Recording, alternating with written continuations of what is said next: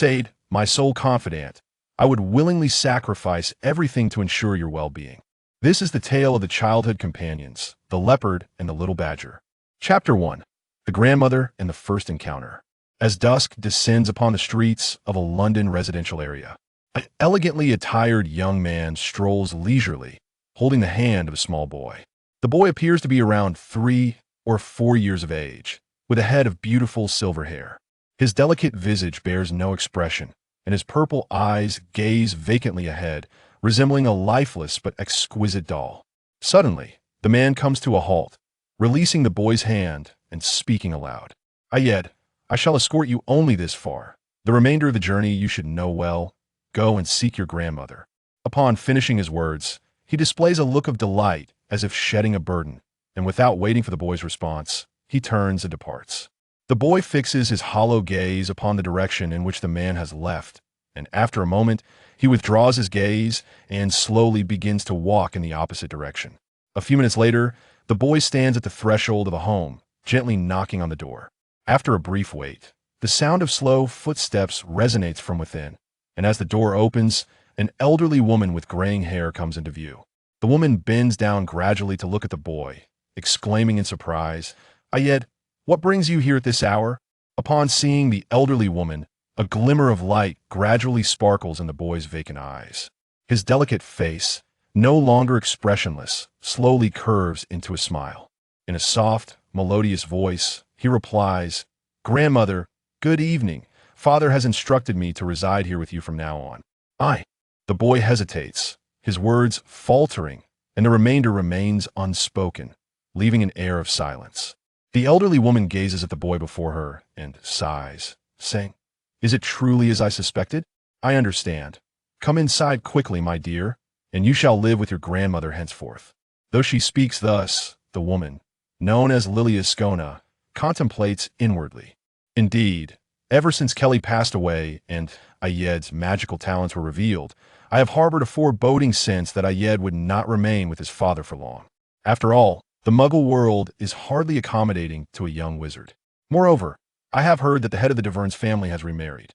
My poor Ayed. The two gradually enter the home, leaving the moonlight behind at the threshold. Throughout the night, no words are exchanged, and by the following morning, Ayed awakens in his small bed, staring blankly at the ceiling for a while before gradually rousing himself. He walks to the washroom, sets up a small stool, and begins to wash himself. Once finished, he exits the room and enters the living room, where he sees Mrs. Scona bustling about in the kitchen, then heads to the door to retrieve the newspaper from the mailbox.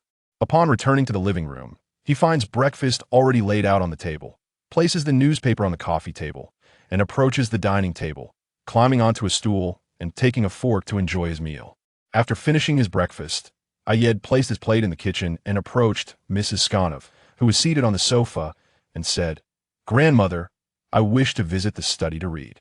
The elderly woman set down her newspaper and disapprovingly remarked to Ayed, My dear, you are but 3 years old. You should be outside playing with children your age rather than spending all day in the study. When you were here before, you remained in the study, but now that you are staying for an extended period, there is no need to rush. You will have ample time. With that, Mrs. Sconov took Ayed's small hand in hers. Come, let us pay a visit to our neighbors. The Diggory family next door has a little boy about your age. I believe you two would make splendid companions. Without waiting for Ayed's refusal, she led him out of the room.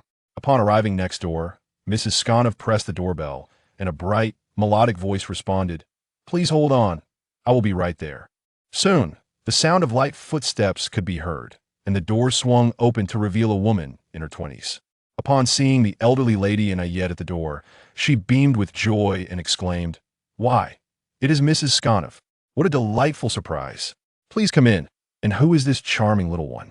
Mrs. Sconov, holding Ayed's hand, replied as they walked in, This is my grandson, Ayed Devins. He just arrived yesterday and will be staying with me. Ayed is about the same age as young Diggory, so I thought it would be nice for them to meet.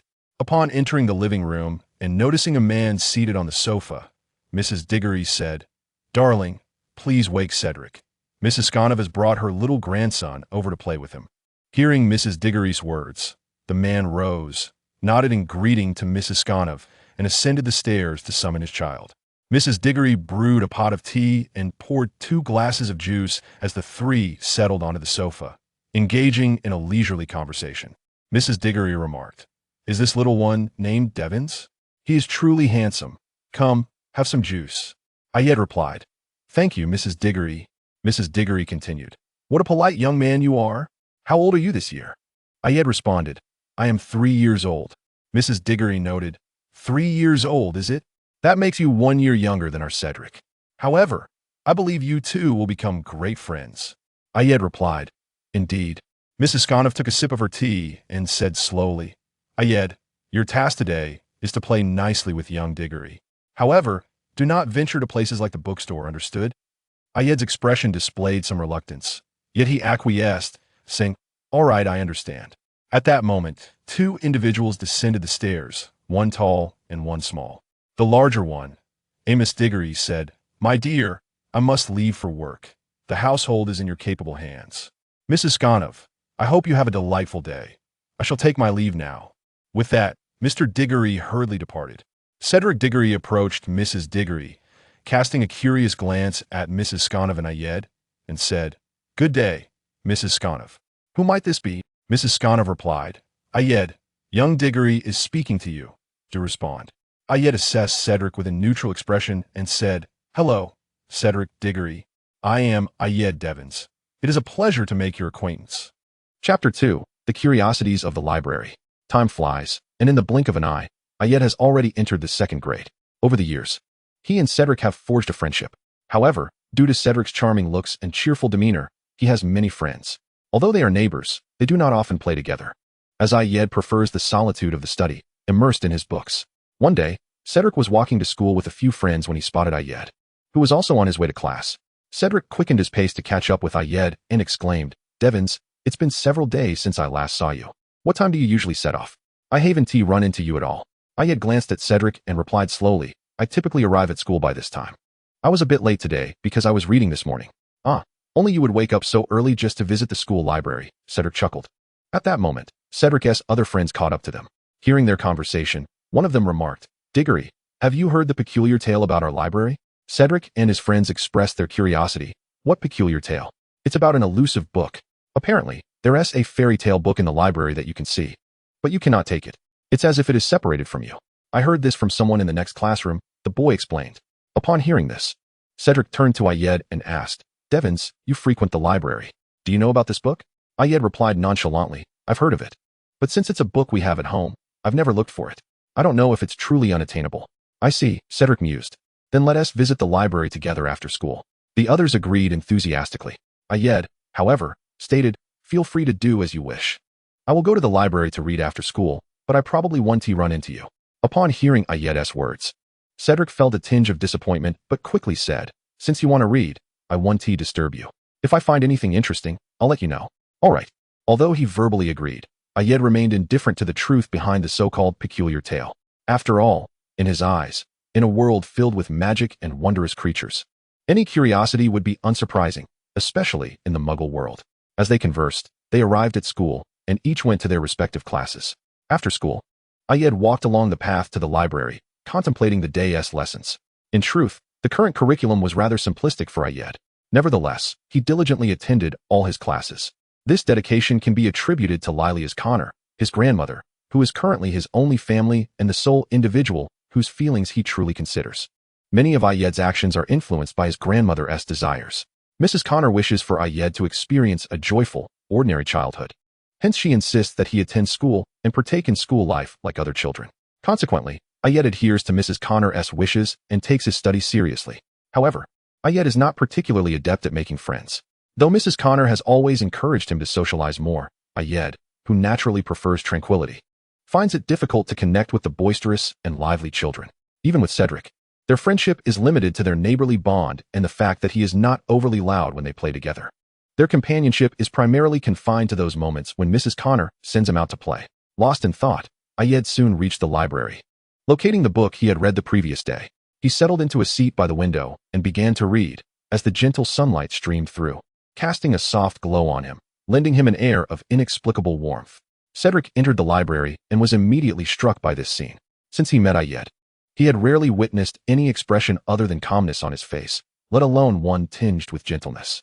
Cedric found himself momentarily entranced, enveloped by a sense of serene beauty. His friends, who followed him in, noticed Cedric's pause and asked, "Diggory, why have you stopped? Aren't we supposed to find the elusive book?" With their inquiries snapping him back to reality, Cedric responded, "It's nothing. Let us go look for it over by the bookshelves."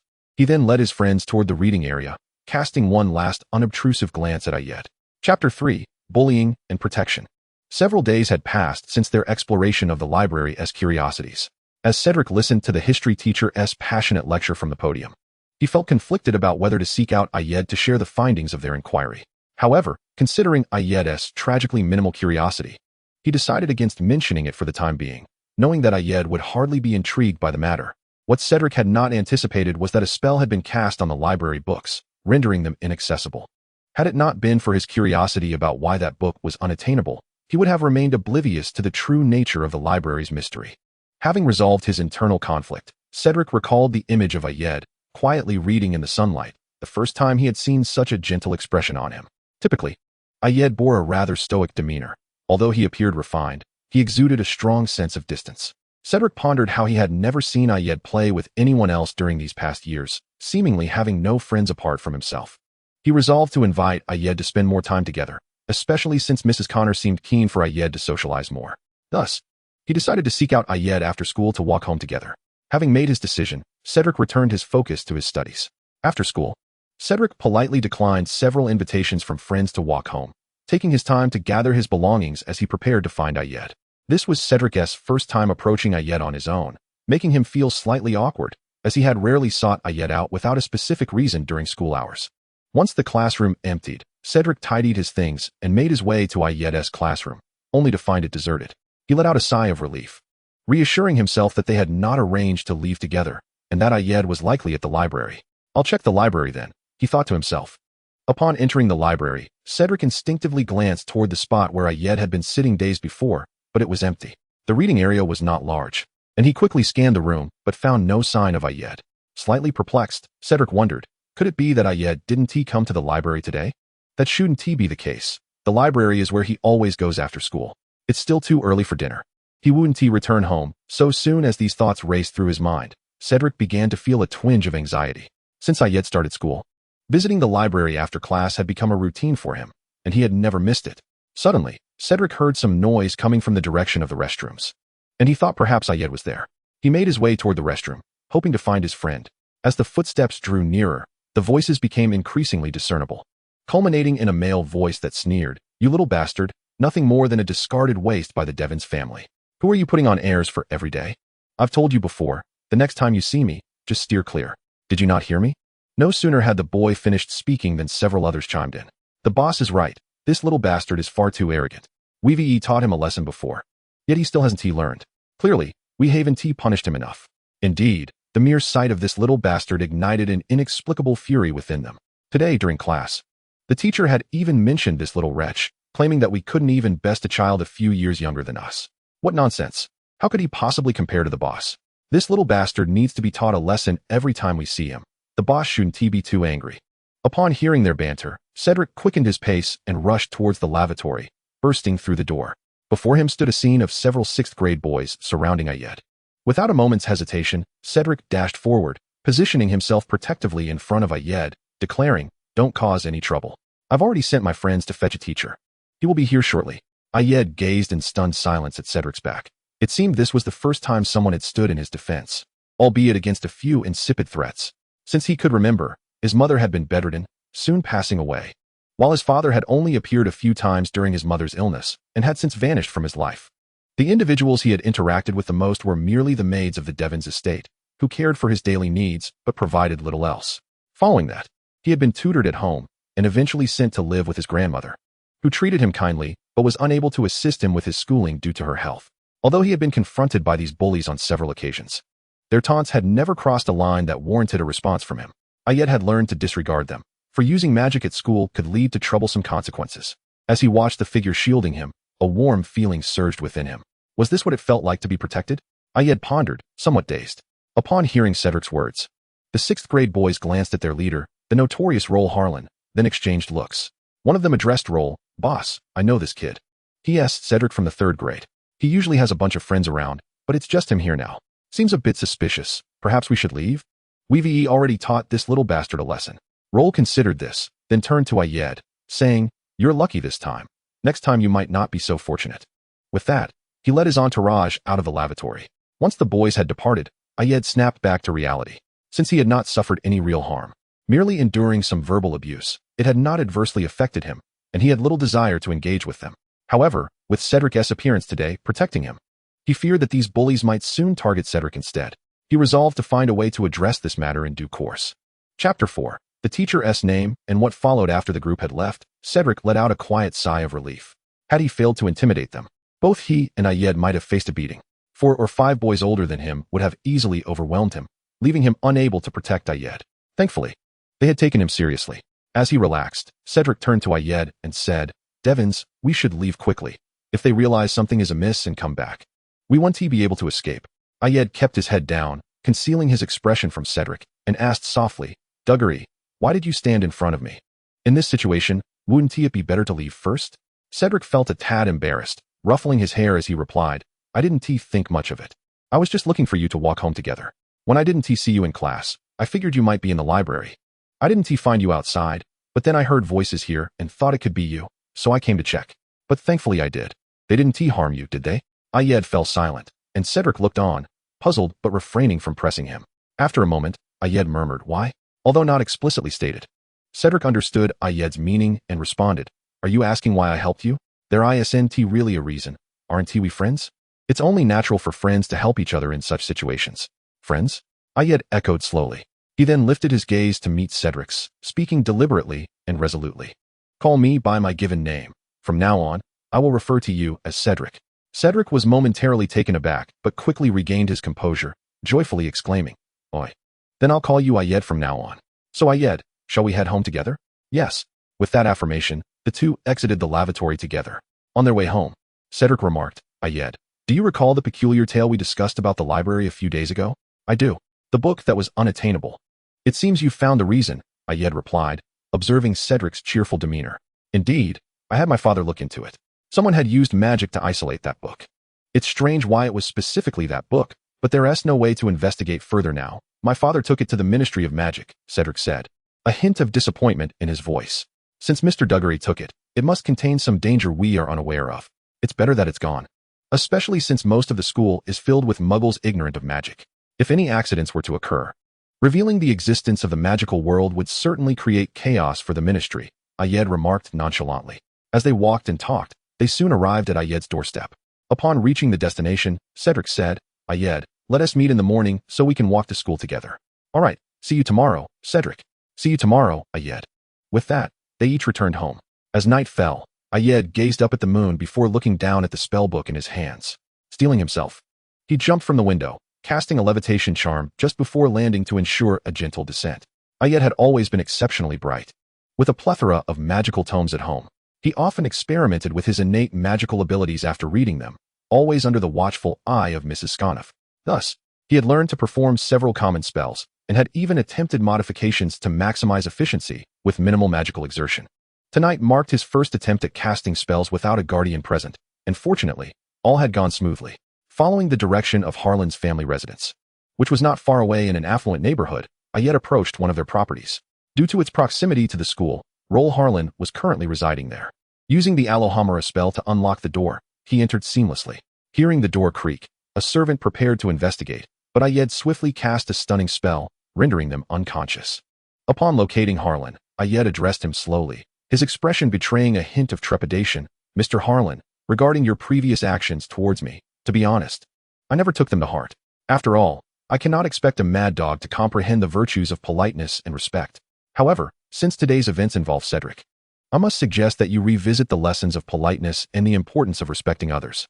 I wish you a delightful experience of rebirth, one that leaves you dazed and devoid of memories. With that, Ayed cast a sleep spell and a forgetfulness charm upon Haroon, watching as he collapsed to the ground. After ensuring he had erased all traces of his presence, Ayed departed from Haroon's home. Upon returning to his own abode, he noticed the door remained unopened. He secured the windows and lay down on his bed, gradually drifting into slumber. The following morning, at the sound of Cedric's call, Ayed emerged from his home. Good morning. Ayed, did you rest well yesterday? Cedric inquired cheerfully. Good morning. Yes, I had a splendid rest. We should hurry, or we will be late, Ayed calmly replied to Cedric. After exchanging pleasantries, the two made their way to school. Upon arrival, they proceeded to their respective classrooms. As Ayed settled into his seat, he overheard nearby students whispering about something. Initially indifferent, he recalled that Cedric occasionally enjoyed listening to little anecdotes from everyday life. Thus, he subtly concentrated his magical energy in his ears to eavesdrop on the surrounding discussions. Hey, I heard from my father that Haroon from 6th grade has dropped out. Is that true? The bully Haroon? It can't be false. After all, it's the young master of the Haroon family who has withdrawn for unknown reasons. Everyone with connections is aware of it. Dropping out is quite beneficial. We can endure a year with less trouble. Haroon always bullied others, relying on his family's power. Shoo, keep your voice down. Although Haroon is gone, he had many followers. Be cautious not to attract their attention. All right, let's disperse. Ayed withdrew his magical energy and lowered his head slightly, allowing his long hair to obscure the emotions swirling in his eyes. Chapter 5. A heartwarming breakfast. Ever since Cedric began accompanying Ayed to and from school, the two have become inseparable over the ensuing years, attending classes together, leaving school together, visiting the library, playing in the park, and learning magic side by side. Mrs. Skona observed their bond with great satisfaction. On another ordinary weekend, Cedric arrived promptly at the Skona residence to fetch Ayed. Ayed, come on, let us go play. Today, my father is taking us to the zoo, Cedric exclaimed with excitement. Sitting on the sofa engrossed in the day's newspaper, Ayed responded without lifting his gaze. You're getting a bit ahead of yourself. The zoo opens at 10, and it only takes 30 minutes to get there. It's only 7:30 now, so you'll need to wait at least another hour and a half before we depart. Besides, I doubt you've had breakfast yet, so hurry back and eat. I'm not making breakfast for you this morning. Indeed, since Ayed turned 6. The culinary responsibilities in the Skona household had fallen upon him, given that Mrs. Skona's health was quite frail. Tasks such as cooking, which Ayed was capable of handling, were taken over by him whenever possible. After all, magic is a wonderful thing, making daily life much more convenient. But I want to eat the sandwiches that Ayed makes. If I go home, all I'll have is the toast my mother makes, Cedric said, a hint of disappointment in his voice. If you say that, Mrs. Digger will be quite hurt to hear it. It's all right, Ayed, my father will always eat. Missing one meal won't matter. So, Ayed, I implore you. Seeing Cedric's pleading expression, reminiscent of a little badger waving goodbye, Ayed felt a smile tugging at his lips. He set down the newspaper and made his way to the kitchen, remarking, considering your sincerity, take a seat for now. Upon hearing Ayed's words, Cedric's eyes sparkled with delight, and a broad smile spread across his face as he obediently sat at the dining table, awaiting his meal. Moments later, Ayed emerged with a tray, arranged neatly with 6 sandwiches. Cedric's gaze fixated on the tray, his face unmistakably conveying his desire for 2. Ayed, not wishing to tease Cedric any further, placed the tray on the table and returned to the kitchen to pour a glass of milk, which he set before Cedric. All right, you may eat now, he said before retreating to the living room to resume reading the newspaper he had left unfinished. As Cedric enjoyed his breakfast, he observed Ayed reading on the sofa, marveling internally at how his little companion seemed increasingly remarkable. He had grown from a delicate child into an exceptionally handsome individual, elegant in demeanor, erudite, and most importantly, an exceptional cook. He recalled the time when his parents had left him at Mrs. Skona's home for a weekend getaway, worrying about how they would manage meals given her well-known health issues. Yet, to his surprise, it was Ayed who prepared the meals, and they were unexpectedly delicious. Ever since, he found that meals prepared by his mother no longer held the same allure. Noticing Cedric's gaze upon him, Ayed deduced that his friend was lost in thought once more. Typically sensitive to being stared at, Ayed was not fond of being the object of such scrutiny. However, Cedric often gazed at him, concocting peculiar thoughts. And after hearing his enthusiastic praises for the first time, Ayed had ceased to inquire further, recognizing it had little impact on their relationship. Familiar with Cedric's gaze, Ayed calmly continued to read his newspaper. After about 10 minutes, Cedric finished his breakfast, washed the dishes, and returned them to their rightful places. He then joined Ayed in the living room, saying, Ayed, have you informed Mrs. Skona about today's plans? Ayed lowered the newspaper and replied, of course I have. And lunch and dinner are already prepared. Do you think everyone is like you, only considering such matters at the last moment? Cedric chuckled in response, well, I have you for that. Since you always think of these things, I don't need to worry about them. Oh, by the way, my father had me look at some fascinating books about magical creatures yesterday. They're quite intriguing. I'll go fetch them so we can read together, he declared, darting out of the Skona residence before Ayed could respond. Watching Cedric's hurried departure, Ayed felt a twinge of exasperation and muttered softly, "That clumsy fellow. He doesn't even ask if I have those books." Despite his words, a subtle smile graced his lips. Before long, Cedric returned, clutching a book that seemed to wriggle restlessly in his embrace, as if eager to bite. Had Cedric not possessed considerable strength, it might have escaped his grasp. Observing the little eyes adorning the furry cover, Ayed immediately recognized the title, The Monster Manual. It was quite an eccentric entry among the plethora of peculiar magical tomes. As Cedric approached, struggling with the book, Ayed couldn't help but chuckle softly. Hearing Ayed's laughter, Cedric turned abruptly, momentarily forgetting his struggle with the book, and gazed at Ayed, who wore a gentle smile. He murmured, "No wonder Ayed doesn't smile often. If the girls in our class saw that, his peaceful days would be over." Noticing Cedric's dazed expression, Ayed sighed and said, "Cedric, you should touch the spine of the book. It appears to be a bit agitated." At Ayed's suggestion, Cedric instinctively reached out to touch the spine, only to be startled when the book abruptly quieted down. "Ayed, how did you know it would calm down just by touching the spine?" Cedric exclaimed in disbelief. "In my household, we also possess this book." After saying so, Ayed glanced at the time and continued, "All right, come here. We still have an hour to explore this book." Chapter 6, A Day Trip to the Zoo. As the clock struck 9 in the morning, the doorbell of the Skona residence chimed. Ayed checked the time and remarked to Cedric, "It must be Mr. Diggory arriving. We should prepare to depart. I will inform my grandmother. You go ahead." With that, he rose and ascended the staircase. Cedric, noticing Ayed had gone upstairs, headed to the door, opening it to find Mr. Diggory clad in a trench coat, waiting outside. Observing that only his son had emerged, Mr. Diggory inquired, "Where is Devons?" Ayed replied that he needed to inform Mrs. Skona and would be out shortly, suggesting they wait outside. With that, he exited the Skona home. Moments later, Ayed emerged with a small backpack, and the trio set off towards the zoo. Upon reaching the entrance, Mr. Diggory purchased the tickets while Cedric curiously eyed the contents of Ayed's backpack and asked, "What have you brought, Ayed?" "You will discover it when the time comes," was Ayed's enigmatic response. "Ah, that answer again. Very well, I understand." Although a tad disappointed, Cedric realized that Ayed likely had an abundance of items prepared, making it inconvenient to elaborate. After all, despite the backpack's modest appearance, it contained an enchantment known as the Undetectable Extension Charm, and it was not uncommon for the Skona household to possess several items enhanced by such magic. As they conversed, Mr. Diggory returned with the tickets, and the three entered the zoo. Ayed instinctively rushed to the map display, memorizing the general layout. Turning to Cedric, he inquired, "What animals do you wish to see?"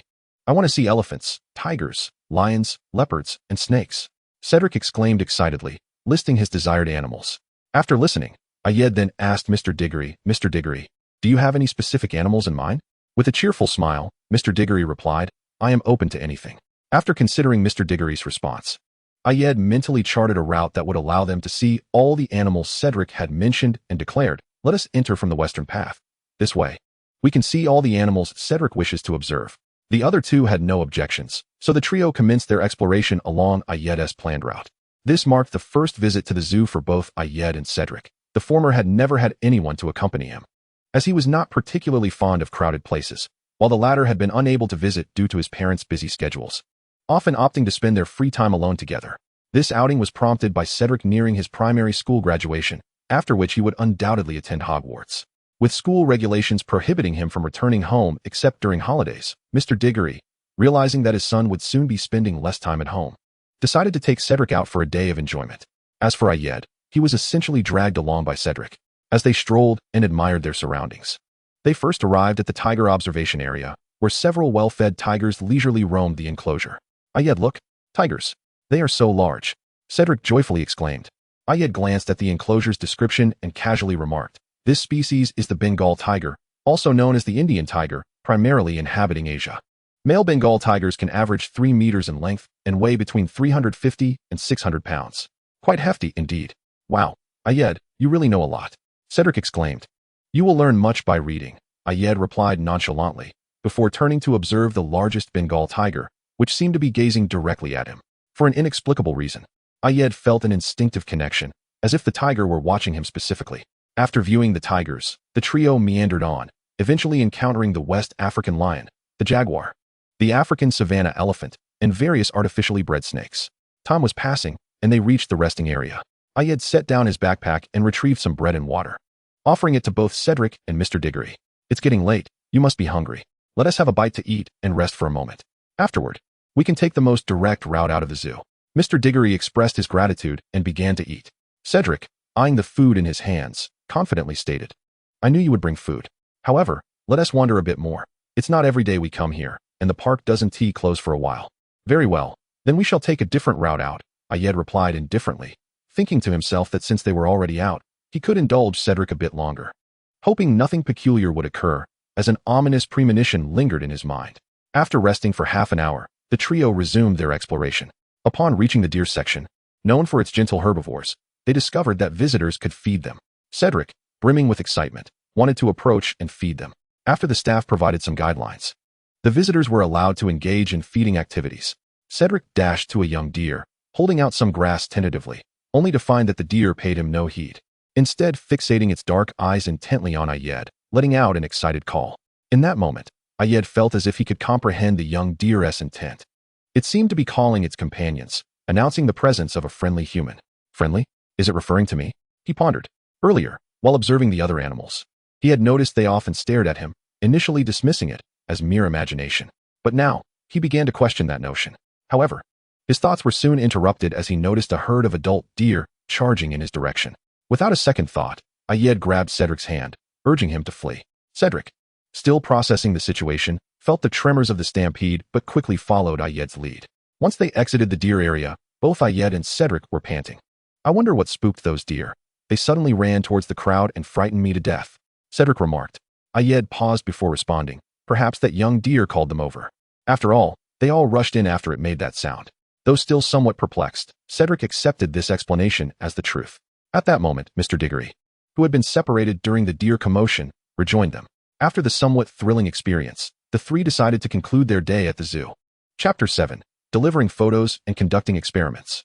Upon returning from the zoo, night had fallen, and the trio parted ways to their respective homes. After washing up, Ayed lay in bed, reminiscing about the day's adventures at the zoo. He recalled the commanding presence of the Bengal tiger he had first encountered, the peculiar animals that had seemed to observe him, and finally, the exuberant young deer and the chaotic stampede that followed. A subtle conjecture began to take shape within Ayed's mind, prompting him to seize the opportunity of the upcoming holiday to visit a nearby pet store in search of small creatures to conduct an experiment that would validate his suspicions. Should he fail to grasp his own circumstances in a timely manner, he feared that uncontrollable events akin to the recent stampede of deer might ensue. Undoubtedly, occurrences that disrupt plans should be minimized, for anything outside the realm of preparation signifies impending troubles. On the following morning, Ayed awakened from his slumber, recalling his decision to experiment made the previous night. He promptly rose and attended to his morning routine. Once he was prepared, he approached Lady Skona to inform her of his plans for the day. In response to her approving expression, he proceeded to the kitchen to prepare breakfast for both himself and Lady Skona. While Ayed was engaged in culinary endeavors, the doorbell chimed, prompting him to set aside his half-finished meal and venture out to answer the door. Upon opening it, he was greeted by Cedric, who entered with an envelope in hand. As he walked in, he announced, Ayed, Father has developed the photographs taken at the zoo yesterday and asked me to deliver them to you. Before Ayed could respond, Cedric caught sight of the half-prepared breakfast in the kitchen and cheerfully exclaimed, Huh, I surmised you would be making breakfast at this hour. Since I'm here so early to bring you the photos, might I trouble you for a portion as well? Ayed sighed inwardly. Cedric had a habitual tendency to mooch whenever he saw Ayed cooking. However, as he was a dear friend, Ayed relented, saying, Very well, I understand. Please take a seat for now. I shall inform you when breakfast is ready. He placed the envelope Cedric had brought onto the living room storage cabinet and returned to the kitchen to continue preparing breakfast. Today, he had set his sights on creating a dish from a Chinese cookbook, century egg and lean meat congee. Fortunately, he had all the necessary ingredients at home and had anticipated Cedric's visit, so he had prepared a portion for him as well. Approximately 40 minutes later, breakfast was complete and laid out on the dining table, where Lady Skona was already seated, eager to partake in this untried delicacy. As they dined, Lady Skona suddenly inquired, Ayed, you mentioned visiting the pet store today. Are you planning to bring home an adorable little creature? Grandmother, not at all. I intend merely to browse the pet store. After all, if we were to adopt a pet, it would most likely be an owl, as they can deliver messages. Haha, should you find one you fancy? Bringing home a small companion could be delightful. You must attend school, after all, and having a little creature for company would be nice, Lady Skona replied with a smile. Since you mention it, I shall keep an eye out, Ayed responded. Listening to their conversation, Cedric, who had been enjoying his meal, interjected, Ayed, are you truly going to the pet store? I would like to accompany you. Upon hearing this, Ayed glanced at Cedric, who was relishing his food, and calmly uttered words that left Cedric somewhat disheartened. If memory serves, today marks the final day of the holiday. Have you completed your assignments? Cedric was momentarily taken aback, halting his cheerful eating, and looked at Ayed with a hint of hurt. Ayed met his gaze coolly. After a moment, Cedric resumed his breakfast, choosing not to engage further. Ayed recognized this as an indication that Cedric would soon be returning home to tackle his homework. With a slight exhale of relief, Ayed felt a desire to keep his unverified information under wraps. Should Cedric accompany him, the experiment would inevitably have to be postponed.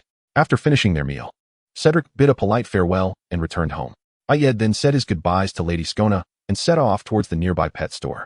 Having never contemplated the idea of adopting a small animal before, this marked Ayed's inaugural visit to a pet store, where he was greeted by a delightful array of creatures.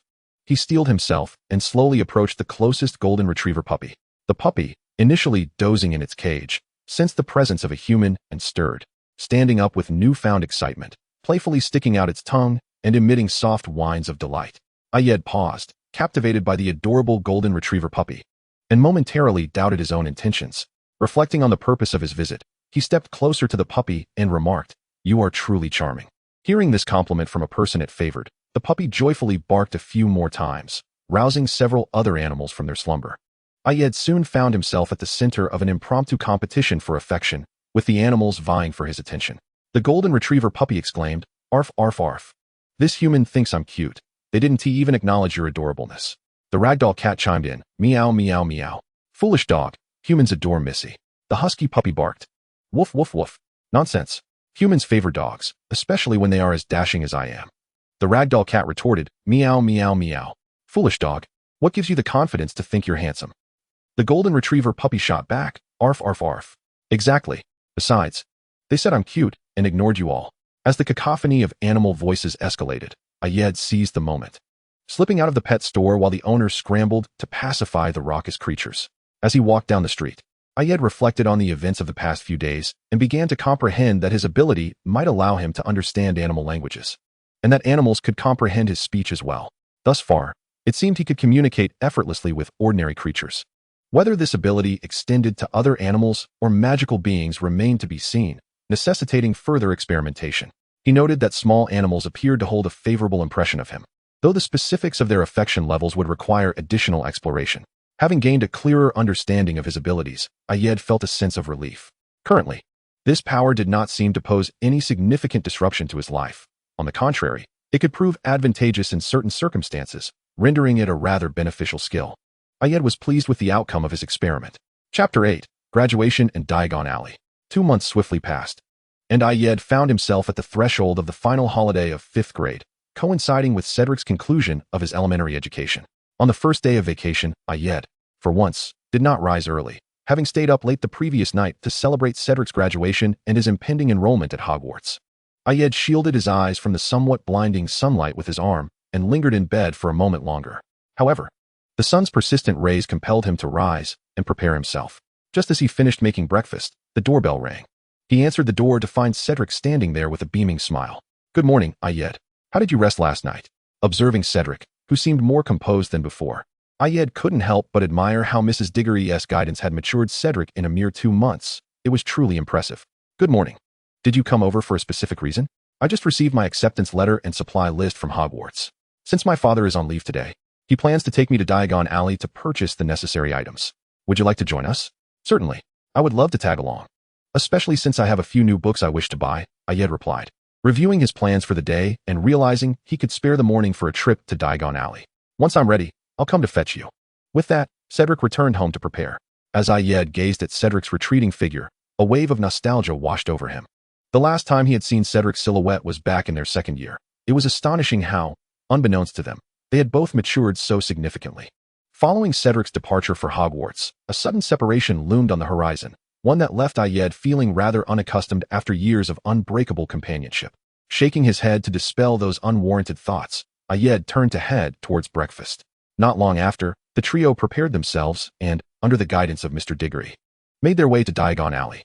It was Cedric and Ayed's first visit to this magical marketplace, and Mr. Diggory began by offering a brief overview of the various shops within. Subsequently, he encouraged Cedric and Ayed to procure the items they required on their own. Their first stop was Madame Malkin's robes for all occasions, where they arranged for Cedric's Hogwarts uniform to be tailored. Once that was accomplished, they proceeded directly to Ollivander's, the wand shop. As they pushed open the door, they were greeted by a modest hall, the walls lined with narrow boxes filled with wands. The tinkling of a bell heralded the arrival of Mr. Ollivander, who emerged from behind a paper partition upon noticing the two. "Ah, you two. Let me have a look," he said, directing his attention to Cedric. "Your father is Amos Diggory, isn't he? He purchased his wand from my shop in his school days. And you?" Turning his gaze toward Ayed, he paused thoughtfully before inquiring, "Do you know Eberly Scorna?" Upon hearing that name, Ayed was momentarily taken aback, surprised to hear his grandfather's name mentioned in such a context. Regaining his composure, he replied calmly, "Eberly Scorna is my grandfather. My name is Ayed Devons, and I am pleased that you remember him."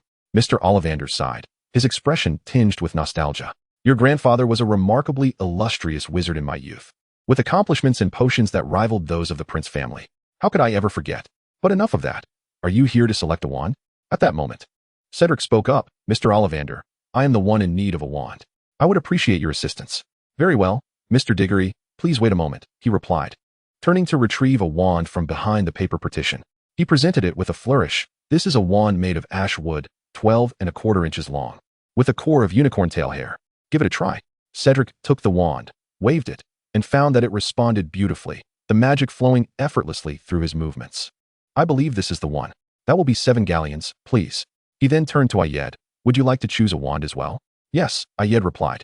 Upon hearing his agreement, Mr. Ollivander produced a wand that appeared to have been waiting for him, stating in a deep voice, "This is a wand made of thunderwood, 13⅓ inches long, with a core of dragon heartstring."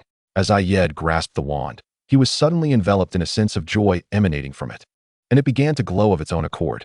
"Ah, it seems this wand is exceptionally suited to you, and it undoubtedly favors you." Wands made from dragon heartstrings are typically challenging to master. It is rare to find such a compatible user, Mr. Ollivander marveled. After settling the payment, Ayed bid farewell to Mr. Ollivander alongside Cedric, and they ventured forth to acquire the remaining items on their list. Following their purchase of cauldrons at the apothecary, they hurried to Flourish and Blots to procure Cedric's textbooks, as well as a new book that Ayed had long desired. As they passed the Quidditch shop, Cedric suddenly halted, captivated by a display of broomsticks, his eyes sparkling with unabashed admiration. Ayed, who held little interest in Quidditch, merely glanced at the brooms before redirecting his attention to the other shops. After a brief moment, Cedric finally tore his gaze away from the flying broomsticks. "Remember, first years are not allowed to bring their own brooms. If you wish to have one, you can ask Mr. Diggory to purchase it for you next year in your second year," Ayed teased lightly.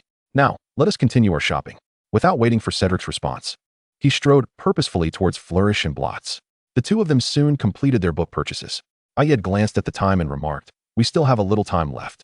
Would you like to get a pet?" Considering the list of permitted creatures for school, which included owls, cats, and toads, Ayed felt a twinge of disbelief at the notion that anyone would consider a toad a pet. Perhaps he would feel even more incredulous upon discovering that Ron Weasley had brought a rat. "I think I will buy an owl. It could deliver messages once we are at school," Cedric decided after a moment's contemplation. "All right, then let us head to the Elops Owl Emporium. You can think about which owl you would like. I noticed a variety of them when we passed earlier," Ayed suggested, recalling the different species he had glimpsed. "Let us go take a look," Cedric agreed. As they entered the owl shop, surrounded by a myriad of creatures, Ayed said, "You go ahead and choose. I need to make a quick trip to Gringotts, but I will return shortly." With that, Ayed made his way towards the bank without waiting for Cedric's reply. Cedric watched Ayed depart before stepping into the owl shop to select a suitable companion. As Ayed entered Gringotts, he discreetly exhaled, relieved to be away from the gathering of animals. The memory of the ruckus in the pet shop lingered in his mind, prompting him to resolve never to visit places teeming with animals again. Upon exiting Gringotts, Ayed spotted Cedric waiting at the entrance, proudly holding a tawny owl. "Ayed, this little fellow is named Yas," Cedric exclaimed, his enthusiasm palpable as he showcased his new pet. "It looks quite lively." "Hello, Yas, I am Ayed," he greeted the owl. "Hoo-hoo," came the owl's cheerful response. After the introductions were complete, the trio reunited with Mr. Diggory, concluding their delightful excursion to Diagon Alley. Chapter 9. Funeral and departure time raced by, leaving no trace in its wake. In the blink of an eye, 3 months had passed since Ayed had ascended to his 6th year. As the weather grew increasingly frigid, the Christmas season approached. Walking home from school, Ayed observed the small shops lining the street adorned with festive decorations, infusing the area with a sense of merriment. Ayed, who typically rushed past, found himself uncharacteristically slowing his pace as he strolled along the commercial avenue. With the onset of winter, Mrs. Scorna's health had taken a turn for the worse. In previous winters, she could at least venture outside for a short walk, but this year, she remained confined indoors. The medications provided by the Muggle hospital had proven ineffective in alleviating her condition. In response, Ayed began brewing potions in hopes of aiding Mrs. Scorna through the harsh winter. However, mastering potion making was no simple feat. Despite Ayed's diligent efforts, Mrs. Scorna continued to visibly decline. The thought of her pallid complexion weighed heavily on Ayed's heart. Yet, no matter how burdened he felt, he concealed his emotions, for he knew that no one would truly care. There was no need for others to be aware of his struggles. Even as he walked slowly, he soon arrived home. Ayed took a moment to compose himself, patting his cheeks before stepping through the door. After placing his backpack in his room, he headed to the kitchen to prepare easily digestible meals, as Mrs. Scorna's appetite had waned, and he aimed to ensure she could eat as much as possible. After preparing the meal, Ayed approached the door of Mrs. Scorna, gently knocking. There was no response from within, but Ayed was unfazed. After all, since winter had set in, Mrs. Scorna often succumbed to slumber, making her silence quite understandable. With no reply from her, Ayed did not linger and retreated to his potion room. He had previously observed a vitality potion that might prove beneficial for Mrs. Scorna in her current state, and today, fortuitously, all the necessary ingredients were at hand, ready for the brewing process. As time slipped away quietly, Ayed diligently followed the instructions from the book. Soon enough, the potion was complete, and all that remained was to wait for 8 hours. Exiting the potion room, he noticed that 2 hours had already elapsed, prompting him to return to the kitchen to prepare more food before seeking Mrs. Scorna once again. Yet this time too, there was no answer. A sudden wave of unease washed over Ayed. It was unusual for Mrs. Scorna to remain unresponsive on 2 consecutive occasions during the day. Without further delay, Ayed used a spare key to unlock the door. Upon entering, he found Mrs. Scorna lying on the bed, and a sigh of relief escaped his lips. However, as he drew closer to the bedside, a frown creased his brow. He hastily approached and checked for her breath, only to find none. Stunned, he dropped the tray he was holding, the sound of its shattering jolting him from his stupor. Rushing forward, he tentatively placed his fingers beneath her nose, yet felt no breath. He then checked her neck for a pulse, but there was none. Tears streamed down his cheeks. Ayed grasped the painful reality. His gentle, kind-hearted grandmother had passed away. She had endured the torment of illness for so many years, and perhaps, for her, departure was the ultimate relief. Though he contemplated this, he could not stem the flow of tears. After all, she was his dearest grandmother, and her absence left an irreplaceable void. Just a moment, he reassured himself, acknowledging that in the future, no one would smile and praise his accomplishments, nor would anyone comfort him during his sorrows, or scold him with concern when he returned home late. Thus, he allowed himself this moment of weakness in mourning her departure, vowing to face everything with strength henceforth. As time trickled by and the moon ascended, Ayed stirred his numb legs and slowly exited the room. He knocked on the door of the neighboring Diggory household. Having composed himself, with Mrs. Scorna's passing, he could not manage the funeral arrangements alone, and his estranged father, whom he had not seen in 7 years, would offer no assistance. He could only rely on the kindness of the Diggorys. Before long, Mrs. Diggory opened the door, her expression one of mild surprise as she regarded Ayed. "Devons, what brings you here at such a late hour? My grandmother has passed away, and I believe I require your assistance." "Ah, so the day has indeed arrived," Mrs. Diggory replied, her voice softening.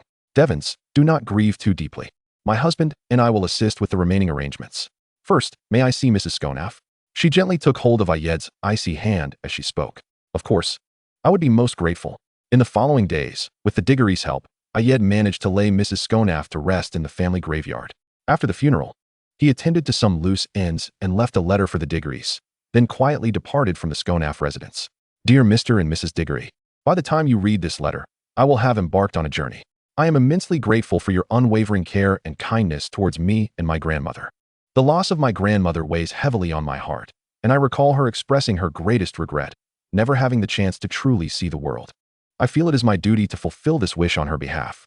Thus, I have decided to embark on a long journey, bringing my grandmother along to experience the world together.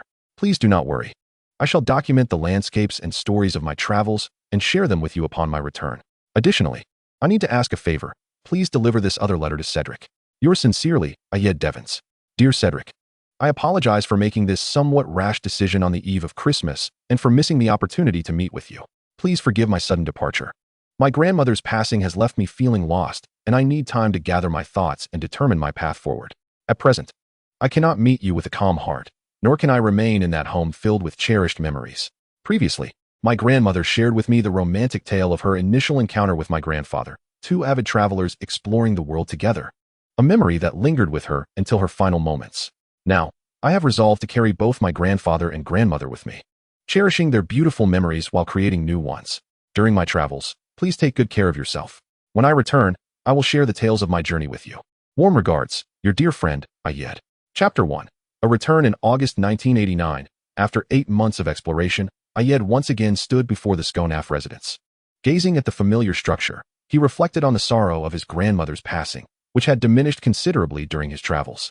Now, Ayed felt at peace as he confronted the familiar surroundings and the people within them. Suddenly, the door of the neighboring Diggory house opened, and Cedric emerged. Noticing how much taller Cedric had grown compared to a year ago, Ayed smiled fondly. Just as Cedric was about to close the door and turn around, Ayed called out, "Cedric, it's been a while." Hearing the familiar voice, Cedric's eyes widened in disbelief as he turned to see Ayed standing tall at the entrance of the Skonaf home. A year apart had brought significant changes. Ayed had grown noticeably taller, his once short silver hair now cascading to his shoulders, and his violet eyes sparkled with vitality. He appeared healthier and more cheerful than before. Regaining his composure, Cedric rushed over and embraced his long-lost friend, his muffled voice filled with the joy of reunion. "It's been so long, Ayed." At that moment, Mrs. Diggory emerged, drawn by the commotion. Upon seeing Ayed in Cedric's embrace, her eyes glistened with unshed tears. Ayed, noticing her presence, gently patted his excited friend on the back. "Cedric, let us save our chatter for later. I need to return home and tidy up." Cedric reluctantly released Ayed, gazing into his eyes. "All right, but you can't run away again. Once you're ready, come over for dinner." With that, he turned and headed back home. As Ayed watched Cedric's retreating figure, he bowed slightly to Mrs. Diggory before making his way back to the Skonaf residence. After organizing his belongings, Ayed picked up the white fox cub nestled on the sofa, gathered the gifts he had prepared during his travels, and made his way to the Diggory home. Upon arrival, he found Mrs. Diggory busy in the kitchen while Cedric led Ayed to his room. As soon as the door was closed, Cedric embraced Ayed once more. Ayed reciprocated, and in that moment, they shared a profound silence, savoring the warmth of their reunion. After a while, Cedric released Ayed and guided him to a chair. Observing the little white fox puppy that had been circling around Ayed's feet, he couldn't help but exclaim, "It appears your travels over the past few months have been quite eventful. Is this a little white fox? Such creatures are not commonly found." Ayed scooped up the little white fox, gently pinching its paw pads as he introduced, "This is Yo-Yo. I stumbled upon him in a forest where he was injured, and I treated him. Since then, he has refused to leave my side." Despite his words, the tenderness in Ayed's gaze towards Yo-Yo was unmistakable. "You must have ventured into many perilous places," Cedric mused. "You haven't sent a letter in such a long time. I've been quite worried about you. Your parents are troubled as well, feeling guilty for not taking better care of you." "It was I who sneaked away on my own," Ayed replied. "I will explain everything to Uncle and Annie shortly. I've encountered numerous experiences during my journey, and rather than writing them down, I yearn to share them with you face to face." Ayed smiled softly at Cedric, who appeared somewhat dejected. "And I missed you dearly, Cedric." "I missed you too, Ayed. For this time, I'll let it slide. But if you ever disappear like that again, I shall never forgive you," Cedric declared, feigning anger as he looked at Ayed. "Rest assured, next time I run away, I will remember to take you with me," Ayed replied with a hint of a smile. "You had better remember that. Now, Mother should have prepared everything by now. Let us head downstairs." "All right." With that, the two made their way to the living room. After dinner, the Diggory couple inquired about Ayed's travels. Seeing Ayed speak with such calmness, occasionally mentioning Mrs. Skoner without any sign of distress, they breathed a sigh of relief. Having confirmed that Ayed was in good spirits, the Diggorys allowed the two youngsters to play together while they attended to their own matters. "Cedric, tell me about Hogwarts. I've received my acceptance letter, and I will be attending with you this year." With the Diggorys having left, Ayed recalled that since Cedric had gone to Hogwarts, they had not exchanged a single letter. The promised introduction to the houses had never materialized, and he was eager to learn about Cedric's life at the school. Upon hearing Hogwarts, Cedric's face brightened. Hogwarts School of Witchcraft and Wizardry is divided into 4 houses: Gryffindor, Ravenclaw, Hufflepuff, and Slytherin. During our first year, we will be sorted by the sorting hat, which assigns each young wizard to a different house. I was placed in Hufflepuff. In our first year, there are 7 core subjects: astronomy, charms, defense against the dark arts, herbology, history of magic, potions, and transfiguration, along with a flying class, though flying is not part of the exams. Among these subjects, Professor McGonagall for transfiguration is quite strict, and Professor Snape for potions is rather intimidating. It's said that the defense against the dark arts professor changes every year. You must pay close attention in potions. One mistake might earn you a scolding from Professor Snape that could leave you questioning your very existence. As Cedric began with enthusiasm, his tone faltered when he spoke of potions, revealing the trials he had faced in that class. Ayed's gaze softened as he listened to Cedric's lively descriptions. Throughout his months of travel, Ayed had traversed many landscapes, peaceful villages, bustling cities, and treacherous jungles, encountering various people and situations, some quite perilous. The most significant factors in his survival were the little yo-yo, who had stayed by his side, and, most importantly, the person sitting right in front of him. He longed to see him again, to attend school together, and to share countless moments. It was these desires that fueled his strength during times of danger, allowing him to overcome one crisis after another.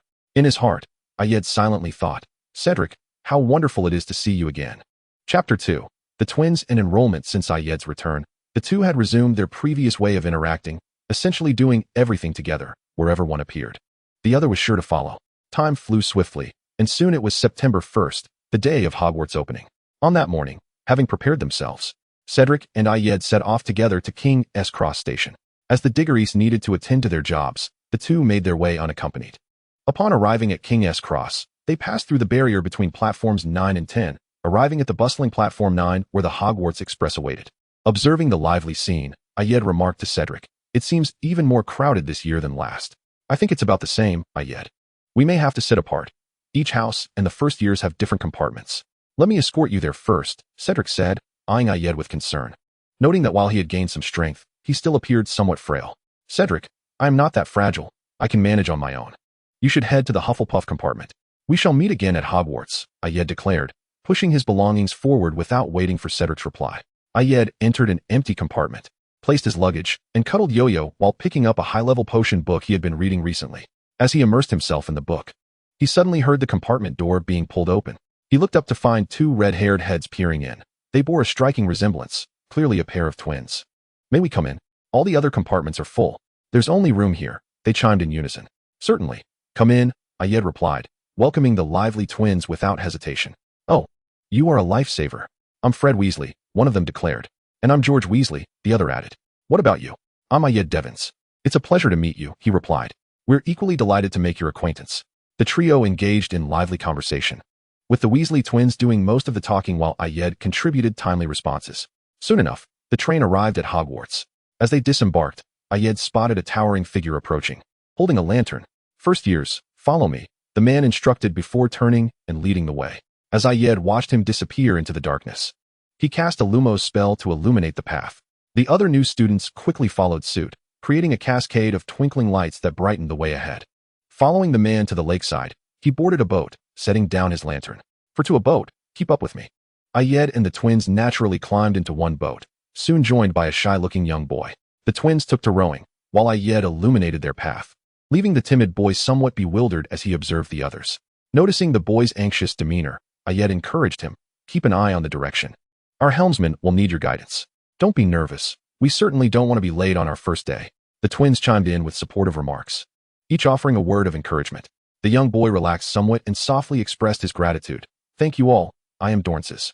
After speaking, Dornces fixated intently on the small boat where Hagrid was, alerting whenever it veered off course. Each of the four carried out their respective roles, and soon they followed Hagrid to the dock. Traversing the lengthy ascent, they joined the throng at the entrance hall, where Professor McGonagall awaited the newly arrived young wizards. "Welcome to Hogwarts. You will embark on a 7-year journey of learning here. The school is divided into 4 houses: Gryffindor, Ravenclaw, Hufflepuff, and Slytherin. Shortly, you will partake in the sorting ceremony. Now, please follow me." With that, Professor McGonagall turned and made her way toward the Great Hall. The first-year wizards followed her through the expansive hall and stood before the dais, where the headmaster and professors observed the newcomers. Ayed scrutinized the headmaster and various professors on the dais. They appeared kind and benevolent, albeit dressed in peculiar attire, yet, at times, a glint of shrewdness flashed through the eyes of the seemingly affable headmaster. There was the gentle-looking professor of charms, and a rather sullen, slender male professor. Ayed smiled to himself, sensing that his upcoming school life would indeed be quite fascinating. Professor McGonagall's resonant voice interrupted Ayed's thoughts. "Next is the sorting ceremony. When I call your name, please come up to the stage, where the sorting hat will assign you to your appropriate house." "Rowena, yes." "Oh, this little girl is quite suited for Hufflepuff." "George Weasley." Another red-haired Weasley, Gryffindor. Fred Weasley. So many Weasleys this year. Gryffindor. Iety Devons. Upon hearing his name called by Professor McGonagall, Iety ascended the stage with a calm demeanor. Cedric sat at the Hufflepuff table, nervously clasping his hands, silently repeating, Hufflepuff, Hufflepuff. As Iety took his seat, he watched Professor McGonagall place the somewhat dirty sorting hat atop his head, resisting the urge to clean both himself and the hat, while awaiting its judgment. This is a bit of a dilemma. You are astute, yet do not place much value on power. You are courageous in the face of adversity, yet cautious and upright, well-versed in various subjects. You could fit into any of the 4 houses. Do you have a preference? Ravenclaw. I find the charms professor quite endearing, Iety thought nonchalantly, reasoning that the hat could discern his thoughts without him needing to vocalize them. He preferred to avoid any complications with Cedric should he not choose Hufflepuff. Ravenclaw. Iety proceeded to the Ravenclaw table, greeted by the upperclassmen, before glancing over to the Hufflepuff table and spotting Cedric. Although his expression was obscured, Iety could tell that Cedric seemed rather downcast at that moment. Perhaps I should prepare something delicious to lift his spirits, Iety pondered. Once the sorting ceremony concluded, the headmaster delivered a speech. Iety, disinterested in the formalities, reminisced about certain queries he had encountered while perusing his potions book, planning to seek counsel from the youngest potions master in history, a title previously held by his grandfather. He was determined to reclaim that title for himself.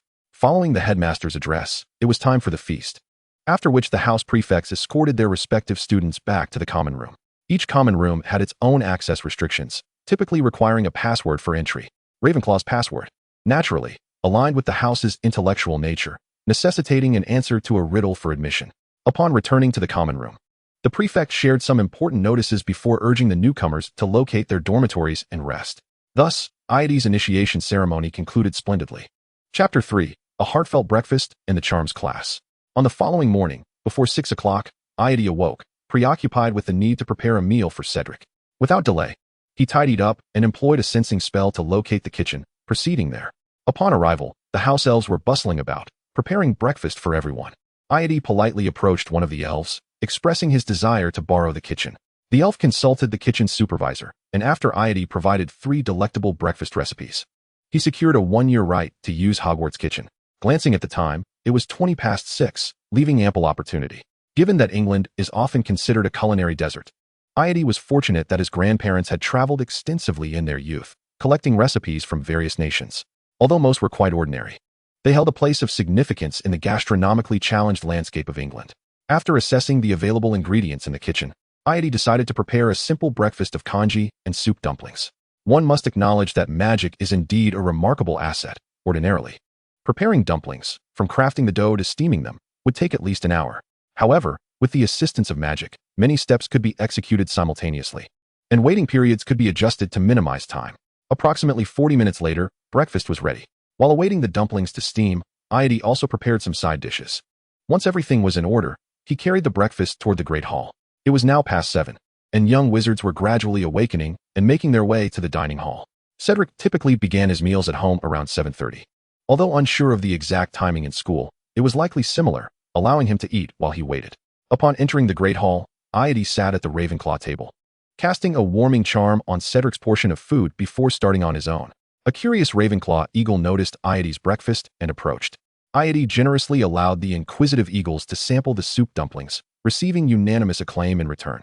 "The breakfast I am enjoying today will be added to the school menu," Iety announced, as many were inquiring about it. The recipes he had provided to the kitchen supervisor included the method for making dumplings. Upon hearing Iety's proclamation, the eagles dispersed, understanding they would eventually enjoy the dish themselves, and thus saw no need to linger and impose. Though the eagles did not often concern themselves with social niceties, it did not mean they lacked emotional intelligence. Watching the eagles drift away, Iety sighed in relief. Just as he prepared to resume his meal, he spotted Cedric entering. Iety waved him over. "Cedric, I prepared breakfast for you. Here's your portion," he said, handing over the previously warmed meal. Cedric glanced at the breakfast in his hands, then at Iety's unfinished meal on the table, and promptly took a seat at the Ravenclaw table. "Let us eat together," Cedric said cheerfully. "Don't you need to join your Hufflepuff friends? It's all right. I already explained it to them before coming here. I'll be dining with you from now on. Next time you eat, feel free to call me," Cedric replied as he began to eat. "All right then, I'll remember to invite you for meals in the future." "What made you want to prepare breakfast today?" Cedric inquired curiously, as Hogwarts had house elves responsible for cooking, and Iety was not required to take on such tasks himself. Upon hearing Cedric's inquiry, Ayed's face broke into a teasing smile. It's someone who, last night, was quite disheartened upon learning that I was sorted into Ravenclaw. Therefore, I decided to prepare breakfast this morning, hoping to mend that someone's wounded spirit. Huh, not really, Cedric replied, his cheeks flushing slightly. I merely felt a bit sad. Just for a moment. Yes, someone wasn't sad for long. I simply wanted to make you breakfast. Come, eat up, Ayed reassured the mildly irritable badger, following Cedric's lead. Despite having sensed a newfound maturity in Cedric, he appeared to revert to his old self, easily flustered, yet equally easy to calm. Truly endearing. Ayed thought with a smile in his eyes as he gazed at Cedric. After finishing breakfast, it was already past 8. Ayed and Cedric parted ways, as Ayed needed to prepare for his first class of charms. The likelihood of overlapping classes across different year groups was quite minimal, rendering it unlikely for him to encounter them throughout the day. Upon arriving at the charms classroom, he found a considerable number of students already seated. The scheduling at Hogwarts was rather intriguing. Most of Ravenclaw's classes were shared with Hufflepuff, while Gryffindor and Slytherin classes were typically paired together. Despite the ongoing rivalry between the two houses, though Ayed did not fully comprehend the rationale behind such arrangements, he lacked the desire to investigate further, as long as they refrained from causing disturbances in his presence. The professor for charms was none other than the beloved head of Ravenclaw, the delightful Professor Filius Flitwick. He stood atop a pile of books, warmly observing the young witches and wizards as they entered.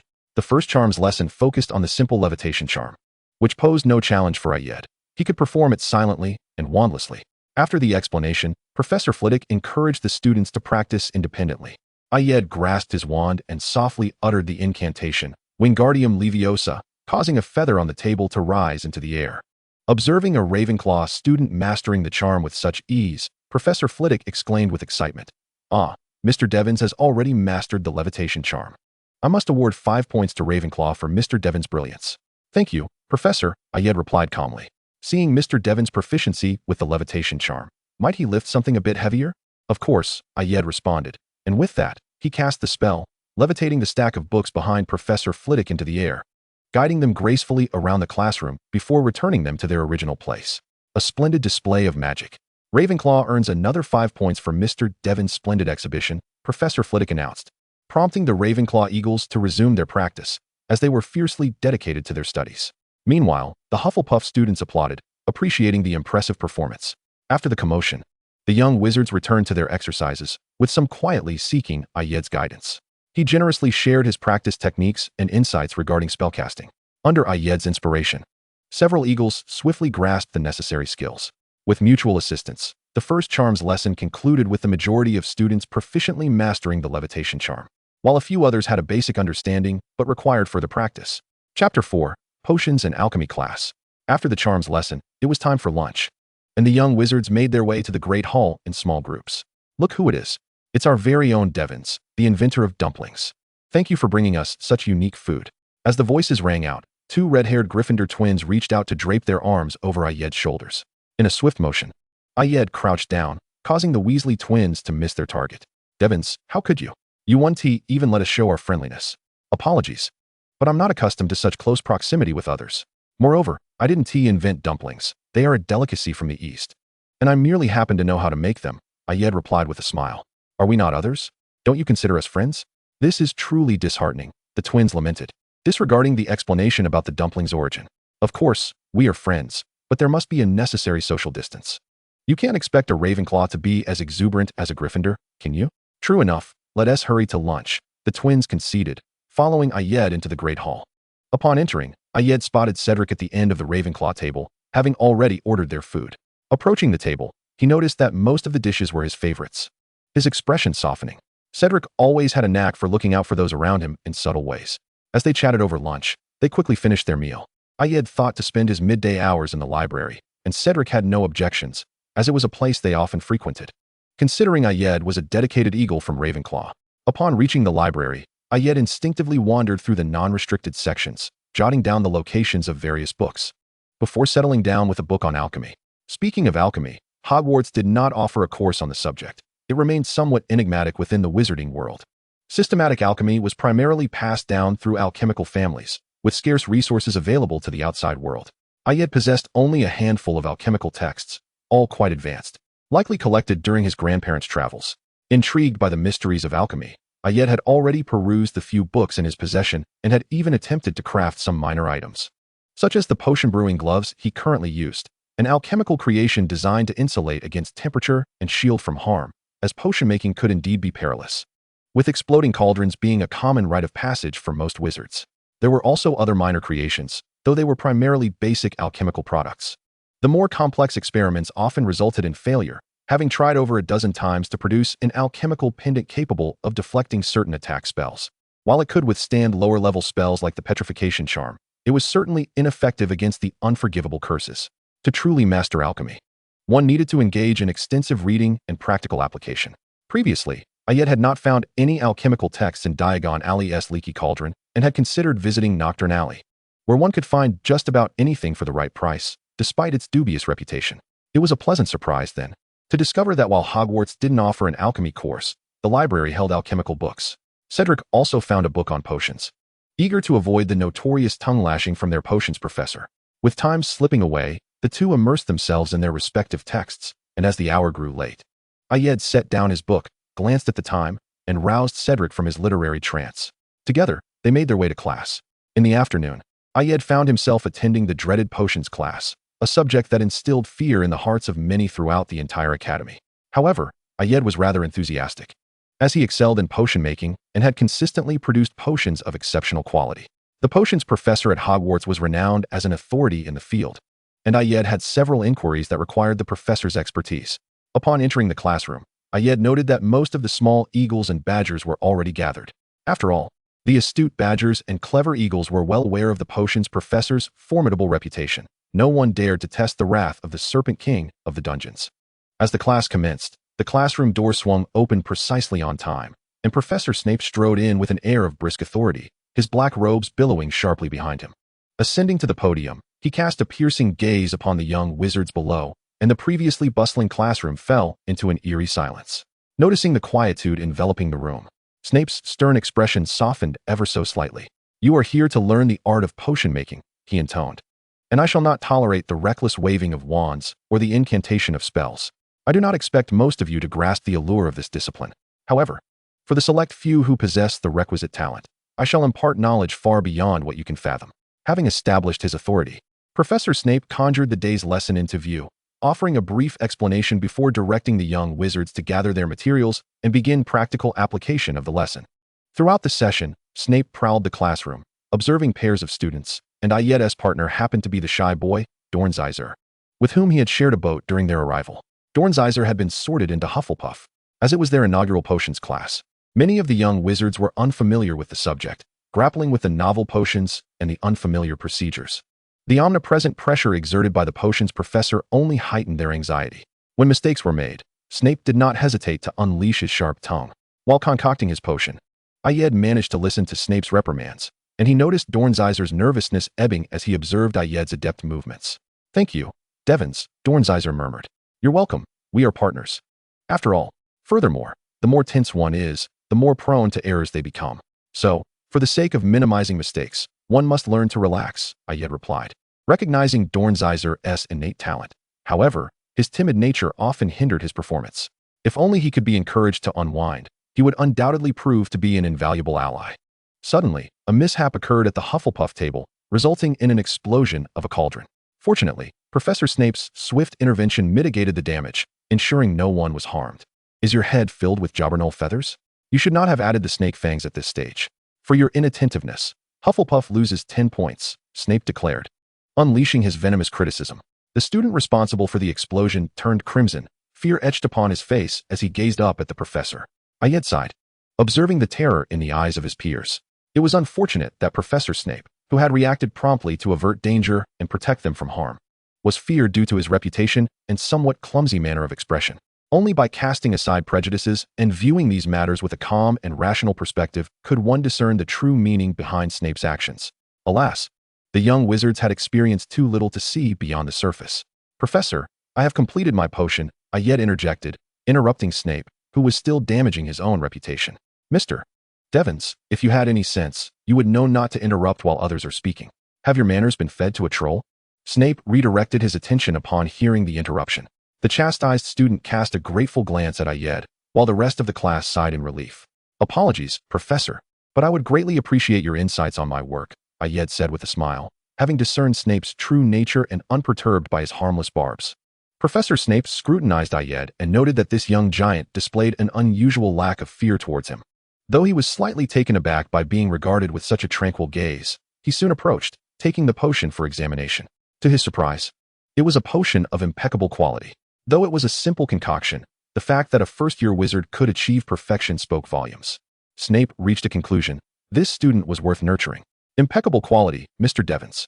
Under normal circumstances, you would receive 10 points for this. However, due to your earlier discourteous behavior towards the professor, I shall withhold the bonus. Very well, thank you for your evaluation, Professor. After Ayed's response, Snape placed the potion into the collection box and resumed his duties. Afterward, under Ayed's guidance, the young wizards made significantly fewer errors, allowing the small eagles and badgers to navigate the remainder of the class without further incident. Chapter 5. The future timeline. Ayed's life at Hogwarts unfolded in a calm and orderly fashion. Apart from attending classes, he spent most of his time with Cedric, either reading or accompanying him in Quidditch practice. While Ayed himself did not particularly relish such thrilling activities, it was evident that Cedric thrived in them, showcasing a natural talent that led to his selection as a seeker in his second year. During his free time, Ayed would occasionally consult Professor Snape regarding various challenges he encountered. Although he often faced Snape's sharp criticisms, he found the experience immensely rewarding. The more he interacted with the professor, the more he understood that Snape's demeanor was a habitual means of self-protection against the prying eyes of others. As a Slytherin, such behavior was quite commonplace. Additionally, Ayed discovered the legendary Room of Requirement on the 8th floor, which soon became his private laboratory. Here, he engaged in alchemy and potion-making, and after the Weasley twins uncovered the secret and shared it with Dornsizer, it evolved into a meeting place for the four of them. Dornsizer carved out a dedicated area for cultivating plants, a pursuit he approached with fervor, shining brilliantly when discussing various cultivation techniques. It was no wonder he had been sorted into Hufflepuff, given that the head of the house was Professor Pomona Sprout, the herbology instructor. To note, the head of Slytherin was the potions professor, while the most boisterous of the heads, the Gryffindor head, taught transfiguration. The twins had cleared a significant space for experimentation, and Ayed's tests revealed that this area boasted stronger protections than others, though not as robust as his own enhanced laboratory, fortified by alchemical tools. The twins often experimented there with various pranks of their own invention, and witnessing their antics occasionally lightened Ayed's tension during his studies. Time swiftly passed, and before long, it was the week leading up to Christmas, with the school collecting applications for those wishing to remain on campus during the holiday. Ayed was indifferent about returning home, but since Cedric would be going back, Ayed decided to accompany him. However, a pressing concern loomed over him: Christmas gifts. The festive spirit was delightful, yet the preparation of gifts proved to be a bit of a challenge. Ayed had already organized presents for everyone else according to their preferences, and it had not been overly taxing. The most troublesome matter was Cedric, considering their long-standing relationship. He had already given all the gifts he could. With a week still remaining, Ayed decided to temporarily set aside the dilemma of the perfect present and made his way to the Room of Requirement. Recently, he had been engrossed in the study of a protective glove, aiming to defend against all spells except for the 3 unforgivable curses. He had previously hit a bottleneck, but last night he conceived a solution. Today was merely the day for experimentation. He needed to expedite the process, as it had almost been a week since he last spent time with Cedric, and if this continued, the little badger would certainly become irritable, the kind that could not be easily soothed. Upon entering the Room of Requirement, Ayed meticulously sketched a complex alchemical incantation and proceeded to engrave it onto the glove. As he carefully inscribed the runes, beads of cold sweat began to form on his brow. An ominous premonition coursed through him.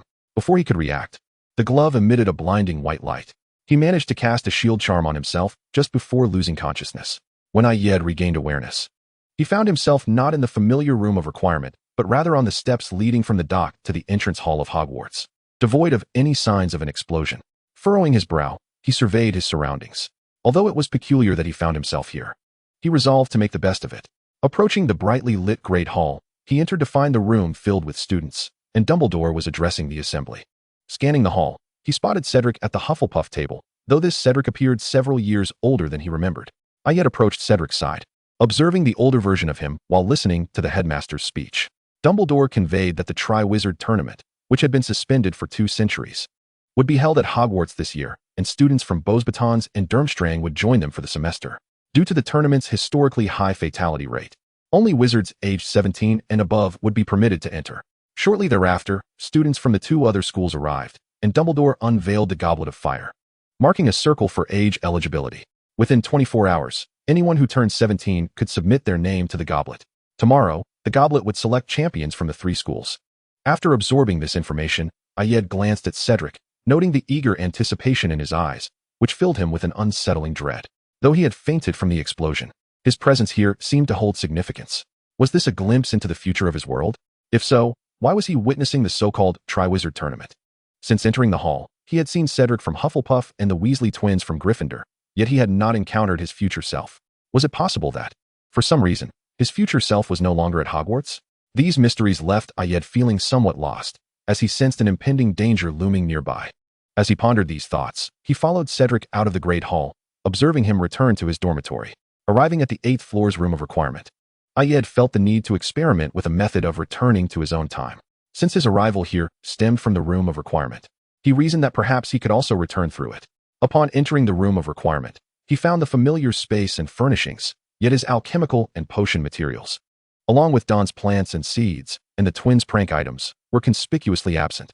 This felt amiss. If he had departed Hogwarts for some reason, Don and the twins would still be present, and thus their belongings should remain. Could it be that his arrival at Hogwarts had somehow prevented the 3 from coming here? Seated on the sofa, Ayed meticulously organized the information he had gathered. Firstly, the current time frame must be 5 years later, as Cedric had expressed eagerness to participate in the Triwizard Tournament, which indicated he was now 17. In Ayed's own timeline, Cedric was merely 12.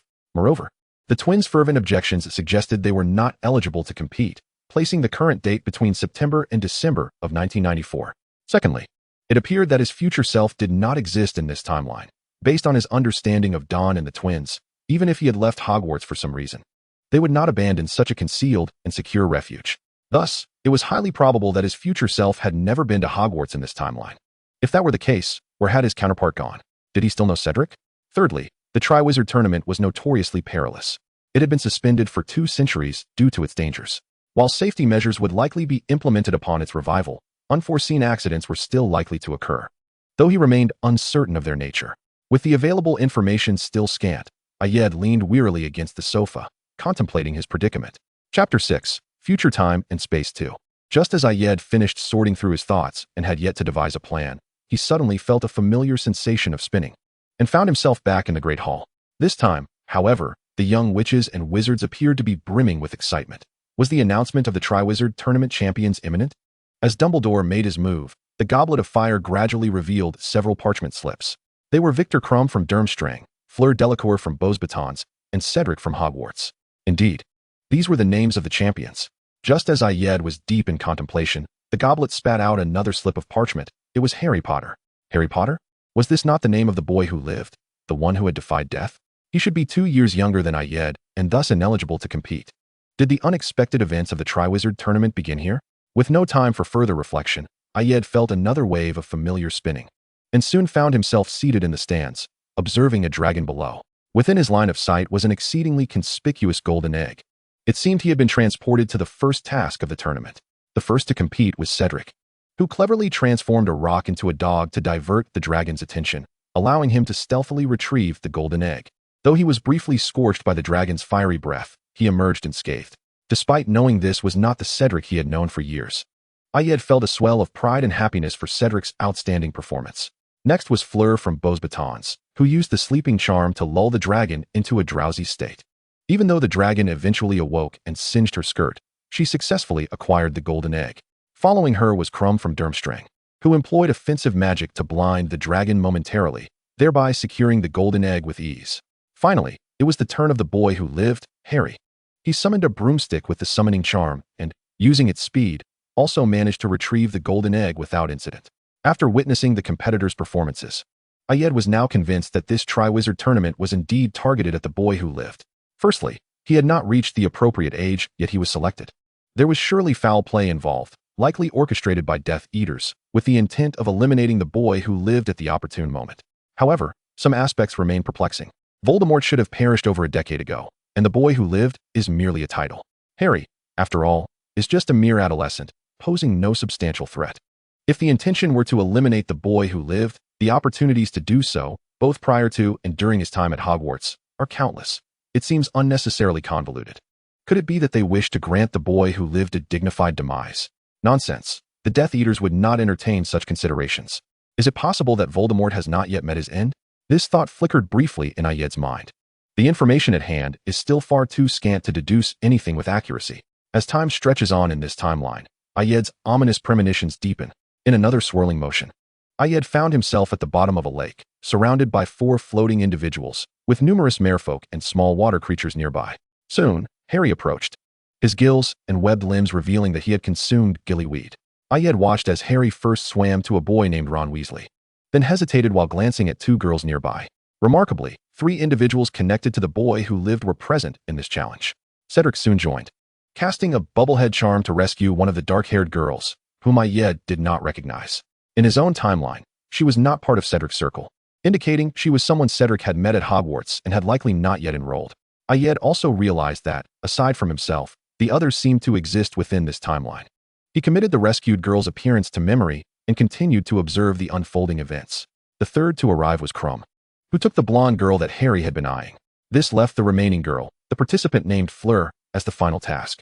Time was running short, and as Fleur had yet to arrive, Ayed watched Harry struggle for a moment before, disregarding the merfolk's interference, he saved the last 2 individuals.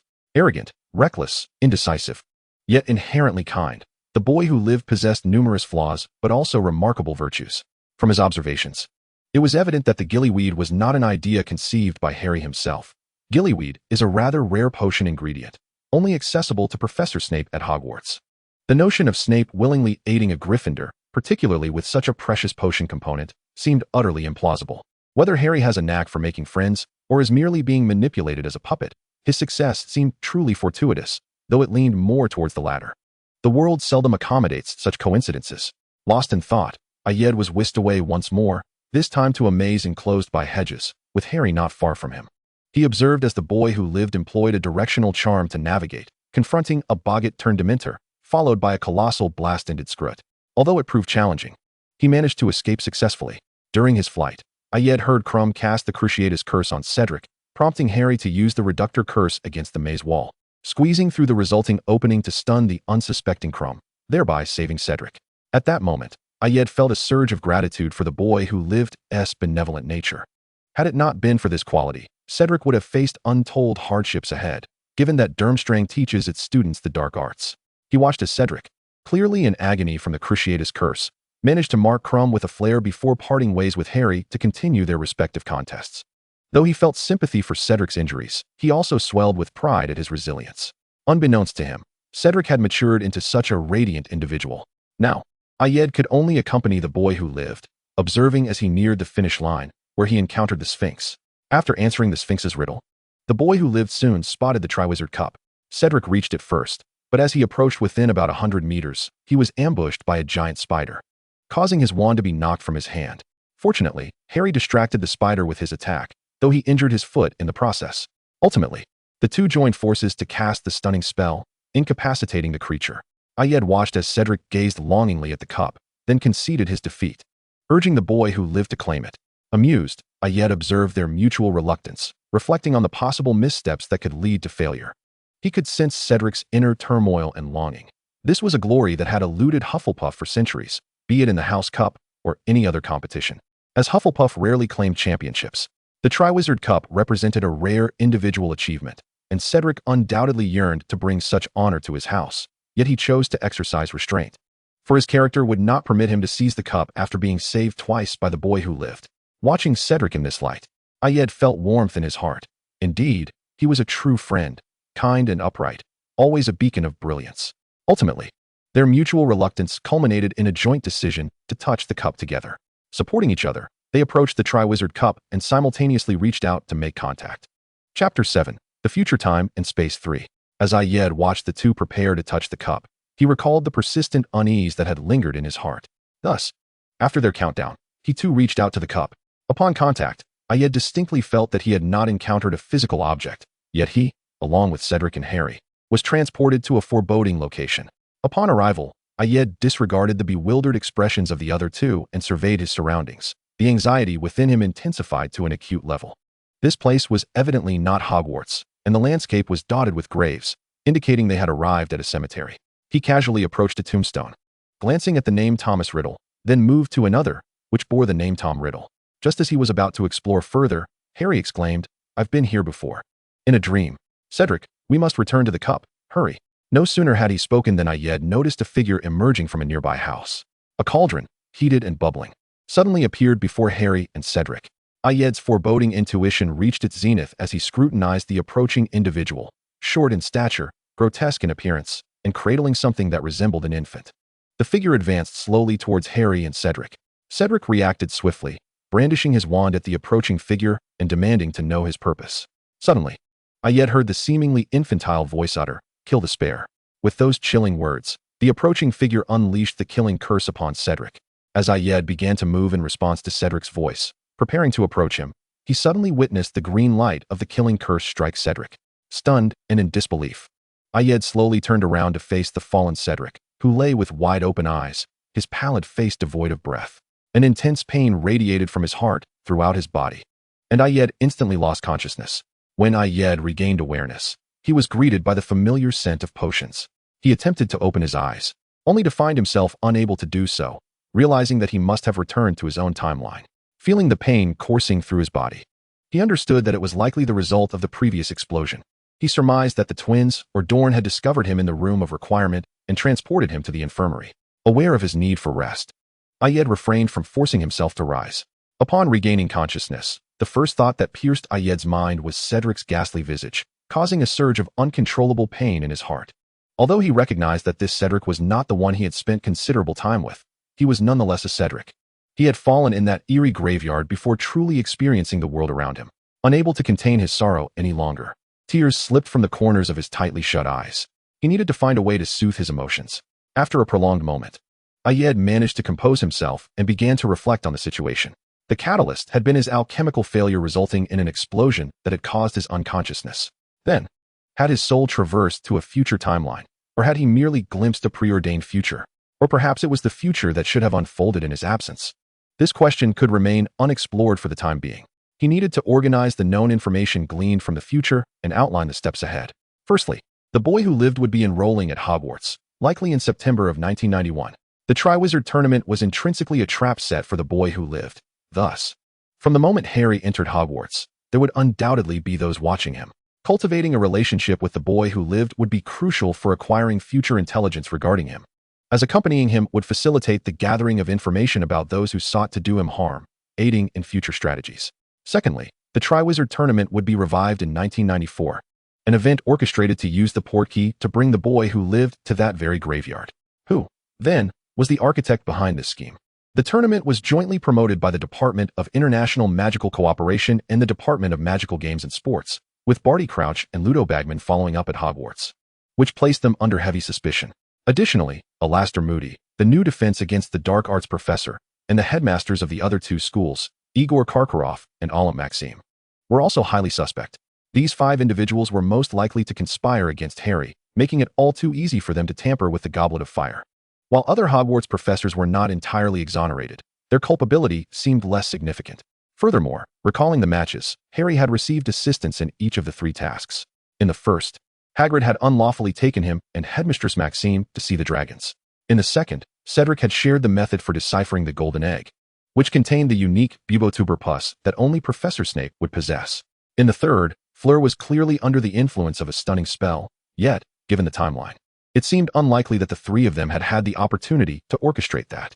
Moreover, Krum appeared to be acting strangely, possibly under some form of control. The assistance during the 3 challenges had been perfectly timed, yet revealed little additional information. Thus, the mastermind behind it all was not only ruthless, but also remarkably meticulous. The 5 suspects deduced thus far were either high-ranking ministry officials or school headmasters, making them difficult to approach. Their cunning and malicious nature would likely render them impervious to investigation, whereas Hogwarts professors could generally be dismissed. As remaining undetected for decades beneath Dumbledore's watchful eye was nearly impossible. Thirdly, the boy who lived had previously dreamt of that graveyard, though he had never physically visited it. Thus, there must be a connection between him and the graveyard, or perhaps the entities residing within it. This graveyard was presumably the Riddle family burial site. The name Tom Riddle struck Ayed as familiar, suggesting he had encountered it somewhere before. This was a lead worth pursuing. Fourthly, The individual who had been carried out from the house could be discerned from a single overheard phrase. It was evident they had held a position of power, as indicated by their tone and demeanor. The other person was clearly a subordinate or servant, merely acting on command. I yet had a premonition that this individual was a pivotal figure, perhaps the very reason for the orchestration of these events. The motivation for such a scheme, it seemed, was to ensure that this person possessed a healthy body. After all, being carried out and appearing infantile indicated some form of physical ailment. Why, then, target Harry? Was there an intention to transfer this person's essence into Harry's body? If so, it suggested a compatibility between this individual and Harry's form. Otherwise, a mismatch of body and soul could result in eternal slumber. Such extensive machinations could not be motivated by a desire for perpetual dormancy. Directly investigating this person posed significant risks, yet the one who had carried him out might yield some information. Presently, the clues remained sparse, despite gaining certain insights. They were insufficient. If the future were to unfold as anticipated, Cedric would have only 5 years remaining. 5 years was an exceedingly short time in which to effect change. Ayed was resolute in his determination to prevent Cedric from bearing the pallid countenance he had seen before. Now that he had acquired this knowledge, he would ensure that events did not unfold as they had before. Cedric would not meet the same fate as in that future. Cedric, Ayed vowed, I shall rescue you from the clutches of death. Chapter 8. Awakening in the headmaster's office after meticulously analyzing the information at hand, a wave of drowsiness enveloped Ayed, lulling him back into slumber. Upon regaining consciousness, he noticed a marked decrease in the pain coursing through his body. Tentatively, he moved his fingers, finding he could now control them, and gradually opened his eyes. Before him lay an expanse of pristine white. He felt a warm grip on his right hand and turned to see Cedric, his fluffy head still adorned in Hufflepuff robes, fast asleep with his hand clasped around Ayed's. A swell of warmth filled Ayed's heart, and tears brimmed in his eyes. Thank goodness, you are still alive. Fortunately, there is still time. As if sensing Ayed's gaze, Cedric slowly stirred from his slumber. Upon seeing Ayed awake, his pallid face tinged with redness at the corners of his eyes, he quickly inquired, Ayed, you're awake. Why are you crying? Are you in pain? Ayed shook his head, about to speak when Cedric interrupted him. Wait, drink some water first. You've been unconscious for 2 days. He poured a glass of water, helping Ayed lean against him as he carefully offered him a drink. After a couple of sips, Ayed felt some relief in his dry throat and gently halted Cedric's efforts, settling against him, absorbing the warmth of his body and the steady rhythm of his heartbeat. The tension that had gripped him for days began to ease. Cedric, I'm fine. A few days of rest will suffice. However, I might not be able to return home for Christmas. You should go back without me. Oh, you should take good care of yourself during the holidays and refrain from unnecessary travel.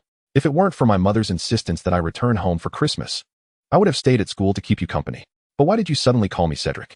Cedric inquired with curiosity. It just struck me that Cedric is rather lengthy. So I thought I might take a shortcut, came the reply. Very well then. From now on I shall call you Aya. But how did you end up in such a predicament?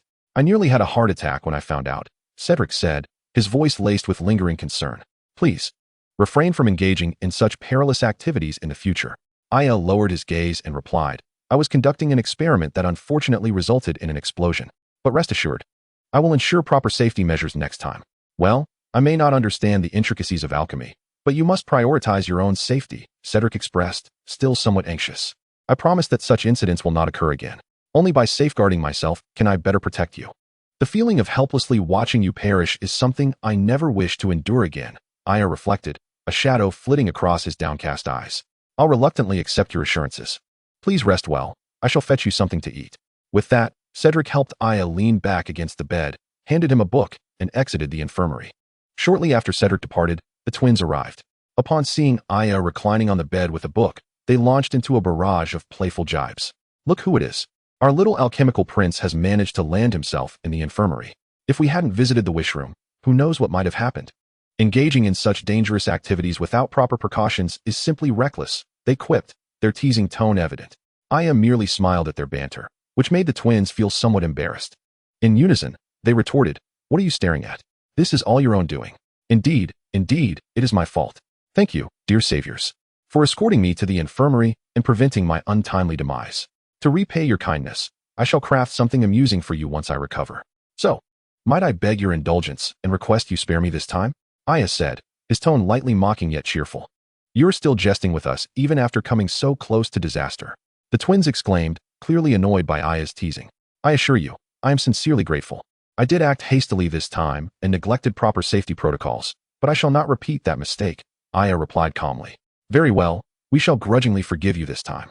The twins acknowledged, their worry for Aya evident. Seeing that he was aware of the gravity of the situation, they chose not to prolong the discussion.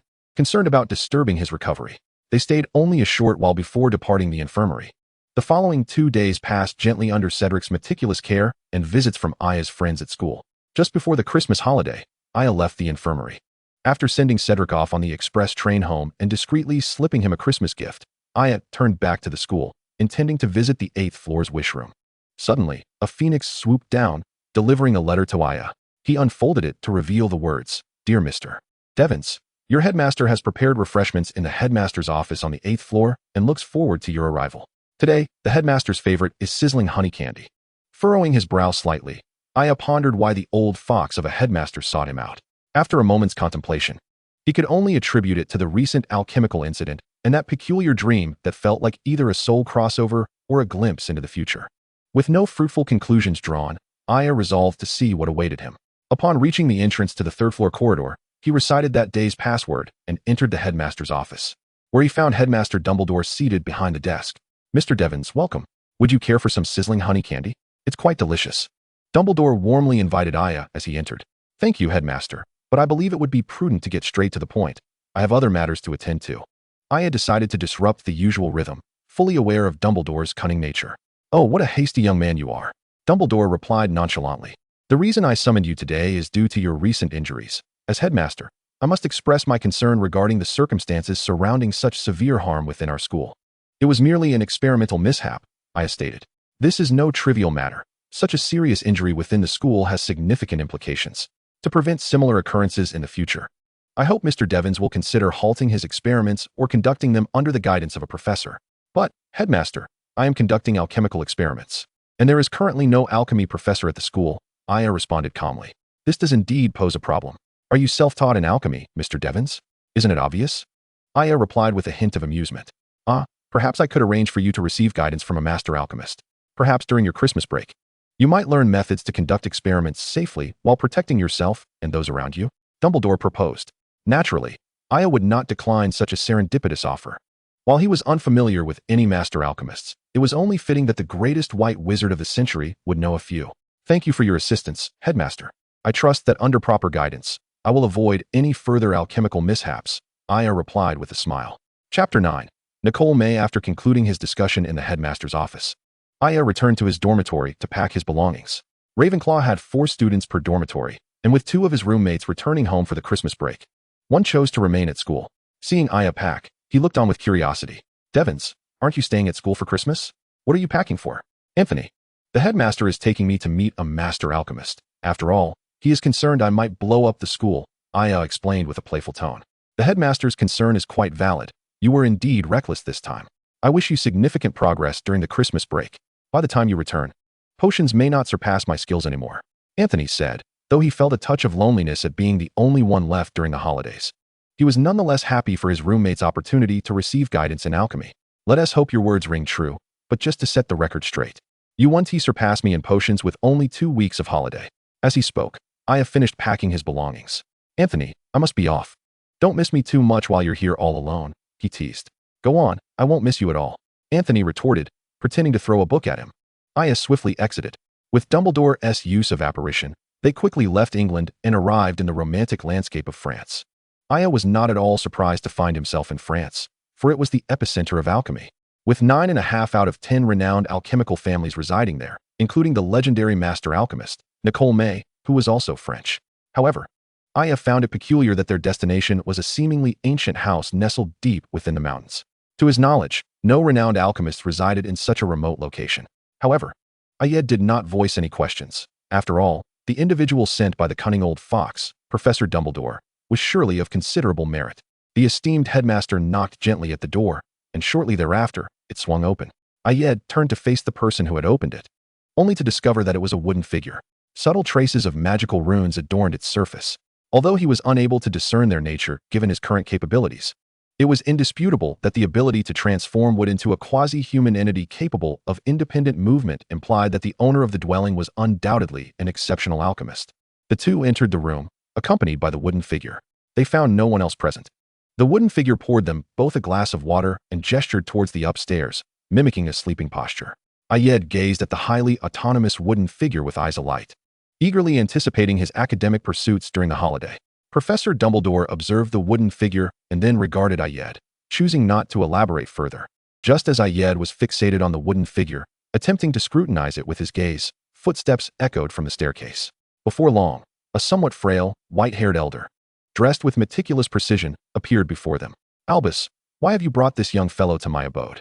Clearly, the elder was unaware that Professor Dumbledore had brought along a student.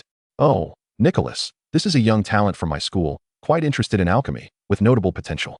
However, as you know, Hogwarts lacks a practitioner of alchemy, so I thought you might be inclined to assist a future alchemical master." Professor Dumbledore spoke with an evident familiarity towards the elder, his tone relaxed. "Nicholas, could it be the legendary alchemist who produced the Philosopher's Stone? This is indeed your first time bringing someone here. I shall assess him. If he truly possesses talent, I would be more than willing to offer guidance." "Good day, sir. I am Ayed Devons, and I sincerely appreciate the opportunity you are granting me." Having previously engaged in self-directed study, Ayed presented some rudimentary creations for evaluation. Nicholas seated himself in a chair brought by the wooden figure, scrutinizing Ayed's small contrivances laid out on the table. "Let me see. A pendant that offers protection against low-level attack spells, gloves that can absorb damage, and a notebook capable of casting basic attack spells. Quite practical little items. Considering you are self-taught, your talent is indeed remarkable. You may stay here for the time being." Nicholas smiled, clearly recognizing a promising alchemical prodigy. Upon hearing Nicholas's endorsement, Ayed exhaled in relief. He certainly did not wish to squander the opportunity to learn from a master of alchemy, and thankfully, he had passed the initial assessment. "Given that Nicholas has already agreed, you shall reside here for the next 2 weeks. I will return to escort you back to school once the holiday concludes." "Thank you, Professor." After Professor Dumbledore departed, Ayed followed Nicholas to his alchemy workshop. Upon entering, Ayed surveyed the surroundings. The workspace was intricately inscribed with magical runes. At his current level, he could discern only a fraction of their meaning, yet it was clear that this workshop represented an extraordinary alchemical achievement. Nicholas, observing Ayed's keen examination, patiently awaited his response. Once Ayed had taken in enough, Nicholas inquired, "What can you discern about this alchemy workshop?" "This workshop is an exceptionally crafted alchemical piece. My current understanding is limited.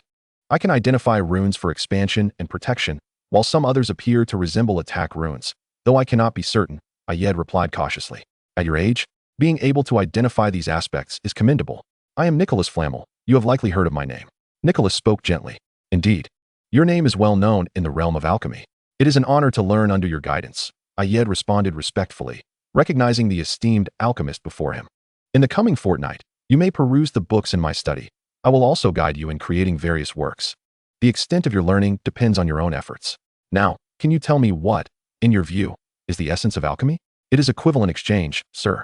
Ayed had grasped this fundamental principle during his self-study. Alchemy necessitates that to obtain something, one must offer an equivalent sacrifice. Thus, alchemy cannot yield creations beyond one's capacity to provide a cost. Otherwise, it risks harming the soul or even costing one's life. "Mr. Devons, your insight is somewhat unexpected. Even among the current alchemical families, few truly comprehend the essence of alchemy. The lack of understanding is precisely why alchemy remains obscure. Many engage in perilous endeavors due to their ignorance, particularly those who are overly ambitious, seeking to acquire what does not belong to them. Recognizing the core of alchemy indicates your exceptional talent," Nicholas praised. "You flatter me." Nicholas then posed several questions regarding alchemy, assessing Ayed's current proficiency. "Very well. For the next few days, focus on reading the first 5 books from the 4th shelf of my study.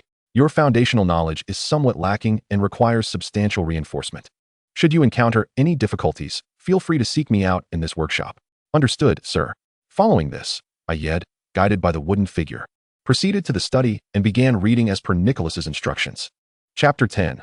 Learning and returning to school. The following 2 days quietly passed, as Ayed immersed himself in reading and consulting Nicholas on various matters. After completing the prescribed readings, Ayed opted not to rush into practical experimentation. Instead, he chose to continue his studies, seeking to solidify his foundation. Unlike before, during his self-directed exploration, where much eluded his understanding, he now recognized the importance of acquiring knowledge first, aided by Nicholas's expertise before conducting experiments.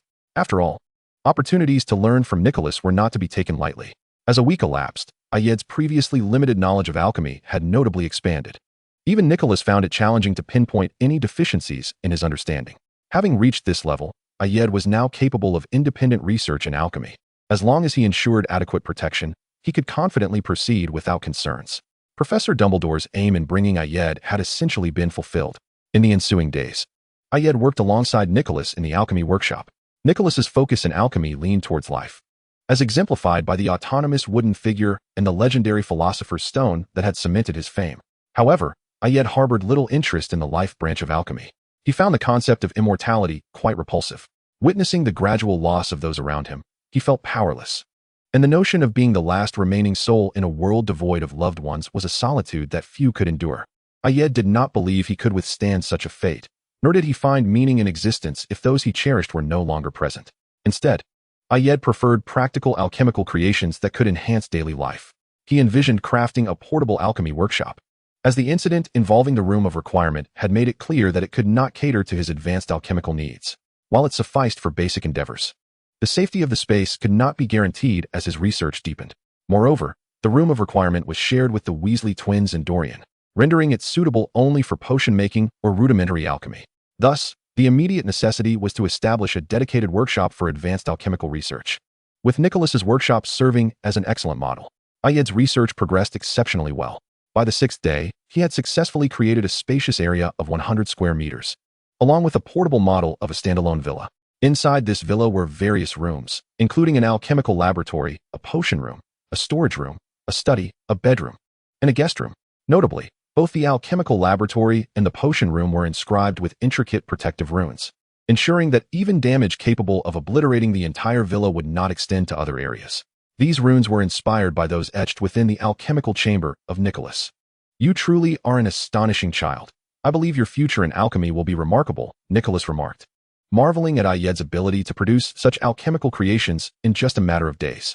After all, when Ayed first arrived, he was unable to create even much simpler protective items, although he had made numerous suggestions during the process and had his own alchemical room for reference. To achieve such a level of alchemical craftsmanship at such a young age is indeed a rare talent. "Thank you, sir, for your kind words. And I am immensely grateful for your guidance during this time," Ayed replied. After a brief hesitation, he added, "Your mentorship has been of great assistance to me. I hope that in the future, should I encounter any difficulties, I might still seek your advice, and I would be most appreciative if you could grant me this favor." Noticing Ayed's hesitation, Nicholas did not refuse. After all, it would be no burden to guide such a talented young individual. "Of course, if you have any questions in the future, feel free to ask me at any time. By the way, I have a small device here that I previously made, which allows for communication. Take it. You can leave messages whenever you have inquiries. Additionally, you may copy any of the books in my study. I eagerly anticipate hearing your name resonate throughout the realm of alchemy in the near future." Ayed was overjoyed. Having an alchemical master available to answer his questions and the opportunity to access the master's treasured books was something he had never dared to imagine before. "Thank you, sir. I shall not disappoint your expectations," he said, bowing in gratitude. Afterward, Ayed went to the study and made copies of Nicholas's books, placing them in the study of his alchemical box. As the holiday came to an end, Ayed was escorted back to Hogwarts by Professor Dumbledore, who had come to fetch him. Upon his return, he found that the other students had also returned to the campus, and the little eagles in his dormitory were back as well. Anthony, who had stayed behind, rushed over upon seeing Ayed and playfully punched him in the chest. "You, going off to study without a word, and I thought the headmaster had sold you off. How could that be? He is the greatest white wizard of this century." Ayed replied, "I think you were merely bored and let your imagination run wild. Weren't you the one who said you would surpass me in potions? Are you ready to test that now?" He patted Anthony on the shoulder. The other two roommates, overhearing their conversation, curiously inquired, "Anthony, wasn't he Ayed supposed to stay in the dormitory during the holiday? Didn't he end up in the infirmary after that experiment?" The headmaster, concerned for the safety of the school, sent him off for further studies during the break, Anthony explained. "Wow, Ayed, you truly are lucky. The headmaster arranged a special place for you to advance your studies." One of Ayed's roommates, Boswell, remarked, "I need to step up my game, otherwise, I'll be left far behind. Even for Ravenclaw, you two are too competitive. Do you even leave room for others?" The last roommate, Webster, chimed in. "You should be criticizing Anthony. After all, I went off to study alchemy out of interest, while Anthony has been grinding away at potions, a required course." Ayed responded as he set down his luggage, countering the accusations from his roommates. "That's not very chivalrous of you, Ayed. We still have yet to master alchemy. Plus, you two, I refuse to believe you didn't do any studying over the holiday. You're both Ravenclaws and roommates. Who doesn't know each other? Anthony retorted. Upon hearing Anthony's words, the other two dropped the subject, shifting the conversation, as they all understood that not studying was simply not an option. After all, no one could predict how much their peers might advance during the break. In Ravenclaw, there is no limit to how competitive one can be. Only greater competition awaits. Chapter 11. The Marauder's Map. Time passed slowly as Ayed diligently engaged in learning and experimentation. As the first year drew to a close, the 2 weeks leading up to exams saw students from all houses frantically studying. Even the typically boisterous Gryffindors lost their usual exuberance, appearing tense and focused. The library was packed, and students could be seen carrying books all around the school, even during meals in the Great Hall. Many were seen eating while poring over their texts. Of course, this was particularly true for the Badgers and Lions, as the Slytherins, bound by their noble etiquette, could not engage in such undignified behavior as eating while studying. Moreover, the Slytherins generally performed well academically. The Eagles, meanwhile, maintained their usual intensity before exams, making the most of mealtimes as a brief respite. Recently, Ayed had taken to dining at the Hufflepuff table, partly because the food there seemed superior to that of the other houses, and partly to assist Cedric with his studies. Although the Badgers were not overly concerned about grades, as long as they passed, Cedric was more invested in his academic performance, not wanting to let down his brilliant friend. After dinner, Ayed prepared to head to the room of requirement to brew potions and bid Cedric farewell. Upon arriving at the room of requirement, he discovered the twins were already there, seemingly engrossed in some sort of research. Curious, he approached them. "What are you two up to?" Ayed inquired, startling the twins, who had been so absorbed in their task that they hadn't noticed him approach. "Oh, it's Ayed. We're working on this," they replied, handing him a piece of parchment. Ayed examined the blank parchment and, using a bit of magic, discovered it was a rudimentary alchemical creation, albeit riddled with flaws. Yet, it was impressive that the twins had managed to create something like this. "Where did you get this?" Ayed asked while inspecting it. "Just a few days ago we played a prank and got caught by Filch. He took us to his office, where we stumbled upon a highly dangerous drawer filled with confiscated items. We grabbed this while he wasn't looking," one of the twins explained. "I see. Let me take a look," Ayed said, attempting to channel his magic into one of the small flaws he had identified. As he did so, the parchment began to reveal its hidden contents. The twins watched in amazement, curious about how he knew how to unlock it. "This is a simple alchemical work. It has many flaws. As long as you find a flaw and input your magic, you can bypass the normal procedures to activate it. Its correct method of activation and deactivation should involve specific commands. You might want to experiment with it later. This little item is quite interesting and should spark some inspiration for you," Ayed explained, and as he finished, the contents of the parchment were fully revealed. On the cover, it read, "The Marauder's Map. I solemnly swear that I am up to no good." The 4 names listed on the cover were intriguing. As Ayed opened the parchment, he discovered it was a detailed map of Hogwarts, with names indicating the locations of individuals throughout the castle. "This is so cool. Now we won't have to fear getting caught by Filch," the twins exclaimed, high-fiving each other in celebration. "It is quite an intriguing object. May I borrow it for 2 days? I would like to conduct a study." Ayed has shown a bit of interest in this map. Possessing it would facilitate future intelligence gathering. Certainly. After the twins spoke, they went off to study, as the little lions needed to cram at the last moment. Ayed, with the Marauder's Map in hand, approached the alchemy workstation, preparing to create a map with enhanced safety and practicality. As for the potion, that could wait a couple of days. After all, the formula has been adjusted and merely requires verification, which is not urgent. Before long, 2 days had elapsed. During this time, apart from attending classes and meals, Ayed remained in the room of requirement, finally managing to concoct the Hogwarts real-time monitoring map, hereafter referred to as the monitoring map. Ayed augmented the original design by incorporating functions for querying and enlarging specific areas, and also completed certain sections of the map, such as marking the room of requirement itself. For safety reasons, he added usage permissions and obfuscation features. Thus, only authorized individuals could access the true content, preventing any misuse by strangers who might stumble upon it. After returning the Marauder's Map to the twins, Ayed commenced the potion experiments that had been set aside for 2 days. A week later, 3 days before exams, the seldom-seen twins, Dun and Ayed, found themselves together in the room of requirement. After Ayed finished reviewing his subjects, he gazed at the flourishing growth in Dun's planting area, a testament to a year of diligent effort. With the holidays approaching, he realized that these plants could not be left unattended in the room of requirement, especially since many were of a rather aggressive nature. Thus, he addressed Dun. "Dun, with the holidays fast approaching, what are your plans for these plants?" Dun appeared somewhat hesitant, seemingly at a loss for a suitable solution. Ayed proposed. I shall give you a bracelet capable of holding living things. It is a product of my recent experiments. The space is not extensive, merely slightly larger than your greenhouse, but it should suffice. This way, you can take care of these plants during the break. Otherwise, leaving them here could lead to complications. Upon hearing Ayed's words, Dunn expressed his gratitude. Thank you, Ayed. I hadn't figured out how to manage these plants yet. If left here, surely a significant portion would perish by next term. Do not mention it. We are friends, are we not? Ayed replied, noticing the twins gazing at him intently, and he sighed. Very well, I shall also provide you with a ring for storing items, which can hold your little inventions. Though it cannot accommodate living creatures, I do not possess many noteworthy items to offer, as most of my finished products have already been sold. After all, both alchemy and potion making require substantial funding.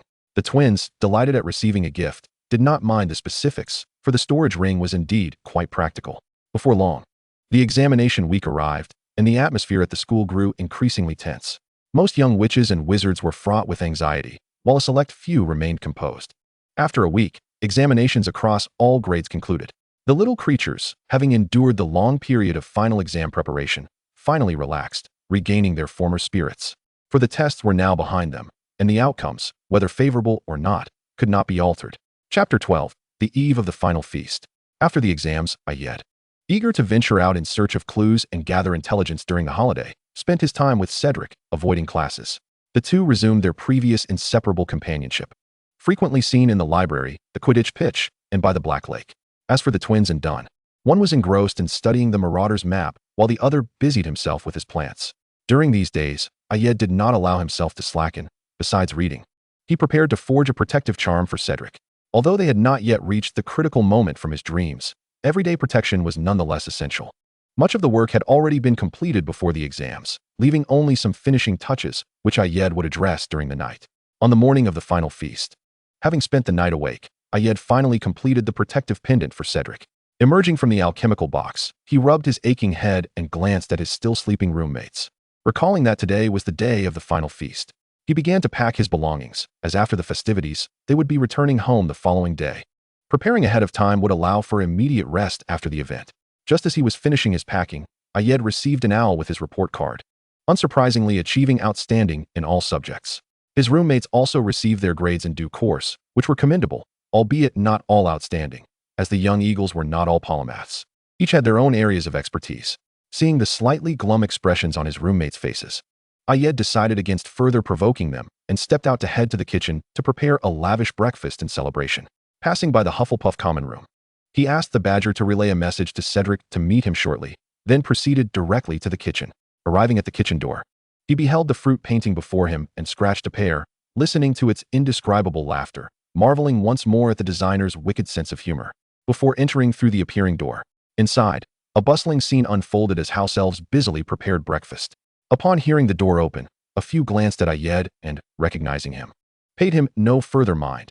After a year of frequent visits, he was no longer a novelty. After completing breakfast, he called for Cedric and led him to his dormitory, where the other three, spurred by their report cards, had rushed off to the library to engage in a bit of competitive study, leaving Ayed and Cedric alone. Ced, your results should be out by now. How did you fare? Ayed inquired, munching on his food. Quite well, actually, far better than I anticipated. I received an E in potions and herbology, Cedric replied, his face brightening. Clearly, my tutoring efforts were not in vain. What about charms and defense against the dark arts?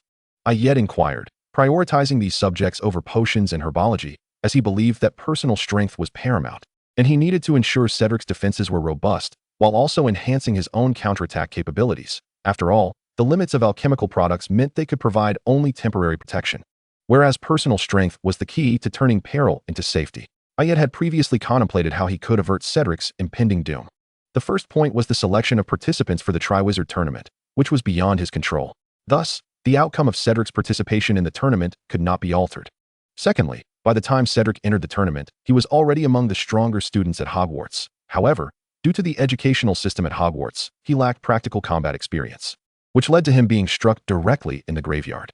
Thirdly, by the time they reached the graveyard, Cedric had already expended a significant amount of both stamina and magical energy, and given that a minor wizard's total magical capacity is inferior to that of an adult wizard, his depletion rendered him even more vulnerable. Consequently, Ayed devised a plan to enhance Cedric's capabilities, starting with crafting protective gear for him. followed by training to boost his practical combat experience and addressing the issue of insufficient magical energy. Both of these subjects received an O. Charms and defense against the dark arts are my areas of expertise. Indeed, Cedric is exceptionally talented, Ayed remarked proudly. After all, his close friend was indeed the best. When someone with all O's makes such a statement, it is rather difficult to take seriously. Cedric merely lacked exposure previously. With time, he would come to realize that potion making is, in fact, not particularly arduous. A genius remains blissfully unaware of the struggles faced by the ordinary. As the two indulged in breakfast, their pleasant conversation drew to a close. Today marked the end-of-term feast, and with the impending separation from Cedric, Ayed sought to relish a final day of leisure together. "Are we venturing into the Forbidden Forest to seek Hagrid?" Cedric inquired, strolling leisurely across the campus. Ayed, intrigued by the notion of visiting Hagrid, mused about the giant's prowess in caring for magical creatures, having previously acquired a wealth of potion ingredients through him. "I hope to chance upon a unicorn, and besides, your potion supplies must be dwindling, having not visited the Forbidden Forest for nearly a month. We should gather some materials before the holiday," he remarked. Hagrid would surely be in tears at the thought. Nevertheless, Ayed welcomed Cedric's suggestion. For both alchemy and potion making are costly endeavors. Thus, any opportunity to save was most welcome. Upon reaching Hagrid's hut, they found it deserted. After waiting for some time without Hagrid's return, they reluctantly decided to head back to school. For the Forbidden Forest was no place for first or second-year wizards to wander alone. Although Ayed had ventured there several times unaccompanied, it would be unwise to bring Cedric along in case of any unforeseen circumstances. After sharing a midday meal, Ayed led Cedric to the edge of the Black Lake, a serene locale perfect for reading. Leaning against a grand tree, the two sat side by side, engrossed in their books, savoring the tranquility. Before long, Ayed's head gently slipped down, ultimately resting on Cedric's shoulder as he succumbed to slumber. Cedric glanced at the peacefully sleeping Ayed, adjusted his position to ensure greater comfort for his companion, and gradually closed his own eyes. A gentle breeze wafted over the lake, whisking away the clamor of the world. While Ayed drifted into dreams, he was suddenly transported to the astronomy tower, where a crowd had gathered, including Professor Dumbledore, a platinum-haired youth, and several figures clad in black. Ayed furrowed his brow as he observed the distressed youth pointing his wand at Dumbledore, while the others seemed to urge him on. Just then, the sound of footsteps caught Ayed's attention. He turned toward the staircase to see Professor Snape approaching. Dumbledore acknowledged him with a simple Severus. In the next moment, Snape unleashed the killing curse upon Dumbledore. Witnessing this shocking scene jolted Ayed awake.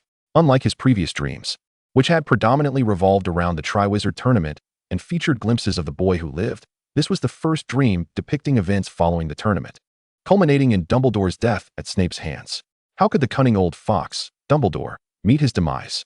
Before Ayed could ponder further, Cedric awakened as well. Glancing at the time, they realized it was time to attend the feast and made their way to the Great Hall. Chapter 13. The end-of-term feast and departure. Upon entering the Great Hall, the two separated to their respective house tables. They had not arrived particularly early, and soon the end-of-term feast commenced. Tables were laden with a sumptuous array of food, and the young wizards buzzed with excitement. Dumbledore tapped his glass to capture their attention. Another year has passed, and it is now time to award the House Cup. The scores are as follows. 4th place, Gryffindor with a total of 305 points. A smattering of applause erupted, and Ayed noted the Slytherins wearing smug expressions. These two houses had always been at odds. 3rd place, Hufflepuff with a total of 376 points. Polite applause followed, as the other houses refrained from gloating. After all, the Badgers were amicable and generally got along well with everyone except for Slytherin, who equally discriminated against all non-Slytherin wizards. 2nd place, Slytherin with a total of 452 points. This time, the Gryffindor Lions reveled in the misfortune of their rivals. For as long as Slytherin was not first, they felt justified in their mockery. 1st place, Ravenclaw with a total of 475 points. The young wizards at Ayed's table erupted with joy, as Slytherin had dominated the House Cup in previous years. With Ravenclaw consistently coming in second, this year, they finally had cause to celebrate. Professor Flitwick was equally thrilled, having not anticipated Ravenclaw would eclipse Slytherin this year. Ravenclaw, with their exemplary self-discipline and thirst for knowledge, has earned the House Cup this year. Let us extend our congratulations to the young wizards of Ravenclaw. Dumbledore concluded with a summation and transformed the Great Hall's banners into the blue and bronze of the Ravenclaw standard. The hall resounded with applause, with the exception of the disgruntled Slytherins, while the other houses relished the festive atmosphere. Amidst this jubilant celebration, Ayed's first year came to a close. Upon returning to the dormitory, the remaining trio was exhausted, quickly washing up before retreating to rest. Ayed, having completed his own ablutions, lay down on his bed, surrounded by tranquility, save for the soft breathing of his roommates. The serene environment ignited Ayed's thoughts, recalling scenes from his dreams. From the first visions to the images of the afternoon. Dumbledore, Professor Snape, the boy who lived, and his two companions, the large black dog, the werewolf, Cedric, the Death Eaters, and that creature resembling Voldemort, all played significant roles in the future. Why had Professor Snape killed Dumbledore? Despite witnessing the act firsthand, Ayed sensed that the reality of the matter was far more complex than it appeared. When Snape approached, his demeanor seemed amiss. It was only upon Dumbledore calling his name that he acted, and that utterance did not seem like a plea for help. Furthermore, Dumbledore had not been holding his wand, which raised questions. At that moment, his hand appeared somewhat unsteady as well. Additionally, there was the medal inscribed with the name Tom Marvolo Riddle that Ayed had seen in the trophy room. What was the connection between this Tom Marvolo Riddle and the Tom Riddle he had encountered in the graveyard? What ties existed between Voldemort and the Riddle family? How had baby Harry Potter, whose parents had perished at Voldemort's hands, managed to survive? How had Voldemort met his end, and why had he targeted an infant? Questions swirled in Ayed's mind, yet he lacked crucial information. A sense of intuition guided him. He needed to visit Nurmengard, as it might hold the answers he sought. Although it seemed peculiar to focus on Nurmengard, Ayed chose to trust his instincts. Thus, his holiday plans began to take shape. With two destinations in mind, the Riddle Manor located in Little Hangleton, which he had previously researched, and Nurmengard, the prison of the first Dark Lord. Having settled on a destination for his holiday, Ayed relinquished further contemplation and gradually succumbed to slumber. The following morning, he made his way to the Hufflepuff common room to seek out Cedric. The two first visited Hagrid to collect Yu, and then together proceeded to the train station. Preparing to return home, Yu appeared to have gained quite a bit of weight. As they boarded the express, Cedric remarked, observing Yu, who was comfortably sprawled across Ayed's lap. Indeed, she has grown plumper. Foxes are cunning and astute creatures. They always manage to find advantageous circumstances. I rarely encounter her at Hogwarts, yet she thrives under Hagrid's care. And his two dogs are particularly fond of this little one. Ayed replied with a smile, gently stroking Yu's fur. I'm not fat. I'm still a cub. In the midst of growing, Yu retorted, raising her head and fluffing her fur in response to Ayed's comment. I was merely commending your self-sufficiency. Our Yu is truly remarkable. Ayed reassured. Regardless, you owe me a reward. I shall prepare a delightful meal for you upon our return. Our esteemed Yu shall not hold grudges. The little fox was fairly easy to appease. A sprinkle of flattery and a promise of treats sufficed. Very well, I shall forgive you, Yu conceded, settling back down to enjoy Ayed's affectionate grooming. Cedric smiled as he watched the charming interaction between them. Aya, what are your plans for the holiday? Cedric inquired. I intend to travel, Ayed replied. Are you still planning to travel this holiday? Have you decided where you'll go? Cedric's voice held a hint of disappointment. He had hoped to spend the holiday together as they once did. Observing Cedric's disheartened expression, Ayed felt a pang of uncertainty but steeled himself to remain composed. There were merely 4 years left, and he needed to gather intelligence and formulate a plan. He sensed that this holiday would yield significant insights. Once the dream-related matters are resolved, I shall be by your side. For now, I must strive for a future that includes you, Ayed quietly affirmed in his heart. During his previous travels, there had been numerous places he had yet to visit, having rushed back upon receiving his enrollment notice. He now saw the holiday as an opportunity to explore. Initially, he had intended to travel with Cedric, but since Uncle Diggory had already planned an eventful holiday for him, Ayed would have to embark on the journey alone. He teased Cedric lightly. Alas, I cannot help it. My father has great expectations of me, and I must endeavor to meet them. However, you must promise to write to me often during your travels and not repeat last time's silence. Cedric feigned seriousness. Understood. I shall remember to send you letters this time. While much may remain unsaid, I can certainly share my experiences along the way. Thus, amidst their light banter, the Hogwarts Express arrived at King's Cross Station. Chapter 14, Departure to Little Hangleton. As the train came to a halt, the holidaying young wizards disembarked in droves, filling the station with parents waiting to greet their children. Cedric and Ayed stepped off the train and quickly spotted Mr. Diggory waiting nearby. Father, I'm back. Cedric greeted him briskly and with poise. Good day, Uncle Diggory. Ayed followed suit in salutation. Good day, Ayed. Have you been adjusting well at Hogwarts? Mr. Diggory first patted Cedric on the shoulder before turning to Ayed, who he regarded as a child he had watched grow up, akin to another son. Adjusting well. Hogwarts is a wonderful school, with learned and amiable professors, and my classmates are all quite pleasant. Upon hearing Ayed's words, Cedric's expression stiffened slightly. Pleasant? You mustn't mean Professor Snape. Ayed's mention of professors clearly did not include Snape, whose demeanor was a well-known topic of disdain for Cedric. Ayed glanced at Cedric, fully aware of his astonishment, as Cedric had instilled in him the notion that Professor Snape was difficult to approach. Yet to Ayed, Snape was merely a proud black cat who struggled to express himself. The potions professor prepared countless remedies for the infirmary each year, all for the benefit of students. One could not dismiss his contributions merely due to his sharp tongue and irritable temperament. Moreover, despite the biting remarks he often directed at Ayed during their frequent inquiries, Snape answered with utmost seriousness, and Ayed always emerged from their discussions enriched by the experience. The trio chatted about school life as they exited King's Cross Station, with Mr. Diggory leading them home. Upon their arrival, Ayed quickly tidied up before commencing the preparation of the potions he would need for his journey. Among these, the most crucial was the aging potion. Appearing as an adult would alleviate many potential inconveniences while traveling. Ayed remained at home for 3 days, ensuring he was fully prepared for the trip before bidding farewell to the Diggory family and setting off for Little Hangleton. Under the influence of the aging potion, Ayed transformed into a youthful man of 20, with silver, shoulder-length hair and ever-smiling violet eyes. His sharply defined features gave him the appearance of a gentle and refined gentleman, a striking contrast to the impoverished and dilapidated surroundings of Little Hangleton. As he strolled casually, he noticed a group of elderly women gathered together and approached them. "Excuse me for the interruption. I am an artist collecting scenes in the area. I have heard of a rather old manor nearby. Might you be able to direct me to it?" Ayed inquired politely of one of the women. "Oh, what a handsome young man you are. Just as dashing as young Tom Riddle was," one of the women exclaimed. "The manor you seek must be the Riddle Manor, though it has been abandoned for quite some time. Aside from an old caretaker, there is no one left. It has fallen into disrepair. Indeed, it has been nearly 50 years since anyone resided there.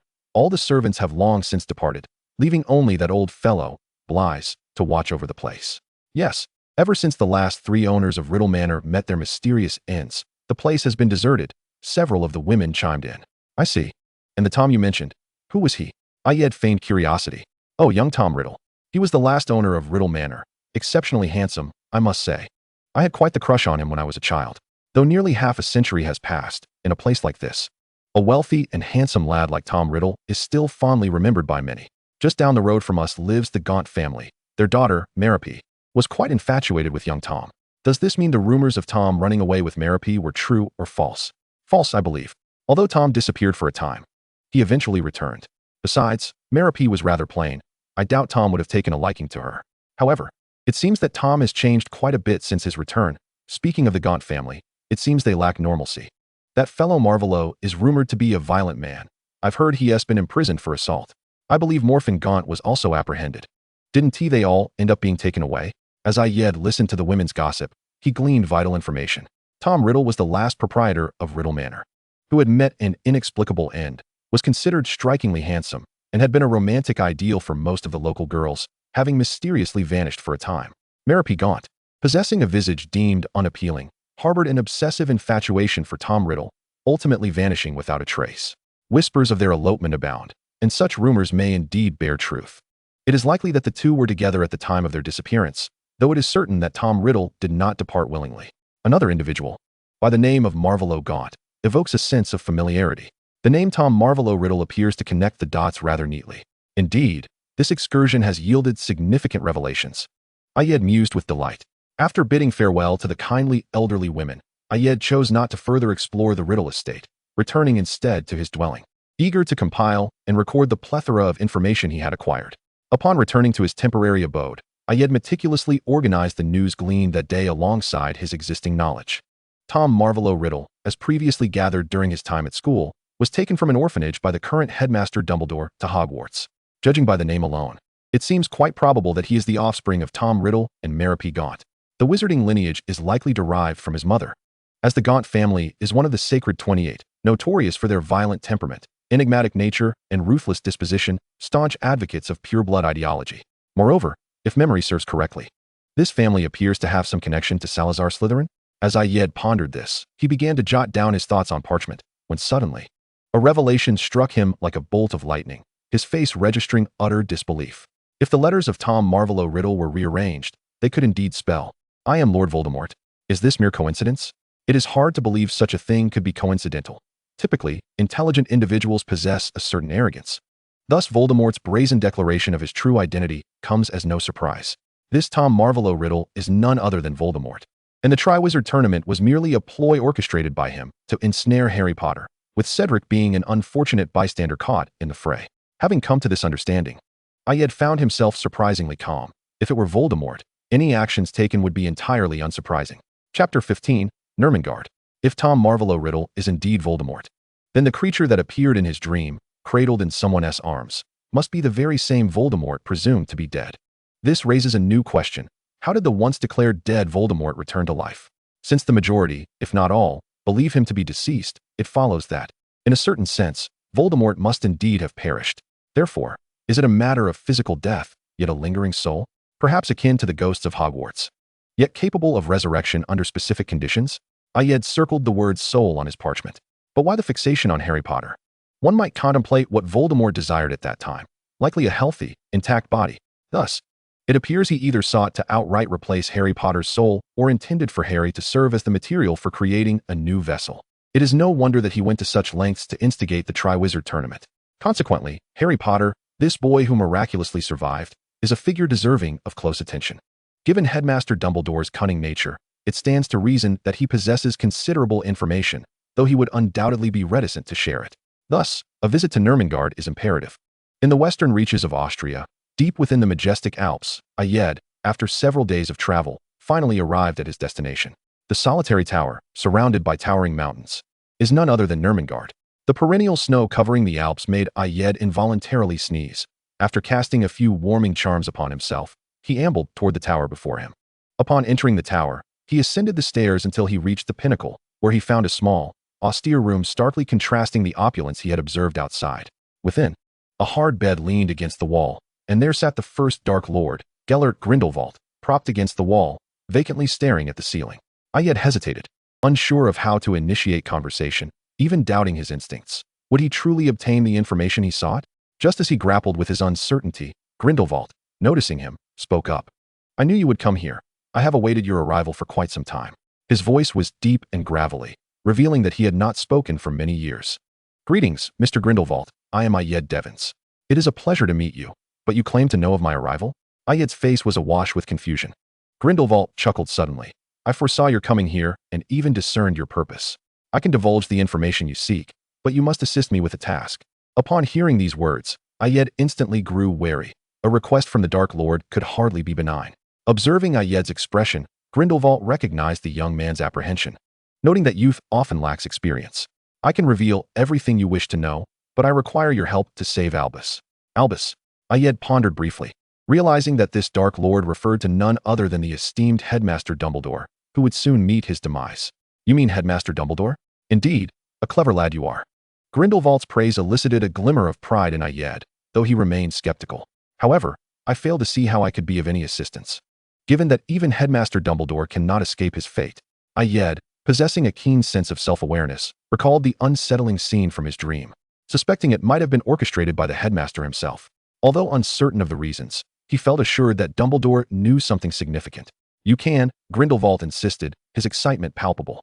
"I have foreseen countless outcomes, none of which could alter Albus's fate, until your arrival. Now I see a different conclusion." Ayed fell into contemplation. "My presence has affected the outcome? Indeed, I have never seen myself in my dreams. If you are aware of all matters, why not rescue him yourself?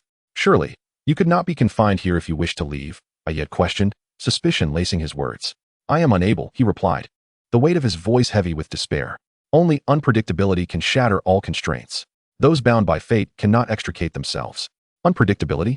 Bound by fate?" Ayed inquired. "Are you suggesting that I am the variable?" "Yes, your existence is an anomaly that should not have occurred. Thus, your current presence represents the variable." Upon hearing this, Ayed fell into deep thought. "So, according to the trajectory of fate, I should not exist within the magical realm, or perhaps I do not exist at all. Now, due to my presence, those once shackled by fate may have a chance at liberation, and whether that potential becomes reality hinges upon my actions." "Are you implying that my arrival has disrupted the original course of fate, yet if I do not effect further change, destiny will merely pull the deviated path back into alignment?" Ayed queried, contemplating the implications. "You may interpret it thus. Fate is a predetermined line along which every individual traverses. Your arrival has bifurcated this line into two directions. If the deviation is minor, it will soon converge back into a singular path under fate's influence. But if the deviation is considerable, a new line of destiny will form, capable of altering the original trajectory. Thus, I find myself compelled to disrupt the potential events that may transpire, or to alter the predetermined outcomes, such as Cedric's demise, the death of the headmaster, and Voldemort's resurrection, among others. Indeed, it is a task that only you can accomplish. Others remain shackled to the trajectory of fate for the time being. If this is the case, I shall endeavor to give it a try. Ayed has never been one to adhere strictly to convention. If there exists a possibility to change Cedric's fate, then a bold attempt is warranted. You must consider this. Although you are the variable, the price to pay will be considerable, Grindelwald suddenly cautioned. There is no need for deliberation. My intention has always been to save Cedric. Now, there is merely an additional headmaster involved. And if a new line of destiny does not form, even if I manage to save Cedric once, he will still encounter numerous fatal predicaments. Only by forging a new line of fate can Cedric live safely. Achieving this, of course, demands a significant sacrifice. Destiny is not easily altered. However, if it is for Cedric, I would not hesitate to pay the price, even if it were my own life. Upon reaching this conclusion, Ayed felt a sudden clarity. He found himself quite alone, with only Cedric as his dear friend. If he could change Cedric's fate, then even a life for a life would be worthwhile, as the Diggorys have treated him well, and this would be a way to repay their years of kindness. Very well, since you have come to such a realization, I shall share all that I know with you, Grindelwald replied, evidently pleased with this outcome. Chapter 16, Homeward Bound and Shopping in Diagon Alley. After spending a few days in Nurmengard, and upon the completion of the intelligence exchange, Ayed prepared to return to London. This meeting with Grindelwald had gone remarkably smoothly. Not only had he obtained a wealth of information, but he also secured a promise of assistance from the Saints in gathering intelligence, thereby relieving himself from the burden of scouring for information. It must be said that Grindelwald, the Dark Lord, was undeniably far superior to Voldemort. Even after being imprisoned for nearly half a century, he still commanded the service of saints, and although physically present in Nurmengard, he was well informed of many events transpiring outside. Next, he needed to carefully strategize how to alter the lines of fate and return home to spend the remainder of the holiday with Cedric. Through calculations with Grindelwald, the primary points requiring alteration emerged as 1. The wrongful conviction of Sirius Black, 2. The Triwizard Tournament, 3. The death of Headmaster Dumbledore, and 4. The demise of Professor Snape. Previously, Grindelwald had shown Ayed the grim conclusion of the predicted war, which was devastating. Most perished in Voldemort's invasion, including one of the Weasley twins. Although many details were lacking in the prophecy, significant insights could still be gleaned, such as Professor Snape being on the side of justice and Dumbledore having accounted for his own demise. Moreover, the boy who lived was indeed an accident-prone individual. Ayed found it hard to fathom that during his year at Hogwarts, the most significant incident had been his own alchemical mishap, whereas since Harry Potter's enrollment, perilous events occurred annually, as if Voldemort had timed his malevolence to coincide with Harry's schooling. For now, it would be best to return home and rest. The school year would soon become lively. After several days of travel, Ayed finally arrived back at his London residence in early August. Having not seen Cedric for over a month, he noticed that Cedric had grown taller and his demeanor had matured significantly, increasingly embodying the essence of the Cedric he would become in 4 years. After reuniting with Cedric and delivering the gifts he had procured during his journey to the Diggory household, Ayed commenced his solitary domestic life. He had acquired a plethora of materials from Grindelwald that would require extensive study. Despite Ayed's engrossing research, he remained punctual in sharing meals with Cedric, allowing for moments of relaxation. Cedric, in turn, would often accompany Ayed during his studies, whether reading or observing Ayed's research.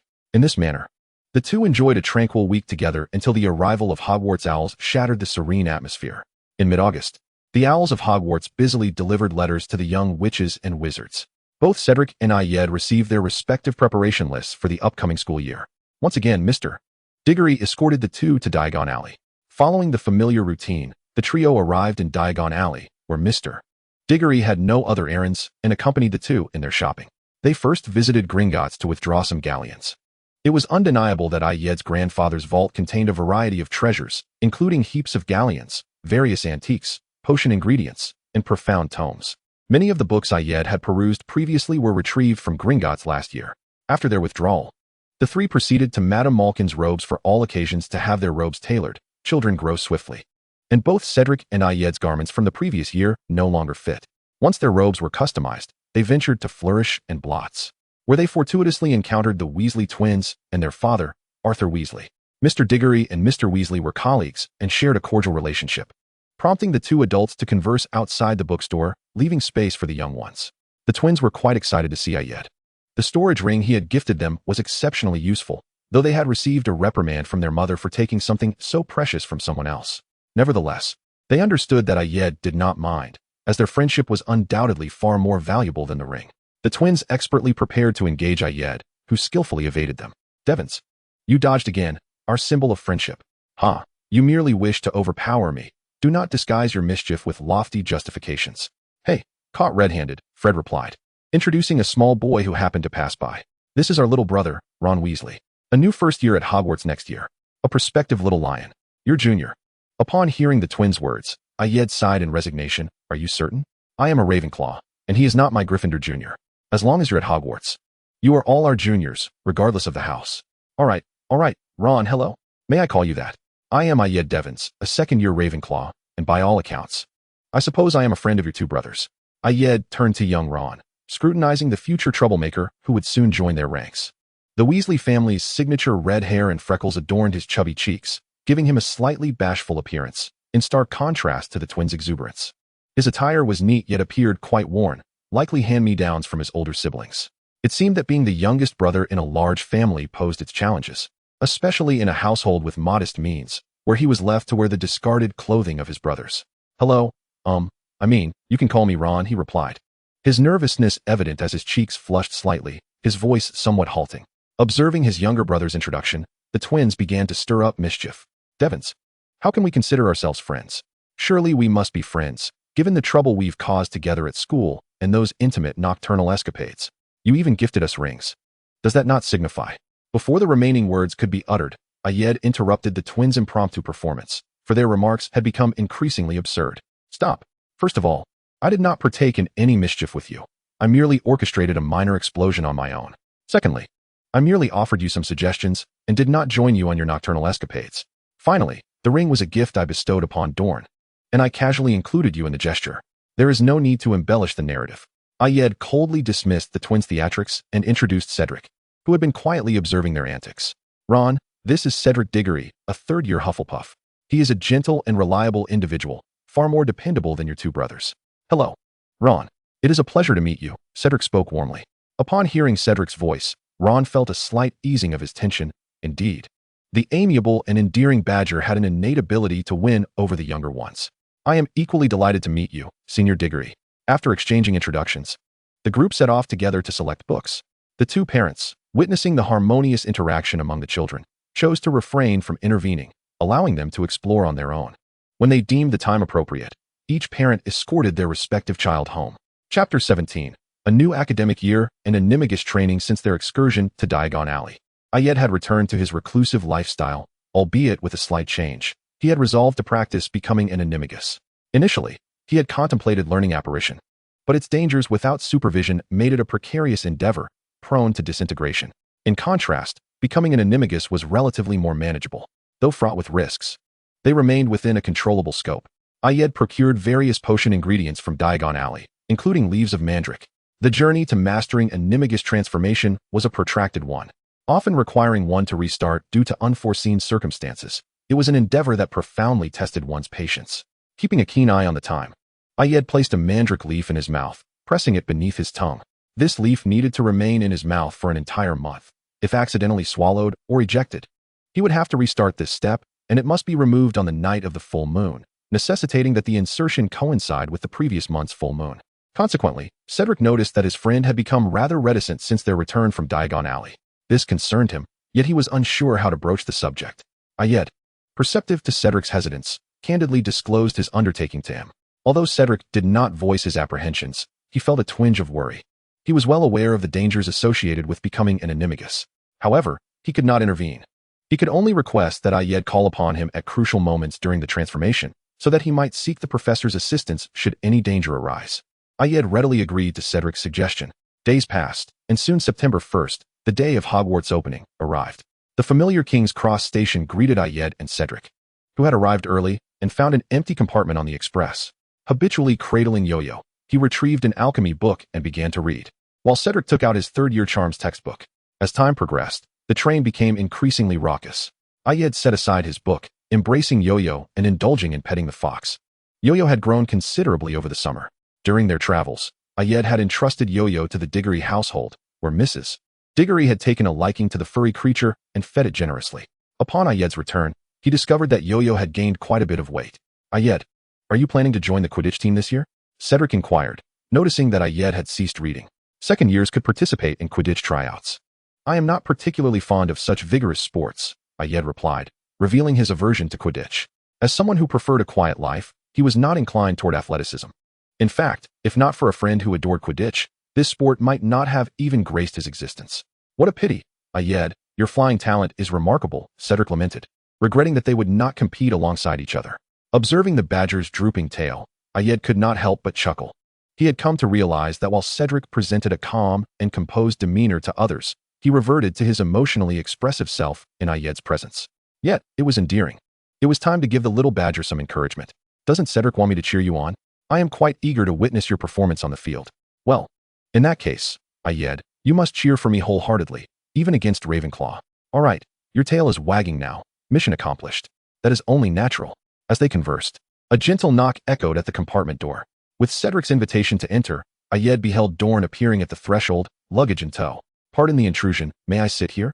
Dorn murmured, her gaze cast downward. "Come in. Do you need help with your luggage?" Upon hearing the familiar voice, Dorn quickly lifted her head, revealing a bashful smile upon recognizing Ayed. "Devin, it's you. And Cedric Diggory. All right, let us talk inside." Noticing Dorn's inclination to continue chatting at the door, Ayed interrupted, urging her to enter first. After stowing her belongings, Dorn settled across from Ayed and regaled him with tales of her holiday adventures, filling the compartment with warmth and laughter. The second year was not markedly different from the first, although some changes were apparent. For instance, Cedric's training sessions for Quidditch had intensified, as the previous Seeker had exited the team, leaving him as Hufflepuff's official Seeker. The increased training load had minimal impact on Ayed, who simply shifted his reading locale from the library to the Quidditch pitch. Moreover, two particular Gryffindor twins had joined the Quidditch team as beaters, resulting in their captain training them so rigorously that they had little time left for mischief. Lastly, among the new first years, one particularly caught Ayed's attention: Cho Chang, the girl who had been selected in his dream as Cedric's treasure. She had been sorted into Ravenclaw. Although they were in the same house, they had not encountered each other frequently since the start of term, only crossing paths in the Great Hall and library on a few occasions. From these encounters, Ayed noted that she was quite pleasant, possessing a softness characteristic of her East Asian heritage, and her demeanor was reserved and gentle. A stark contrast to most girls at the school. One could say Cedric had exquisite taste. She was indeed a commendable young lady, fitting to be Cedric's treasure. However, Ayed could not quite fathom how the two had struck up a connection, for while Cedric excelled academically, he was not one to frequent the library. It could be said that without Ayed's influence, Cedric would resemble other badgers, only visiting the library before final exams. Yet, this thought lingered briefly. Matters of the heart should unfold naturally, and fate would take its course. In contrast, Ayed was more concerned about Yo-Yo, though still allowed to roam freely as before. He had recently heard from Hagrid that Yo-Yo had been frequently venturing deep into the Forbidden Forest, leaving Ayed curious about what might be drawing the little creature. It seemed prudent to find time to venture into the Forbidden Forest and uncover the mystery behind Yo-Yo's behavior. During this period, Ayed had meticulously prepared the dew and the cocoons of the ghost moth necessary for the second phase of a Nemesis transformation. He could also take the opportunity to bury the nearly ripe leaves of the mandrake properly. Chapter 18. The Unicorn and the second phase. Since Ayed made the decision to venture into the Forbidden Forest a few days ago, he had been quite busy. Although the creatures within the forest posed little threat to him, it was imperative to ensure adequate protection. Once prepared, Ayed set out on a nocturnal expedition into the Forbidden Forest on the night of the full moon. Upon entering the forest, he focused his mind, vigilant against potential dangers that might arise. Through the insights of some small creatures in the forest, he learned of Yo-Yo's current whereabouts, near a secluded gorge deep within the woods. Proceeding with caution, Ayed found that the nocturnal beings of the forest were relatively sparse, allowing him to navigate smoothly. Just as he approached the gorge, a glimmer of silvery light captured his attention. It was a unicorn, basking in the ethereal glow of the moonlight. Ayed remained still, reluctant to disturb the unicorn's serene moment. Such a sacred and beautiful creature deserved admiration from afar. However, it was evident that a certain exuberant little fox, recently intoxicated by revelry, had no such reservations. A flash of white darted past, leaping directly onto the unicorn's back. Although the darkness obscured his vision somewhat, Ayed quickly recognized that the creature on the unicorn's back was none other than Yo-Yo, his primary objective for this nocturnal journey. The unicorn, far from being startled by the sudden intrusion, responded with a delighted whinny, suggesting that Yo-Yo had recently made a new friend in the depths of the forest. Yo-Yo, Ayed called out to the little fox. Ayya. Upon seeing Ayed, Yo-Yo joyfully bounded over, circling him while exclaiming, Did Ayya come to find me? I haven't seen you in days. I've missed you. It's precisely because you've been wandering into the forbidden forest so frequently that I couldn't find you when I visited Hagrid's hut, Ayed replied, scooping Yo-Yo into his arms. At this moment, the unicorn ambled over, regarding Ayed and then Yo-Yo in his embrace. Are you the Ayya that Yo-Yo speaks of? You seem quite amiable. I am Evrel, the unicorn introduced itself. Greetings, Evrel. I am Ayed Devons. Feel free to call me Ayya, just as Yo-Yo does, he replied. Ayya. Ayya. Evrel is my new friend, and it's so beautiful, Yo-Yo exclaimed, still brimming with excitement. I can see that. Evrel is indeed exquisite. However, this does not excuse your frequent escapades into the forbidden forest without so much as a word. Hagrid has been quite distressed lately due to your constant disappearances. If you wish to continue enjoying Hagrid's provisions, it would be wise to refrain from straying too deep into the woods, Ayed cautioned. Excuse me, but is Hagrid the little giant who resides in the forest? Evrel inquired. Indeed, I am a student at Hogwarts, and Yo-Yo prefers not to stay in the dormitory, so I entrusted him to Hagrid. Recently, due to Yo-Yo's incessant wandering, Hagrid has had to expend considerable time searching for him, Ayed explained. I know Hagrid. He is a pure-hearted human. I used to frolic nearby often. In the future, I shall play in closer proximity to Hagrid, Evrel said understandingly. Evrel, it would be prudent for you to remain deep within the forest. The outskirts can sometimes harbor intruders who might pose a threat to your safety, Ayed expressed his concern. There were many treasures upon the unicorn, and should it encounter an avaricious individual, it could be in grave danger. The prophetic dreams had revealed that Hogwarts' defenses were not as impenetrable as they seemed, with numerous vulnerabilities still present. Fear not, I shall endeavor to play near Hagrid. I am aware that he protects the creatures within the forest, Evrel reassured him. Very well, I shall concoct a protective charm for you. Should anyone attempt to harm you, I will be alerted. What kind of adornment do you prefer? Ayed offered, still somewhat apprehensive, but willing to provide Evrel with the necessary safeguards, for after all, it was a unicorn. I would like something akin to what Yo-Yo wears. I find it quite lovely, Evrel replied, pleasantly surprised at the prospect of receiving a gift. Of course, I shall bring it to you once it is completed. After a lengthy conversation, Yo-Yo, unable to contain his enthusiasm, exclaimed, Does Evrel also like the gift Ayya gave me? I adore it. Ayya is the best. Indeed, I find it delightful. Ayya is very kind. And I too cherish Ayya, the unicorn responded, lowering its head to gently nuzzle Ayed's cheek. I too hold a fondness for both Yo-Yo and Evrel, Ayed said, finding a suitable spot to sit down. Evrel nestled beside him. Do you reside nearby, Evrel? Ayed inquired, slightly curious. Indeed, our kind dwells within the gorge, Evrel replied. In the future, should anyone inquire, it is best not to disclose your location. If ill intentions arise, it could bring trouble to your kin. Hearing Evrel inadvertently reveal their group's location made Ayed uneasy. Such an innocent unicorn could easily be led into a trap. I only shared this because it is you. Ayya, I know you are not a bad person, Evrel assured him. Indeed, Ayya is not a bad person, Yo-Yo echoed. While I appreciate your trust, I must caution you that humans can be quite complex. It is wise to remain vigilant, Ayed advised. I understand, Evrel replied, somewhat disheartened. It would not be foolish enough to reveal its kin's whereabouts to others. Sensing Evrel's discontent, Ayed shifted the topic. Evrel, since you reside in this vicinity, do you know of a place that is particularly safe? Ideally, a location devoid of both humans and animals, as I need to bury something. You've come to the right person. I know this area intimately. There is indeed a place, and I shall guide you there. With that, Evrel invited Ayed to mount its back, and once Ayed was comfortably seated, Evrel took off at a swift gallop. After a brief period, Evrel brought Ayed to a secluded lake. Ayed dismounted and surveyed the area. It was indeed deep within the forbidden forest, but numerous creatures frequented the spot to drink, which hardly qualified as safe.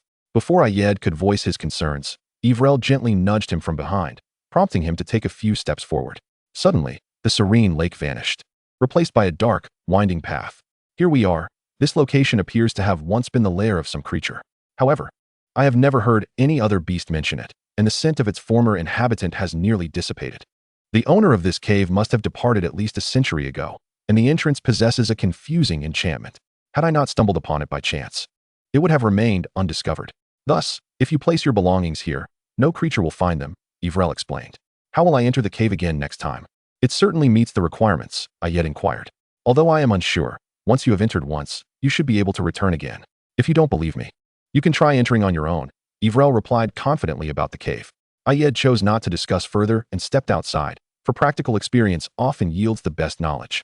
Emerging from the cavern, Ayed discerned that he could indeed faintly sense the cave's presence, likely enchanted by a spell akin to the unbreakable vow. This notion intrigued him, and he contemplated delving deeper into its mysteries at a later time. Upon confirming that he could re-enter, Ayed hesitated no more. Before stepping back into the cave, he meticulously prepared a crystal vial filled with his saliva, within which he placed mandrake leaves to bask in the moonlight, along with strands of his hair and dew collected on a silver teaspoon, ultimately adding the pupa of a boggart moth. Having completed this ritual, Ayed positioned the crystal vial deep within the cave and departed with Ethel. With both objectives of their visit to the Forbidden Forest accomplished, Ayed bid a fond farewell to Ethel, promising to return with friends to introduce her. With Ethel's reluctant gaze upon him, he stepped out of the Forbidden Forest. Chapter 19, Confinement and Halloween. Since their nocturnal excursion into the Forbidden Forest, Ayed's life resumed its prior tranquility. He attended classes, read books, observed Quidditch practice, engaged in alchemy, and brewed potions. As for the protective necklace he had promised Ethel, he commenced its crafting upon returning from the forest, and once completed, entrusted it to Yuya for delivery. This necklace required considerable effort on Ayed's part, as it was designed to perfectly conform to the wearer's physique, allowing both Ethel and Yuya to use it. Of course, he could not neglect the daily animagus ritual at dawn and dusk. Having progressed to the third stage, he could not afford to falter by neglecting his incantations. Thus, life flowed serenely until the eve of Halloween. While concocting various trinkets in the room of requirement, Ayed noticed that Dorn had been somewhat distracted during his plant care duties for several days. Such behavior was atypical of Dorn, who was deeply devoted to his botanical charges. Previously, he had always arrived in high spirits, and Ayed relied on a significant portion of his potion ingredients sourced from Dorn's cultivated plants. Concerned for the future supply of his potion materials, Ayed inquired about Dorn's well-being, but Dorn simply replied vaguely that he would be fine in a few days. Noticing Dorn's melancholy demeanor, Ayed resolved to brew some soothing and uplifting potions for him, hoping that if Dorn's condition did not improve, he could at least find some comfort in the elixirs. Unfortunately, Professor Snape discovered this endeavor. True to his reputation as the youngest master of potions, he identified the scent of potion residue on Ayed's robes during class. Consequently, Ayed was punished with 3 months of confinement for brewing dangerous potions without a professor's supervision. Effective after Halloween, Ayed suspected this was a form of retribution from Professor Snape for his frequent inquiries, though he lacked concrete evidence. Fortunately, the confinement period would largely coincide with sunset, allowing him to continue his animagus practice undisturbed. This year's Halloween would be celebrated with the customary grand feast at Hogwarts. From the break of dawn, the professors busied themselves preparing for the evening's festivities. In a nod to the occasion, the Quidditch teams from all houses suspended their training for the day, granting Cedric a rare opportunity for rest. To honor his dear friend, Ayed took it upon himself to prepare a lavish breakfast for Cedric, rewarding him for his considerable responsibilities. After their meal, the two friends strolled to the edge of the Black Lake. Cedric relished this rare moment of leisure, as the intensified Quidditch training regimen and additional elective courses had left him somewhat weary. Recognizing his fatigue, Ayed refrained from suggesting a visit to the library during this precious break. They settled in their favorite spot, basking in the tranquility of nature. While Ayed casually shared some tidbits Cedric was unaware of. Recently, Yia had made friends in the Forbidden Forest, frequenting their company for play. Are the creatures there not perilous? Have you ventured there?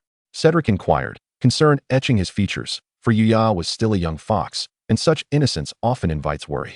I have indeed visited. A unicorn, no less. Quite the surprise, is it not? Ayed replied, a hint of pride in his voice, considering that few aside from Hagrid had glimpsed such a rare creature in the Forbidden Forest. Cedric's astonishment was palpable. Truly? I wish to see it. In due time, I shall take you to meet Ethel. She is an exquisite unicorn. However, as the conversation turned to unicorns, Ayed was suddenly reminded of a troubling vision he had experienced, a scene of a fallen unicorn, seemingly lifeless, surrounded by silvery blood, indicative of an unnatural demise. He furrowed his brow, realizing this matter warranted close attention, especially since Ethel enjoyed frolicking outside, often accompanied by Yuya. Should anything untoward occur, both young creatures could be in peril. Noticing Ayed's troubled expression, Cedric inquired with genuine concern, what troubles you? Have you recalled something? Detecting the worry in Cedric's tone, Ayed managed to smile. It is nothing grave, merely an unsettling premonition. Such feelings are often subjective. There is no need to dwell upon them. Ayed refrained from divulging the specifics of his prophecy, wary of inviting further complications. while Cedric, despite being a mere badger, possessed an uncanny sensitivity towards matters concerning Ayed, perhaps due to their close familiarity. Initially, Ayed believed this matter would pass without further incident, yet it was evident that Cedric felt otherwise. His concern deepened, and he was vexed by Ayed's nonchalance regarding the ominous premonition. What do you mean by an unsettling feeling? A wizard's intuition can sometimes be remarkably accurate. Do not dismiss it lightly. It pertains to the unicorn, but I do not foresee any immediate danger. I shall remain vigilant. There is no need for you to worry. Cedric, by the way, I have reached the 3rd stage of my Nemesis training. I merely await a stormy day to progress. Ayed wished to steer the conversation away from the foreboding topic. Discussing prophecies could lead to uncontrollable variables, and he was reluctant to share that he was destined to meet his end in the near future. Cedric only needed to live joyfully, while Ayed would manage the rest. Recognizing Ayed's reluctance to elaborate, Cedric deftly changed the subject. You may have to wait a bit. I have checked, and there will be no storms in the near future. Although he sensed Ayed was withholding something, he remained unconcerned, for their frequent companionship would surely yield further revelations. The two then engaged in light-hearted discussions about their studies, savoring the easy camaraderie as they awaited the arrival of the Halloween feast. This year's banquet appeared no different from the last, featuring the familiar decor of live bats and Hagrid's colossal pumpkin carved into a lantern. Ayed listened with mild amusement as the younger students chattered about matters beyond academia, such as a pet that had inadvertently scurried into Filch's office or a rivalry between a Slytherin gentleman and a Gryffindor over a certain lady. Notably, he was struck by the mention of a talented young girl from the East with remarkable flying abilities, who had caught the attention of the Quidditch team captain. Realization dawned upon him. It must be Cho Chang, which meant her connection with Cedric was rooted in Quidditch. It seems somewhat understandable, albeit a touch vexing. He simply harbors a disinterest in Quidditch. Otherwise, surely he would have been the seeker for Ravenclaw. Nevertheless, after a brief moment of disappointment, he reconciled himself to the situation, recognizing that there were matters of greater importance demanding his attention. Quidditch, a mere frivolous pastime, could be left to others. Yet, how do these individuals acquire so much gossip? Ayed found himself curious, knowing well that the little eagles of Ravenclaw would not readily divulge such information, given their innate disposition. Thus, he inquired of Anthony, seated beside him, regarding the peculiar abundance of rumors circulating within the house today. There are indeed rumors that surface from time to time, but seldom do they manifest in such a crowded setting.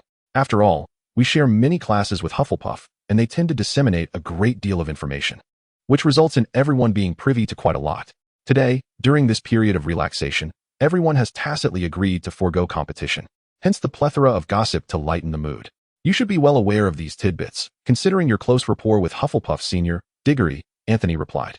The other two roommates, intrigued, joined the conversation, asking, Indeed, how is it that you are so well acquainted with Hufflepuff's Diggory? Ayed regarded his gossipy roommates with a puzzled expression. We are neighbors, having grown up together. It is only natural for us to have a good relationship. To others, such camaraderie may seem quite ordinary, but for you, it is rather peculiar. We have shared a dormitory for a year now, and I have yet to witness a bond of that nature. You are a lone wolf. When we first learned of your close friendship with Diggory, we were astonished for quite some time, Kevin remarked, beginning to jest. Could it be that our time together has simply not been sufficient? I yet had not considered how others perceived him in this light, yet it appeared to be the case. Most of his time was dedicated to studying and conducting experiments, with his free moments predominantly spent alongside Cedric. His amicable relationship with the twins stemmed largely from their inherent sociability, while his rapport with Dawn was due to the latter being his potion supplier. All right, I concede that I do spend a considerable amount of time reading and experimenting on my own, but you are still my friends. After all, we exchanged gifts during Christmas. So, in your view, exchanging gifts qualifies as friendship? What a refreshingly straightforward criterion for companionship, Kevin continued to tease.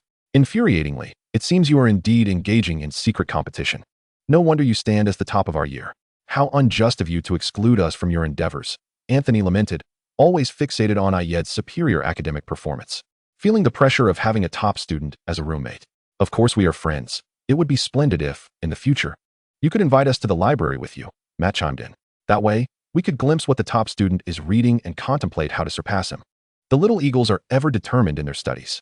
The second-year Halloween concluded amidst lively chatter. Chapter 20, Dungeon Detention and Christmas Arrangements. After a relatively relaxed Halloween, Ayed faced his first detention in 2 years. Following dinner, he dutifully made his way to the dungeon to comply with the day's detention directives. The Medusa at the door recognized Ayed as the individual previously mentioned by the headmaster and granted him entry without hesitation. Upon entering the dungeon, he beheld the professor seated at a table, visibly agitated as he graded papers. Noticing Ayed's entrance, Professor Snape glanced up briefly, levitating a piece of parchment towards him before returning to his grading.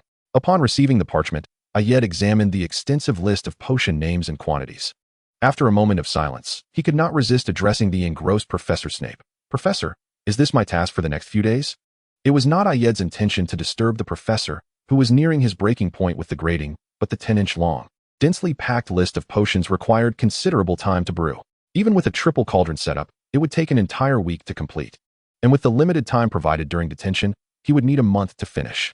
Thus, 3 months of detention felt like the professor had simply assigned him labor, leaving Ayed somewhat disheartened. "A week to brew the first third," Snape replied, his head still bowed. "I trust Mr. Dervish does not require the pity of his potion master to learn how to manage his potion brewing schedule efficiently. After all, Mr. Dervish is already capable of brewing both calming and joyous potions independently." Without raising his head, Snape regarded Ayed as a competent laborer, demonstrating a rare leniency. Had it been any other student interrupting him in such a fraught state, they would not have been met with such light words. "Rest assured, I shall complete it, Professor," Ayed replied in a familiar tone. Although the task was somewhat pressing, he was confident that with a quadruple setup, he could accomplish it. It was time to challenge himself. Ayed turned and entered the Potion Master's workshop, retrieving the necessary potion ingredients and beginning to brew according to the sequence outlined on the parchment. Simultaneously managing 4 cauldrons required immense concentration and a keen understanding of potion making.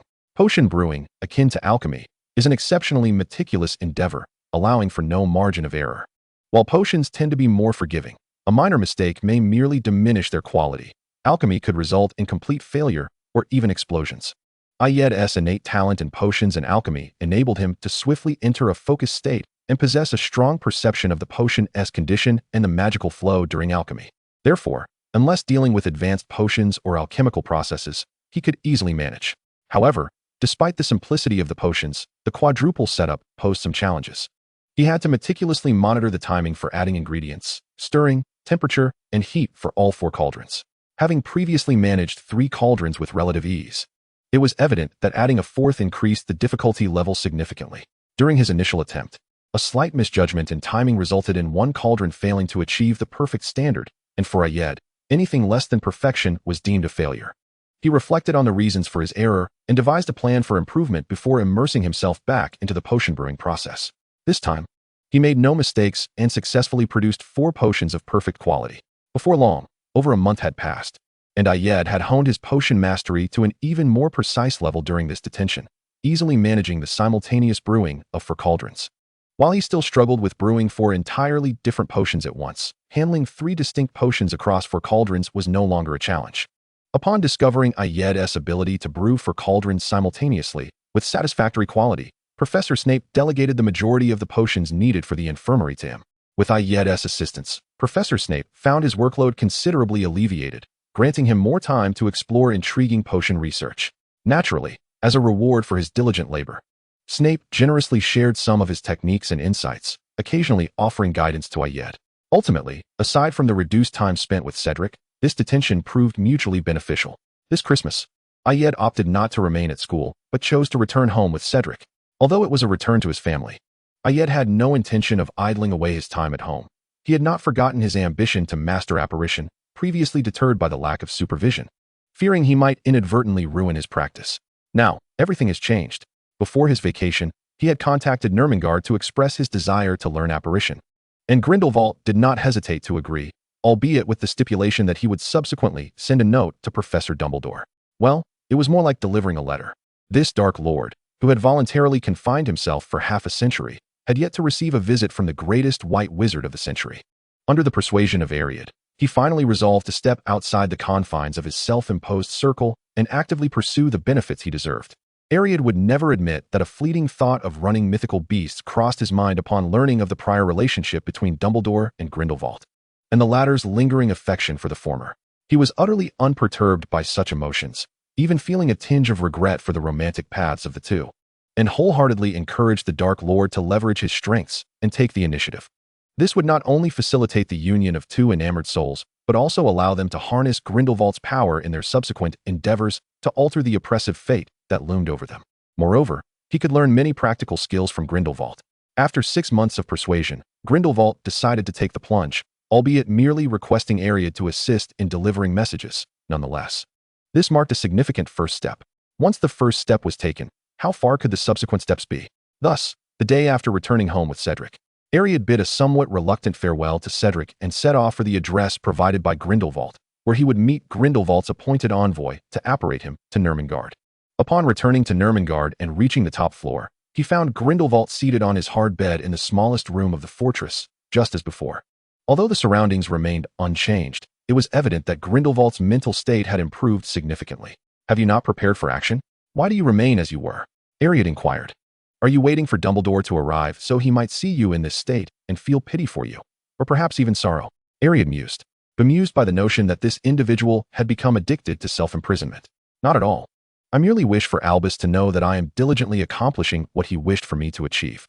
Grindelwald's voice was no longer the raspy whisper it once was, but rather a deep, resonant tone that flowed like the murmurs of a lover, especially when certain names were mentioned, imbued with emotions that could set hearts aflame.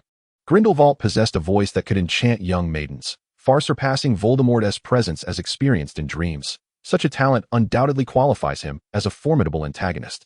All right, I understand. But how do you intend to teach me apparition while remaining confined within Nurmengard? I have no desire to disintegrate myself, Ariad replied, albeit with a begrudging respect for Grindelwald's choices, recognizing it as a matter of intimacy between lovers. Reflecting on how the First Wizarding War stemmed from a dispute between young lovers, he felt a profound sense of loss for those who perished in that era. I have indeed arranged for someone to watch over you. Do remember to collect the letter before you depart. I have not corresponded with Al for 45 years. I hope you can bring me his reply swiftly, though it would be best if Al could visit me in person, Grindelwald expressed with anticipation. You know that is impossible. I will do my utmost to ensure the headmaster replies, but after this, I am certain he will view me as a dangerous individual, perhaps even as a spy you have sent. Ariad contemplated, a sense of worthlessness creeping in. In truth, agreeing to assist Grindelwald in delivering messages had a deeper intention, to capture Dumbledore's attention. The headmaster had undoubtedly laid many plans regarding Voldemort. Collaboration would surely be more effective than solitary action, and Dumbledore's strategies would undoubtedly surpass his own. After all, he was an elder who had lived over a century. Never underestimating the wisdom accumulated over the years, especially someone destined to become the greatest white wizard of the century. I would indeed think so. Which is why you might disclose some information to earn his trust, at least enough for him to consider you a partner, don't you think? A clever little fox, who could not be oblivious to his own designs. However, having this young man collaborate with Al was advantageous. His capabilities could greatly assist Al in various ways. Very well, I shall begin my studies. In the meantime, prepare your own letter. Remember, the headmaster's actions upon seeing the letter will depend on its content. I am merely a courier. Ariad shrugged, then departed from the tower's summit. As anticipated, a middle-aged man awaited him below. After a brief exchange, Ariad departed Nurmengard with this individual known as Hoyle Rocher. Chapter 21. The End of Vacation and the Sending of Letters. Through diligent efforts during the Christmas holiday, Ariad had mastered the skill of apparition with remarkable proficiency. Indeed, with this newfound ability, his speed of travel had significantly increased, allowing him to return from Nurmengard to London in considerably less time than before. Ariad arrived home, bearing a collection of letters Grindelwald had sent to Professor Dumbledore. As the sun set once more, he pointed the tip of his wand towards his heart, suddenly perceiving a second heartbeat. Though delighted that he had succeeded halfway through the third phase, he quickly recited the incantation he had long since memorized, Amato, Animo, Animato, Animagus.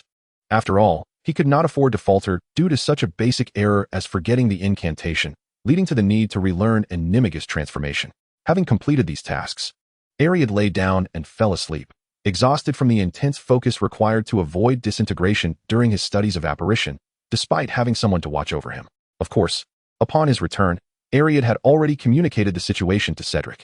As a commendable friend, how could he allow his close companion to worry about him? It was only right to promptly report his whereabouts, ensuring Cedric's peace of mind. The following morning, Ariad prepared breakfast, and Cedric arrived right on time. Over the years, their familiarity had deepened, enabling them to appear in each other's presence at the most opportune moments. Cedric naturally settled at the dining table, eating while remarking, "You've packed your things for the return to school, right? Of course, everything is stored in my storage ring. How do you find the storage ring I gifted you for Christmas? Quite useful. I see it can even store living beings." Indeed, that's just one of its many functions. It also serves as a protective ring, capable of deflecting the killing curse, something I spent considerable time researching, Ariad replied with a hint of pride. The ability to incorporate such diverse functionalities into a small ring was indeed a breakthrough. His next research endeavor would focus on creating an external magical energy replenisher, capable of continuously supplying wizards with magic. "Thank you, Ariad," Cedric said suddenly, smiling warmly. As Ariad beheld Cedric's gentle and joyful smile, he felt his heart flutter unexpectedly. Lowering his gaze to mask the momentary contemplation that had crossed his mind, he took a bite of the sandwich he held. "It's nothing. We are best friends. And such matters are best kept private. Best to give it to you. Haven't you noticed that many of my belongings are directly attached to you?" Ariad replied, all the while pondering the peculiar heartbeat he had just experienced. Could it be related to the emergence of the second heartbeat during his Nemesis transformation last night? Though it has never been explicitly stated in the text, it remains a possibility that such occurrences may be coincidental and, thus, not documented, which is entirely understandable. Upon reaching this conclusion, Ayed regained his composure and resumed his breakfast with Cedric. Upon returning to school, Ayed refrained from directly delivering the letter to Dumbledore, as that would be too conspicuous. Moreover, the ghosts and portraits within the castle could pose complications, and he was reluctant to publicly associate himself with Grindelwald. After several days of contemplation, he resolved to enlist Yuyo's assistance in delivering the letter. As the sole white fox cub in all of Hogwarts, Yuyo was exceptionally recognizable, and everyone knew that this little fox was Ayed's pet.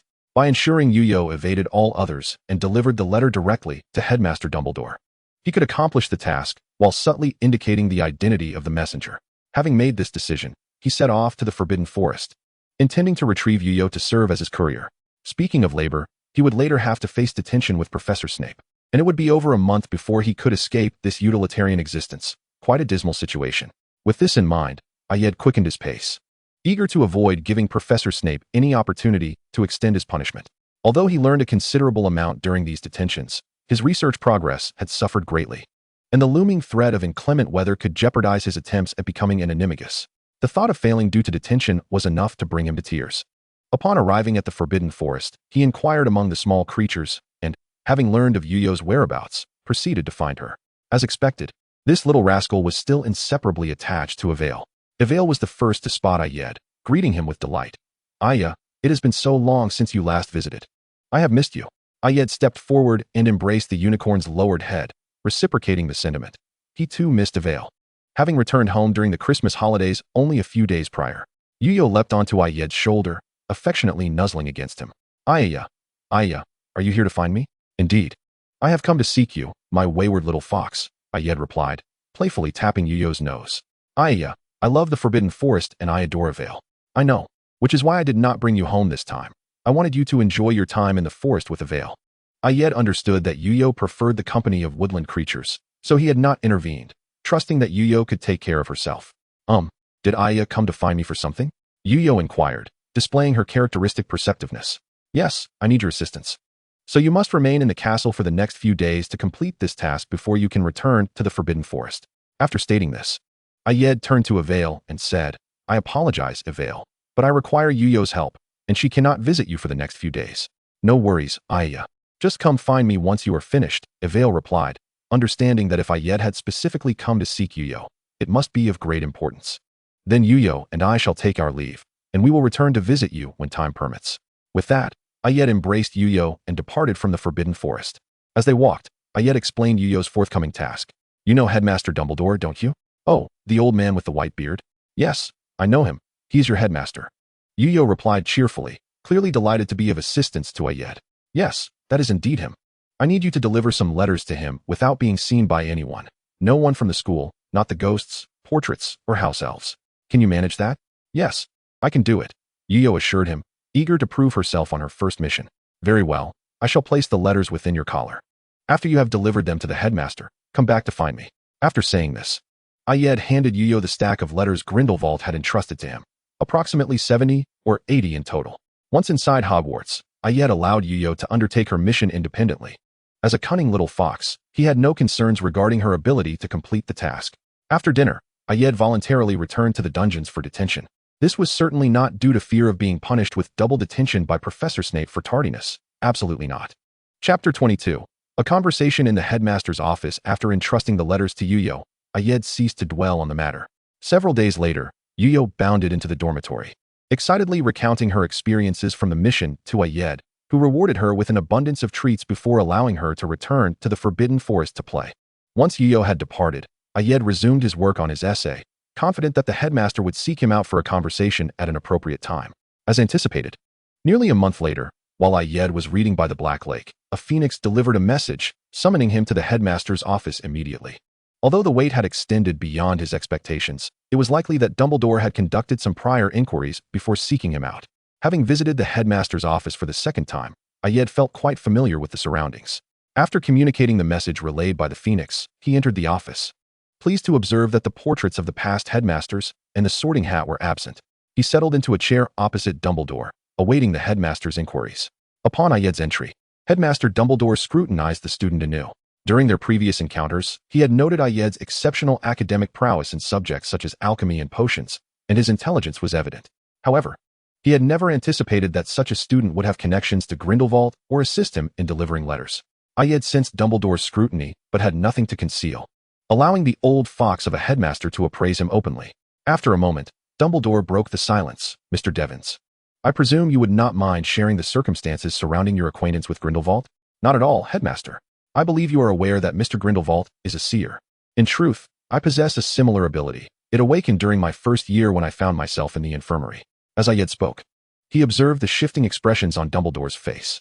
During that prophetic vision, I glimpsed certain futures that were difficult to accept, which prompted me to seek change. Ultimately, my intuition guided me to Nurmengard in July of last year, where I encountered Mr. Grindelwald, who was imprisoned there. At this point in his narrative, Ayed paused, gauging Dumbledore's contemplative expression, which suggested he was assessing the veracity of Ayed's words. What did you discuss during your meeting?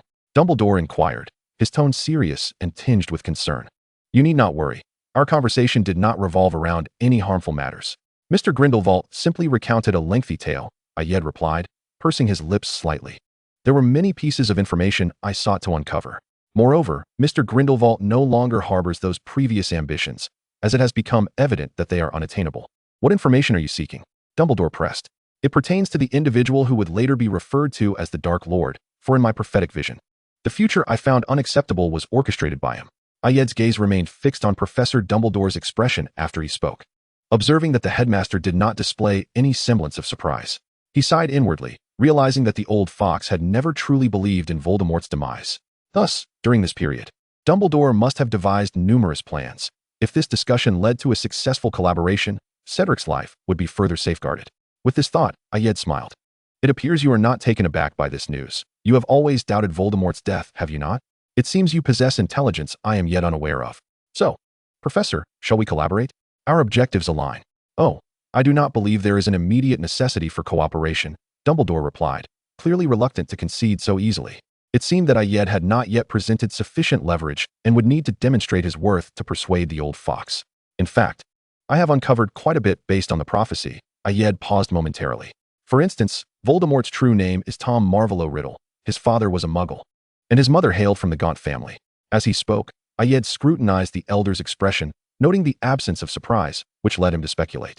I have also deduced certain insights from Mr. Grindelwald's intelligence. Your unwavering belief in Voldemort's continued existence stems from your knowledge of his creation of Horcruxes, does it not? Ayed emphasized, as long as the Horcruxes endure, the Master Soul remains unvanquished. Given the right opportunity, Voldemort may indeed resurrect. The moment he uttered this, Ayed suddenly felt a constriction in his breath, a sharp pain in his heart, and his complexion paled, beads of cold sweat forming on his brow.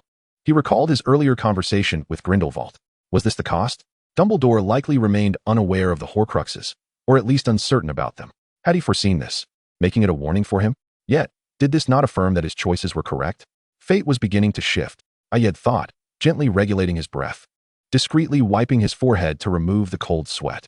At that moment, Dumbledore was immersed in thoughts regarding Tom's creation of Horcruxes, reminiscing about his memories with Tom, thus oblivious to Ayed's unusual demeanor. After 3 or 4 minutes, Dumbledore finally spoke. Mr. Devons, you have indeed won. You possess the capital for collaboration. Clearly, Ayed's display of prophetic abilities and intelligence gathering had impressed the greatest white wizard. Since we are to collaborate, I would like to understand your purpose, Dumbledore inquired. My purpose, naturally, is to prevent the dreadful future I foresaw from coming to pass. More specifically, I wish for Cedric to remain alive, Ayed asserted resolutely, feeling the pain in his heart gradually subside, indicating that the warning was likely nearing its end. Rest assured, I am a person of weaknesses. As long as those weaknesses exist, I shall refrain from undertaking perilous actions. However, without constraints, I cannot predict what I might do. Ayed paused, subtly calming his breath. Thus, our collaboration hinges on Cedric's well-being. Observing Dumbledore's still tranquil expression, Ayed continued, I am also aware of your objective, to eradicate Voldemort entirely. In this endeavor, I shall assist you, whether it be through intelligence or safeguarding that boy who should not perish. It seems you possess considerable knowledge. I can agree to your terms. Should there be any further requirements, I shall communicate through my Patronus. Furthermore, I hope you will learn the art of mind shielding, as we cannot ascertain when Voldemort might return. You understand, too much information is unsuitable for him to discover. A Patronus for communication? Understood. I have already begun studying mind shielding, recognizing Voldemort's mastery over soul manipulation, Ayed replied. Additionally, I hope our collaboration remains discreet, shared only with a select few. As being a dark horse will serve us better, would it not? Ayed smiled slyly. That is only natural, Dumbledore acknowledged. In that case, I shall take my leave for now. Lingering too long may raise suspicions. Should any news arise, I will have Yo-Yo deliver it to you. As Ayed prepared to rise, he hesitated for a moment before continuing. By the way, Mr. Grindelwald is quite eager to see you. He hopes to discuss some information we previously deliberated upon, which you can learn through him, as his intelligence network is formidable. Ayed contemplated whether to proceed further, ultimately deciding there was little to lose. If you could also involve Mr. Grindelwald in our collaboration, our subsequent endeavors would proceed more smoothly, and the cost would be less than anticipated. After all, the wizarding community is small. It is prudent to retain as many as possible. Do you not agree? Ayed stated before departing the headmaster's office without waiting for a response. Watching Ayed's vanishing figure, Dumbledore smiled softly, murmuring, what a clever little fox. After tidying himself, he summoned Fawkes to transport him to Nurmengard. Although the little fox had spoken deliberately, he had not seen Gellert in quite some time and was indeed eager to discern the nature of the agreement between the young man and Gellert, hoping Gellert would share it with him. Upon returning to his dormitory, Ayed lay on his bed, inhaling deeply as his breathing grew steady and the sharp pain in his heart dissipated. However, the previous incident left him feeling uneasy, as its suddenness had nearly compelled him to cry out. He needed to acclimate to such circumstances and learn to subtly adjust himself, ensuring that unexpected situations did not sway him. After lying still for a while, Ayed retrieved a stamina potion and drank it, acknowledging that the earlier events had drained considerable energy. He needed to restore his physical state to face the day's confinement punishment in the dungeons. Chapter 23. The completion of a Nemesis transformation. Time flew by, and over 2 months had passed since Ayed's collaboration with Professor Dumbledore commenced, with Voldemort remaining dormant. The only significant development in those 2 months was Dumbledore's summons to Ayed upon returning from Nurmengard to discuss matters further. Following that, there had been little activity. However, during their second conversation, it was evident that Dumbledore's trust in Ayed had notably increased. A few days later, Ayed received a letter from Nurmengard, wherein Grindelwald subtly praised him while indicating that, in addition to the previously mentioned intelligence network, certain members of the Saints in Britain could be made available for Ayed's use. It seemed that the Dark Lord was willing to make concessions for his former lover.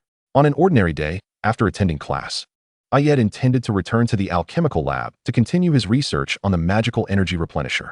As he traversed the castle, he suddenly glanced out the window, witnessing a flash of lightning streak across the sky. Ayed's heart raced. The long-awaited storm was imminent. Without hesitation, he sent a message to Cedric, instructing him to venture into the Forbidden Forest before making his way to the cave where he had previously placed the crystal vial. Retrieving the vial, he peered inside to find it contained only a single mouthful of blood-red potion. A wave of joy surged through him. He had succeeded.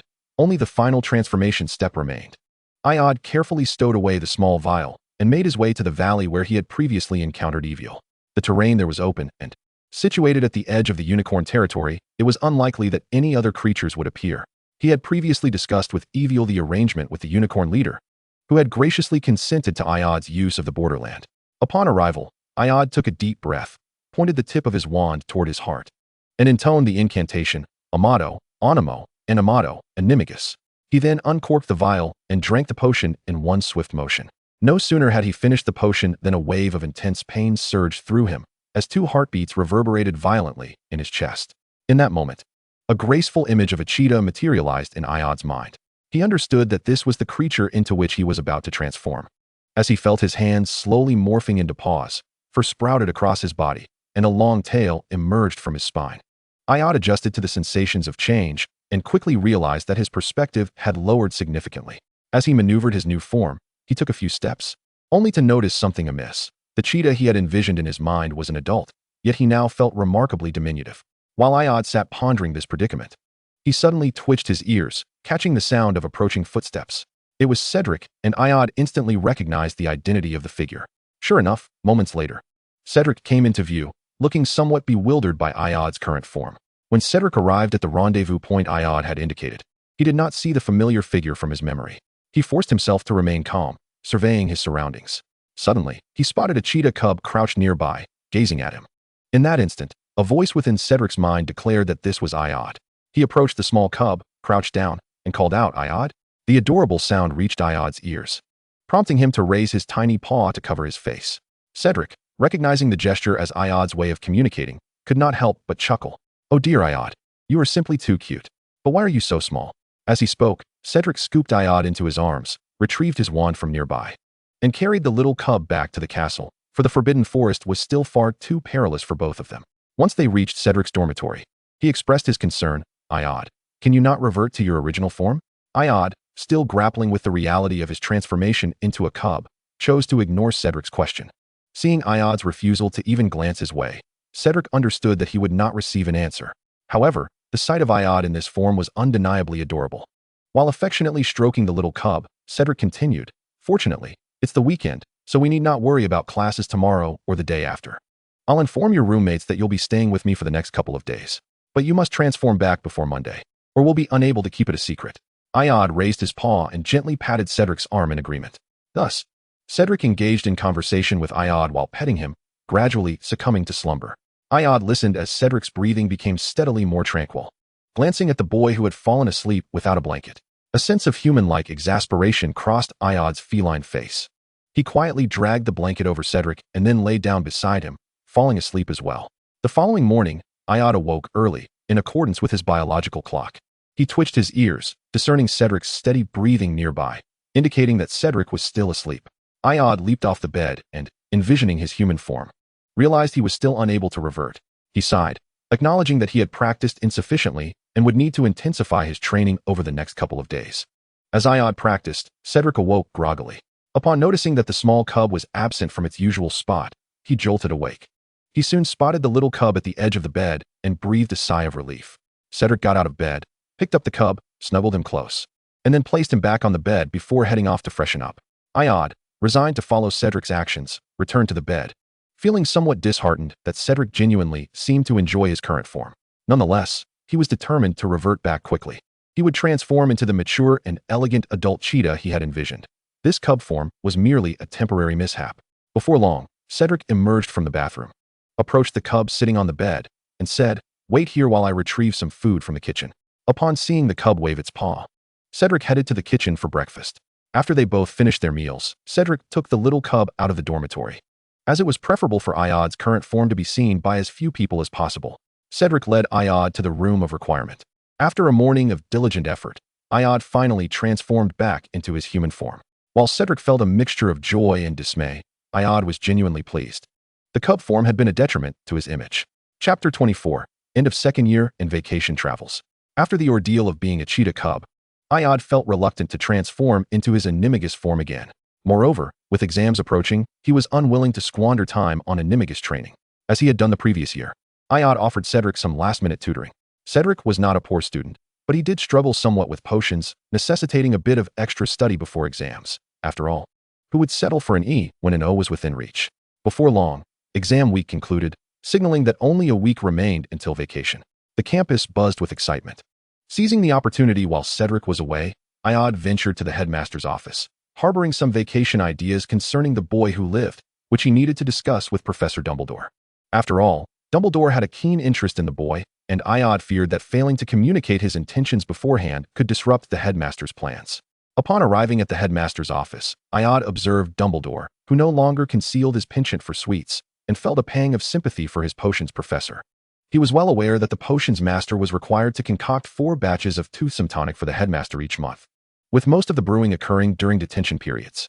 Upon noticing Iod's arrival, Professor Dumbledore smiled warmly and inquired, "Iod, what brings you here?" Since learning that the portraits and the current headmaster had a contract that prohibited the sharing of certain information, Iod no longer minded the portraits eavesdropping on his conversations. I have a few thoughts regarding the boy who lived. He will be starting school this year, and I believe it is essential for me to connect with him in advance, as well as with Cedric. Observing Dumbledore's calm demeanor, Iod continued, after all, having a few reliable upperclassmen to provide guidance could be quite beneficial, right? Moreover, establishing a good rapport would afford me the opportunity to be in proximity to him, facilitating my ability to protect him. Iod typically approached potential collaborators directly, valuing efficiency above all. So, what role do you envision taking on to approach him? Two kind-hearted travelers witnessed a young boy being bullied and decided to lend a hand. After lingering for a few days, they continued their journey, only to encounter the boy once more at school. What do you think of this storyline? Iod merely needs to leave an impression beforehand. Prolonged interaction is unnecessary. If that is the case, I believe it works well. We could even add a touch more, perhaps accompany him to Diagon Alley for some shopping, as sharing the wisdom of experience is quite significant, wouldn't you agree? The principal added with a warm smile. Indeed. Do remember to inform me in advance when you plan to visit Diagon Alley. Wishing you a delightful holiday. I shall take my leave now, Iod remarked before exiting the principal's office. This holiday requires thoughtful planning. Perhaps I shall whisk Cedric away to the forest to frolic with the animals, which would also serve as practical training, Iod mused.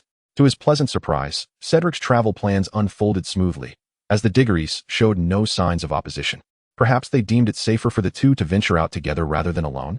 Their first destination was set near Privet Drive, where Iod aimed to encounter the boy who had narrowly escaped peril before taking Cedric to seek out dragons. Through the small creatures in the vicinity of Privet Drive, Iod became aware that the boy's current situation was quite dire. He was frequently bullied by his cousin and his gang, with the frequency of such torment escalating during the holidays. Iod did not necessarily have to appear during the boy's moments of distress. A mere initial impression would suffice. However, if he could fortuitously rescue the bullied child, it would certainly leave a more profound impact. Upon reaching the park near Privet Drive, Iod noticed a frail figure seated on a swing from a distance, clad in oversized clothing that only accentuated his diminutive stature. It dawned on Iod that the sensation of reading about someone's struggles differed vastly from witnessing them firsthand. This child, burdened with the future of the British wizarding world, was but a nearly 11-year-old boy who had never known warmth and often faced bullying. He could not yet adopt a purely utilitarian approach toward the boy. His dwindling conscience stirred with discomfort. It appeared a shift in mindset was necessary. From that moment on, he would approach the child with a spirit of friendship. Despite his various flaws, he remained a fundamentally good-hearted child, one who might flourish under the care of others, Iod reflected. Seeing Iod lost in thought, Cedric tugged him towards the park. When Cedric playfully pushed him onto the swing, Iod was roused from his reverie. Hold tight. Aren't you the one who loves swinging the most? I'll give you a push, Cedric said with a smile. I'm holding on tight, Iod replied, allowing himself to momentarily forget his worries and simply enjoy the interaction with the boy. Recalling their carefree days before attending Hogwarts, Iod felt a rare sense of childlike joy. He and Cedric had often relished swinging together. When Cedric pushed him high enough, he paused to glance at the little boy watching them with eager eyes. Would you like a turn? He asked with a grin.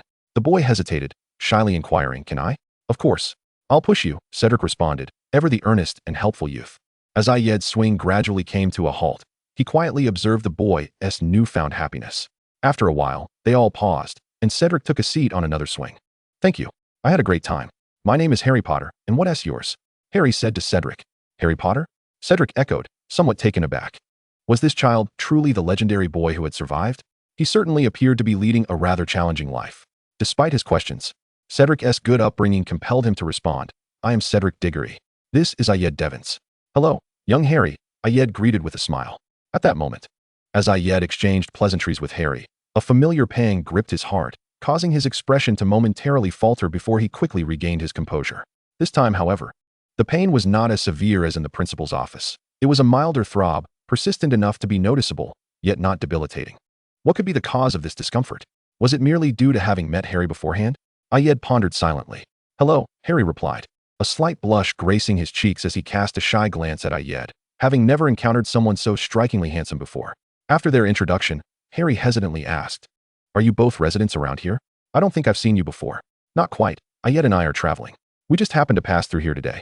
Oh, Harry said, a hint of disappointment evident in his voice. He had grown quite fond of these two brothers who played with him, especially the silver-haired one who was undeniably handsome. Cedric, shall we linger here for a few days?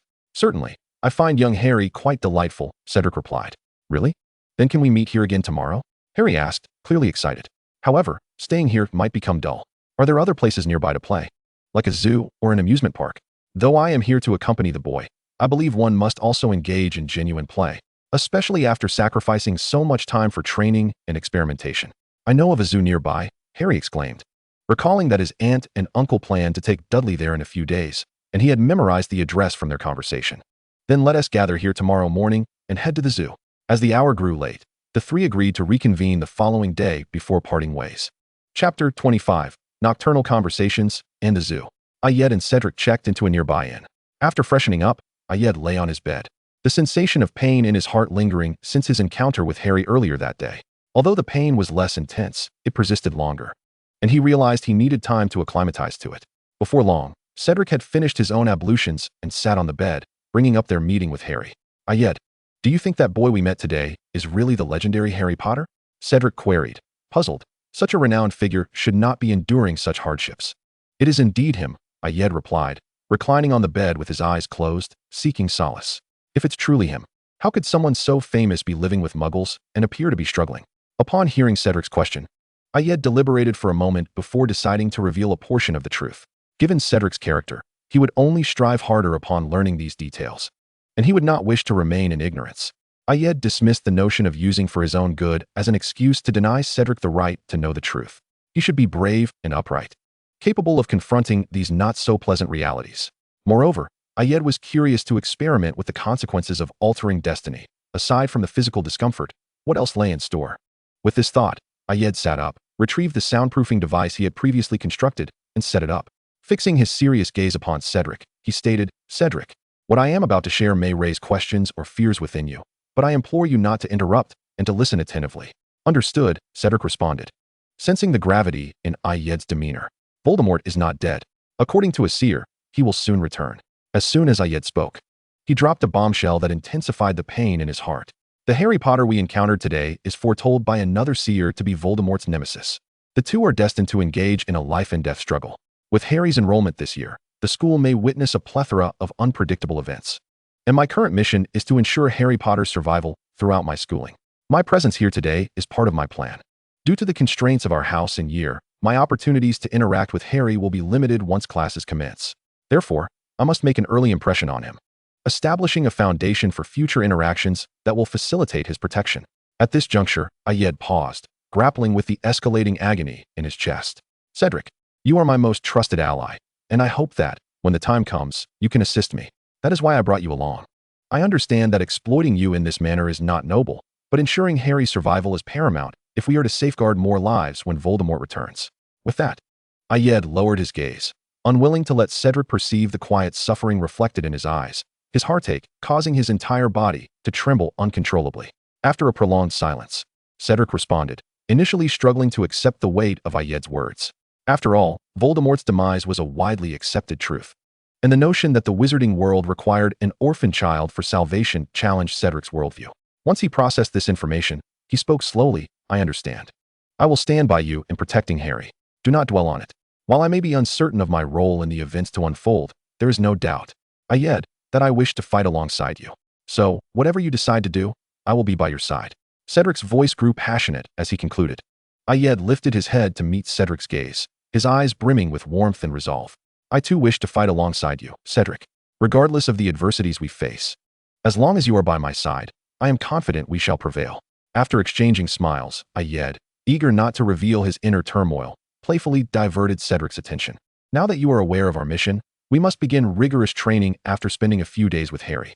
As protectors, we must be formidable. You might be a bit underwhelming, and wandering alone in the Forbidden Forest could lead to some unfortunate encounters with small creatures. Cedric, taken aback, retorted, I'm not that weak. Well, perhaps not entirely weak, Ayed conceded, but we will be facing seasoned adult wizards, and mediocrity will not suffice in battle, despite the many protective items I can provide. Without strength, one is merely offering themselves as a target. I will ensure to train diligently during the holidays, Cedric declared, a hint of irritation in his tone. I look forward to it, Ayed replied, his eyes gleaming with anticipation for the day their destinies would irrevocably change and they would stand united in battle. Though their first night had been steeped in heavy conversation, they rose the following morning in accordance with their biological clocks. In truth, Ayed had barely managed to sleep, the persistent pain keeping him awake, fearing that he might involuntarily cry out in agony, disturbing Cedric. Taking advantage of the solitude while washing up, Ayed consumed a vial of the elixir of glory and a stamina potion. After breakfast, the two made their way to the park they had visited the previous day. Throughout the day, Ayed also imparted some evasion techniques to Cedric, for as a fragile mage, honing his dodging skills was essential. Approximately half an hour later, Harry arrived at the park, and the trio took a bus to the zoo. Both Ayed and Cedric had visited the zoo before, and despite some unfortunate incidents, they possessed a measure of experience. Harry, however, had never been, as his aunt and uncle had only taken Dudley out, so he was brimming with excitement. Without any fixed agenda, they entered the zoo and chose a path at random to explore. As they passed the large feline enclosure, Cedric observed intently and whispered in Ayed's ear, "These creatures cannot compare to your charm." Clearly, Cedric remained somewhat enamored with the little leopard. Ayed rolled his eyes and followed Harry to another area. Initially, Ayed believed this zoo visit would be uneventful, but a minor incident occurred in the reptile section. Harry, upon seeing a python confined in a glass enclosure, began to engage in conversation with it. Ayed, possessing a natural affinity for beasts, found it effortless to communicate with various animals, yet he was taken aback to discover that Harry could as well. However, he had not previously observed this talent in Harry, except with the large python before them. Thus, was Harry only capable of conversing with snakes? Ayed made a mental note to inform Headmaster Dumbledore about this intriguing revelation regarding his golden boy's unique ability. Aside from this, their visit to the zoo proceeded exceptionally smoothly. Moreover, as the day progressed, Ayed found himself able to disregard the discomfort in his chest with increasing ease. After escorting Harry back to Privet Drive, Ayed and Cedric returned to their inn. Chapter 26. Training begins after spending 3 delightful days with Harry. Ayed and Cedric reluctantly bid farewell to their young friend and embarked on their training journey. Ayed's first destination was Wales. Having heard tales of the Welsh green dragon during previous travels, he was unaware of its exact location but knew that these dragons typically nested in high mountains. Thus, ascending one of Wales' towering peaks would suffice. Even if they failed to locate the dragon, the physical exertion of climbing would enhance their fitness, a commendable endeavor sans magic. Determined not to squander time on their journey, Ayed borrowed a wizard from Grindelwald who could facilitate their apparition. Although Ayed was capable of apparition himself, he was hesitant to transport anyone, fearing the potential for disintegration should he falter.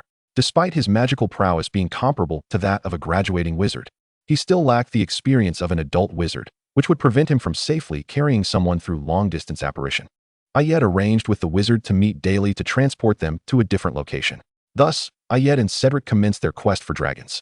For 3 or 4 consecutive days, they climbed high mountains, utilizing potions to alleviate any fatigue or injuries incurred along the way. Fortunately, Ayed's stock of potions was ample.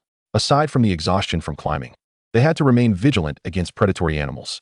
The regions where the Welsh green dragon was likely to appear were undeveloped, with a pristine ecological environment, teeming with various creatures and a complete food chain.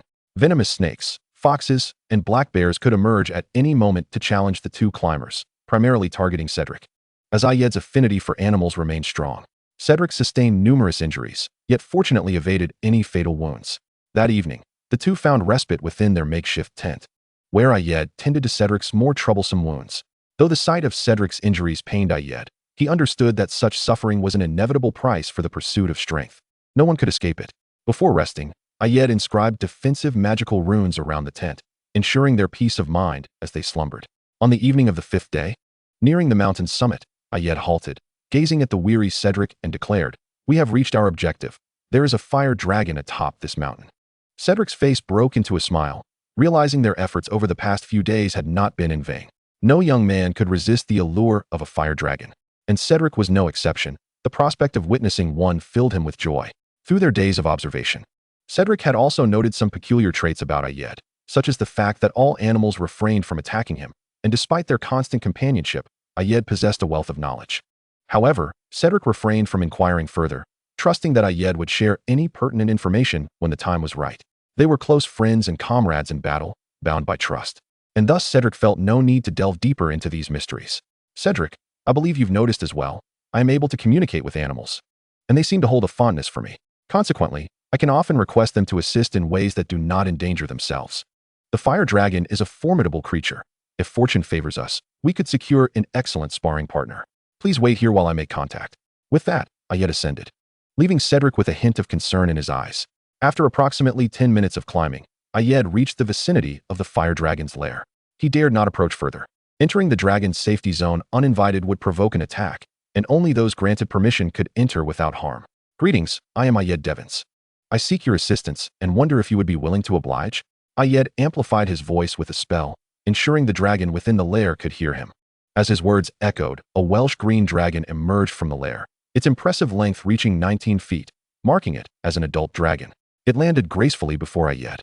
Human, what assistance do you require? The Welsh green was notably more temperate compared to its fiery counterparts. Had it been a Hebridean black dragon, they would have already been under attack. I hope you can train me and my companion.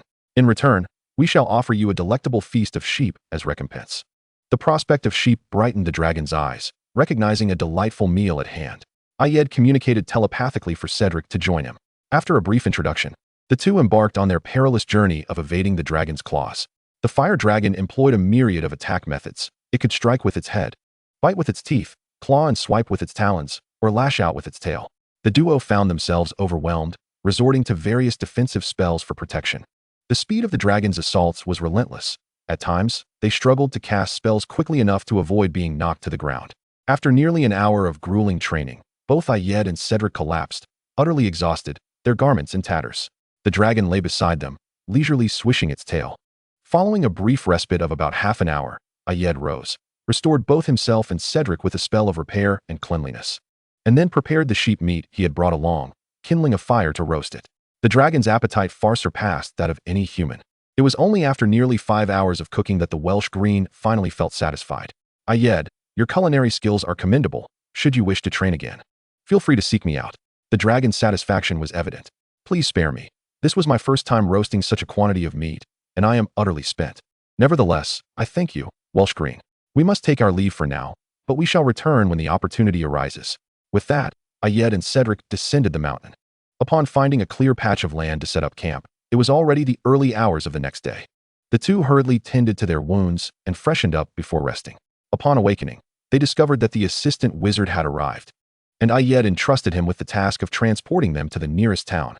Their mission to Weston had been accomplished, but both bore injuries that necessitated a period of recuperation before commencing the second phase of their training. Chapter 27. The second phase of training. Upon arriving in Weston, the two sought lodging at a local inn. Ayed penned a letter to Grindelwald, proposing that he orchestrate the second phase of their training. Grindelwald's followers included many seasoned warriors, and training under their tutelage would rapidly enhance their practical combat experience. While awaiting Grindelwald's response, Ayed and Cedric kept themselves occupied, although still nursing several injuries. The effects of potions had accelerated their recovery significantly. They ventured to a local martial arts school to explore and learn the combat techniques of the Muggle world. 3 days later, Ayed received a reply from Grindelwald, granting permission for him and Cedric to train at Nurmengard, having already arranged instructors for them. Thus, the duo was transported there by the assistant wizard. Upon arrival, Ayed surveyed the surroundings and noted the considerable changes. The once cold and desolate tower now exuded a sense of vitality. Entering the tower, they were promptly escorted to the council chamber. Upon entering, Ayed spotted Grindelwald seated at the head of the table. Finding a seat and pulling Cedric down beside him, Ayed jested. It seems you have finally decided to emerge from that small black room. Grindelwald fixed Ayed with a stern gaze. When Albus came to find me, he instructed me not to dwell at the tower's peak. Ah, it appears the headmaster holds some concern for you. I suspect you have provided him with quite a bit of information. That is of no consequence to you. How could it not be? Had I not left my information incomplete and prompted the headmaster's visit, you might still be waiting for that encounter. Grindelwald, growing impatient, interrupted. Enough of such trivial banter. Are you certain you wish to train under my previous standards? Indeed, for the chaotic events of the past few years are still fresh in our minds. We are now at a stage ripe for rapid improvement. We must be hard on ourselves. Very well, just be cautious not to perish. With that, Grindelwald dismissed them. As Ayed departed, Grindelwald's gaze deepened. He sensed a shift in fate, the threads of destiny beginning to alter. Once outside the council chamber, Cedric voiced his curiosity. Was that the first Dark Lord? Indeed, it was, Ayed replied nonchalantly. Cedric expressed surprise. When did you become acquainted with the Dark Lord? About this time last year. I was visiting and took the opportunity to tour Nurmengard. Ayed, please refrain from venturing to such perilous places in the future. Cedric had not anticipated his companion's boldness in visiting such a location. Do not fret. The headmaster is present, and he will not act recklessly. Is it Headmaster Dumbledore? Are they not sworn adversaries? Would the Dark Lord heed the headmaster's counsel? Cedric felt somewhat bewildered. Although he had heard Ayed mention the headmaster in the council chamber, he had not considered it in that light. After all, It is common knowledge among wizards that Dumbledore vanquished the first Dark Lord and imprisoned him in Nurmengard. Ayed could not stifle a laugh. Their relationship was a matter best left for the parties involved to disclose. However, it suffices to say that the headmaster and Grindelwald maintained a cordial rapport. Very well, as long as you are certain there's no issue. Cedric, although still curious, respected Ayed's wish for discretion and refrained from pressing him further, satisfied with the assurance of safety. As they conversed, they followed their attendant to the training room at Nurmengard, where two individuals awaited them. Ayed recognized one of them as Hoyle Rosier, whom he had met during Christmas, while the other bore a striking resemblance to Hoyle, presumably his brother. "Greetings, I am Ivan Rosier, though you may simply call me Ivan. This is my brother, Hoyle Rosier. For the time being, we shall instruct you in combat techniques and various offensive spells," Ivan announced with a rehearsed smile. Hoyle added, "You need not worry about injuries. Nurmengard is equipped with a medical facility that can restore you as long as you do not perish. I believe Mr. Devons has first-hand experience of this." With that, Hoyle cast a meaningful glance at Ayed. This glance reminded Ayed of the agonizing treatment he endured after a disillusionment mishap during Christmas. The medical facility at Nurmengard was indeed proficient, albeit somewhat lacking in tact.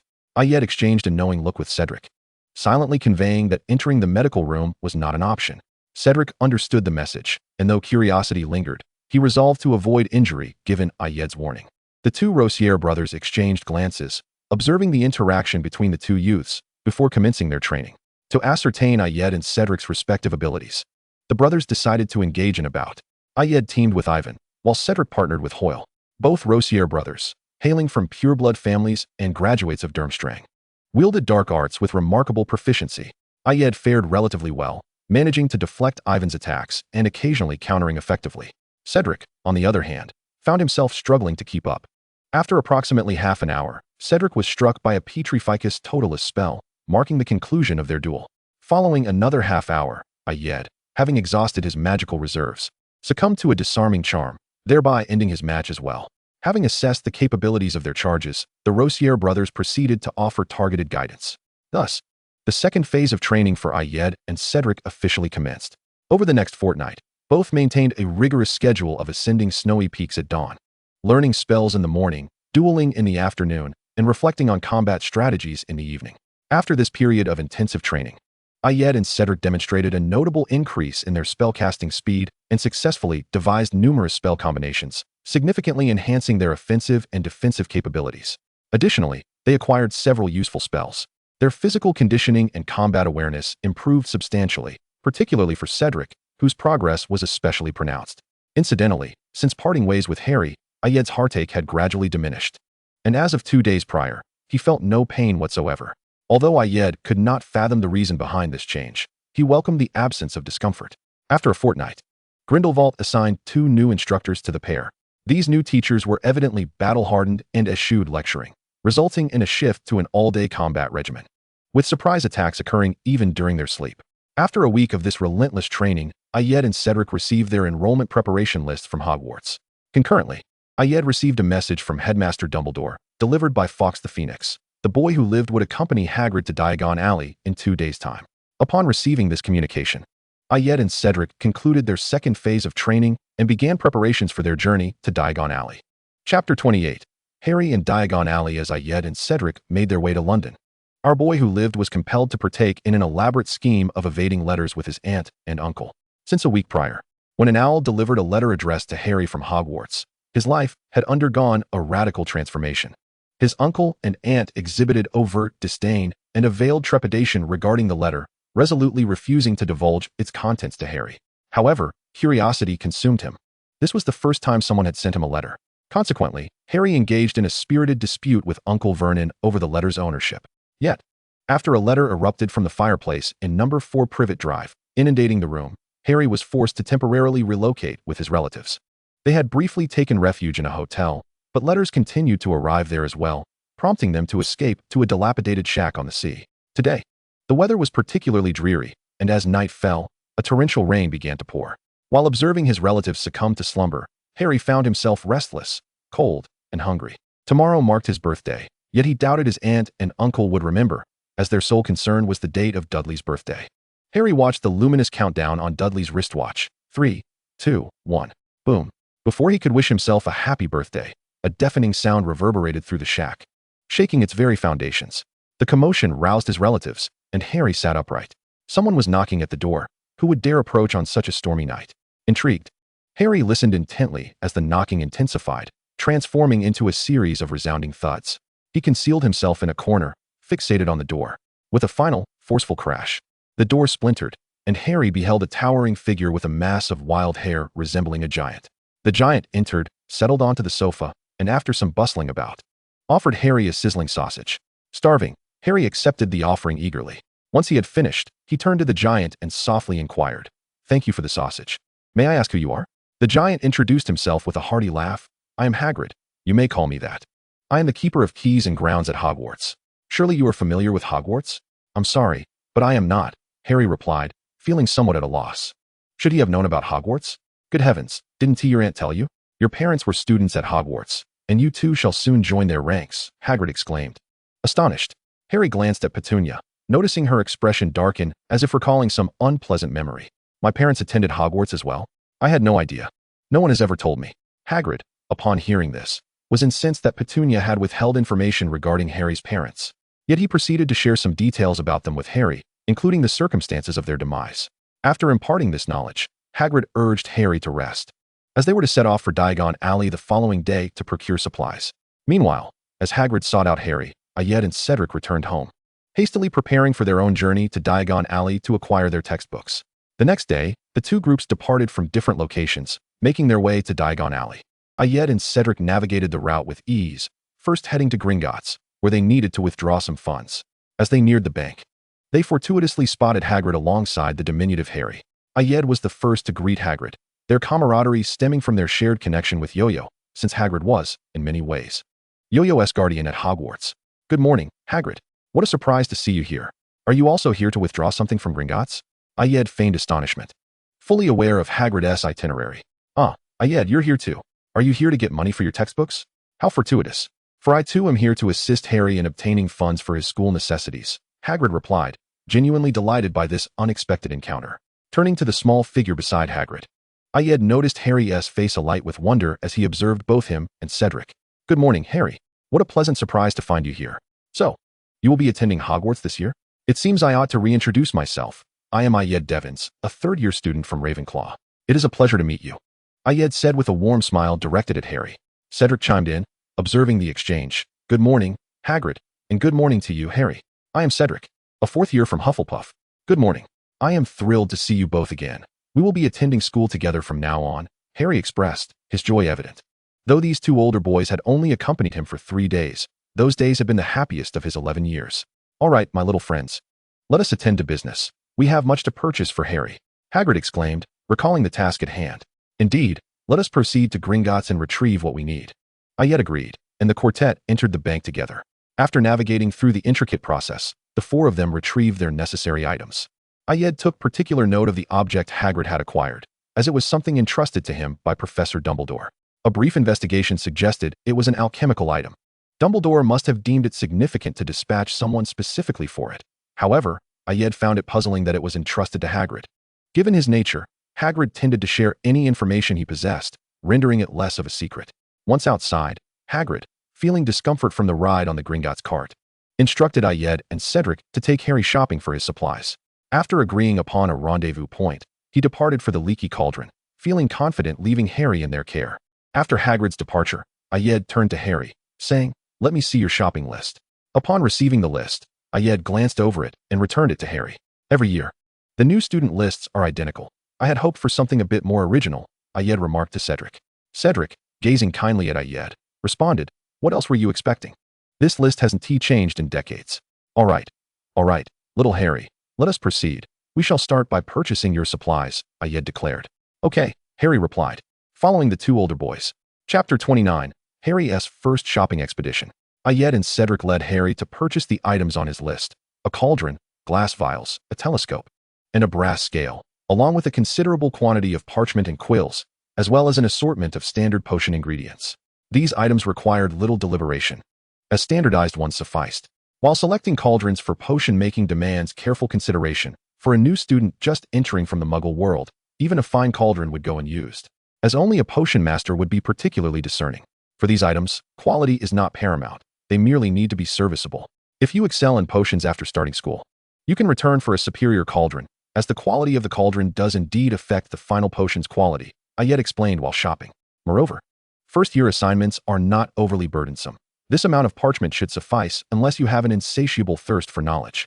After all, Cedric barely used all he purchased in his first year. During his explanation, Ayed took the opportunity to tease the less academically inclined Cedric. Cedric, unable to retort, recognized the truth in Ayed's words, even though Ayed's presence had since caused them to require more parchment each year. Curious, Harry asked, "Did you use a lot of parchment in your first year, Ayed?" "For a Ravenclaw, this amount wouldn't last even a month. This is perhaps 1/10 of what I used in my first year," Ayed replied, which startled Harry. Was this the pressure exerted by an academic overachiever?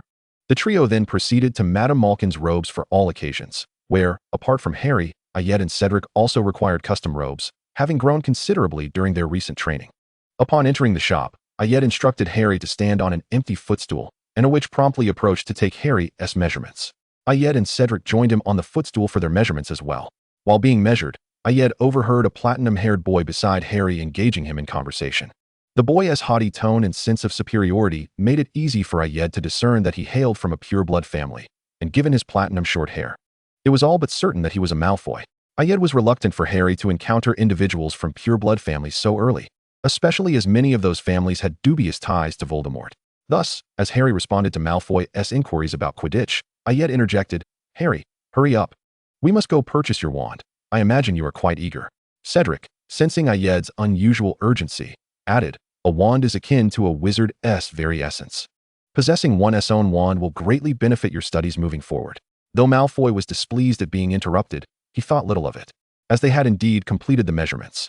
As the three exited Madame Malkin's, Harry hesitantly inquired, "What is Quidditch?" "That is a question you should not direct at me. I have little interest in Quidditch. Let Cedric explain. He is a member of the Quidditch team," Ayed remarked dismissively. Cedric, seizing the opportunity, elaborated. Quidditch is a sport played by wizards, consisting of 2 teams of 7 players each, including 1 keeper, 3 chasers, 2 beaters, and 1 seeker. The chasers aim to score goals by throwing the quaffle through the opposing team's hoops, while the beaters defend their teammates or use bludgers to disrupt the opponents. And the seeker strives to capture the golden snitch. In essence, that is the gist of it. The specifics will await your arrival at Hogwarts. If your flying class proves to be exceptional, you may receive an invitation to join the Quidditch team, at which point the captain will provide you with a detailed introduction. As the trio approached Ollivander's wand shop, one of them said, "All right, you may enter alone. The shop is rather small. And Cedric and I will wait for you at the door." With that, they gently pushed Harry inside the shop. Upon seeing Harry step in, Ayed's expression darkened as he turned to Cedric, saying, "That platinum-haired boy from the robe shop is from the Malfoy family. His father and grandfather were Death Eaters. It's best if you refrain from associating with him in the future.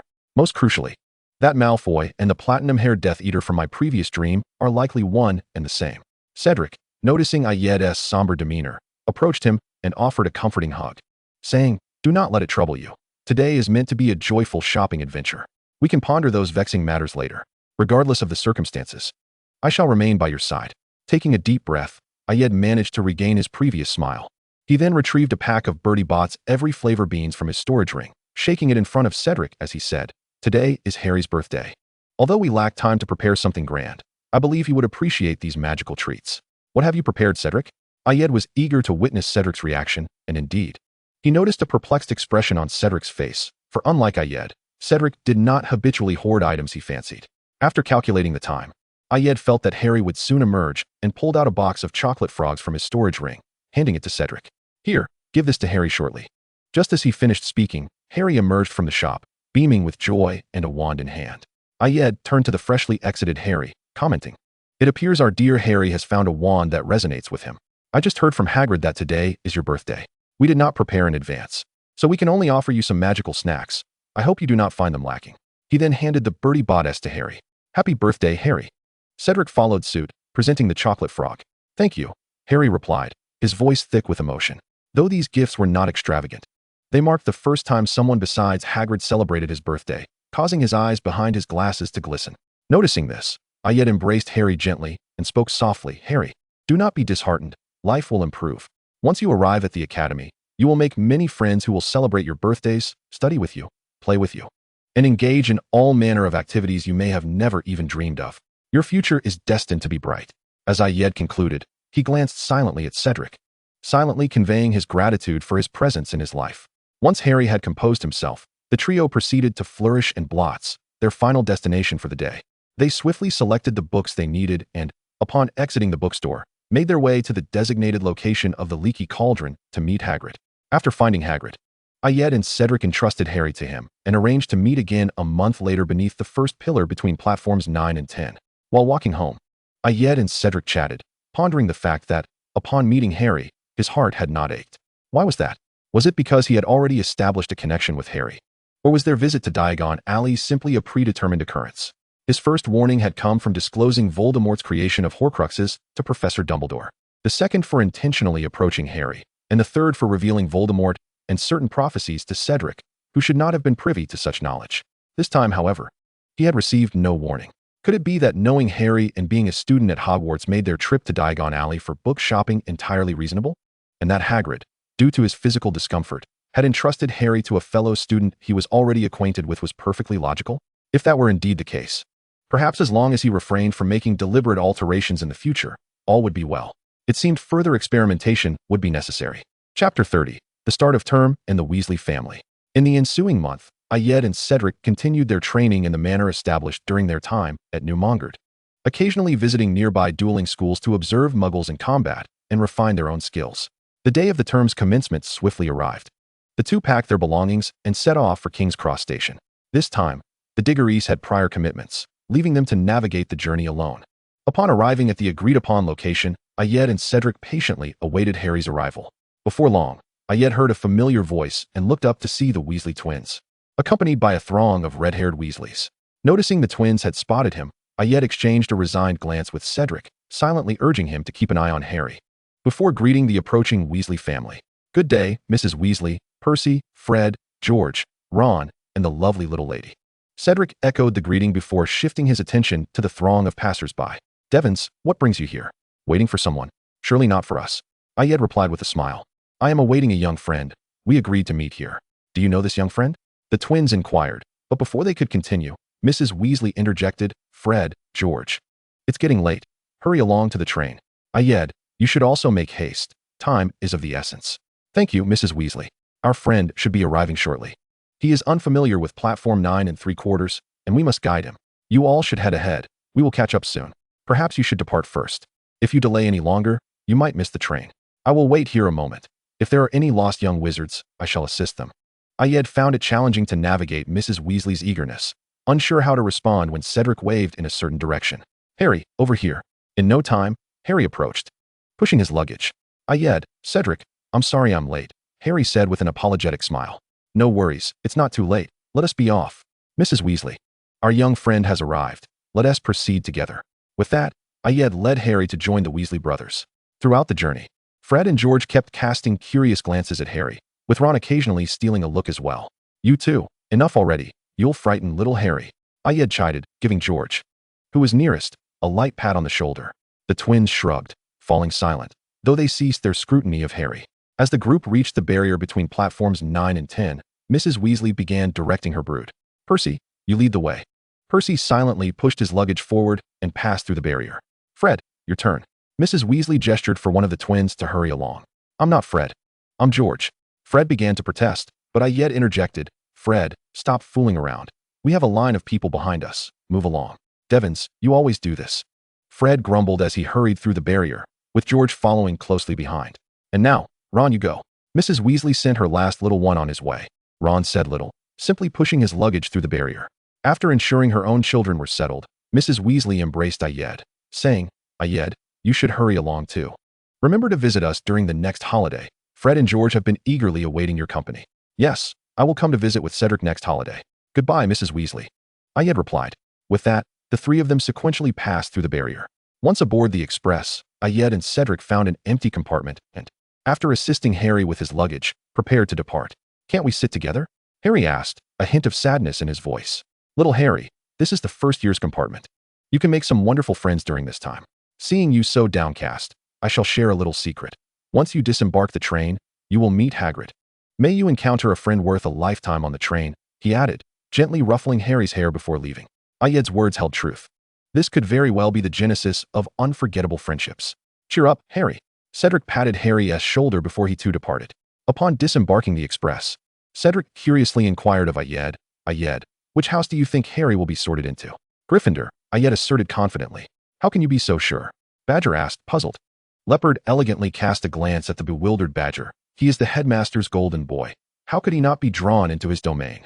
Though reluctant to admit it, many were aware of Dumbledore's favoritism towards Gryffindor. All right, Cedric conceded, acknowledging Ayed's reasoning, particularly regarding the rivalry between Slytherin and Gryffindor, where the headmaster's allegiance decidedly favored Gryffindor. Fear not. Hufflepuff and Ravenclaw hold an equal standing in the headmaster's eyes. Thus we shall be treated fairly, Ayed reassured Cedric with a glance. The two soon arrived at the Great Hall, which was already filled with students chattering excitedly about the holidays. As Ayed settled into a seat that his roommates had saved for him, he heard Anthony's voice inquiring, Devons, what did you do over the break? I traveled with Cedric. Ayed replied, You didn't read or study your potions and alchemy? Anthony exclaimed in astonishment, for among Hogwarts students, who did not know that Ayed Devons of Ravenclaw was the epitome of diligence? Even the potions professor had never deducted points from him. Anthony, many lessons cannot be gleaned from books. Only through personal experience can one truly learn. The chasm between written descriptions and reality is vast. Thus, traveling is a form of education in itself. You never cease to amaze me, finding such lofty justifications for leisure. I shall remember this. Perhaps I can use it on my mother, so she won't leave my father and me behind during her outings, Kevin remarked with a hint of complaint. Indeed, traveling broadens one's horizons. You all should venture out to explore. The Muggle world harbors many lessons for us. Ayed earnestly hoped these young wizards would appreciate the merits of the Muggle realm, for in the face of physical prowess, wizards could seem inconsequential. He had observed young children in martial arts classes who could easily outmatch groups of young wizards, albeit without wands. As they spoke, Professor McGonagall arrived with this year's first years, and the chatter among the younger wizards notably quieted, many gazing curiously at the newcomers, eager to see which houses they would be sorted into. Chapter 31. Harry's Sorting Ceremony. Once the first years were settled, it was soon time for the Sorting Hat to perform its annual solo. As Ayed listened to the familiar tune of the Sorting Hat song, he felt a desire to voice a playful critique. Anthony, sensing Ayed's sentiments, chimed in. Doesn't the Sorting Hat sing the same song every year? Perhaps it's so bored during the rest of the year that composing songs is its only pastime? Perhaps. Kevin joined the conversation. After all, the Sorting Hat only works during this brief time each year. It must have ample leisure. But speaking of which, despite knowing the Sorting Hat is ancient, it really ought to be cleaned. It's quite filthy. I wouldn't have worn it if I hadn't been so nervous. Indeed, it is dirty. I would love to give it a thorough cleaning, Matt added, wanting to join the discussion. The sorting has begun, Ayed declared, effectively disbanding their chat. As Ayed's words settled, Professor McGonagall began calling out the names of the new students. Hannah Abbott.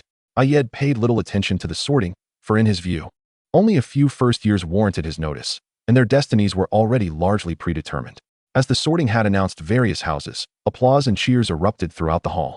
Next was Harry's turn. When Professor McGonagall called his name, Ayed overheard hushed discussions among the young eagles. Though they were not gossips, the fame of Harry Potter, the boy who lived, was too resounding to be unnoticed. Even in their first-year classes, they had learned about him.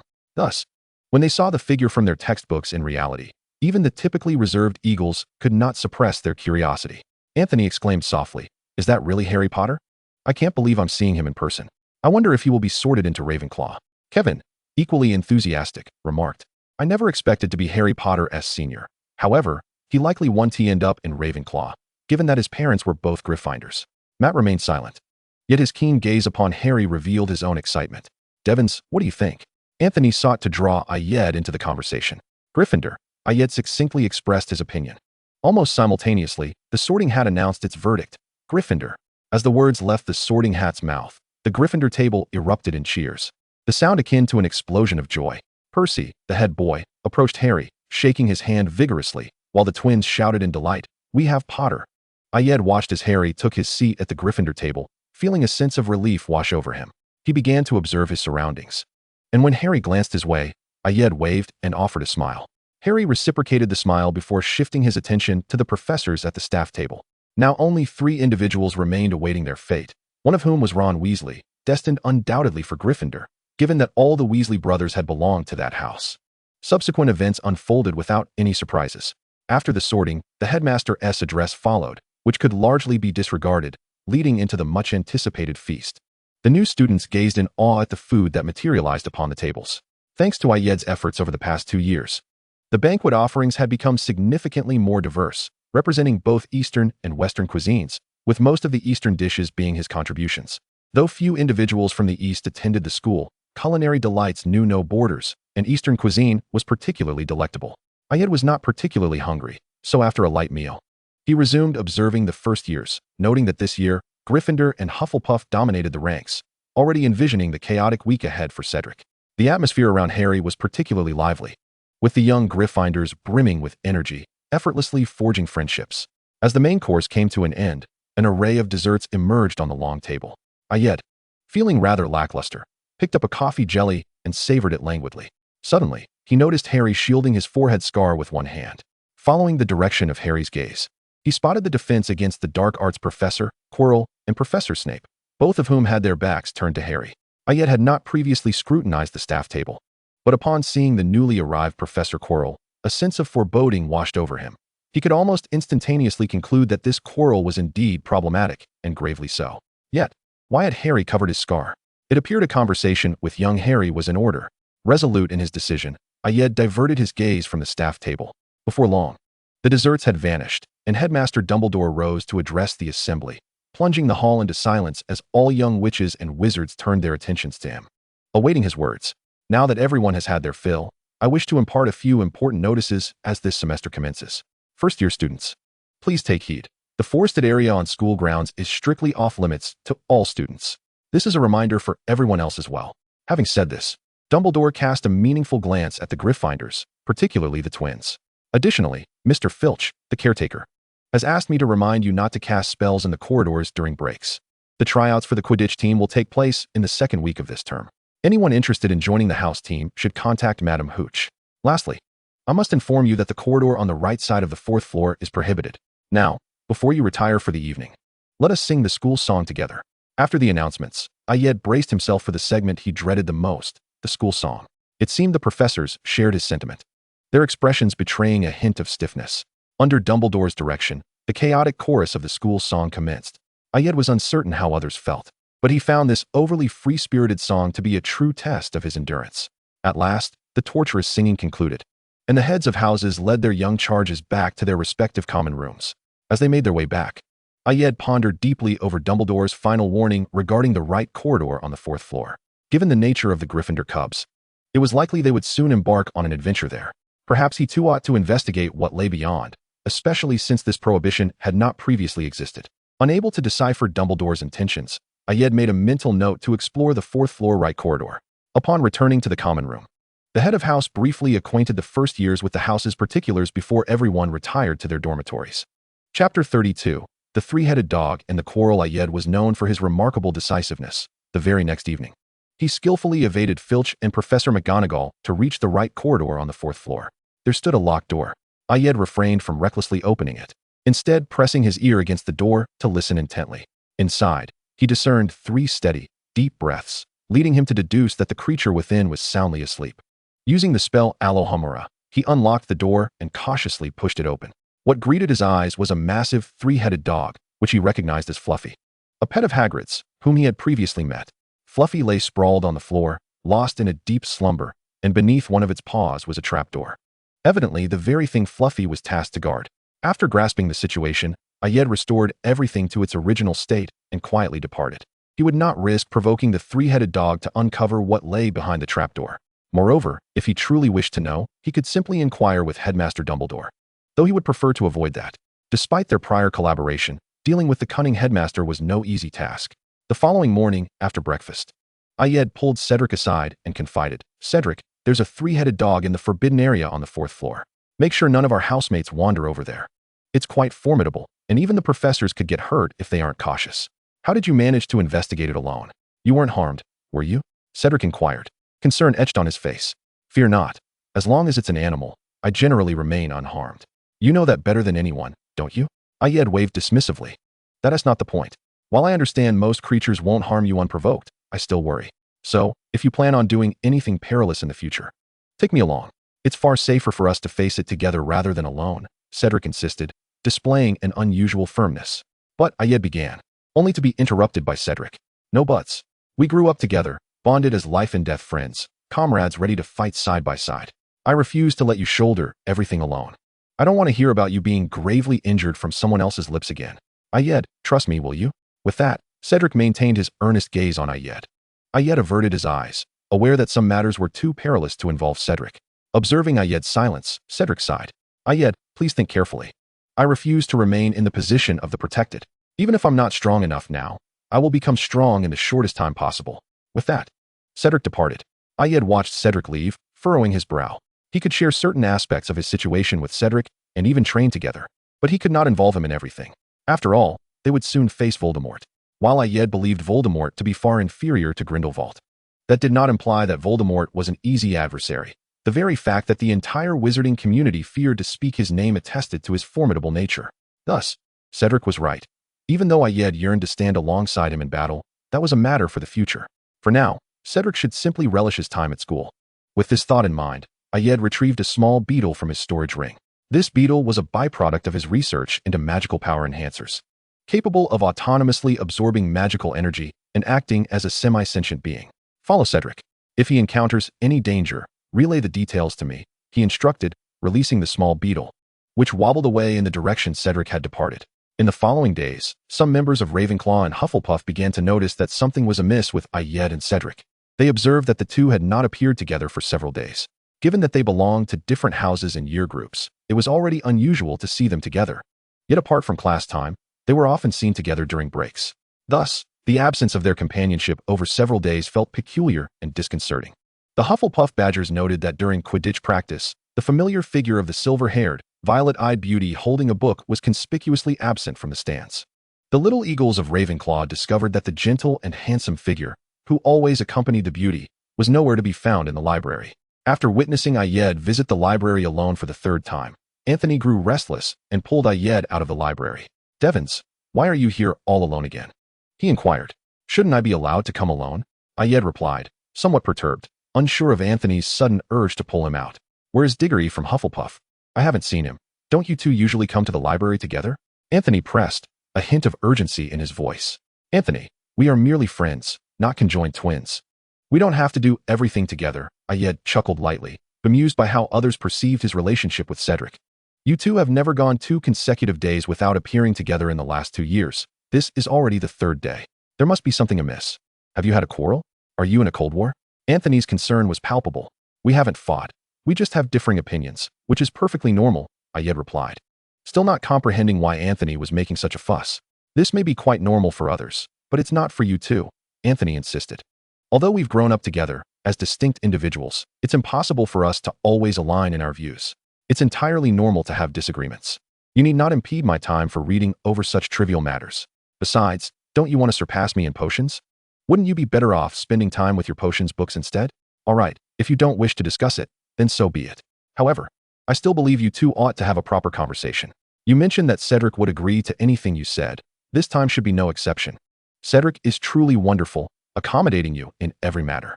I wish I had a childhood friend who was as supportive of me." With that, Anthony disregarded Ayed and returned to the library to read. Ayed, however, stood frozen in place, contemplating Anthony's last words. "Cedric accommodates me in everything," he pondered. Reflecting on their childhood, he recalled how he preferred staying indoors while Cedric, despite his love for outdoor activities, would keep him company at home reading. It was only when his grandmother would urge him outside that Cedric would take him out to play. Ayed, who disliked crowds, noticed how Cedric gradually reduced his interactions with other friends, ensuring that when they were together, they were mostly alone. Once at Hogwarts, whenever Ayed sought Cedric, he would unhesitatingly accompany him, including during training in the holidays.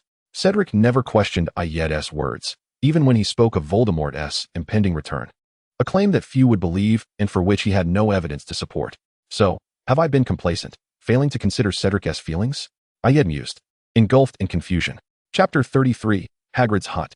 Following his conversation with Anthony, Ayed felt a bit disheartened and lacked the motivation to study in the library. After finishing lunch in the Great Hall, his spirits remained low, prompting him to visit Hagrid. Given his current mood, he felt incapable of accomplishing anything productive and thought a stroll might clear his mind. Arriving at Hagrid's hut past 2 o'clock, he was greeted warmly by Hagrid.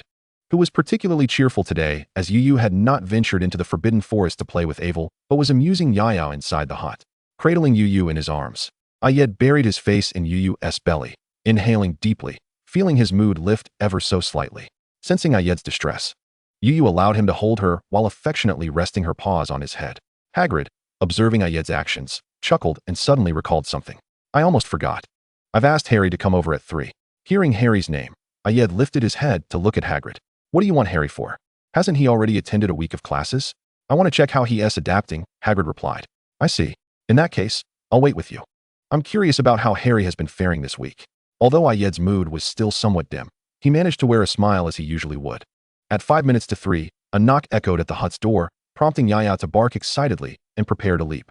Ayed released Yu, who immediately scampered to Yaya's side, tapping its paw, which promptly silenced Yaya. Hagrid opened the door, allowing 2 figures to enter. Harry, upon spotting Ayed, beamed. Ayed, what a pleasant surprise to see you here. I came to find Yu and heard from Hagrid that you would be arriving soon, so I decided to wait. After they settled down, Harry introduced, this is Ron. Hagrid, busy pouring hot water into a teapot while placing rock cakes onto a plate, glanced at Ron and remarked, yet another little Weasley, I presume? I went to great lengths to keep those twin rascals out of the forbidden forest. Naturally, Ayed had no intention of consuming Hagrid's rock cakes, as he wished to spare his teeth the trouble. It was evident that neither Harry nor Ron had much enthusiasm for the rock cakes either, yet they feigned delight as they recounted their recent lessons to Ayed and Hagrid. Ayed listened with little response, as these were all rather mundane matters. He felt a slight exasperation when he heard Hagrid refer to Filch as that old sack of potatoes.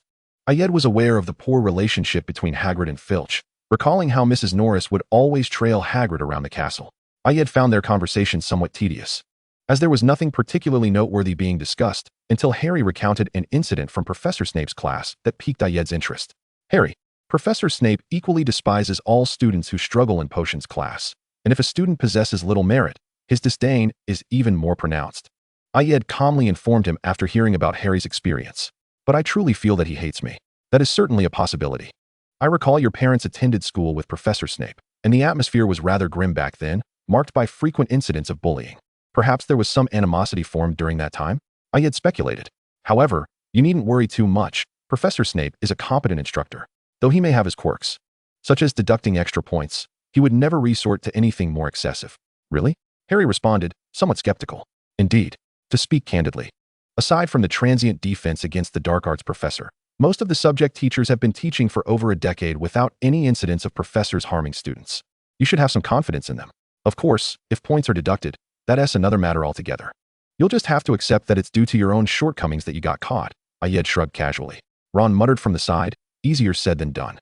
That's because we Ravenclaws don't particularly care about the House Cup, so losing points doesn't bother us. Likewise, Hufflepuff shares the same sentiment. It's only you Gryffindors and Slytherins who are so invested in the scores, Ayed replied lightly. You Ravenclaws have won the House Cup for 2 consecutive years.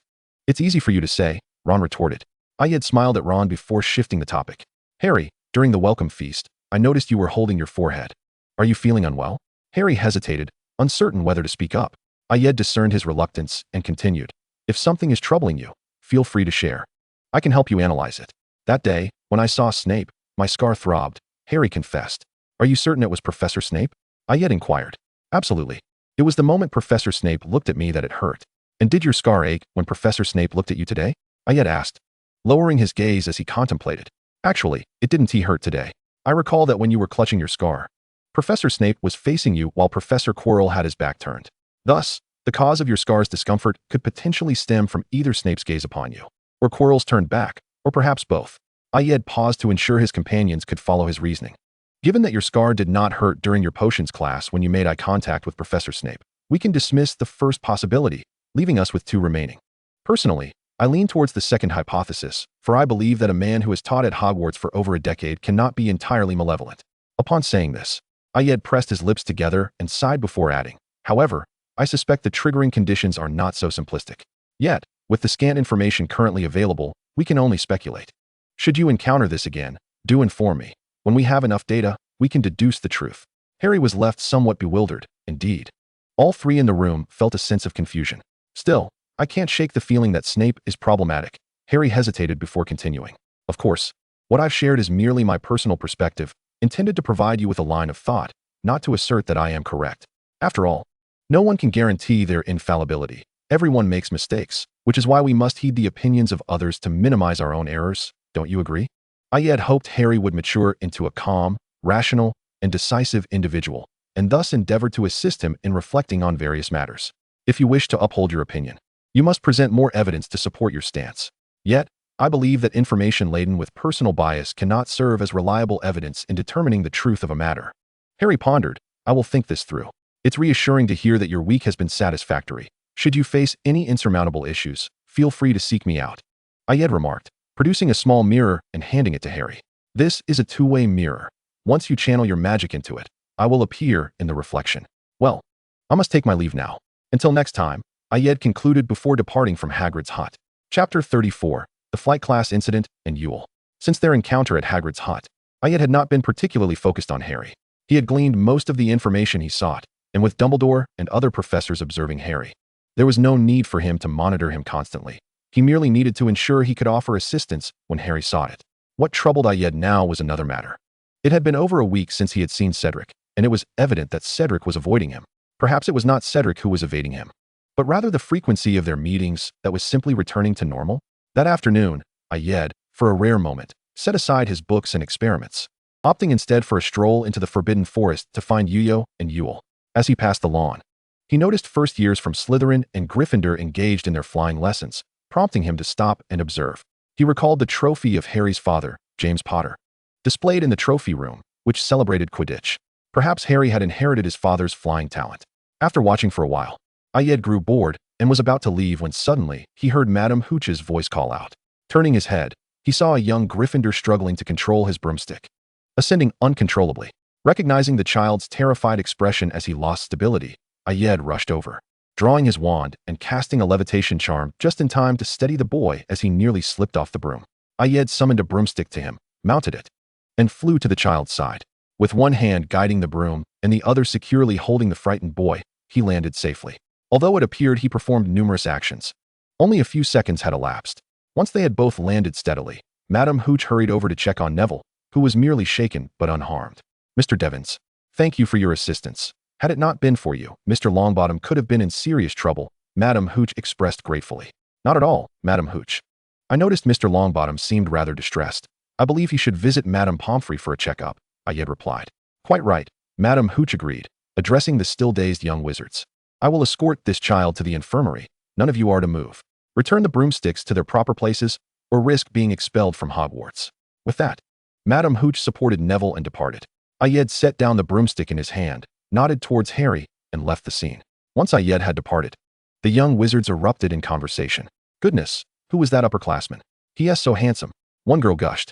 That's Ayed Devons from Ravenclaw, the top student in his year. Another informed. Devons is incredibly talented. He has been first in his class for 2 consecutive years and has never had points deducted by the potions professor. Indeed, Devons prefers to remain low-key, which is why he hasn't participated in Quidditch. Otherwise, no one would stand a chance against him, another chimed in, eager to spread rumors. As Harry watched Ayed's retreating figure and listened to the chatter of the young wizards, he realized that the boy he had encountered during the summer was indeed an exceptional individual. Ayed, however, remained oblivious to the gossip that ensued following his departure and the subsequent events. He was currently in the Forbidden Forest, searching for Yuyo and Yule. Upon reaching the vicinity of the Unicorn Valley, Ayed found Yuyo and Yule playing together. Yule appeared particularly delighted at Ayed's arrival, having not seen him for quite some time. Yuyo swiftly leaped onto Ayed's shoulder. Yule, it's been ages. You look as beautiful as ever, Ayed greeted as he stroked the elegant unicorn's neck. Yaya, it's been a while. You seem a bit downcast today, Yule observed curiously. Previously, Ayed's aura had radiated a vibrant golden glow, but today, it was still golden, albeit lacking its usual sparkle. Can Yule actually perceive that? Ayed was taken aback, not expecting the unicorn to notice, but then again, animals are known for their keen emotional sensitivity, and magical creatures are no exception. Yes, you are not as radiant as before. You used to shine so beautifully, Yule candidly remarked. Is that so? I will work on regaining my balance soon, Ayed replied softly. Yes, I like Yaya. Evil lowered his head and gently nuzzled against Ayed's face. Suddenly, Ayed seemed to recall something and addressed Evil, saying, Evil, you must inform your kin that it is unwise to leave the canyon at present. A perilous individual has entered Hogwarts, and I fear he may pose a threat to you all. It would be prudent for you to refrain from venturing out alone for a while. But I want to play with Yu. Evil replied, somewhat discontented. Be patient. There will be time to play with Yu later, Ayed reassured him. Evil remained silent. Though his discontent was palpable, Ayed sighed and proposed, would you like to see my animagus form? I want to see. I want to see. Evil exclaimed, his spirits lifted. Then promise me, Evil, that you will stay within the canyon for now, and I shall transform into my animagus form to play with you when I can. Evil tilted his head thoughtfully before nodding. All right, I will listen to Ayed, but afterward, Ayed must play with me. Agreed. With that, Ayed set Yu down and transformed into his animagus. This time, Ayed took on the form of a fully grown cheetah, measuring a remarkable 1.60 meters. Adorned with a light yellow coat speckled with spots, a pure white belly, and a lithe, muscular build that marked him as a capable predator. It was Evil's first time witnessing Ayed in this form, and he joyously circled around the cheetah version of Ayed, declaring, Ayed looks magnificent like this. I absolutely adore it. Yu also seemed intrigued by Ayed's new form, pawing at his front legs and attempting to climb up. Shall we have a race, Evil? Ayed suggested, eager to test the cheetah's speed. Absolutely. Evil replied, brimming with enthusiasm. You should race too. The white fox chimed in, equally excited. Very well. Let us race to the lake where Evil previously took me. I shall count to 3, and then we will run. 1, 2, 3. Upon reaching 3, Ayed dashed forth like an arrow.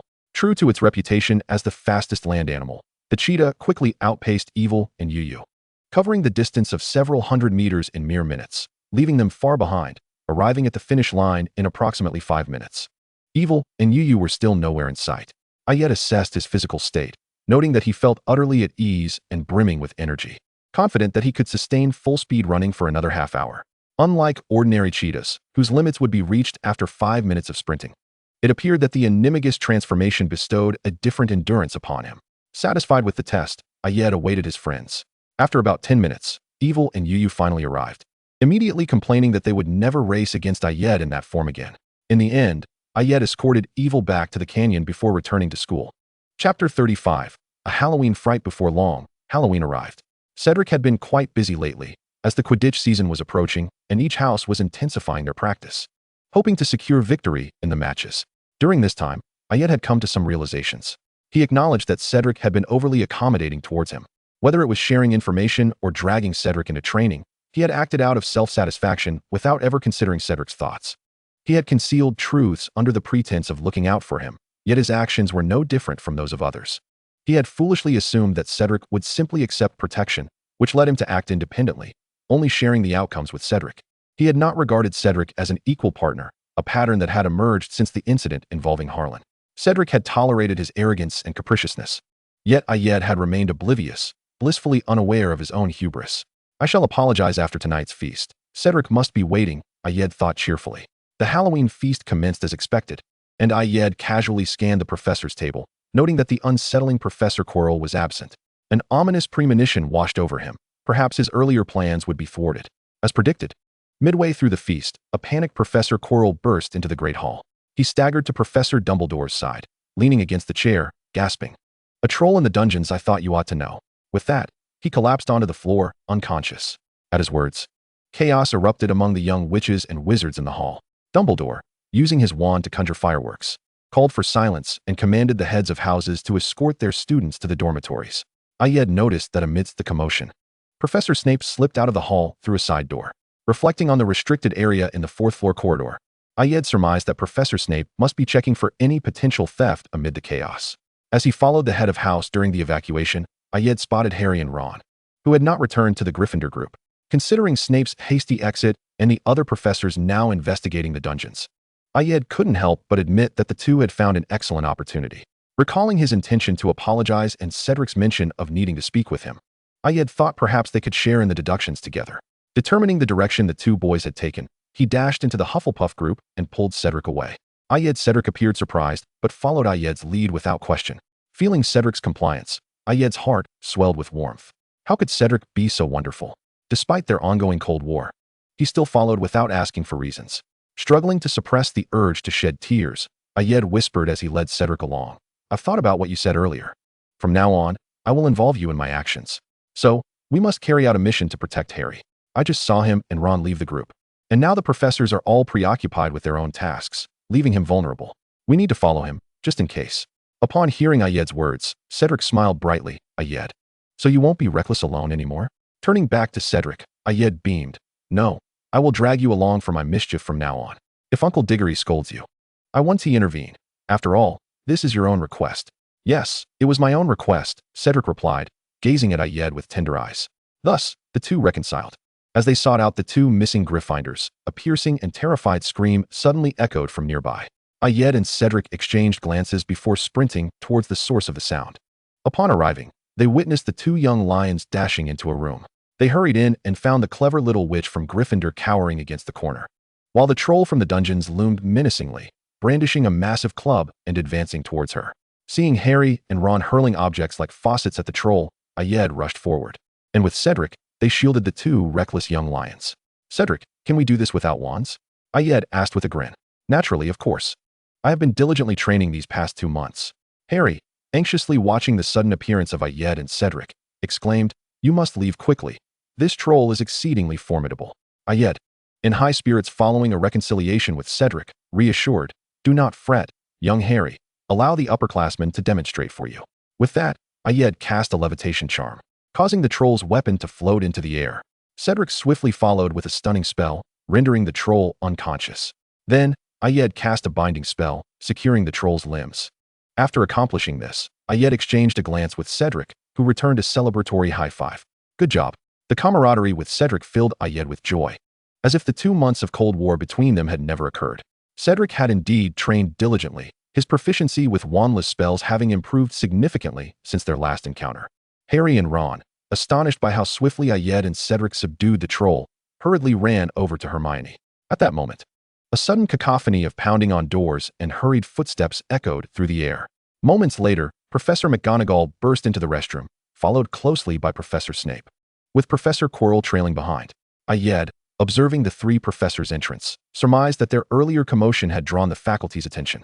He looked on, somewhat speechless, as Quirrell, upon entering, cast a glance at the troll before collapsing onto a nearby toilet, sobbing and clutching his chest. With a sigh, Ayed exchanged a knowing glance with Cedric, silently indicating they would discuss it tomorrow, then approached Professor McGonagall, speaking before she could interrogate him. Professor McGonagall. The situation unfolded as follows. After the headmaster instructed the prefects to escort the students back to their dormitories, I noticed that Harry and Ron had strayed from the group. Concerned for their safety, I urged Cedric to accompany me to check on them. Upon hearing Miss Granger's scream, we rushed over. Just as the troll was about to attack her, Harry and Ron were distracting the troll to save her, and once we arrived, we subdued it. Ayed succinctly summarized the events. Upon hearing his account, Professor McGonagall instinctively exhaled in relief, though her expression swiftly turned icy. Chapter 36, After Halloween. Professor McGonagall glared at the 3 Gryffindor cubs, heads bowed in shame. Her voice dripped with cold fury as she demanded, What on earth were you thinking? Had it not been for Mr. Diggory accompanying you, you might very well have been killed by that troll. Why did you not remain in your dormitory? As her words hung in the air, Professor Snape shot a piercing glance at Harry. Hermione, standing nearby, interjected, Please, Professor McGonagall, they came to find me. Miss Granger. Professor McGonagall's surprise was evident. In her mind, Hermione was one of the more responsible young witches in Gryffindor. I came to confront the troll, believing I could handle it. You must know I have read about them and understand them well. After a brief pause, Hermione continued, Had they not found me, I would have surely been devoured. It was Harry and Ron who distracted the troll just as it was about to eat me. Ayed leaned against the wall, intrigued as he observed the clever young witch weaving her tale. He sensed the apprehensive glances directed towards him, as if she feared being exposed. Cedric furrowed his brow, leaning closer to Ayed and whispering, Why is she saying that? The breath that escaped Cedric's lips brushed against Ayed's ear, causing a blush to creep up. Ayed, contemplating Cedric's inquiry, responded in kind, to protect Harry and Ron from Professor McGonagall's punishment, of course. They were aware from the start that the young witch was missing, yet chose to venture out on their own. Had it not been for us, the consequences could have been dire. Noticing the blush creeping up Cedric's ears as well, Ayed smirked mischievously and continued, Just watch. After this little performance, Professor McGonagall will certainly refrain from punishing Harry and Ron. With that, Ayed stepped back, signaling for Cedric to observe the unfolding drama. To Ayed's surprise, Cedric avoided his gaze when he glanced over, and thereafter, Cedric did not look at him again. This caused Ayed to frown, perplexed as to what had transpired with Cedric. Just moments ago, everything seemed fine, and now, he was being ignored. Ayed lost interest in the young witch's fabrications, preoccupied with pondering Cedric's sudden change. After a while, he heard Professor McGonagall calling his name and snapped back to attention. Mr. Diggory, Mr. Devons, I thank you both for your assistance and for rescuing the 3 young witches. You have earned 5 points for your respective houses. I will inform Professor Dumbledore of this incident. You may return to your dormitories. It was our duty, Professor. Good night. With that, Ayed reached for Cedric's hand to leave together. However, Cedric swiftly turned away, evading Ayed's grasp as he made his way toward the exit. Ayed stood momentarily stunned before following him out. As they walked back to their dormitory, Ayed was still pondering why Cedric was avoiding him, just as they reached the staircase. The Ravenclaw and Hufflepuff dormitories were in opposite directions, and seeing Cedric heading downstairs, Ayed rushed forward, grabbing Cedric's arm and pulling him into a corner. Cedric, why are you ignoring me? Did I say something wrong? Ayed asked, confusion etched on his face. Surely, even if he had misspoken, it wouldn't warrant such treatment. Cedric kept his head down, concealing his expression from Ayed. Ayed, it's quite late. Let us discuss this tomorrow, he said, pulling away from Ayed's grasp and hastening his departure. Ayed gazed forlornly at the empty space where Cedric had been, feeling a deep sorrow. This was the first time Cedric had left him alone since their earlier argument. Why? Hadn't they reconciled? They had just worked together seamlessly to subdue the troll. Why had Cedric suddenly changed? Ayed was bewildered, but Cedric had already departed, leaving no one to provide answers. He cast one last glance in the direction Cedric had gone before turning back toward the dormitory. Unbeknownst to Ayed, after he left, Cedric returned to his previous spot, staring after him for a long time. The next day, Ayed arrived early at the Hufflepuff dormitory entrance, hoping to intercept Cedric and discover why he was being ignored. However, as class time approached, he had yet to see Cedric. Reluctantly, Ayed headed to class, understanding that despite his excellent grades, he still had to attend. At lunchtime, he dined in the Great Hall, still without encountering Cedric. After classes, he made his way to the Quidditch pitch, but once again, Cedric was nowhere to be found. By the end of the day, it became painfully clear to Ayed, Cedric was indeed avoiding him. Upon returning to the common room in the evening, Ayed was seated on the sofa, lost in reverie as he gazed at the room's decor. A few curious Ravenclaw eagles, present in the same space, observed the rare sight of Ayed's contemplation. Eventually, a girl was gently nudged forward, Qiuzhang. After taking a seat beside Ayed, she inquired, Senior Cedric, what brings you to the common room today? Is there something on your mind? Ayed, drawn back to reality by Qiuzhang's voice, regarded the treasure of Cedric with a moment of introspection, considering that she might be attuned to emotions and could offer some valuable advice. Thus, he succinctly recounted the events of the previous day, omitting the 3 Gryffindor lions. Upon hearing his account, Qiuzhang pondered for a moment before responding, perhaps Senior Cedric needs some time alone to reflect on certain matters, which is why he is avoiding you, Senior Devons. She paused, seemingly organizing her thoughts. As the captain of the Hufflepuff Quidditch team, Cedric undoubtedly has many responsibilities. You should grant him some space. When he is ready, he will reach out to you. After contemplating her words, Ayed conceded that this was indeed the only course of action. Since Cedric was evading him, it was clear he did not wish to meet in the near future. Seeking him out would be futile. Best to wait until Cedric had gathered his thoughts. Thank you for your advice, Miss Zhang, Ayed replied with a smile. It is getting late. You should return to your dormitory and rest. As a young lady, it is advisable for you to retire early. With that, Ayed made his way back to his dormitory. Although he would wait for Cedric to approach him, he felt compelled to remind him to clarify his thoughts soon, lest he resort to complaints. Chapter 37. Cedric's narrative. I am Cedric Diggory, born into a family of wizards, where my parents share a profound love. Despite my father's frequent absences due to work commitments, I have always felt a sense of happiness. At the tender age of 4, I encountered the most significant person in my life, Ayed Devons. To be frank, when I first laid eyes on Ayed, I merely perceived him as a remarkably attractive child, with his silky silver hair and violet eyes, resembling a doll cherished by young girls.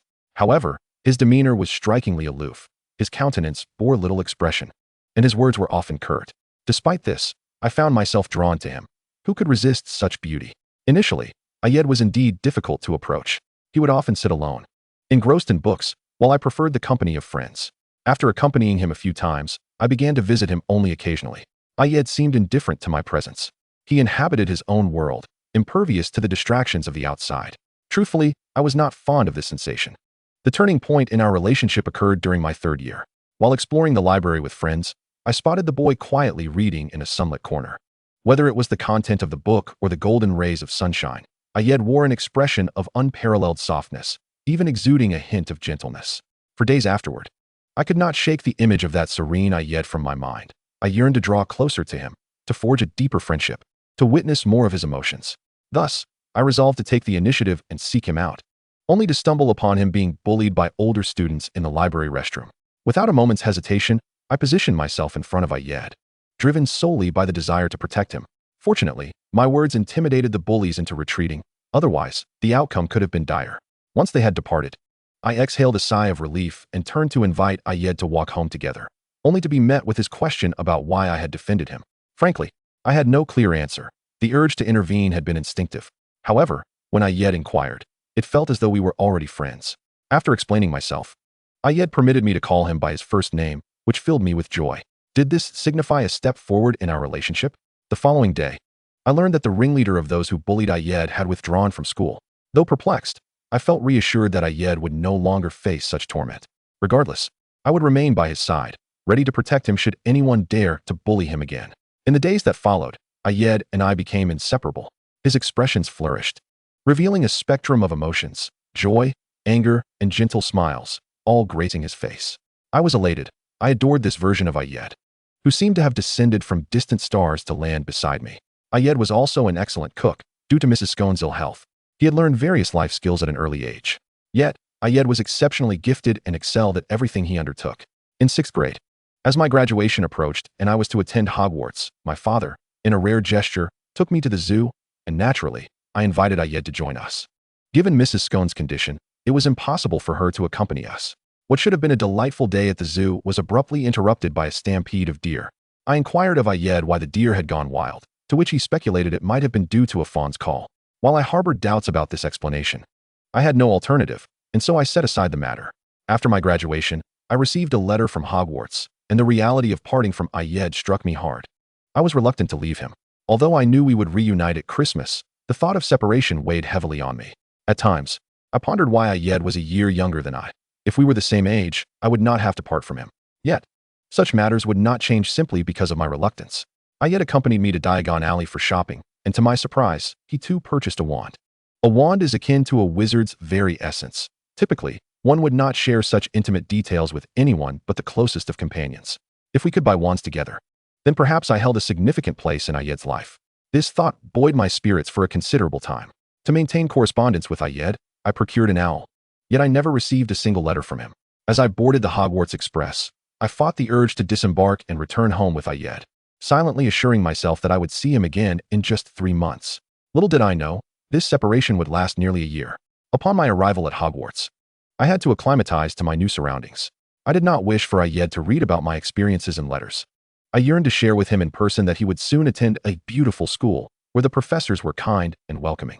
Well, except for the potions professor, who was less than amiable. The Hufflepuff students were friendly, and this was indeed the finest of academies. It was only after arriving at Hogwarts that I realized Ayed was a prodigious genius. While first-year students grappled with the levitation charm, Ayed had already mastered the stunning spell. I could vividly imagine the astonishment on the professors' faces when Ayed joined the school, for his talents would surely set a benchmark for academic excellence at Hogwarts. However, it seems that Aya's character is more suited to Ravenclaw. Before Aya arrived at Hogwarts, I had already begun to worry that we would be sorted into different houses. Soon, I found myself too preoccupied to fret over whether Aya and I would be placed in the same house, for when I joyfully returned home for Christmas, I was greeted only by the desolate Scona Manor and a letter from Aya. Aya had run away from home following the passing of Madame Scona. He is just a child. How could he venture out alone? Hearing my parents speak, I was incredulous. The clever and well-behaved Aya had actually chosen to leave home. It wasn't until I read Aya's letter that I fell silent. My heart ached for Aya, whose sole remaining family member had passed away, causing him such profound anguish. I was saddened by Aya's abrupt departure, especially since he did not wait for my return from the holidays, and I worried whether he, being so young, would be taken advantage of out there. Yet, even if I had been by Aya's side at that moment, I would have been powerless to prevent him from embarking on his journey. This sorrow belonged solely to Aya. I could not empathize, and thus had no grounds to intervene. However, the thought that Aya might encounter someone to comfort him during his travels, or even find a companion to journey with, filled me with panic and discomfort. It dawned on me that I did not wish for Aya to have other friends. I desired to be the only one by his side. Realizing this, I began to loathe myself for such selfish thoughts. Aya is so wonderful. He deserves the affection of many. Suddenly, I felt that perhaps Aya's time away was for the best. allowing me to adjust my emotions. I did not want to become a source of resentment for him. I attempted to write to Aya, but the owl could not locate him, and the letters were returned unchanged. Since I could not correspond with Aya, keeping the owl served no purpose, so I gave it to my father. Finally, during my break, Aya returned. I had intended to go out, but unexpectedly, I was called by Aya, who had just returned. As I beheld the increasingly radiant Aya, an unfamiliar emotion began to slowly blossom within me. I ran to embrace him. It was my first time holding Aya. Excitement, agitation, and various emotions swirled within my heart, ultimately converging into a single phrase: long time no see. Chapter 38, Cedric's Narrative 2. Since Aya's return, we resumed our previous inseparable state. Moreover, Aya had not made many friends during his travels, which secretly delighted me. As for that little fox named Yuyu, it was merely a pet. In truth, I realized that Aya had changed significantly since his return. However, I did not wish to know the reasons. Knowing that this was still my Aya was enough. As I had anticipated, Aya faced the sorting ceremony. And just as I had surmised, he was placed in Ravenclaw. Although I had expected it, I could not help but feel a twinge of disappointment. After all, the opportunities for us to meet would be limited between 2 houses and 2 years. Aya might forge friendships with others, just as we had during our previous schooling together. The thought of someone else taking my place by Aya's side, accompanying him closely, made me feel inexplicably low, yet perhaps sensing my unease. Aya prepared breakfast for me the following day, which lifted my spirits. After all, there was no other person in all of Hogwarts who could partake in the meals prepared by Aya. The days that followed eased my worries. Although Aya had made a few friends, he still spent the most time with me. If that were the case, I reluctantly acknowledged that those few bothersome individuals were indeed Aya's friends. Just when I thought life would continue in this light-hearted manner, I received a message from Aya's Gryffindor friend. He informed me that Aya had sustained a severe injury and was now in the infirmary. My heart raced, and I rushed over without hesitation. For the first time, I loathed my own weakness, unable to protect Aya when he was hurt. And I felt a pang of jealousy towards the Gryffindor who was with him during his injury. Although I later learned that the Gryffindor had only discovered it afterward, I could not let Aya know. He might be upset, considering he had so few friends worthy of the title. By the time I arrived at the infirmary, Aya had already been treated, lying quietly on the hospital bed, devoid of color, with bandages wrapped around him. My heart ached as I gazed at Aya, yet I felt utterly powerless. All I could do was stay by his side and await his awakening. Aya remained unconscious for 2 days.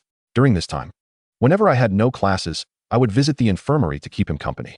I wished for Aya to see me as the first person upon waking. One day, as I could not help but doze off beside him, Aya finally stirred. In my dream, I seemed to see Aya crying, which jolted me awake in alarm. Upon opening my eyes, I was met with Aya's pale face and reddened eyes. I panicked. Had Aya truly been crying? As I watched him prepare to speak, I quickly silenced him. After 2 days without food or water, speaking would be uncomfortable. I gently urged Aya to lean against me, watching him obediently drink water. I wished time could freeze in that moment, but the next second, I began to scorn myself. How could I allow Aya to remain in such a state of injury? Indeed, the healthiest version of Aya was the most endearing. Due to my father's obligations, I had to return home for Christmas, unable to continue accompanying the injured Aya as he recuperated. Upon my return to school, I found Aya exceedingly busy, and the time we spent together dwindled drastically. However, I could not intervene. It was clear that Aya was anxious about something, though since he did not wish to share, I could only quietly support him. While Aya was occupied, I devoted myself to studying diligently, believing that if I grew stronger, I could assist him. Aya, I have long wished to protect your heart, a sentiment that has remained unchanged since our 3rd year. The busy days swiftly led to the end of term. As expected, Aya ranked first in our year, and Ravenclaw even ended Slytherin's winning streak to claim the House Cup. I knew this was all thanks to Aya, and I felt immense pride in him. Just when I thought I would spend a summer as inseparable from Aya as before, he informed me that he would be going on a trip. Reluctant though I was, I did not wish to confine him, and ultimately, Aya set off. During his absence, I worried incessantly. Ever since his injury, he had carried a lingering anxiety. Was this trip related to that? I did not know, so I focused on studying, leaving no time for thoughts of inconsequential matters. Over a month later, Aya returned. Although I was unaware of his travels, upon his return, the subtle anxiety seemed to have dissipated. This was indeed a good thing, and I breathed a sigh of relief. However, after a trip to Diagon Alley, Aya delivered a shocking revelation. He intended to practice becoming an animagus. This was perilous. What was Aya thinking? The relief I had just felt returned to the depths of my chest. However, as a friend, I cannot prevent Aya from pursuing his whims. I can only implore him to summon me when he undergoes his transformation. If any unforeseen circumstance arises, at the very least, I can promptly seek Professor McGonagall's assistance. Occasionally, I ponder over Aya's rebellious nature. Yet, it is precisely this capricious side of him that endears him to me. He is the cherished friend I have chosen. And what more can I do but indulge him? As we entered our third year, and with the addition of several elective courses, along with my official role as a seeker on the Quidditch team, my time spent with Aya diminished significantly. This reality vexes me. Yet I find myself powerless to alter it. As we gradually mature, responsibilities multiply, and such circumstances are bound to occur more frequently. I cannot help but fear that we may drift apart, perhaps even diverging in our beliefs as time progresses. The thought of Aya possibly leaving my side fills me with an escalating anxiety. Although I am uncertain about the root of my distress, I recognize that as we grow older, dear friends inevitably carve out their own paths, leading to a natural reduction in shared moments. At last, the Christmas break arrived. But Aya was nowhere to be found. He returned only after the holiday had ended, leaving me without a glimpse of him during that time. What must I do to ensure Aya remains by my side? How can I capture this ethereal Aya, who flits about like the wind? I feel as though I am on the verge of breaking down. Outwardly, I am Cedric, the just, kind-hearted, and gentle soul beloved by all the Hufflepuff wizards, yet internally, I am but a pitiful creature incapable of retaining even my closest friend. Upon Aya's return to school, he remained as busy as ever, and our time together was still woefully scarce. I recognized that we could not revert to our former closeness, and I silently endeavored to adjust my emotions. Although I long to be alongside Aya, I understand the impossibility of it. We are merely dear friends, unable to be together at all times. In Aya's heart, I remain his best friend, and that is sufficient. 2 months passed, and I noted that today brought a rare storm. My heart raced as Aya had previously mentioned that he only needed to await the storm to successfully become an animagus. Just as I was preparing to seek him out, Aya sent word for me to meet him in the Forbidden Forest, at the gorge he had once shown me. Without hesitation, I hurried there. Upon my anxious arrival, I discovered a small leopard cub. Reason dictated that an animagus could not possibly take the form of a cub. Yet a voice within me insisted that this was indeed Aya. I crouched down and called out, "Little leopard," to which it responded with a sweet, adorable sound. Then I watched as Aya, in his small form, covered his face with his tiny paws. I could not suppress my laughter. He was utterly delightful, and I never anticipated Aya could be so charming. I cradled him in my arms, though he was in the guise of a cub. The knowledge that this was Aya made my heart swell with tenderness, wishing to give him the very best. Despite the cub's cuteness, some apprehension lingered within me. What if Aya could not return to his original form? I inquired if he was unable to transform back, but Aya did not respond. However, I understood. He likely did not want to confront the reality of his predicament. I brought Aya back to my dormitory, and for the first time, we could share a bed. I was so excited that slumber eluded me, yet it was late, and Aya needed rest. Thus, I feigned sleep, only to be surprised when Aya, with great effort, covered me with the blanket. My dear Aya remained so kind, even worrying that I might fall ill. Listening to Aya's steady breathing, I opened my eyes and placed a gentle kiss on his forehead before closing them again, eventually drifting into dreams. The following morning, Aya had not transformed back, and a flicker of joy ignited within me. If he remained in this form, he would have to stay with me. If possible, I wished that Aya would not revert over the weekend. Yet, with his remarkable talent, it was clear this was unlikely. By midday, Aya had returned to his original self, and I could only lament the fleeting moment. The days that followed unfolded without any particularly thrilling events, and Aya and I steadily approached the end of term. As expected, Aya secured the top position in our year, and Ravenclaw claimed the House Cup once again. I mused that perhaps as long as Aya was in school, Ravenclaw would consistently triumph. I initially assumed Aya would venture out alone, but to my surprise, he wished for me to accompany him. My parents had grown accustomed to his outings but still harbored concerns, so when Aya expressed his desire for my company, they readily agreed. The day before our outing, my father called me aside and urged me to keep an eye on Aya, assuring him that my presence would bring them peace of mind. The itinerary was entirely determined by Aya. Though I felt some trepidation, I thought little of it. Wherever Aya led me, I was content. Under Aya's guidance, we arrived at an unremarkable park, where we encountered the boy who lived, Harry Potter. In that moment, I felt an ominous shadow looming over both Aya and me, one that Aya surely sensed. Perhaps his previous solo excursions were attempts to address such matters. This time, I resolved not to let Aya face these challenges alone. I needed to understand the specifics of the situation. I wished to confront it alongside him, rather than merely observing as he dealt with it alone. Therefore, during our evening respite, I broached the subject. Aya seemed to contemplate my question before agreeing to divulge some details. I could see the seriousness in his demeanor. But the first revelation he shared left me utterly stunned. Who? Voldemort? The Dark Lord? Not dead, but poised for return? Was this some sort of cruel jest? It was anything but amusing. I could vaguely recall the fearful atmosphere during my childhood, when my parents forbade me from venturing outside. It wasn't until one fateful day that my parents rejoiced, allowing me outside once more, a memory that now seemed to coincide with the time I first met Aya. And that frail, delicate boy was the nemesis of the Dark Lord? Why did Aya need to protect him? A surge of anger welled up within me. Why should that boy merit Aya's protection? What warranted Aya's focus on him, solely for the sake of two nebulous prophecies? Yet, as Aya declared me to be his most trusted confidant, my fury extinguished, giving way to a secret delight. It is all right, I reassured myself. Aya is free to pursue his desires, and I shall support him, for he places his trust in me. Therefore, I conveyed my wish to stand by his side in battle, pledging my unwavering support, regardless of his intentions. Aya then responded with gentle warmth, assuring me that as long as I remained by his side, he could conquer all. My heart erupted in joy. Was I truly such an important presence in Aya's life? I felt elated, genuinely happy. However, Aya soon began to disrupt the atmosphere with his mischievous antics, and I readily played along, for it brought him joy. Thus, we spent 3 delightful days in the company of Harry. In the span of 3 days, we ventured to the zoo, where no creature could rival the charm of Ayaka, be it the playful little cheetah or the mischievous Ayaka who enjoyed teasing me. However, while observing the reptiles, a fleeting seriousness crossed Ayaka's face, so subtle that I might have missed it had I not been intently watching. It seemed as though some unknown matter weighed upon her.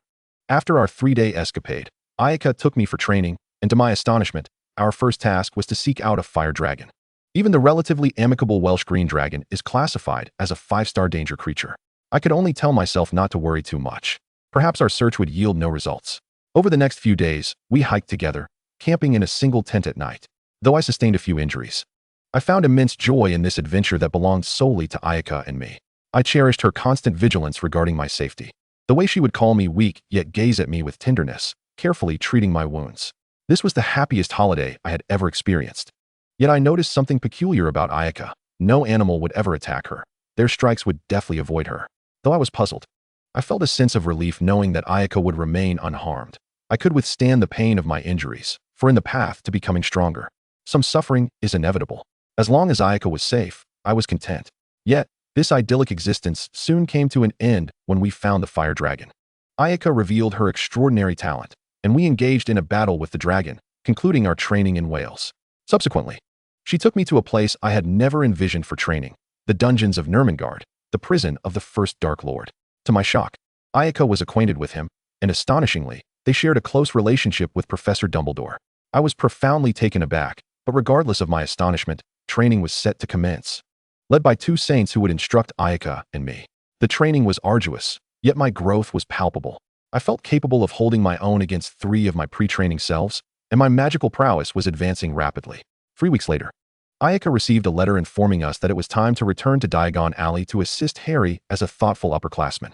Although I was disheartened, feeling that Harry monopolized Ayaka's attention, I had no legitimate grounds to prevent her from doing so. Thus, I accompanied Ayaka to Diagon Alley, where I indeed found Harry sporting an exuberant expression. The shopping experience proceeded smoothly, and when Harry purchased his wand, Ayaka did not accompany him inside. It seemed that Harry did not hold such significance in Ayaka as heart after all, which slightly improved my gloomy mood. Was it Harry's birthday today? What did that matter to me? I had no inclination to celebrate it. Nevertheless, I knew Ayaka's mischievous side had resurfaced, and I merely needed to play along. Watching Ayaka embrace Harry, I felt a twinge of discontent.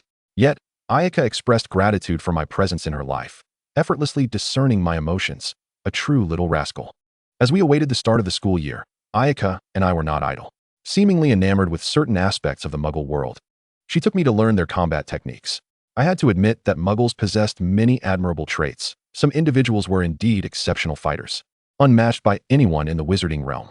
The days spent with Ayaka flew by, and before I knew it, the school year had commenced. Harry was sorted into Gryffindor, just as Ayaka had predicted. This year, Hufflepuff welcomed several adorable little badgers. Hufflepuff truly is a splendid house, where I consistently found unexpected tranquility. If only Ayaka could be sorted into Hufflepuff as well, although I knew that was impossible given her brilliance, which clashed with Hufflepuff's ethos. I had anticipated that the new school year would unfold like any other, simply caring for the new badgers. However, I was unprepared for the upheaval that Harry, the boy who lived, would inadvertently bring to Ayaka and me. On the third day of school, after breakfast, Ayaka pulled me outside to inform me that she had already explored the forbidden corridor on the fourth floor, where a three-headed dog resided, and urged me to warn the new badgers. Why was Ayaka acting alone again? That creature was a 3-star danger. Ayaka insisted that she would not be harmed as long as it was an animal, but it wasn't guaranteed that it was an animal. She had initially been unaware of what lurked in that corridor. This time luck favored us, but what about next time? Hadn't we agreed to stand side by side? Why was she acting alone again? I felt a surge of anger, yet I could not direct it at Ayaka. Instead, I reiterated that she should call me whenever she faced a situation. Ayaka hesitated, refusing to agree.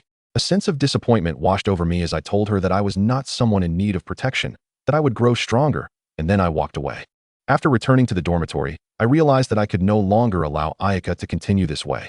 If she developed the habit of relying solely on herself, what would happen when real danger arose? Despite Ayaka's strength, no one could be omniscient. There would always be aspects she might overlook. Thus, I distanced myself from Ayaka and set a deadline for myself: Christmas. If she remained this stubborn by then, I would have to resort to more forceful measures to make her understand that one cannot be a lone hero. Fortunately, I did not have to wait long. An incident occurred during the Halloween feast. When Ayaka dashed out to pursue someone, she finally remembered to include me, filling me with both joy and relief. Subsequently, Ayaka and I deftly dealt with the troll. Indeed, there was little danger this time, and either of us could have resolved it with ease. When I observed the rescued young witch lying, I found myself perplexed by her actions and inquired about it with Ayaka. Leaning close, Ayaka whispered the answer to my question in my ear. However, I failed to catch what she said. As her warm breath brushed against my ear, my heart raced, and I became acutely aware of her gentle inhalations and the warmth emanating from her body. Ayaka withdrew and attempted to convey something with her gaze, but I averted my eyes. I could not meet her gaze, fearing my expression would betray emotions I wished to keep hidden. Afterward, Professor McGonagall instructed us to return, and I left immediately, feeling the need for solitude. In the stairwell, Ayaka cornered me against the wall, asking why I was ignoring her. I could not articulate my feelings at that moment. I wasn't ignoring her. I simply told Ayaka that we would discuss it tomorrow. I then broke free from her grasp and hid in a corner where she could not see me. Watching the look of confusion on her face pained my heart, and I felt an overwhelming urge to rush forward and embrace her, yet I restrained myself. I could not act on that impulse. As I watched Ayaka depart, I stood in the very spot where she had just stood, silently gazing in the direction she had taken. Upon returning to my dormitory, I reflected on my relationship with Ayaka. In the end, I came to a realization. My feelings for Ayaka transcended mere friendship. They were rooted in romantic affection. I would feel jealousy when I saw her being kind to others. I desired her undivided attention. I wished for her to refrain from physical contact with anyone else. And my heart would race whenever she drew near. All these feelings made sense now, yet it appeared that Ayaka did not share the same sentiments towards me. In her eyes, I remained her closest friend, but I yearned for something more. What was I to do? I find myself in a state of confusion. Regardless of the circumstances, I cannot see Aya for the time being. I fear I may be unable to resist the overwhelming urge to embrace him and kiss him. Aya is still quite young, and I must not frighten him. Moreover, I doubt my parents would approve. I must devise a means to persuade them. Aya, please wait for me a little longer, will you? I shall gather my emotions and navigate the obstacles that lie ahead of us. I envision a future that contains you. And only you. Chapter 40, The Quidditch Match. After Halloween, the season commenced, and Ayade would attend the matches each year, primarily because Cedric would be participating. This year, however, there was an additional reason, as Harry had unexpectedly become the seeker for Gryffindor. He is merely in his first year. Is it truly conceivable that someone with such a short experience could excel? What if something goes awry? Ayade could only watch with a sense of helplessness. On the day of the match between Gryffindor and Slytherin, Ayade went to the Great Hall for breakfast, where he spotted Harry, who was also having his meal. He approached the visibly nervous young lad. With a gentle chuckle, he patted Harry's shoulder and said, "Harry, today is your first match. You must be incredibly anxious. But I have faith in you. You are the son of James Potter, one of the finest players in Gryffindor history." After Harry processed this affirmation, Ayade continued, "You are a natural-born Quidditch player, so there is no need for anxiety. Simply step onto your battlefield and claim the glory that is rightfully yours." Upon hearing Ayade's unwavering words, Harry suddenly felt a wave of calm wash over him. He was merely to perform an instinctive action, as effortless as eating or sleeping. Harry turned to Ayade and asked, "Thank you, Ayade. Will you be there to watch my match?" "Of course. Allow me to relish an exhilarating game. It should be a simple task for you, no?" "Yes, I shall make sure you see it." "Then you should fill your belly now, our youngest seeker." Ayade replied before heading toward the Ravenclaw table. After Ayade departed, Harry resumed his meal. The few who had previously offered encouragement exchanged glances. Hermione remarked, "Senior Devons is quite remarkable, gentle yet powerful." Ron added, "Indeed, Fred mentioned that Devons is the most outstanding student in the 3rd year. I can hardly believe it. I thought I had been deceived once more." Hermione declared, "I shall strive to be as formidable as Senior Devons. This year, I am determined to be the top of my class." Ron gazed at Hermione with an expression of disbelief, silently consuming his breakfast. At 11 o'clock, I-8 arrived punctually at the Ravenclaw stands, awaiting the commencement of the Quidditch match. He greeted several familiar Eagles who had come to say hello. The match soon began. Officiated by Madam Hooch, with Lee Jordan, a friend of the twins, providing commentary that was somewhat biased. The competition was intense. However, I-8 instinctively focused on the Seekers, as Cedric was also a Seeker. As the Golden Snitch had yet to appear, both Harry and the Slytherin Seeker soared high above. With his specially crafted glasses, I-8 was able to observe Harry's movements with remarkable clarity. Watching Harry maneuver his broomstick and perform flips in celebration of Gryffindor's scoring, I-8 felt reassured. As long as no one interfered, Harry would be just fine. His flying talent was indeed exceptional. Suddenly, I-8 heard the buzzing of the Golden Snitch and turned to see it darting swiftly toward one of the Slytherin chasers. Just moments after I-8 detected the snitch, others on the field also became aware of its presence, and both Seekers pursued it. Due to his broomstick's superiority, Harry outpaced the Slytherin Seeker. However, Slytherin's Marcus Flint deliberately collided with Harry, causing him to veer off course. In the ensuing chaos, the snitch vanished from sight, and I-8 chose not to focus on the temporarily elusive snitch. The match continued, but suddenly Harry's broom seemed to spiral out of control, weaving erratically through the air. I-8 sensed trouble. It appeared someone had cast a spell on Harry's broomstick. He quickly glanced at the professor's box, where Professor Snape was chanting incantations while observing Harry. And Professor Quirrell also had his gaze fixed on him. I-8 zeroed in on Professor Quirrell, intending to take action, when he suddenly recalled something and turned his attention toward the Gryffindor stance. That clever little witch was peering through her binoculars at the crowd. Upon witnessing this, I-8 paused. She was quite astute and should be able to resolve Harry's predicament. He merely needed to wait quietly for the outcome. As expected, the little witch soon pinpointed the professor's box. I-8 watched as she struggled through the crowd, finally reaching Professor Snape's side. I-8's brow creased in confusion as he remembered Harry and Ron's previous comments about Professor Snape and the conspicuous manner in which Snape had performed the counter curse. I-8 understood why the little witch had misidentified her target. Fortunately, while attempting to disrupt Professor Snape, she accidentally knocked Professor Quirrell down, interrupting his spellcasting. Otherwise, Harry might have been seriously harmed. Having neutralized the spellcaster, Harry successfully caught the Golden Snitch. Albeit in a rather unconventional manner, he dove swiftly to the ground and caught the snitch with his mouth. I-8 stifled the urge to bury his face in his hands.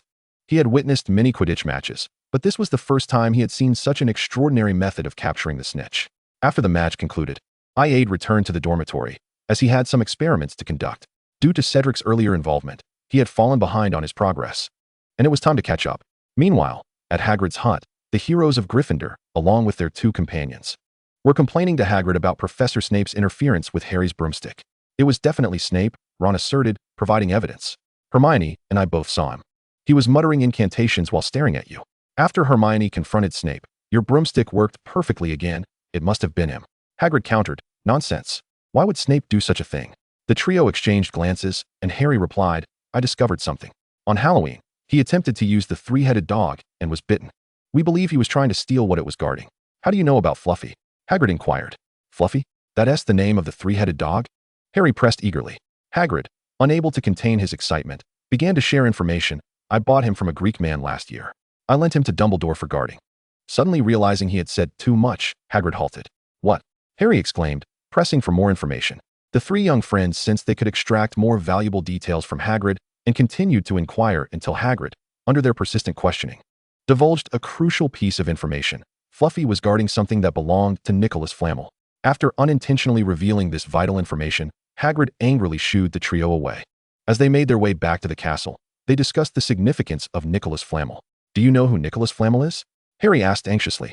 Hermione and Ron exchanged glances, confirming their ignorance. Harry evidently discerned that the 2 were unaware, murmuring, "Perhaps I know who to seek." Upon uttering this, he retrieved the 2-way mirror gifted to him by Ayed, channeling his magical energy to establish contact. Chapter 41. Harry's plea for assistance. Ayed was engrossed in researching a protective magical rune intended to safeguard the soul. He had previously investigated the dark mark inscribed upon Voldemort's followers, which was quite effective, as it was said that no one had ever managed to eradicate it. This piqued Ayed's interest. He speculated that the inability to remove it stemmed from the fact that the dark mark affected the soul rather than the body. Driven by this conjecture, Ayed began to explore methods of soul protection, for as a double agent and potions master, he could not bear the burden of such a grotesque mark after the Dark Lord's demise. Ayed had a certain fondness for his role as potions master, and he was more than willing to lend a hand if he could. Moreover, a few days prior, he had inadvertently stumbled upon the Ravenclaw diadem in the Room of Requirement. This object imparted an unsettling sensation, as if it had been tainted by something malevolent. He dared not handle it further, and instead inscribed a sealing magical array, encasing it within a storage ring. He surmised that this peculiar feeling might also be related to the soul. Just as Ayed became deeply engrossed in his studies, the two-way mirror nestled within his clothing began to emit heat. It was the one meant for Harry.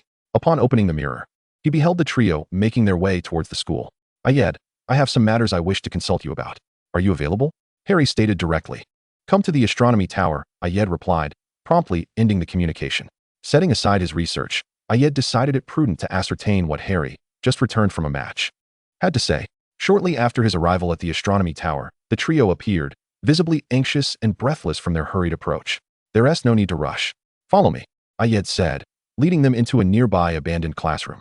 He performed a cleaning charm, rendering the dust-laden room somewhat more presentable, and casually seated himself on a chair. Once they were seated, he inquired, "What questions do you have? Please ask away." Hermione, her excitement palpable, spoke up. "Good day, Senior Devons. I am Hermione Granger. I am aware of you. Professor McGonagall holds you in high regard," Ayed replied, taken aback by the young witch's fervor. She hadn't exhibited such enthusiasm during Halloween. It seemed Hermione had more to say, but Harry interjected, "Ayed, do you know of Nicholas Flamel?" Ayed expressed surprise. "How do you know that name? Logically, you should not have encountered it." In response to Ayed's inquiry, Ron and Harry recounted their conversation at Hagrid's hut. After listening, Ayed smiled slightly. "You truly have a knack for teasing Hagrid. Nicholas Flamel is, to date, the most legendary alchemist. The Philosopher's Stone he created, what most refer to as the Sorcerer's Stone, has two primary functions. The first is to transform any metal into pure gold." Observing the trio's rapt attention, he continued, "The second function is to produce the elixir of life. In fact, this effect is quite evident, as Nicholas Flamel has lived for over 600 years. The trio's expressions reflected astonishment, an understandable reaction upon learning of someone who had defied the bounds of mortality for so long. Allowing them a moment to process this information, Ayed added, "Did Hagrid inform you that the creature guarding it is the same object he retrieved from Gringotts? If so, it must indeed be the Philosopher's Stone." "How do you know this?" Harry asked, curiosity piqued. "When Hagrid extracted it, I conducted a slight investigation and discovered it to be an alchemical product. If it is associated with Nicholas and of that size, it can only be the Philosopher's Stone. Moreover, Nicholas is a close friend of Professor Dumbledore, making it entirely plausible that he would lend the stone to the headmaster." Ayed's gaze softened as he regarded Harry. "It is evident that Snape intends to steal the Philosopher's Stone. He seeks immortality," Ron asserted confidently. "How can you be certain that Professor Snape entered that chamber with the intent to steal rather than to protect?" Ayed inquired, intrigued. "Because Snape is no good, and he cursed Harry Esperum during the Quidditch match," Ron retorted, indignant. "And how can you ascertain that Professor Snape's actions during the match were malevolent rather than protective?" Ayed countered. After Hermione intervened with Snape, Harry was unharmed. "Surely that proves something?" Ron exclaimed, his frustration evident at Ayed's defense of Snape. Ayed chose not to engage with Ron further, instead turning to Harry. "Harry, do you share this sentiment?" Harry hesitated, yet soon affirmed, "Yes, I believe so." "Do you possess concrete evidence to substantiate your claims?" Ayed probed. "Isn't what I just mentioned sufficient?" Harry asked. "What of Miss Granger?"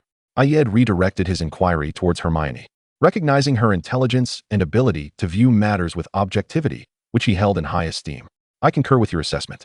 The information we currently possess only establishes that Professor Snape is involved to some extent.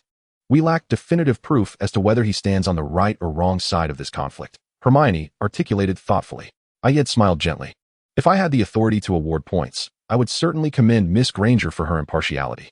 He then turned to Harry. "Harry, I hope you can approach situations with rationality and fairness, rather than allowing your emotions to dictate hasty conclusions that may lead to a lifetime of regret. When judging a person's character, we cannot rely solely on appearances or a singular event." Allowing a moment for Harry to gather his thoughts, Ayed continued, "Let us analyze rationally the reasons you suspect Professor Snape. The first point is your forehead scar aching during the welcoming feast. An issue I previously discussed with you at Hagrid's hut. Here, it is worth noting that not only Professor Snape, but also Professor Quirrell warrant scrutiny. The second point involves Snape's injury sustained on Halloween night. From his dialogue with Filch, it is clear that the troll inflicted this wound. Hence, one could infer that Snape sought to steal the Philosopher's Stone amidst the chaos he orchestrated by unleashing the troll during the feast. The third point pertains to today's Quidditch match, during which your broom went haywire. Miss Granger and Ron observed Snape casting a spell upon your broom, leading to the deduction that he intended to endanger your life. Let us commence our analysis from the second point. First, the identity of the individual who released the troll during the Halloween feast remains a mystery, a crucial point of inquiry. You should recall that Professor Quirrell was the first to discover the troll. Why, then, have you not considered him a suspect? Simply because he appears timid and stammers? Harry, it is essential to remember that Professor Quirrell teaches defense against the dark arts, not history of magic. It is quite peculiar for an instructor of dark arts to be incapable of dealing with a mere troll, do you not find? Indeed, it is rather strange, Hermione pondered. That evening, we were all present, and I couldn't help but notice the expressions and demeanor of the three professors who had arrived later. Observing the faintly bewildered looks on their faces, Ayed continued, Professor McGonagall was quite irate in her reprimand towards you, yet she seemed oblivious to the subdued troll. Why is that? It is because Professor Snape had already gone to investigate. Professor McGonagall was confident that as long as Professor Snape was present, you would be safe from harm. So, even if you harbor doubts about Professor Snape, do you not also trust Professor McGonagall? Ayed paused, glancing at the third professor. As for Professor Quirrell, I am rather reluctant to discuss him, he added, a hint of disdain flickering in his eyes. Consequently, I posit that the chaos unleashed by the troll during the Halloween feast was instigated by Professor Quirrell. As for his motives, Ayed deliberately paused, observing the anxious expressions that involuntarily surfaced on their faces, before smiling and continuing. It likely pertains to your speculations surrounding the Philosopher's Stone. Professor Snape must be acting under Professor Dumbledore's directive to safeguard it. Thus, upon the troll's emergence, he would hasten there to ascertain whether anyone attempted to steal the stone amidst the commotion. Noting Ron's lingering indignation, Ayed added, of course, this is merely my personal perspective, derived from my trust in Professor Dumbledore and the attitudes of other professors towards Professor Snape. Regarding today's events, it should be noted that prior to Harry's recovery, Professor Quirrell was also thrust aside by Miss Granger. Therefore, even if there are suspicions, they should also extend to Professor Quirrell. Harry, you must understand that those who wish to harm you may not always display overt hostility. With that, Ayed concluded, let us leave it at that for today.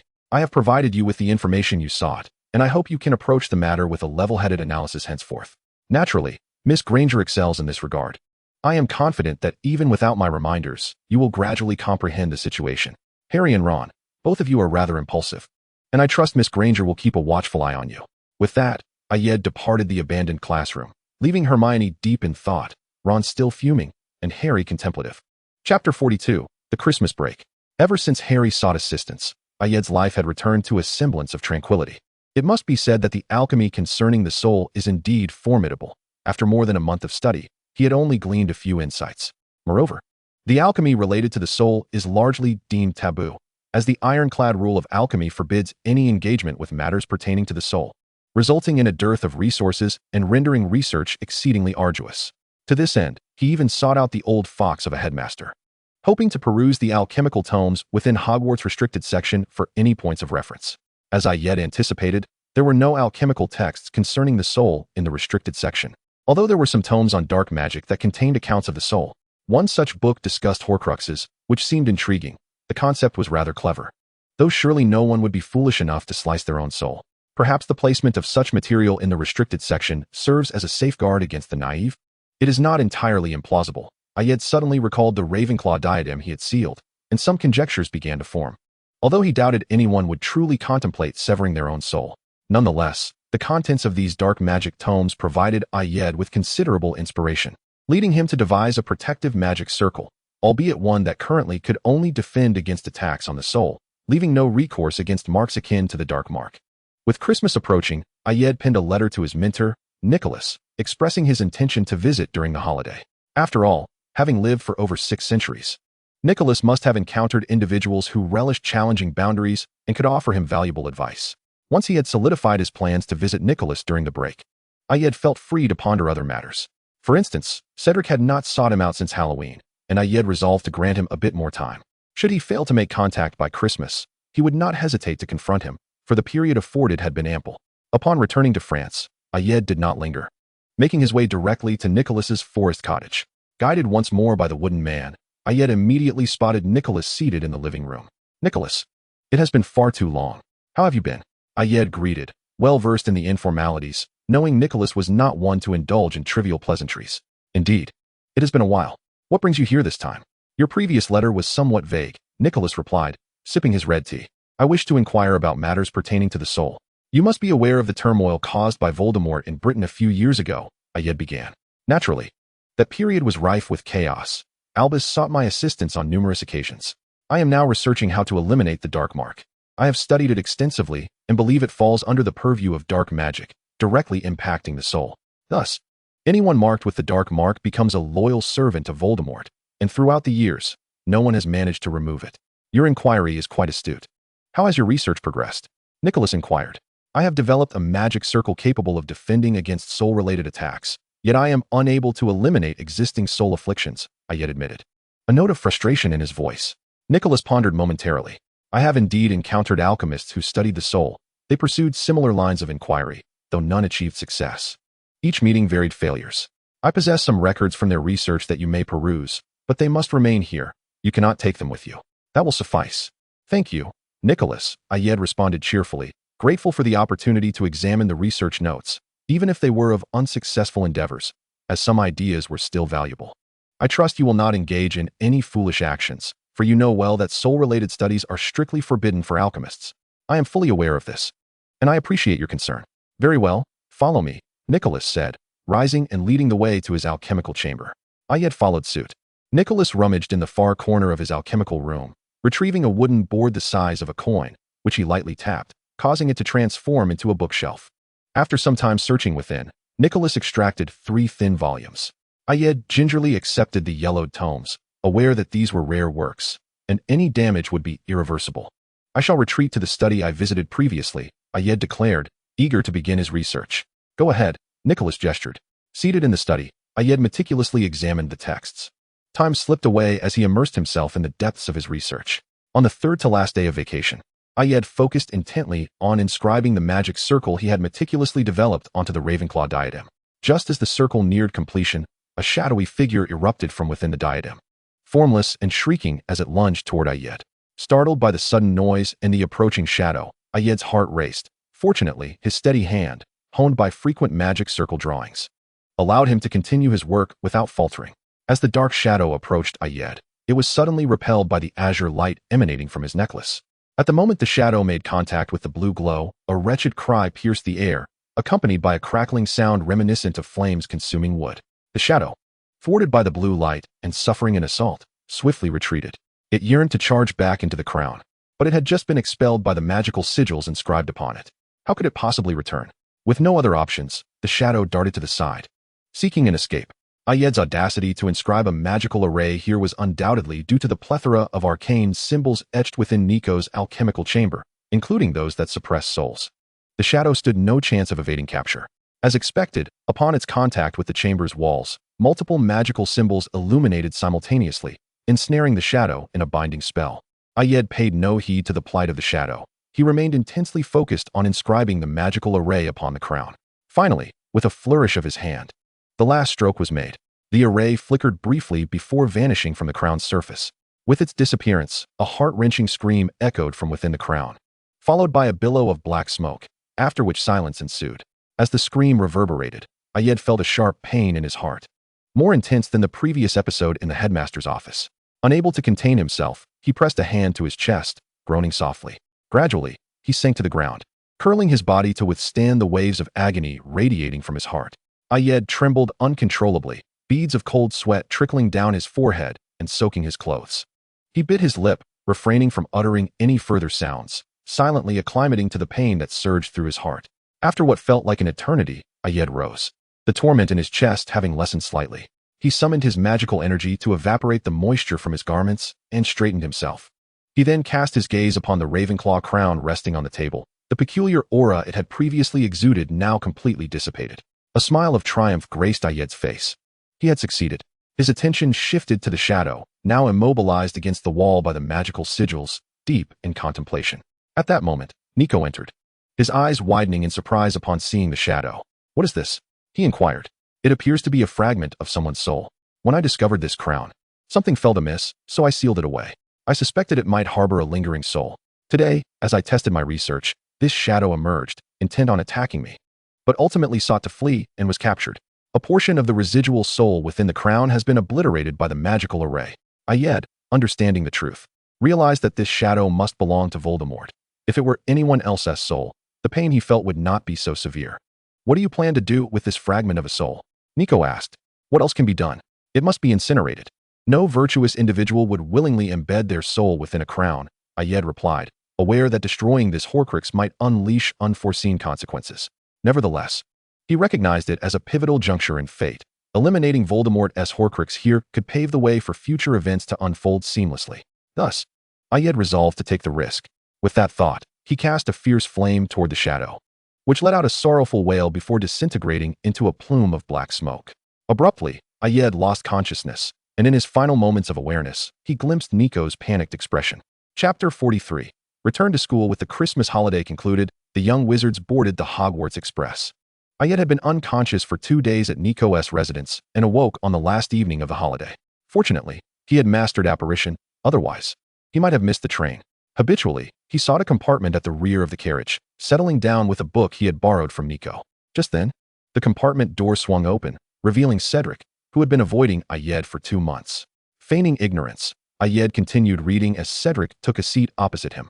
After casting a Confundus charm on the compartment, Cedric gazed tenderly at the sulking Ayed.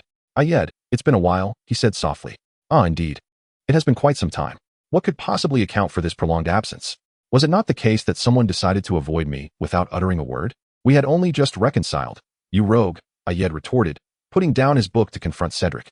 Ayed's face still bore the pallor of illness, and his tone was sharp. It was frustrating that Cedric had chosen to ignore him all this time. "I apologize, Ayed. This time it was my fault. Can you find it in your heart to forgive me?" Cedric said, his concern evident as he noted Ayed's pale complexion. "What on earth did you do over the break to appear so unwell?" Ignoring Ayed's outburst, Cedric was not one to dwell on Ayed's minor grievances. Now that he understood his feelings, he was more focused on why Ayed looked so ill. "You still haven't explained why you were avoiding me. Why should I forgive you?" "Because I needed clarity on certain matters. Your presence was affecting my judgment, which is why I haven't sought you out lately." "Have you figured it out now?" "Yes, I have." "All right then, I shall forgive you, but there must not be a second occurrence." A warning growl followed. "I assure you, there will not be another incident," Cedric pledged earnestly. Ayed then retrieved a gift box from his storage ring and handed it to Cedric. "This is your belated Christmas present." Cedric opened the box to reveal a black bracelet, intricately woven in a manner that made its design resemble flowing water, a stunning piece adorned with a tiny golden badger charm. "It's beautiful." "Ayed, please put it on for me," Cedric said, his smile warm. "Goodness, what a peculiar request. Asking someone else to fasten a bracelet for you." Ayed teased. Yet he complied, gently placing the bracelet on Cedric's right wrist. Admiring his handiwork, Ayed boasted, "It's only fitting that I, the creator, would produce something so exquisite." "Indeed, Ayed crafts only the finest," Cedric chimed in with enthusiasm. "Ayed, you look unwell. Is everything all right?" Cedric asked, concern lacing his voice. "It's nothing. I spent the holiday at Nico's, engrossed in experiments without adequate rest. I'll recuperate once we return to school," Ayed replied casually, deftly steering the conversation elsewhere. "By the way, you've been avoiding me. You wouldn't believe all the amusing happenings with Harry. Let me fill you in," Ayed said, recalling the trio of little lions and suppressing a laugh at Snape's notorious reputation for being misunderstood. Though Cedric remained somewhat worried about Ayed's health, he resolved to keep a watchful eye on him once they returned to school, temporarily setting aside his concerns. As Ayed regaled Cedric with tales, time passed swiftly. Soon, the express arrived at its destination. Ayed and Cedric boarded the carriages drawn by Thestrals, accompanied by Dean and Ayed's roommate, Anthony. Upon entering the carriage, Anthony noticed Ayed and Cedric together and whispered to Ayed, "So, have you two reconciled?" Ayed cast a disdainful glance at the gossiping Anthony. "I previously stated that we did not have an argument. Is it possible to remain in a state of Cold War from the start of the term until now without a quarrel?" Anthony found Ayed's assertion hard to believe. In the preceding 2 years, the two had been inseparable, yet this year, within mere days of the term's commencement, they had gone their separate ways. If there were no underlying issues, such a transformation would indeed be peculiar. "Anthony, Do you think you can surpass my potion score at the end of term? Ayed continued. If you spent as much time studying as you do scrutinizing whether Sid and I are together, you wouldn't be the one with the lowest grades in the dorm. Ayed, unwilling to debate this matter further, unleashed his trump card. Devins, how can you say that? Am I the one lacking ambition? Clearly, it is you who are too extreme. Anthony replied somewhat despairingly. Ayed smiled at him. Just wait. I will undoubtedly surpass you in potions this term. After a brief moment of dejection, Anthony perked up again. I shall await that. After Ayed's declaration, he chose not to engage with Anthony, who had suddenly become so spirited. While Ayed and Anthony were whispering, Cedric had been observing Ayed with a gentle, yet focused gaze.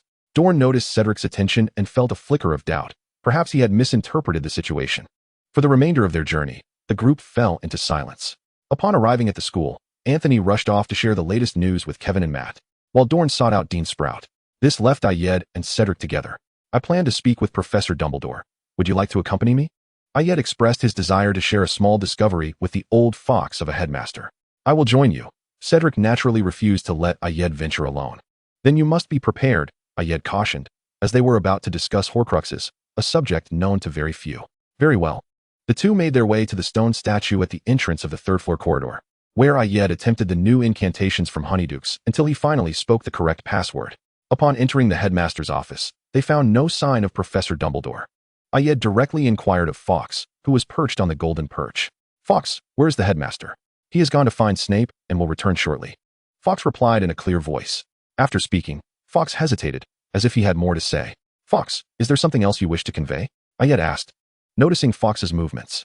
A few days ago, Grindelwald arrived. He is still within the castle. Hearing Fawkes's words, Ayed's expression darkened. What could Grindelwald possibly want at Hogwarts? Or was he merely here to seek out Professor Dumbledore? I understand. Please inform the headmaster to return quickly. I have something of great importance to discuss. The matter of Grindelwald was one Dumbledore could manage. It was not Ayed's concern. After watching Fawkes fly away, Ayed turned to Cedric and said, Fawkes has gone to deliver the message. The headmaster should return shortly. Let us wait. With that, Ayed conjured 2 chairs, settled down, and took out a book he had prepared to read, also offering Cedric a potions book. After a while, Professor Dumbledore returned, accompanied by a middle-aged man in his 40s. Ayed sized the man up and quickly recognized him as Grindelwald. It seemed his visit was solely to find Dumbledore. The headmaster took his seat behind the desk and gestured for Grindelwald to sit beside him, then addressed Ayed. Mr. Devins, you had Fawkes send word that you had something important to discuss. What is it? Ayed remained silent as he retrieved the Ravenclaw diadem from his storage ring and placed it on the headmaster's desk. Dumbledore's face registered evident perplexity upon seeing the diadem. Is this the Ravenclaw diadem? Indeed. Where did you find it? In the room of requirement at Hogwarts. Dumbledore's surprise was palpable, while the whereabouts of the diadem, hidden by Helena Ravenclaw, remained unknown. It was certainly not expected to be found within Hogwarts. How could the diadem end up in the room of requirement? Noting Dumbledore's confusion, Ayed chose not to keep him in suspense. I do not know how the diadem came to be in the room of requirement, but it should not have been hidden there by Lady Helena. That can be confirmed later. I stumbled upon it by chance, and upon finding it, I sensed something was amiss. During the Christmas holidays, I visited Nicholas, mainly to seek out books on the soul and how to protect it. This diadem was utilized during my experiments. When I inscribed a magical array on it, a shadow emerged from within, exhibiting a distinct consciousness. Fortunately, that shadow has since been vanquished. I had previously encountered a book on dark magic in the restricted section that mentioned an object known as Horcruxes, and I believe the diadem had been transformed into one. After hearing Ayed's account, Dumbledore fell into deep contemplation. Chapter 1. Extra, concerning tradition. 5 years after Tom's demise, Ayed and Cedric finally found themselves together. This brought a bittersweet sense of relief to those who were aware of Cedric's feelings. After all, not everyone possesses the insight to recognize their affections. It took Cedric nearly 8 years to awaken Ayed's understanding. However, the outcome was gratifying, as the two had at last forged a bond. Due to Ayed's fondness for certain aspects of the Muggle world, they purchased a villa there, primarily residing in the Skono estate, but dedicating 1 to 2 months each year to the villa. On a day in August, the two were enjoying a peaceful vacation at the villa when the doorbell rang. Ayed, lying in bed, nudged Cedric beside him, signaling him to answer the door. With a resigned sigh, Cedric rose, carefully covering Ayed with a blanket to conceal the red marks on his skin. When he opened the door, he was taken aback to see his cousin and her family, whom he hadn't seen in ages. Sister, brother-in-law, and Roy, please come in, Cedric greeted the three. After leading them into the living room and preparing hot tea, Cedric inquired, what brings you here, sister? Roy is 11 years old now and received his Hogwarts acceptance letter yesterday. As you know, I am rather clueless about this world, and my husband is a muggle, so we cannot teach Roy anything. I hope he can stay with you for a couple of days so you can guide him. Cedric's cousin explained. I had no idea there were wizards in this world. What can wizards do? Can they fly? Can they move mountains or fill seas? Cedric's brother-in-law, though a muggle, had a penchant for science fiction and was surprisingly accepting of the idea of wizards. After realizing he lacked magical talent, he felt a bit disheartened for a while. Wizards are not so extraordinary. They merely possess abilities that make life more convenient, Cedric replied. Uncle Ayed, where is he? Roy asked. What about my handsome uncle? At the mention of Ayed, Cedric's expression softened, and he replied with a smile, Ayed is still resting. As Cedric finished speaking, his brother-in-law gave him a knowing look, accompanied by a discreet thumbs up. Uncle Ayed is still asleep, but Roy wants to see Uncle Ayed. Children, in their innocence, cannot fathom the intricate complexities of adult conversations. All they desire is the presence of their charming uncle. As a few individuals engaged in dialogue, Ayed gracefully descended the stairs, clad in a crisp white shirt and light brown casual trousers. The trio momentarily froze, puzzled by his arrival. Cedric was the first to notice Ayed, springing to his feet in a hurry to assist him. However, Ayed shot him an irritable glance, brushing aside his outstretched hand. Upon settling onto the sofa, he caught sight of Roy, whose eyes sparkled with delight at the sight of him. Ayed beckoned, and Roy dashed over, his imaginary tail wagging with such fervor that it seemed to leave a blur in its wake. Ayed affectionately ruffled Roy's hair, prompting a broad smile from the boy as he leapt into Ayed's embrace. Cedric's expression darkened, and he seized Roy by the scruff of his neck, depositing him back into his mother's arms. Amused, Ayed observed Cedric's antics, bemused that he could even feel jealousy over a child. Cedric gazed at Ayed with a pitiful look, prompting Ayed to say, All right, sit down. Let us finish discussing the matter at hand. Roy's cousin, seated across from Ayed, discreetly blushed as she caught sight of the red marks on his neck that were revealed with his movements. Oh my, what did the handsome one encounter last night? I wish I could witness it live, she internally exclaimed, though her outward demeanor remained composed. Upon hearing Ayed's words, Cedric chuckled and settled beside him, relaying the reason for their visit. When Roy mentioned his impending enrollment at Hogwarts, Ayed raised an eyebrow. Cedric, do you think we should let Roy stay for a couple of days? Cedric inquired. Certainly, Ayed affirmed, allowing Roy to remain. With the arrangement made, Roy's mother and cousin departed, for they were busy adults with no time to spare for the little one. Once they had left, Ayed suggested, Cedric, perhaps you could enlighten Roy about Hogwarts. Leaning against Cedric, Ayed listened to their conversation. Hogwarts is the only wizarding school in England. Every young wizard who turns 11 within British borders receives an acceptance letter from Hogwarts. You've replied to it, haven't you? Cedric asked. Yes, we have. Roy nodded in response. Hogwarts is divided into 4 houses: Gryffindor, Ravenclaw, Hufflepuff, and Slytherin. How do you know which house you'll be sorted into? Roy asked curiously. During the sorting ceremony, there is a competition involving food. Those who consume 6 portions are sorted into Hufflepuff, 4 portions into Gryffindor, 2 portions into Ravenclaw, and those who eat nothing are placed in Slytherin. Ayed, resting against Cedric with closed eyes, nearly burst into laughter at Cedric's earnest explanation to Roy. To maintain the facade, he stifled his amusement, though a slight tremor of mirth escaped him, which Cedric noticed. He gently caressed Ayed's back, soothing him.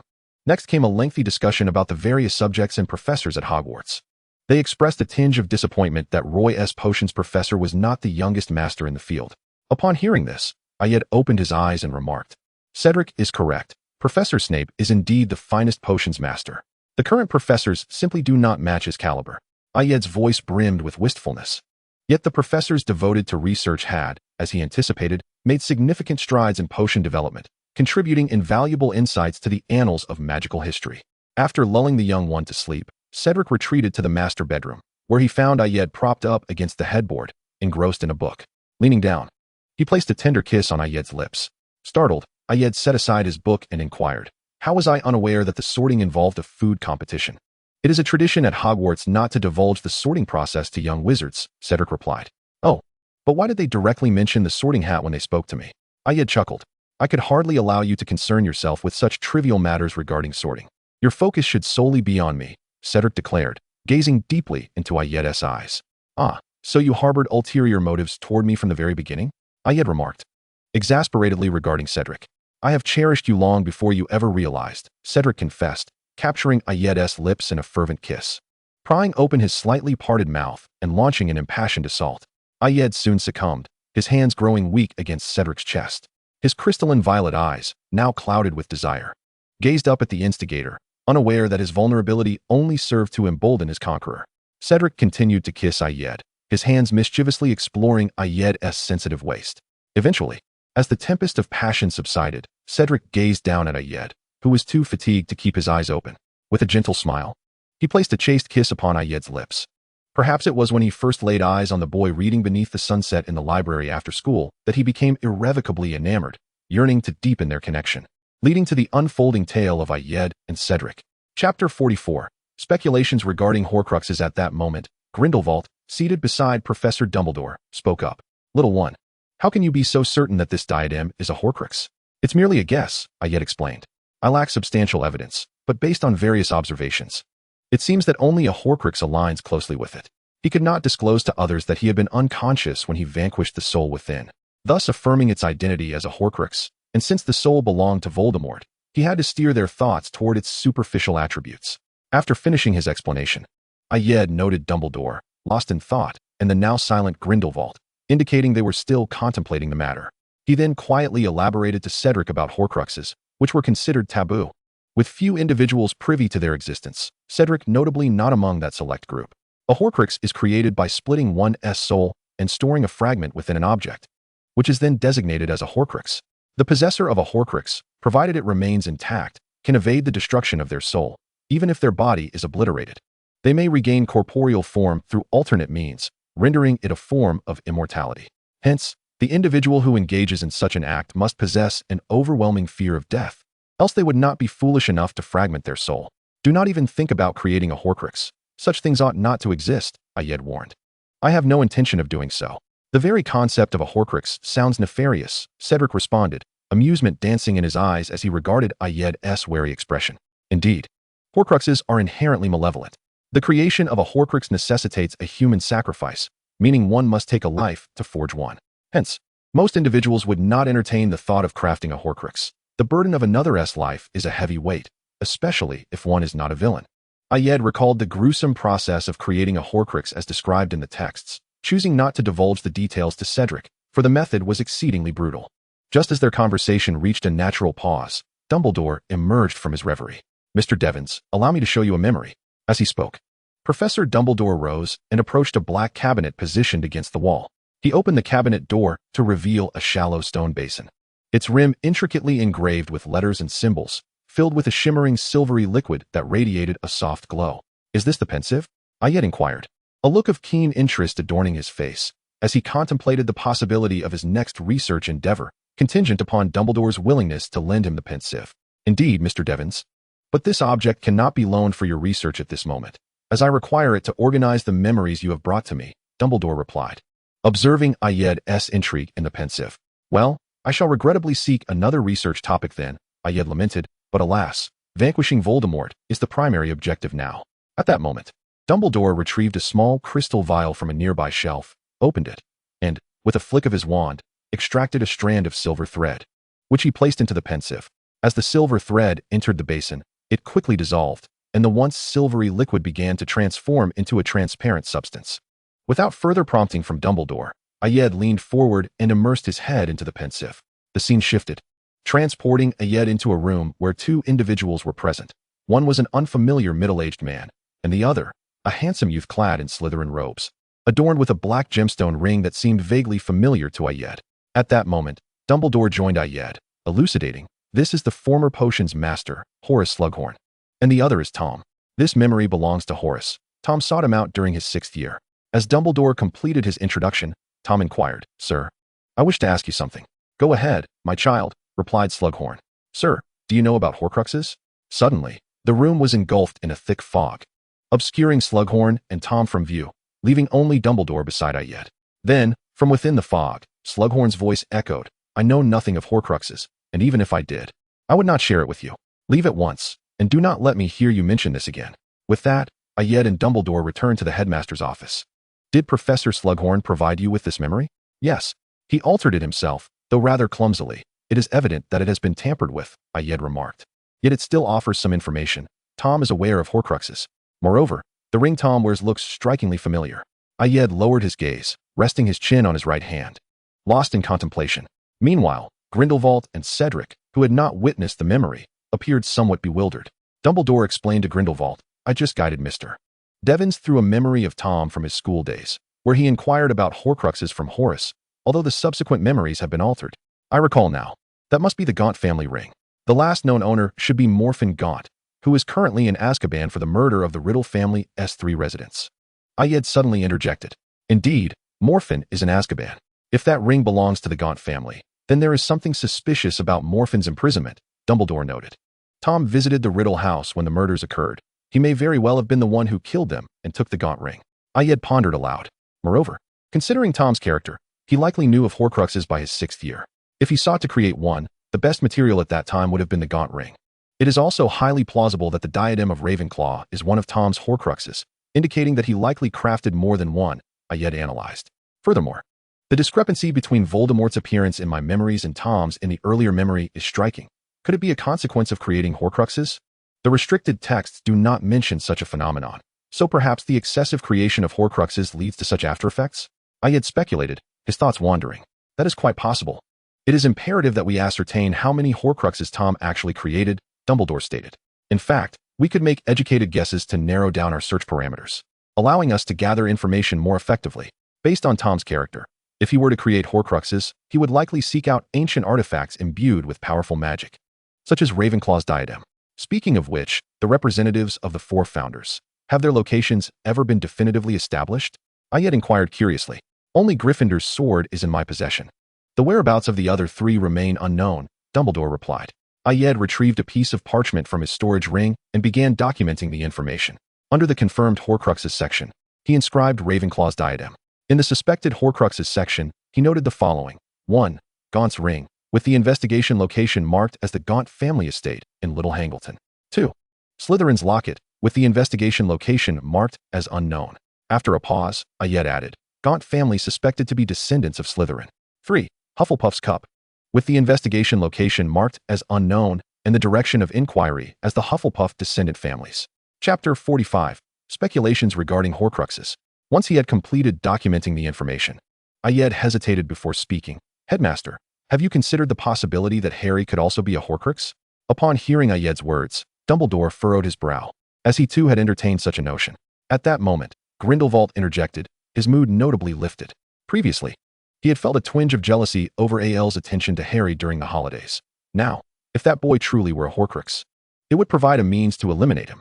Moreover, Grindelwald cast a sidelong glance at Ayed, pondering the altered course of fate and the price the boy had paid for it. "Young man, elaborate further. Why do you believe that boy might be a Horcrux?" Ayed, noticing the expressions of the two, resolved to continue. "I suspect Harry is a Horcrux for 2 primary reasons. First, on the night Tom attempted to kill Harry, he first murdered Harry's parents, only to be rebuffed, resulting in his physical demise and the escape of his soul. This scenario aligns perfectly with the conditions for creating a Horcrux. Second, the Potter family and Harry's mother do not possess Parseltongue, yet Harry does. This ability seems to be instinctual.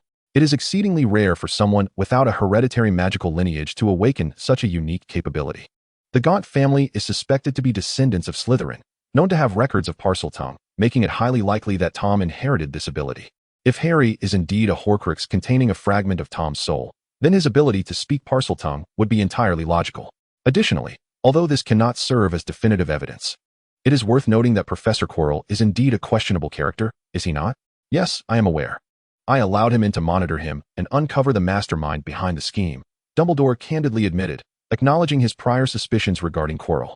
This brings me to my point.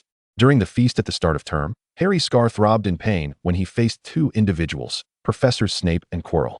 I am aware that Professor Snape is now your ally. Hence I am inclined to believe that the one who causes Harry's scar to ache is indeed Quirrell.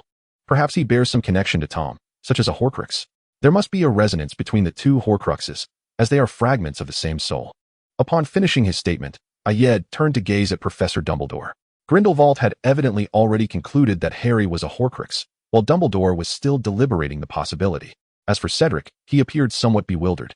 Observing Cedric's expression of confusion, "Who am I? Where am I? What am I to do?" Ayed stifled a chuckle, guiding him to take a seat, and whispered in his ear, "Do not be perturbed. Our quest for Horcruxes has little bearing on you. Just continue as you have before." After patting Cedric on the shoulder, Ayed noted the faint flush on Cedric's face and thought, "Poor Cedric, feeling embarrassed for being unable to assist. I should probably take the time to explain things to him properly to prevent any wild notions from forming in his mind. The two were clearly on different wavelengths. But Grindelwald seemed to have caught on to something, regarding Ayed with a knowing smile. At that moment, Dumbledore sighed and remarked, "I must concede, your argument is quite compelling. I have harbored doubts in the past, yet we cannot definitively ascertain whether Harry is indeed a Horcrux, nor can we afford to act rashly. In fact, I devised a magical array during the Christmas holidays, capable of obliterating or expelling foreign souls. I have successfully tested it on Ravenclaw's diadem, though its efficacy on a human remains unproven." Ayed smiled as he spoke. "Mr. Duvins, you are well aware that I cannot permit you to experiment on Harry." Dumbledore replied coolly. "Well, I understand that you would never allow me to harm your golden boy," Ayed sighed in response. "Since we cannot dismiss the possibility of a Horcrux, should we reconsider your previous plans? After all, if Harry is a Horcrux, Tom could glean some of your strategies and arrangements through him," Ayed cautioned. "For now, there is no need. I shall refrain from divulging too much to Harry. His primary focus must be on strengthening his abilities. However, you should also consider Harry's feelings. He may not wish to be kept in the dark. Perhaps there are certain matters he ought to be made aware of in advance." Ayed pondered that if he were in Harry's situation, being so manipulated might lead him to become the third Dark Lord. "I will take that into account. But I genuinely hope he can enjoy these years. His identity does not afford him the luxury of a carefree upbringing. Perhaps shouldering burdens early on would foster a steadier character, preventing impulsive actions that could lead to irrevocable losses." Ayed leaned towards the notion that Harry should confront his challenges sooner rather than later to avoid emotional upheaval from sudden responsibilities. Dumbledore's expression turned serious as he declared, "I will give this matter the consideration it deserves. Indeed, the next step primarily involves confirming the number of Tom's Horcruxes and locating them, which rests solely on your shoulders. As my capacity to assist is rather limited, and presently, Tom's main soul remains elusive," Ayed stated, harboring a degree of admiration for Voldemort. "For it is no ordinary feat to fragment one's soul so extensively." Ayed continued to contemplate, adding a note on the parchment regarding suspected Horcruxes, suggesting an inquiry into those among the Death Eaters who hold significant status in Tom's trust, to ascertain whether they have received any items from him. He then compiled a list of tasks. 1. Monitor Quirrell, suspected of harboring a Horcrux. 2. Travel to Azkaban to uncover the truth behind the Riddle family's demise, its relation to Tom, and verify the whereabouts of Slytherin's locket. 3. Proceed to Little Hangleton to seek the Gaunt family's ring. 4. Investigate places Tom visited from his graduation until he rose to fame, as they may yield clues related to the Horcruxes. 5. Seek out the descendants of Hufflepuff to investigate leads on the Hufflepuff Cup. 6. Compile a list of Death Eaters trusted by Tom to explore if they received entrusted items and examine for Horcruxes. 7. Consult with Helena Ravenclaw regarding the whereabouts of Ravenclaw's diadem and whether she ever disclosed its location to Tom. 8. Secure an audience with Professor Horace Slughorn to discuss the true memories of Tom concerning the Horcruxes. 9. Train and protect Harry. After listing the tasks, Ayed presented the parchment to Dumbledore, stating, "I can assist with the first, 7th, and 9th tasks. As for the others, they will require your delegation, Headmaster. I believe we have covered everything for now, and Cedric and I shall take our leave." Rising, Ayed took Cedric by the hand, preparing to depart when he suddenly recalled something and added, "Oh, Headmaster, it would be prudent to seal any Horcruxes obtained as soon as possible. The Ravenclaw diadem gave me an unsettling impression. If neglected, it could lead to unforeseen consequences." With that, he continued to pull Cedric along, leaving the headmaster's office without a backward glance. Chapter 46, The Quidditch Final. Emerging from the headmaster's office, Ayed remarked to Cedric, "Cedric, do not dwell too much on the matters discussed with the headmaster tonight. Most of those issues require his arrangements. As students, our role is merely to assist him within our limited capacity." Cedric observed Ayed's feigned nonchalance, yet his earnestness in offering guidance softened Cedric's heart. Ayed was always so endearing. Did he mistakenly believe that I felt disheartened by my inability to contribute? Contemplating this, Cedric replied, "I understand, Ayed. Do not worry. As long as I can be of assistance to you, that is sufficient. Your presence beside me, calm and steady, is already a tremendous help," Ayed responded with a smile, grateful that Cedric was alive rather than facing the grim fate foretold in his prophetic dream. As he beheld Ayed's radiant smile and listened to his unintentional yet poignant words, Cedric felt an overwhelming tenderness swell within him, his gaze toward Ayed growing increasingly gentle. "I understand. Well then, let us hasten back to rest. You need not overthink things at the moment. Focus on preparing for the Quidditch match. The final will be against Gryffindor, and this year's Gryffindor team is formidable. That little fellow Harry possesses remarkable talent. Winning this match will be quite the challenge for you, Ayed remarked, giving Cedric's shoulder an encouraging pat. But I will be there to cheer you on. The day of the Quidditch match arrived swiftly, and Ayed stood at the entrance of the Hufflepuff changing room, awaiting Cedric's emergence. Cedric emerged, clad in his Quidditch robes, clutching the Firebolt 2000 that Ayed had gifted him. Upon seeing Cedric, Ayed clenched his right fist and gently tapped Cedric's left shoulder, saying, "Good luck. Today, with Professor Snape officiating, the odds are in your favor. I will give it my all, and I trust that Professor Snape will be fair in his judgments," Cedric replied, devoid of pre-match jitters, having exhausted those feelings during his first game. Moreover, Hufflepuff simply aimed to perform their best, placing little emphasis on victory or defeat. Do your utmost. Today's match may unfold in unexpected ways. After all, the Gryffindor team is aware that Professor Snape is officiating, and they surely wish to resolve the game in a mere heartbeat, lest they afford him any opportunity to trouble them. It is rather challenging for Professor Snape not to harbor biases against Gryffindor. Ever since it was announced that he would be the referee, the twins have been incessantly nagging him. Allow me to offer a suggestion. Keep an eye on Harry during the match. I've observed that his instincts are remarkably sharp. In the previous game, he consistently spotted the golden snitch first. Thank you for the intel, Aya. Cedric gently tousled Aya's hair. Don't fidget. You'll ruin your hairstyle. Aya quickly shielded his head, preventing Cedric from meddling further. Cedric moved ahead, with Aya trailing behind, grumbling as he adjusted his hair. Humph. I shall surpass you in height one day. The smile on Cedric's lips remained unwavering. As the match commenced, Aya, seated in the Ravenclaw stands, fell silent upon spotting Headmaster Dumbledore and Grindelwald in the teacher's box. He had expected the two of them to be preoccupied with gathering intelligence regarding the Horcruxes. Yet here they were, these Twilight lovers, seemingly at leisure to attend a Quidditch match. Nevertheless, with matters having been clarified, and given the cunning nature of the old fox that is the headmaster, he must have already dispatched someone to handle it.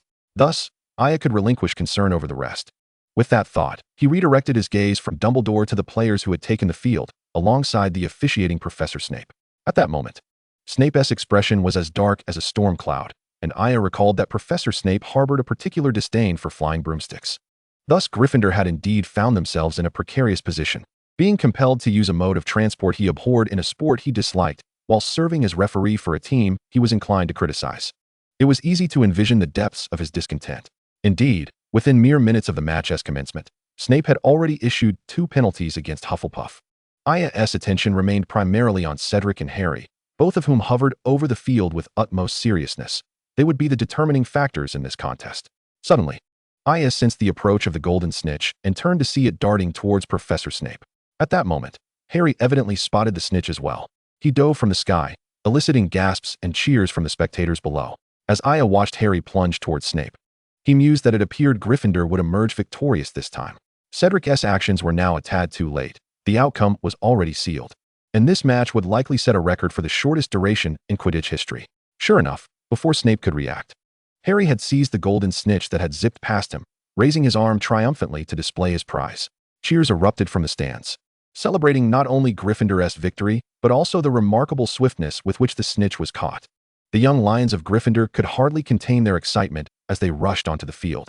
Aya observed as Headmaster Dumbledore stepped down from the teacher's box to join Harry, placing a hand upon his shoulder, while Grindelwald glared at them with a scowl. Finally, amidst the jubilant uproar, Aya departed the stands and made his way to the Hufflepuff locker room. In stark contrast to the raucous atmosphere of the field, the locker room was notably subdued. Gryffindor's players were celebrating their triumph, while the Hufflepuff team was disheartened, packing away their gear. Aya leaned against the wall by the locker room door, refraining from entering, as the current ambience was not conducive to his interference. The silence within was palpable, so quiet that a falling pin could be heard. Breaking the stillness, Cedric spoke up. "I apologize, I failed to spot the golden snitch in time." Before he could finish, he was interrupted by the other Badgers. "Cedric, it's not your fault." "Indeed, Cedric. This is not on you. Apart from Potter, no one else noticed the snitch." "Yes, Cedric, none of us anticipated the match would conclude so swiftly. Thank you all for your kind words, but I must admit I did overlook my responsibilities," Cedric replied. "However, let us strive to improve for next time. I am confident we can deliver an exhilarating match for the audience." After breaking the silence, Cedric offered comfort to his teammates. While many may have anticipated Hufflepuff's defeat, few expected it to transpire so rapidly. The Badgers felt a sense of disappointment due to the match's abrupt conclusion. Perhaps the gentle Badgers did not place excessive importance on victory or defeat, yet failing to provide an entertaining match left them quite disheartened. Upon hearing Cedric's words, the locker room's atmosphere brightened slightly, with voices becoming more spirited. Yes, we shall play a splendid game next time. Let us continue to work hard for next year. Aya, listening to the commotion from outside the locker room, couldn't help but smile knowingly. Chapter 47. The Forbidden Forest Crisis. Ever since the Quidditch match concluded, Aya and Cedric enjoyed a period of tranquility. Aside from keeping a watchful eye on Quirrell and ensuring Harry's safety, they had little else to occupy their time. Regarding Ravenclaw's diadem, Aya had consulted the ghost Helena Ravenclaw.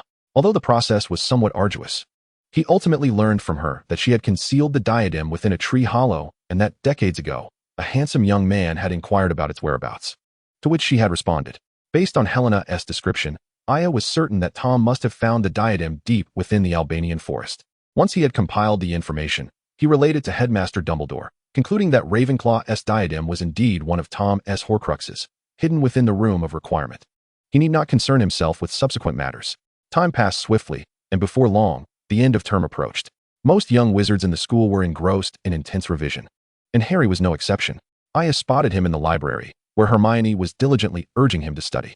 Observing Harry's focused demeanor, it seemed he was not unduly affected by recent events. Indeed, following Harry and his friend's nocturnal escapade which resulted in a deduction of 150 points, the news had spread throughout the school, with Slytherin and Gryffindor students often pointing fingers at the trio. Initially, Aya harbored some concerns regarding Harry's psychological state, but it seemed that the impending exams had diverted his thoughts. Moreover, with the intense revision for finals underway, Harry was unlikely to engage in any mischief, such as secretly raising a dragon. Aya had been aware of Hagrid's dragon keeping all along, thanks to his little spy, Ulysses. He was privy to most happenings on that front, although he had chosen to remain silent. Matters that posed no threat to Harry's life were generally left to unfold, as Harry needed room to grow. One night, Ayed was engrossed in his studies within the dormitory when he suddenly sensed that the protective enchantment he had placed around Avier had been triggered. A surge of urgency coursed through him as he swiftly made his way towards the Forbidden Forest.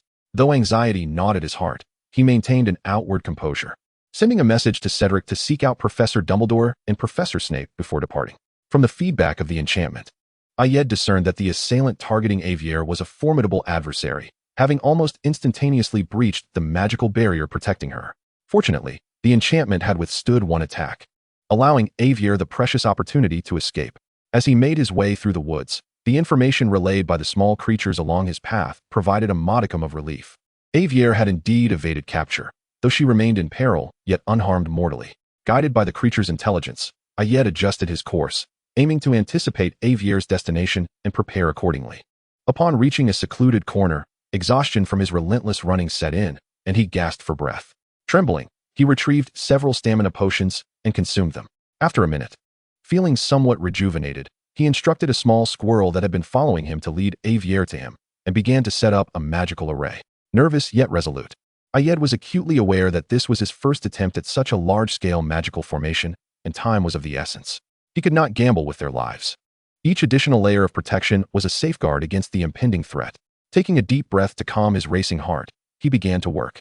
This array was designed for both offense and defense, capable of converting enemy attacks into protective barriers while simultaneously launching counterattacks, provided there was sufficient magical energy. Within the confines of the array, they would be utterly secure. As Ayed neared the completion of the array, the guiding squirrel returned, informing him that Avier would soon arrive. Closely pursued by her attackers, Ayed, unwilling to be distracted, did not respond. When he heard the sound of Avier's approach, he made the final stroke of the array, completing the intricate design. Sighing in relief, he turned to face the direction of the noise, and indeed, Avier's silver form emerged before him, marred by wounds and bleeding silvery blood. Without a moment's hesitation, Ayed ushered Avier into the protective circle and activated the magical array. As he infused it with his magical energy, the array began to emanate a crimson glow, enveloping both Ayed and Avier.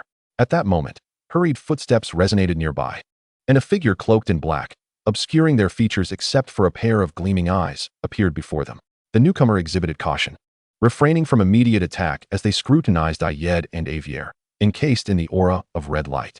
Avier lay helplessly on the ground, her silvery blood seeping into the earth. Ayed noticed the unmistakable glimmer of greed in the stranger's eyes as they fixated on Avier's blood. This individual sought the unicorn's blood. Did they not fear the curse that accompanied it? No. Ayed probed the stranger's essence and felt a familiar, unsettling sensation. Was it a Horcrux? He resolved to test the waters. Ah, so you desire the unicorn's blood? What a foolhardy endeavor, seeking your own demise. Surely you are aware that unicorn blood carries a curse, Kylo, Ayed remarked, his tone laced with sarcasm, elongating the name deliberately. You wretched fool. A harsh voice suddenly emanated from the back of Kylo's head. I apologize, master. I shall eliminate this boy forthwith, Kylo replied, fear evident in his voice. Ha! A mere pawn who can only obey commands, daring to breach my magical array? Especially when your so-called master lacks even a corporeal form and relies on your body, Ayed continued to taunt. As he spoke, Ayed calculated the time. He was uncertain of Kylo's strength, but if Dumbledore or Grindelwald were to arrive, victory would be assured. Nearly 20 minutes had elapsed since his arrival, and if Cedric was swift, he should be nearing as well. Kylo's inner occupant seethed at Ayed's words. Damn it, kill this brat. Oh, are you certain you wish to squander time here? I suspect Dumbledore will be arriving shortly. With Kylo, do you really think you can escape? Ayed had initially refrained from divulging this information, as capturing Kylo and the soul inhabiting him would simplify matters considerably. Yet, sensing Avier's breath growing weaker, he could not bear to witness his friend perish. He had to save Avier, even if it meant letting Kylo go. Upon hearing Ayed's words, the soul of Tom Riddle seemed to calm momentarily, whispering instructions to Kylo, who nodded cautiously. After a few breaths, Kylo muttered something barely audible. SSS, the sound is coming. Following this, he cast a killing curse towards the magical array. When the spell was thwarted by the protective barriers with no apparent damage, Kylo turned and fled in haste. Although Ayed did not catch Kylo's words, his actions suggested he had sensed Professor Snape's imminent arrival, prompting his retreat. Ayed exhaled slowly, feeling a measure of relief wash over him. Chapter 48. Aftermath in the Forbidden Forest. While Ayed felt a sense of relief, he did not cease channeling his magical energy into the array. Although he sensed someone approaching, he remained uncertain of their identity and could not afford to lower his guard, especially with the threat of Kylo's potential return. As he continued to supply energy, he instructed the little squirrel to venture to the unicorn's dwelling, to inform their leader of the situation and reassure them that once Avier was healed, he would return her safely. From his storage ring, Ayed produced several healing potions. Observing Avier, who lay on the ground in a daze. Avier, you must take the healing potion, he urged, opening the vial and pouring its contents into her slightly parted lips. This potion was the finest he had managed to concoct, and the previously bleeding wounds now showed signs of gradual healing. Avier appeared to regain some strength. Just as Ayed tended to Avier's injuries, Professor Snape arrived. Upon seeing only Ayed and the unicorn, he paused momentarily before swiftly regaining his composure, scanning the surroundings warily. Ayed felt a genuine sense of relief at Snape's presence. With the Master of Potions here, Avier would soon recover. Professor Snape, Kylo fled upon hearing you were near. Please, step into the magical array. Avier needs your assistance. Ayed urged. After surveying the area and confirming there were no other threats, Professor Snape cautiously stepped into the protective array. He approached Avier, meticulously examining the creature before producing several vials of potions, which he administered to Avier. This time, the wounds visibly healed at an astonishing rate, and Avier appeared significantly revitalized.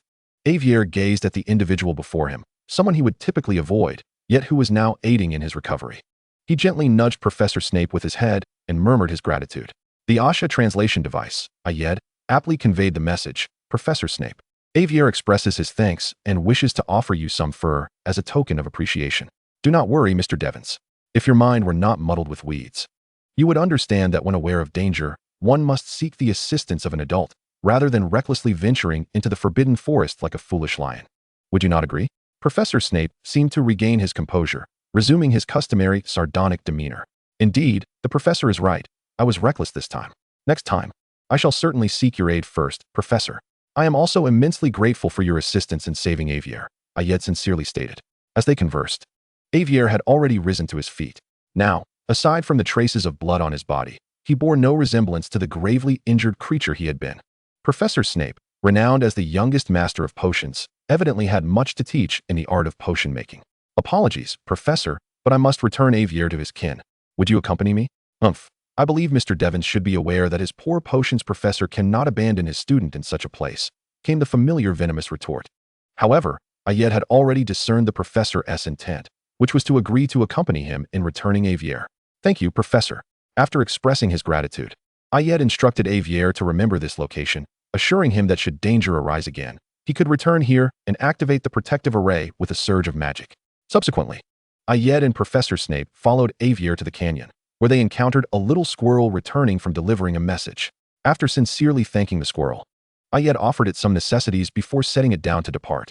As they approached the canyon, they spotted several adult unicorns standing not far away. Avier, upon seeing his kin awaiting him, first addressed them, asking them to wait a moment. Then he turned back to Ayed and Professor Snape. Avier skillfully shook his body, sending his silvery fur swirling through the air. Ayed instinctively drew his wand to collect Avier's fur. Ayed, please convey my thanks to this dark figure for escorting me back. Also, give him this fur as a token of my gratitude. Additionally, Ayed, thank you for the necklace you gifted me and for coming to my rescue. I may not be able to leave the territory for some time, but once I can, I will have you inform you. Farewell. With that, Avier dashed towards his kin without looking back. Watching the unicorns gradually fade into the distance, Ayed silently whispered, "Goodbye, Avier." Turning to Professor Snape, Ayed added, "Professor, Avier asked me to thank you for accompanying him back, and this is the fur he promised as a token of appreciation." He then handed the unicorn hair to Professor Snape. "Oh, and this as well," Ayed continued, retrieving a pendant from his storage ring. "This is a storage pendant I crafted, capable of holding items. I gift it to you, Professor, in gratitude for rescuing both Avier and myself." Professor Snape accepted only the unicorn fur, declining the pendant offered by Ayed. "I believe Mr. Devons should understand that one of the responsibilities of a professor is to protect his students." With that, Professor Snape turned to leave. Ayed followed closely behind, saying, "It is not entirely a gift. I would also like to know what potion you used to save Avier. Your potions are far more effective than mine. Perhaps I could exchange this pendant for the rights to your potion recipe?" Professor Snape halted, regarding Ayed for a moment before taking the pendant from his hand. "I shall provide you with the formula." With that, he turned and walked away. Ayed smiled and trailed after Professor Snape, heading towards the school. As they neared the edge of the Forbidden Forest, Ayed spotted Cedric anxiously pacing back and forth, occasionally glancing towards the Forbidden Forest. Upon seeing Ayed emerge, Cedric rushed over, his eyes filled with concern as he scrutinized Ayed from head to toe. Ayed obligingly spun around to facilitate Cedric's inspection for injuries. Seeing Ayed unscathed, Cedric exhaled in relief. "You truly frightened me. You merely sent word for me to find the headmaster and Professor Snape to assist in the Forbidden Forest without clarifying anything. I was nearly beside myself with worry." Cedric scowled. "Rest assured, I am fine, and I did not engage with those pursuing Avier. Professor Snape arrived just in time, and Avier has already recovered." Ayed quickly reassured him, recognizing the depth of Cedric's concern during this time. "Thank goodness. The headmaster is waiting for you and the professor in his office. Let us go together." With that, Ayed took Cedric's hand and led him towards the headmaster's office. As for Professor Snape, he headed directly to the headmaster's office upon exiting the Forbidden Forest. Chapter 49, Discussion and Suggestions in the Headmaster's Office. By the time Ayed and Cedric arrived at the headmaster's office, Professor Snape had succinctly recounted the events that had transpired.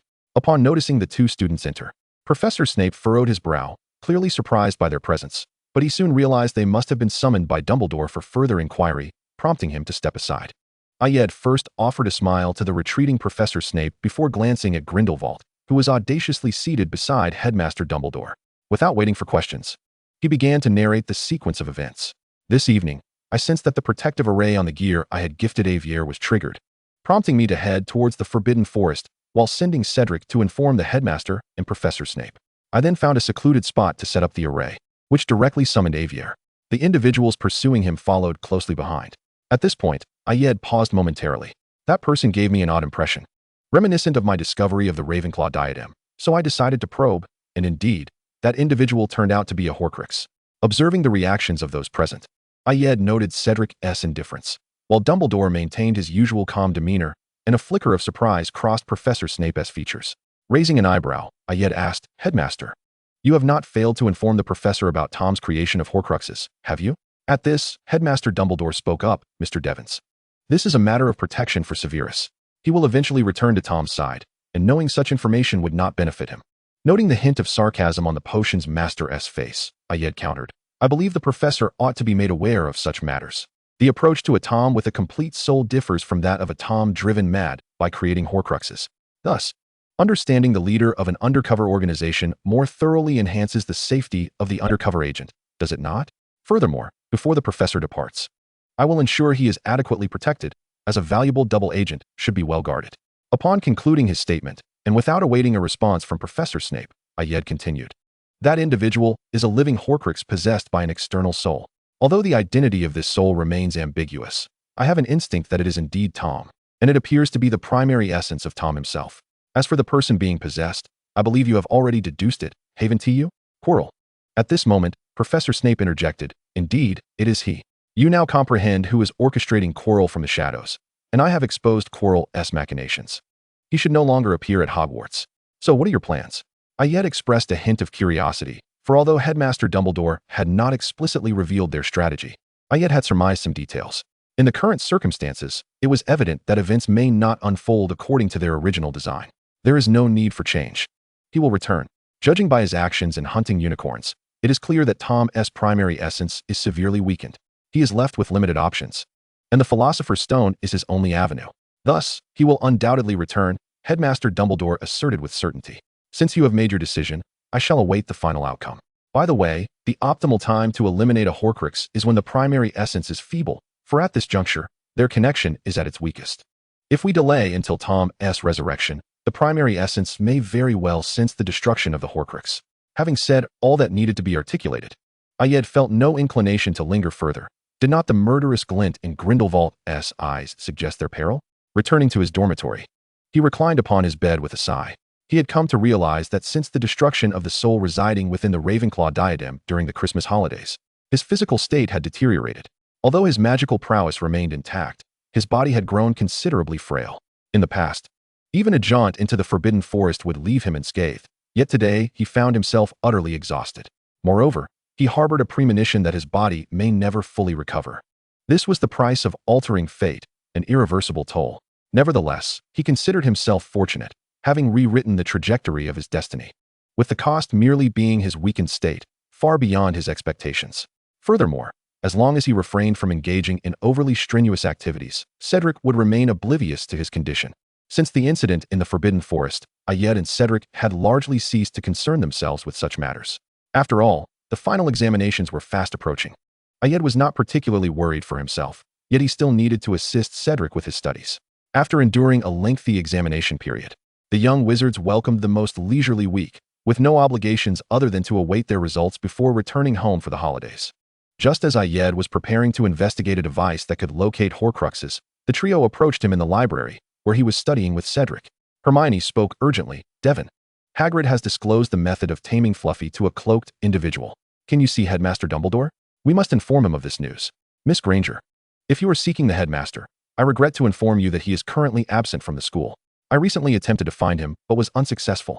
If you wish to ascertain his return, you should consult Professor McGonagall. She would possess more precise information." After stating this, Ayed seemed to recall something, adding, "However, I personally believe that if Hagrid has indeed revealed how to tame Fluffy, he will likely act within the next few days. After all, I trust that no one would dare attempt theft while Headmaster Dumbledore remains on the premises." Hermione gasped, "That could very well be tonight. What should we do?" "My suggestion is that you seek out Professor McGonagall, clarify the situation, and allow the professors to determine how to proceed." Ayed observed the anxious expressions on their faces and smiled reassuringly. Ron, filled with agitation, exclaimed, "They wouldn't dare confront the old bat." "The old bat?" Ayed raised an eyebrow at Ron.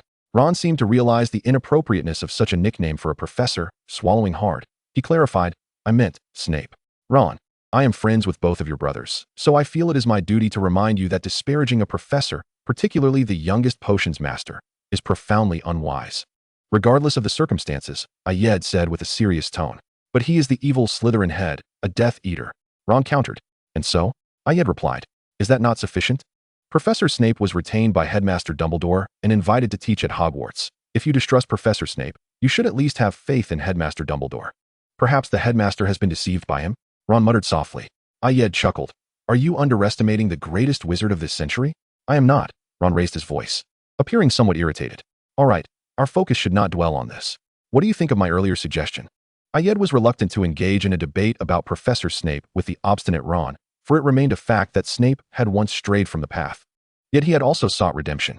Professor Snape did not require universal approval of his actions, nor should he concern himself with the opinions of a child. At this juncture, Harry spoke up first. "I believe your suggestion is excellent. We merely need to relay the information and our conjectures to the professors." Hermione concurred.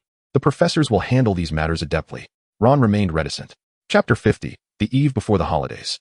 After the trio departed, Ayed curiously inquired of Cedric, Do you think they will remain obedient after seeking out the professors? Cedric pondered briefly before replying. They should, especially since the professors will be addressing the issues. If it were their pet badger, they would undoubtedly refrain from causing any further trouble. Shall we wager? Wager on what? Let us bet on whether the three of them will behave themselves tonight. And the stakes? The loser must fulfill one request from the winner? Agreed. Upon hearing Cedric's acquiescence, Ayed grinned mischievously. You are bound to lose. I shall contemplate what I shall have you do. Cedric looked at Ayed affectionately, stating, You may request anything of me. What? You do not even believe you will win? Ayed retorted with dissatisfaction. I merely believe Ayed rarely misjudges. Then why bet against me? Ayed regarded Cedric as though he were foolish. Cedric merely smiled, choosing not to respond further. Noticing Cedric's silence, Ayed also refrained from speaking, returning to his studies. That evening, Ayed did not check whether the three Gryffindor cubs had ventured out. He knew that if they confronted Quirrell, they would undoubtedly end up in the infirmary. It was not that Ayed underestimated them. Rather, if three first-year wizards could confront an adult wizard unscathed, then the wizarding world would have no reason to fear Voldemort. Especially considering this adult wizard was possessed by Voldemort's primary essence. However, he did not need to worry about their safety. Since this was part of Headmaster Dumbledore's plan, there would surely be someone monitoring their well-being from the shadows. Sure enough, the following day, Ayed overheard discussions regarding the occurrences in the underground classroom and the news of Harry Potter's hospitalization due to unconsciousness. Ayed refrained from visiting the infirmary, well aware that it was likely teeming with people, and he had no desire to face the wrath of Madame Pomfrey. Instead, he took his book to the edge of the Black Lake, a serene locale that he cherished for reading. Just as he was engrossed in his book, Cedric approached him. After settling beside Ayed, he fixed his gaze upon him. Under Cedric's scrutiny, Ayed reluctantly closed his book and remarked, What brings you here? Have you come to acknowledge your defeat and fulfill our wager? So, what is it that you wish for me to do? Cedric continued to focus intently on Ayed. Pondering thoughtfully with his chin resting on his hand, Ayed contemplated what task he might assign to Cedric. As Cedric observed Ayed deep in thought, he couldn't help but notice the slight pout of Ayed's lips, which caused his expression to darken momentarily. Suddenly, Ayed seemed to recall something, and with a mischievous smile, he turned to Cedric and said, I've got an idea. With that, Ayed produced a pack of Bertie Bott's every flavor beans from his storage ring and handed it to Cedric. The wager stipulates that you must eat these and describe the flavors as you go. Cedric glanced at Ayed, whose face was alight with anticipation, and chuckled resignedly. All right. Shall I start now? Yes, Ayed replied, his eyes sparkling with excitement. Bertie Bott's every flavor beans were indeed a peculiar magical confection, with an array of bizarre flavors. Although Ayed had purchased them, he seldom indulged, as he had no desire to experience any peculiar or unpalatable tastes. Cedric opened the package and casually selected a bean. Popping it into his mouth, Ayed watched eagerly. Almost instantly, Cedric's face and ears flushed crimson, his brow furrowed, and a mist of tears appeared in his eyes. Ayed felt he had already guessed the flavor. After a moment of struggle, Cedric managed to swallow the bean and said, I believe you can guess the flavor without my description. It's chili pepper. Ayed burst into laughter. Huh? The inventor is quite the genius to have created a chili pepper flavor. Surely a prank, not a treat. Is that truly amusing? Cedric replied, his face stern. Cedric, your expression was genuinely hilarious, Ayed remarked, blissfully unaware of the impending danger.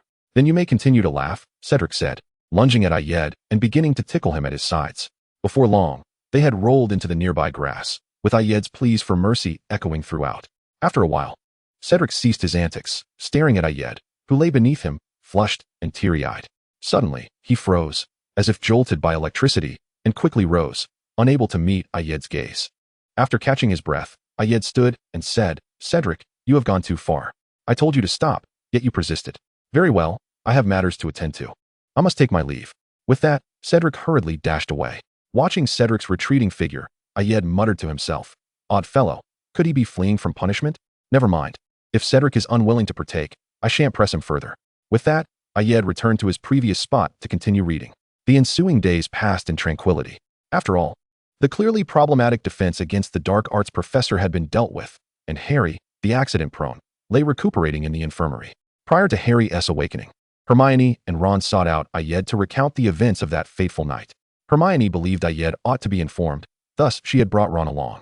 Though Ayed was unsure why the little witch felt he should be privy to this information, he refrained from interrupting their tale.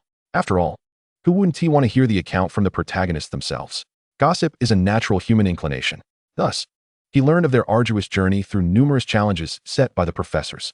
The first trial, a devil snare devised by Professor Sprout of Herbology, was repelled by Hermione's flames. The second, a flying keys challenge orchestrated by Professor Flitwick of Charms, was solved by the skilled seeker from Gryffindor. The third, a wizard's chess match set by Professor McGonagall of Transfiguration, was navigated by Ron. The fourth, a troll placed by Professor Quirrell of Defense Against the Dark Arts, had already been incapacitated. The fifth, a riddle from Professor Snape of Potions, was deciphered by Hermione's keen intellect. The final outcome remained unknown as neither of them had attended, leaving only Harry's awakening to reveal the conclusion. These challenges clearly served as a mere jest by the professors, intended to amuse the first-year witches and wizards, likely aimed at enhancing the enjoyment of their trials. As for the protection of the Philosopher's Stone, it was undoubtedly set by Professor Dumbledore, designed solely to prevent Quirrell from obtaining it. Ayed's thoughts on the matter were simply that as long as they were pleased, it mattered little to him. Ultimately, the stone had indeed not fallen into Quirrell's hands, and as for the whimsical challenges, they were inconsequential. Even professors needed to retain a childlike spirit. After their departure, Ayed sought out Cedric to share the amusing anecdotes of the professor's little games. Observing Cedric's bewildered expression, Ayed chuckled heartily. Indeed, amusing Cedric was a source of pure delight. Chapter 51, The Holiday Begins. Harry remained in a coma for 3 days before finally awakening. And upon learning the news, Ayed chose not to visit him, knowing that Harry's friends and the headmaster would be there upon his awakening. Ayed was keen to avoid the ire of Madame Pomfrey.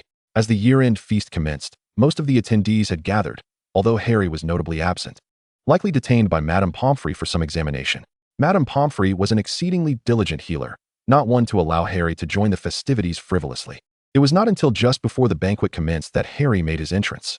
As he stepped into the hall, a hushed silence enveloped the room before the young witches and wizards erupted into animated conversation, with Anthony beside Ayed being particularly vocal. Unable to endure the noise, Ayed interjected. "Anthony, I recall you are a Ravenclaw, not a Hufflepuff. Is it truly appropriate to be so engrossed in gossip? Hey, Devons, that is Harry Potter. The very same who bravely ventured into the underground chambers alone. Does that not warrant discussion? My house affiliation is irrelevant. Just look around. Who isn't talking about this?" Just as Ayed contemplated tossing him out, Headmaster Dumbledore arrived, and the clamor of the hall subsided with his presence. Another year had passed, and before indulging in the sumptuous feast, we must first conduct the award ceremony for the House Cup. The scores are as follows. 4th place, Gryffindor, with 312 points. 3rd place, Hufflepuff, with 352 points. 2nd place, Slytherin, with 472 points. And 1st place, Ravenclaw, with 521 points. A calm applause erupted from the Ravenclaw table. Once the clapping subsided, Dumbledore addressed the assembly. Ravenclaw has performed commendably, as in years past. However, we must also take into account several recent events. Upon hearing Dumbledore's words, Ayed sensed that this year's House Cup would likely elude Ravenclaw. His intuition was soon confirmed as Dumbledore continued to speak. "I still have a final allocation of points to distribute. First, Mr. Ron Weasley, for his spectacular chess game, the finest seen at Hogwarts in many years. I award Gryffindor 60 points. Ayed observed Ron, seated at the Gryffindor long table, flush with embarrassment. The jubilant roars from the little lions of Gryffindor nearly threatened to lift the ceiling. Secondly, Miss Hermione Granger, who maintained her composure and applied logical reasoning in the face of adversity. I grant Gryffindor another 60 points.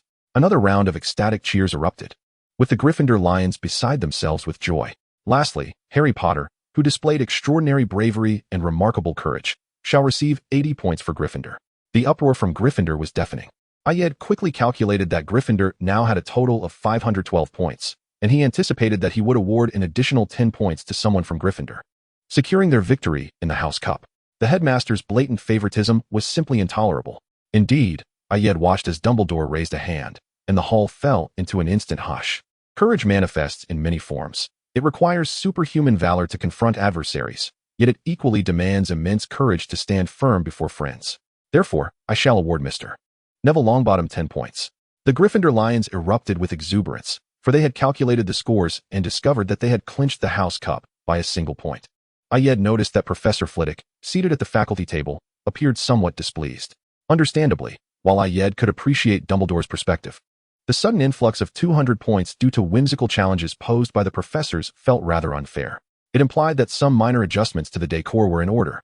He clapped his hands, and the blue streamers above the hall transformed into a vibrant scarlet, the bronze turned to gold, and the eagle of Ravenclaw faded away, replaced by a leaping Gryffindor lion. Professor Flitwick was seen shaking hands with Professor McGonagall, his expression slightly more agreeable, perhaps having come to terms with the outcome. Ayed gestured subtly toward Dumbledore, who acknowledged him with a barely perceptible nod. They understood each other. This time the House Cup would be awarded to Gryffindor, but only on this occasion. Henceforth, Gryffindor would need to earn it through merit. Dumbledore also assured that such overt favoritism would not recur, though this remained to be seen. The feast unfolded amidst the jubilance of Gryffindor and the discontent of Ravenclaw. Following the banquet, the holiday commenced. Ayed and Cedric returned home smoothly, and after a brief tidying up, they began to plan their summer activities. Ayed was unwilling to squander the holiday. His research on the Horcrux locator had made significant progress, and he required time to finalize his studies before conducting tests. As for Cedric, he found himself devoid of any grand ideas. After all, while they could test together, Cedric lacked the requisite knowledge during the research phase, rendering his involvement somewhat futile. I think I'll learn the Patronus charm. I believe it might come in handy later. Cedric mused. That sounds good. Once you master it, you can teach me. Ayed agreed enthusiastically to Cedric's suggestion. Thus, the two set about their respective endeavors. Ayed's current focus on the locator primarily involved identifying objects incompatible with his soul, such as lifeless items, detecting soul signatures, or identifying a living being harboring two or more soul signatures. These phenomena would be detectable, though pinpointing specific souls proved somewhat challenging, and currently, he lacked Tom's soul for research, thus postponing that line of inquiry. The research was not progressing smoothly. Although functionality existed, the range was rather limited, diminishing its practicality. If they could narrow it down to a specific area within 10 meters, they would practically know what constituted a Horcrux. Was further detection necessary? Ayed had to compile various materials and magical arrays for different trials.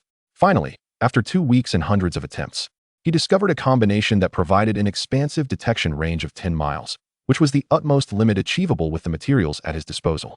Once he had completed his research, Ayed contacted Dumbledore, hoping to enlist someone to assist them in testing the Horcrux locator. Dumbledore did not hesitate. In fact, he seemed eager to accompany them, as a successful experiment could expedite their efforts to eliminate Tom. The old man, willing to sacrifice his own life for the greater good, would naturally not decline such a modest request. Chapter 52. The Experimental Journey of the Elderly Group. Ayed anticipated that Dumbledore would send someone to assist, but he was taken aback when Dumbledore himself arrived, accompanied by none other than the Dark Lord. Yes, the very first Dark Lord, Gellert Grindelwald, who had liberated himself from Nurmengard and transformed into a shadowy companion. Anyone witnessing a middle-aged version of Dumbledore alongside the first Dark Lord would likely share Ayed's shock and, upon recovering, might feel inclined to voice their outrage. Nevertheless, this was merely a testament to the old fox's appreciation of his invention, so he refrained from expressing discontent. The two middle-aged men, blissfully unaware, followed Ayed into the Skono residence, where they were graciously served breakfast. After satisfying their appetites, Ayed summoned Cedric and provided a brief overview of his invention that required testing. He presented the meticulously crafted Horcrux locator, holding it aloft for all to see. From its exterior, it resembled an unremarkable compass from the Muggle world, devoid of any markings, yet adorned with intricate magical runes, featuring a small pointer that spun ceaselessly. This is the Horcrux locator I have devised. Its current state indicates that there are no objects meeting the criteria for a Horcrux within its range. The device's effective range was limited to 10 miles, which represented the maximum achievable with the materials available to him. When a Horcrux is detected within the range, the pointer will continuously indicate its direction, and as one approaches within a mile, the locator will begin to heat up, emitting a warning sound when within 10 meters. This little device is quite intriguing, Grindelwald remarked first, his face alight with interest as he gazed at Ayed's creation. It can only be used to detect Horcruxes. With some modifications, it could potentially identify specific individuals, but I would never create such a thing for you. Aren't you already shadowing the headmaster enough? Ayed discerned Grindelwald's intentions with ease. Humph, Grindelwald huffed, falling silent. This device is indeed impressive. Utilizing it would alleviate much unnecessary trouble. How do you plan to test it? Dumbledore inquired, a benevolent smile gracing his features. Ayed shivered slightly. To be honest, the kind expression adorning the aged visage of the old fox, the headmaster, elicited little emotion from him. Yet, the same expression on the face of a middle-aged Dumbledore, merely in his 30s or 40s, sent a chill down his spine, rendering him quite uneasy. He glanced at Cedric, who remained oblivious, and felt a pang of envy for Hufflepuff's robust nerves and high tolerance. It was rather straightforward.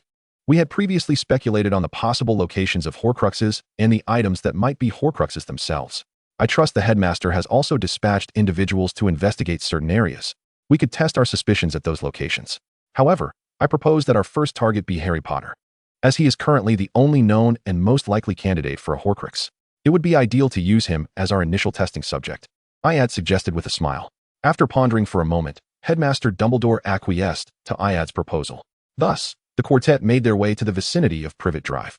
Iad released another of his inventions, the insect monitor, which was modeled after Nicholas's wooden figure. It possessed a degree of autonomous movement. One could issue commands, and it would find a way to accomplish them. Little one, go monitor Harry Potter, remain undetected, and relay the real-time distance between Harry and the receiver, Iad commanded. And Little One floated away gracefully. Noticing Grindelwald's intrigued gaze following Little One's flight, Iad remarked, "This is one of my little inventions. It can autonomously seek out acquaintances of Little One or reach designated locations, transmitting real-time images, and it can also measure distances accurately. It is quite a useful gadget. And its magical fluctuations are subtle enough to allow it to disguise itself as a genuine insect, significantly reducing the likelihood of detection by the target." At this point, Iad glanced at Grindelwald, noting that many innovations from the Muggle world were quite novel and could inspire the creation of numerous practical devices. "Little fellow, I would like one of those for myself." Grindelwald expressed keen interest, contemplating the potential of such a device to keep track of Albus, no matter where he might be. "It's not as magical as you might think. It's only effective when the target is unsuspecting. If apparition is employed, Little One would certainly be unable to keep pace, and spells like the Confundus charm would also affect it. It can be used on Harry because he is entirely unaware and does not perform apparition or similar spells," I had elucidated, reminding them that being a product of alchemy, it could not be universally effective. "That should suffice. I still want one," Grindelwald insisted. "Very well." After speaking, Iad rummaged through his storage ring and produced a butterfly-shaped monitor, handing it to Grindelwald. Before Iad could say anything further, the receiver in Cedric's hand emitted a sound. "Target located. Harry Potter. Location, number 4, Privet Drive. Initiating image transmission." The group then observed the display on the receiver, revealing Harry sitting in a room on the second floor of number 4, Privet Drive. Real-time distance, 1,523 miles.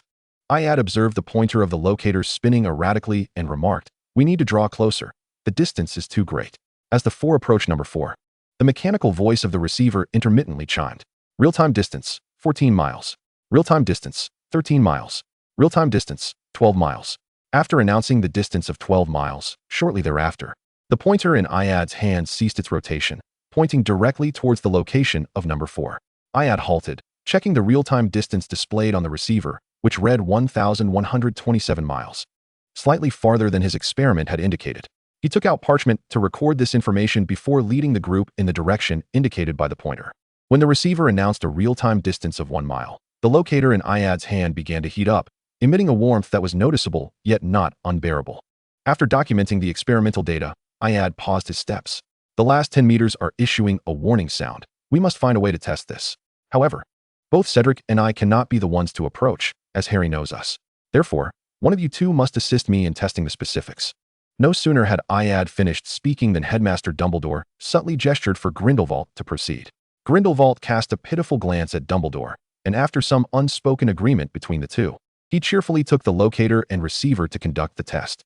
Chapter 53, The Elderly Group's Experimental Journey, Part 2.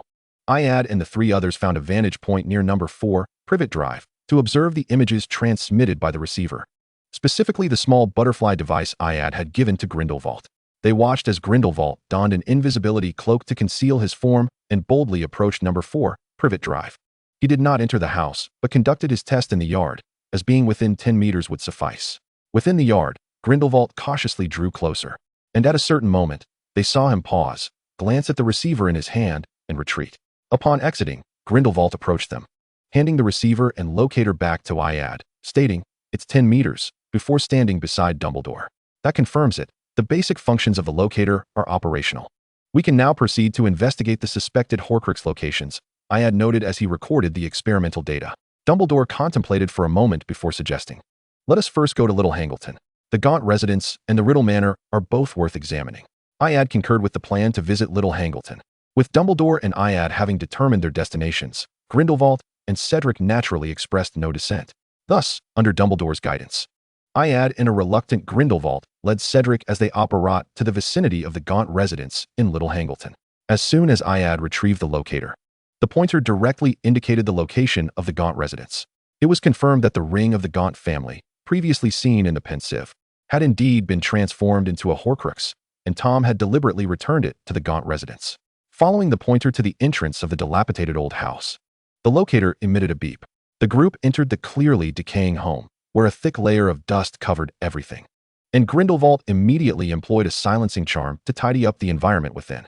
The interior was sparsely furnished, hardly resembling the former abode of a pure-blood wizarding family. Ayad took a cursory glance around before disregarding the surroundings, intent on locating the Horcrux as indicated by the locator. Standing outside a room, he sensed the pervasive aura of dark magic emanating from within and refrained from acting hastily. He descended the stairs and called the three who were still investigating downstairs. Upon their arrival, Grindelwald quickly positioned himself outside the room where Ayad had previously stood, mockingly commenting, "The dark magic here is quite potent. Is it to ensure that no one is unaware of the treasures within?" With that, he waved his wand and dispelled the dark magic within the room.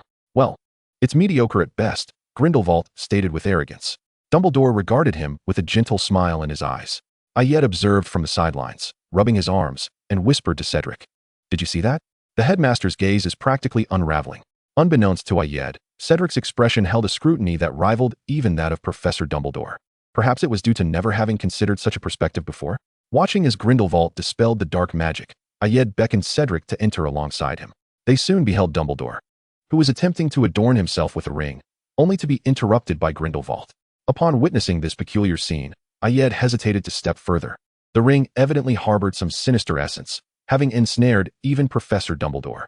He doubted that he and Cedric would escape unscathed. Suddenly, an idea struck Ayed. He drew his wand and began sketching a magical circle on the floor. Cedric, curious, inquired, "Ayed, what kind of magical circle are you preparing to draw?" "This is a sealing spell I have recently devised. The ring is clearly suspect, and it presents a perfect opportunity to test the efficacy of my circle," Ayed replied. Refocusing on his task, in a short while, he completed the circle, channeled his magic, and activated it. The circle glowed crimson, lifting off the ground and soaring towards the ring in Dumbledore's grasp. At the moment the circle made contact with the ring, Dumbledore seemed to snap back to reality. Placing the ring upon the table and inhaling deeply, "Headmaster, are you all right? What just transpired?"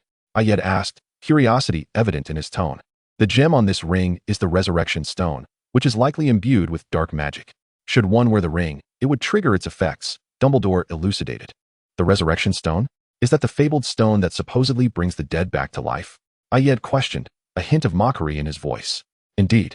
The irreversible nature of life and death is merely a legend. The desire to resurrect the deceased remains a mere fantasy. I have sealed the ring with my magical circle. Now that we have located the Gaunt ring, let us proceed to our next destination." With that, Ayed took the lead down the stairs. Subsequently, the quartet ventured near the Riddle Manor, where the locator showed no response, prompting them not to linger. Following the list of the most trusted Death Eaters derived from Dumbledore's investigations, they visited several former Death Eater estates, yet found nothing of significance. As night fell, Ayed and Dumbledore agreed on a departure time for the following morning, after which the two returned him home. After bidding farewell to Cedric, Ayed returned to his abode, aware that he needed rest. The day's multiple uses of apparition had left him feeling somewhat unwell, his body beginning to show signs of strain. The following morning, both teams reconvened, their next destination being number 12, Grimmauld Place, the Black family estate. Ayed listened as Dumbledore recounted the history of the Black family, feeling a twinge of reflection.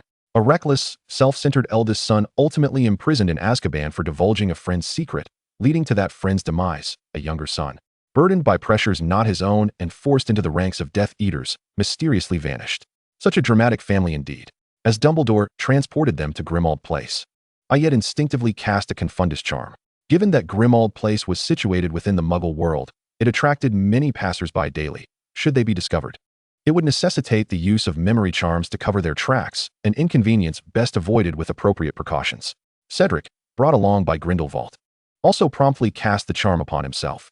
The moment Ayed produced the locator, the needle pointed directly at number 12, Grimmauld Place. It appeared that young Mr. Black was indeed held in high regard by Tom. Ayed paused, sensing a life force within the old house. Is there still someone in the Black family residing here? He pondered aloud. Most likely a house elf. Such pure-blood families typically have one, Dumbledore replied. Does entering count as trespassing? Ayed suddenly realized that their actions might be deemed illegal in the Muggle world. Of course not. I have informed Phineas of our visit, and he has consented. Thus our visit to the Black estate is entirely legitimate, Dumbledore replied cheerfully. With that, the group entered the Black family home. Inside, they found only an elderly house elf, whose large, fan-like ears drooped lifelessly. He appeared devoid of energy, mumbling to himself intermittently. Upon noticing their entrance, he regarded the four with a hostile glare. Ayed focused on the locator, glancing at the house elf, and discreetly signaled to Dumbledore that the Horcrux was likely connected to this creature. "Greetings, I am Albus Dumbledore. Might I inquire if Regulus Black entrusted you with anything for safekeeping?" "Nothing. My young master did not ask creature to keep anything," the elf replied. Meanwhile, Grindelwald discreetly cast Legilimency on creature, quietly relaying the information he gleaned to Dumbledore. "Could you show me the item your young master instructed you to destroy?" "Why should creature show you? Creature deserves punishment for failing to complete his young master's task," the house elf lamented, beginning to bash his head against the wall. Ayed intervened with a spell, halting creature's actions. "If you show it to us, we can destroy it. In fact, we have already destroyed a similar item before." Despite creature's continued struggles, he paused at Ayed's words, his bulbous eyes widening. "You truly can destroy this item?" "Absolutely," Ayed assured him, knowing that creature's primary desire was to fulfill his young master's command and destroy the Horcrux.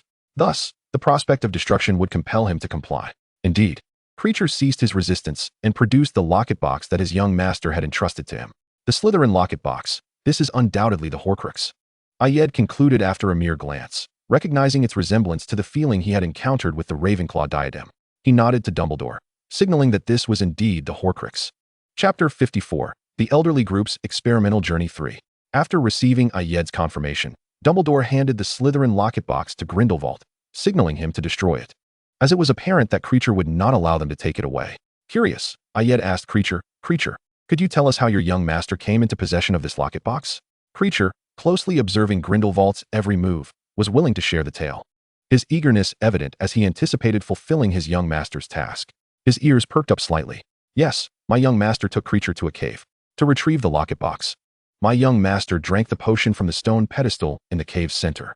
After acquiring the locket box, he entrusted it to creature for destruction. But then he was dragged into the lake of the cave, and creature could only apparate away. As the conversation unfolded, creature began to sob, lamenting his failure to protect his young master and fulfill the tasks entrusted to him. He felt the need to punish himself for his shortcomings. With this thought, he prepared to dash against the wall once more. However, Ayed skillfully used magic to restrain creature and redirected his focus, saying, "Creature, the locket is about to be destroyed. You must witness it with your own eyes." Upon saying this, Ayed released creature, who immediately began to gaze longingly at Grindelwald. Grindelwald, after examining this so-called Horcrux, disdainfully incinerated it with intense flames. During the burning, the onlookers heard the locket emit a piercing scream accompanied by a plume of dark smoke. It was only when the cries ceased and the smoke dissipated that Grindelwald extinguished the flames. To his surprise, the locket did not turn to ash.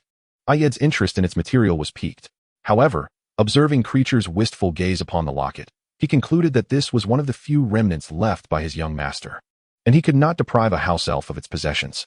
At that moment, Cedric approached Ayed, taking his hand gently in a gesture of comfort. Grindelwald handed the locket to Professor Dumbledore, who examined it before returning it to creature. "Creature, can you take me to the cave where you retrieved the locket?" Dumbledore inquired. "You helped creature complete his master's task, and creature can lead you to that cave." Consequently, creature used apparition to transport the four of them to the cave's entrance. Upon arrival, Ayed felt an overwhelming discomfort. The aura of dark magic was too potent. Grindelwald, however, raised an intrigued eyebrow. Dumbledore looked towards Ayed and Cedric. Ayed waved his hand dismissively, stating, "This place gives me an unsettling feeling. Cedric and I will return to Grimmauld Place and await your return." With that, he instructed creature to escort the two of them away, leaving the two disguised as middle-aged men to venture forth. Yet, this was hardly an adventure, after all. The threat capable of endangering the most formidable white wizard of the century and the first Dark Lord had yet to materialize. Their exploration was merely a mundane investigation, coupled with a chance to enjoy a memorable moment together. At least that was Grindelwald's perspective. One could see the delight on Grindelwald's face as he watched the trio depart, almost as if the words understanding were written across his visage. Back at Grimmauld Place, Ayed and Cedric settled in the garden, awaiting the return of the elder group from their exploration. After 2 days of experimentation, the locator appeared promising, indeed saving them considerable effort. Ayed cast a Confundus charm over the area and remarked to Cedric, "Once the headmaster returns, I will give him the locator, and then we shall head home. As we have nearly completed our testing." "That's fine. But do you have any thoughts for when we return home?" Cedric inquired. Not quite decided yet. By the way, how is your Patronus charm coming along?" Cedric sheepishly scratched his head, admitting, at the moment, I can only produce silvery mist. Ah, I will try it when I return. Ayed replied, pulling out parchment to document the current status of Horcrux collection. Ravenclaw's diadem, processed. Slytherin's locket, processed. Hufflepuff's cup, not found. Gaunt's ring, sealed. Harry Potter, under surveillance. Pondering for a moment, Ayed added Malfoy Manor or Gringotts after Hufflepuff's cup. Noticing Ayed's annotations, Cedric asked, why did you add those? My hypothesis is that Tom likely entrusted the Horcrux to a trusted subordinate for safekeeping. Of the families we've previously visited, only the Black family remains unexamined. Thus, there are two possibilities. Either these families do not possess the Horcrux, or they have not stored it at home. If they cannot be trusted with their own ancestral homes, where would they feel secure hiding the Horcrux? Gringotts, Cedric answered. As for the Malfoy family, it was simply because that was the only family Tom had not yet subjected to scrutiny. After explaining, Ayed reflected, expressing admiration. Tom is indeed formidable. We have already confirmed 4 Horcruxes. Without discussing the others, just his ruthless determination is not something an ordinary person could achieve. Ayed, you. Cedric hesitated. Rest assured, I merely wish to point out that this individual possesses qualities worthy of respect. However, he remains merely a powerful madman.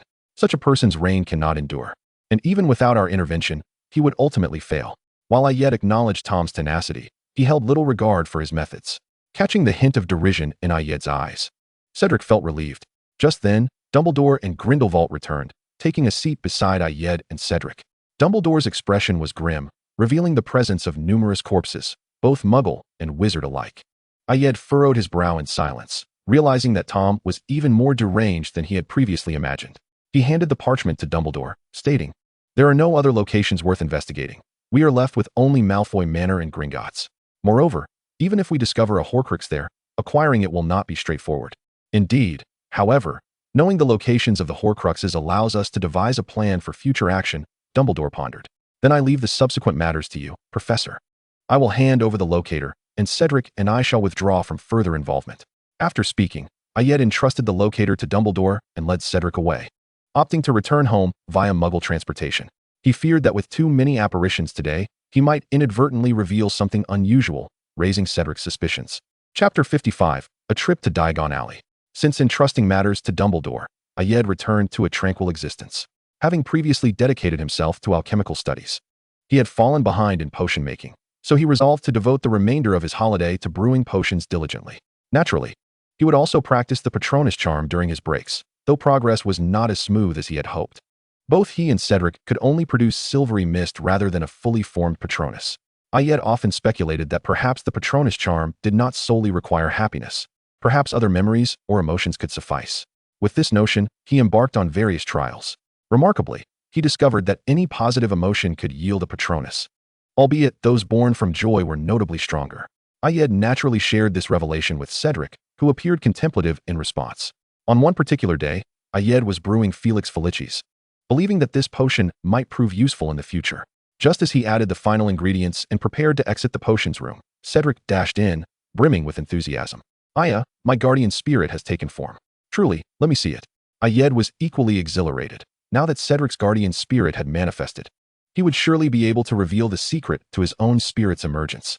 Cedric brandished his wand and incanted the spell, Summon Guardian. As silver light flickered between the wand, a silvery white leopard descended gracefully to the ground.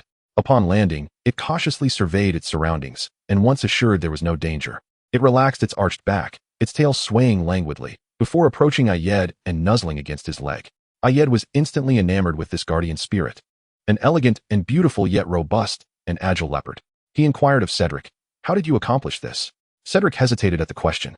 Noticing his uncertainty, Ayed curiously probed, Cedric, is there something you wish to keep from me that enabled your guardian spirit to take form? Cedric replied, well, there is nothing I can't share. I simply wished to protect Aya, and then it materialized. Ah, so that is the way of it. The guardian spirit spell can indeed manifest from a heart of protection. I shall attempt it myself. With that, Ayed eagerly drew forth his wand and began his endeavor, oblivious to Cedric's gentle and focused gaze upon him.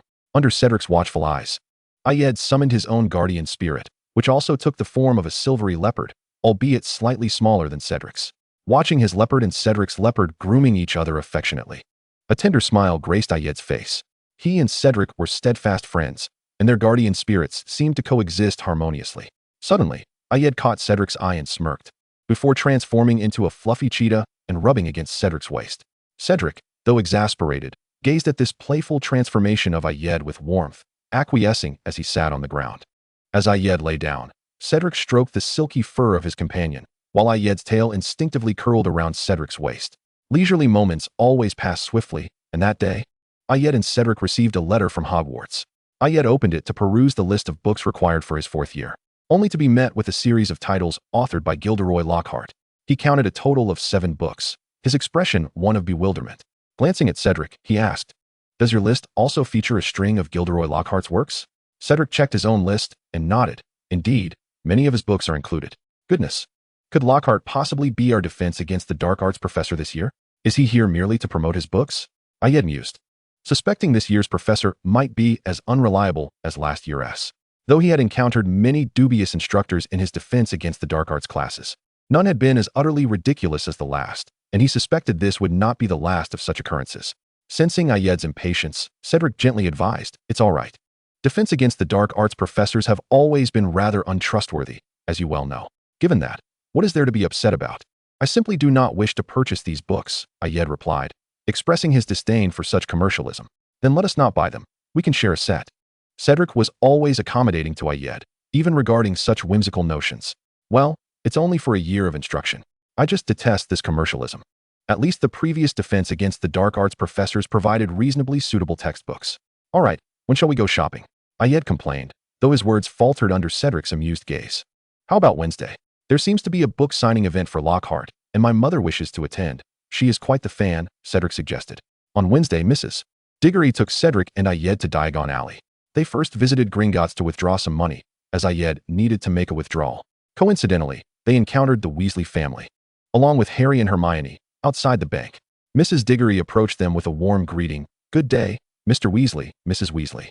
She was acquainted with Arthur Weasley, given that Mr. Diggory also worked at the Ministry of Magic. "Good day, Mrs. Diggory." As the adults exchanged pleasantries, the younger ones engaged in cheerful greetings. "Well, look who has arrived," Fred exclaimed. "It's our Ravenclaw prince," George added. "You too, stop the banter," Ayed interjected, interrupting the twins' antics. Unfazed, the twins discreetly pulled Ayed aside. "Ayed, what about that item we discussed? Is it ready?" Ayed sighed, resigned, and retrieved 2 pairs of glasses from his storage space, handing them to the twins. Upon receiving them, the twins cheered in celebration and returned to their parents. The adults, having watched the younger generation greet one another, proceeded into Gringotts to withdraw funds, each family accompanied by different goblins leading them to their respective vaults. As Ayed rode in the cart towards the vault, he took out his newly enhanced Horcrux locator. This version lacked a needle but could display the direction and approximate distance of detected Horcruxes, albeit within a limited range of 5 kilometers, which was more than sufficient for exploration within Gringotts. While retrieving items, Ayed feigned curiosity and inquired, "Whose vault lies above mine? It appears to be of a higher grade." The goblin replied, "That is indeed the case. The upper vaults are the most secure, housing the vaults of various families. Above yours is the vault of Mrs. Bellatrix Lestrange. What are the requirements to open a vault like that?" Ayed asked with keen interest. "If you wish to know, you can inquire with those responsible for these vaults later." "Thank you for the information," Ayed said, a playful smile emerging as he noted the locator indicating a position roughly 20 meters above. After Ayed and Cedric completed their transactions, they parted ways with Mrs. Diggory, who intended to visit Flourish and Blots first, while Ayed and Cedric had other purchases to attend to. Ayed primarily needed to buy ink and parchment. As a Ravenclaw, he had to replenish these supplies multiple times each year. In the shop, they also encountered the trio. "Miss Granger, are you here for ink and parchment as well?" Ayed asked the most studious-looking of the 3 witches. "Yes, Senior Devons, Ron and Harry also need to restock," the young witch replied, a blush coloring her cheeks as she looked at Ayed. "Harry, how much parchment do you have left from first year?" "About 1/5, Harry responded. "It seems you and Cedric are in similar situations. The second-year curriculum is not much more than the first, just by the same amount I suggested to you last year." "All right." Ayed then turned to Cedric. "Cedric, you are taking the OWLs this year, so you must study diligently. Be sure to purchase extra supplies and use them all." "I understand." Cedric observed Ayed, who wore a serious facade but was clearly indulging in playful banter, feeling somewhat exasperated by Ayed's penchant for teasing him. After purchasing parchment and ink, Ayed and Cedric accompanied the 3 little ones, preparing to visit the Leaky Cauldron bookstore to buy books. During their merriment, they encountered the twins and their friend Lee Jordan at the Magical Joke Shop. Ayed, witnessing their purchase of the Dr. Filibuster's fabulous fireworks. Could only shake his head in resignation, realizing the twins would likely cause quite a ruckus this year. In a second-hand shop, they stumbled upon Percy, who was engrossed in how head boys gain power. Ayed raised an eyebrow and pulled Ron away, who seemed poised to speak. Ron, you ought to support your brother. And it's hardly polite to disturb someone who is reading, Ayed admonished, ruffling Ron's hair. Hermione nodded in agreement from the sidelines. Chapter 56. The Leaky Cauldron bookstore. The five of them wandered through other shops before making their way to the Leaky Cauldron, which was particularly bustling that day. As they approached, they noticed a banner hanging outside the upstairs window, announcing a book signing by Gilderoy Lockhart for his autobiography, Me, the Wizard, scheduled for 12:30 and 4:30 p.m. Mother should be inside, Ayed remarked to Cedric. She came to attend the signing. Is this person quite famous? Ayed inquired, a hint of confusion in his tone, as he had never heard of this name before. I don't know. I haven't kept track, Cedric replied. It's too crowded to go in now. Perhaps we should return later. Ayed was not particularly fond of such bustling environments. Before Cedric could voice his thoughts, the three little ones exchanged mischievous glances and tugged at Ayed, demonstrating their determination to enter. Reluctantly, Cedric followed suit. After some time, they finally squeezed into the line alongside the Weasley family, Mrs. Weasley, and the Granger couple. You finally made it. How wonderful. We'll see him soon, Mrs. Weasley exclaimed, her excitement palpable. Ayed noted that Mrs. Weasley was undoubtedly a fan of Lockhart. Scanning the queue, Ayed observed that most of the attendees were witches.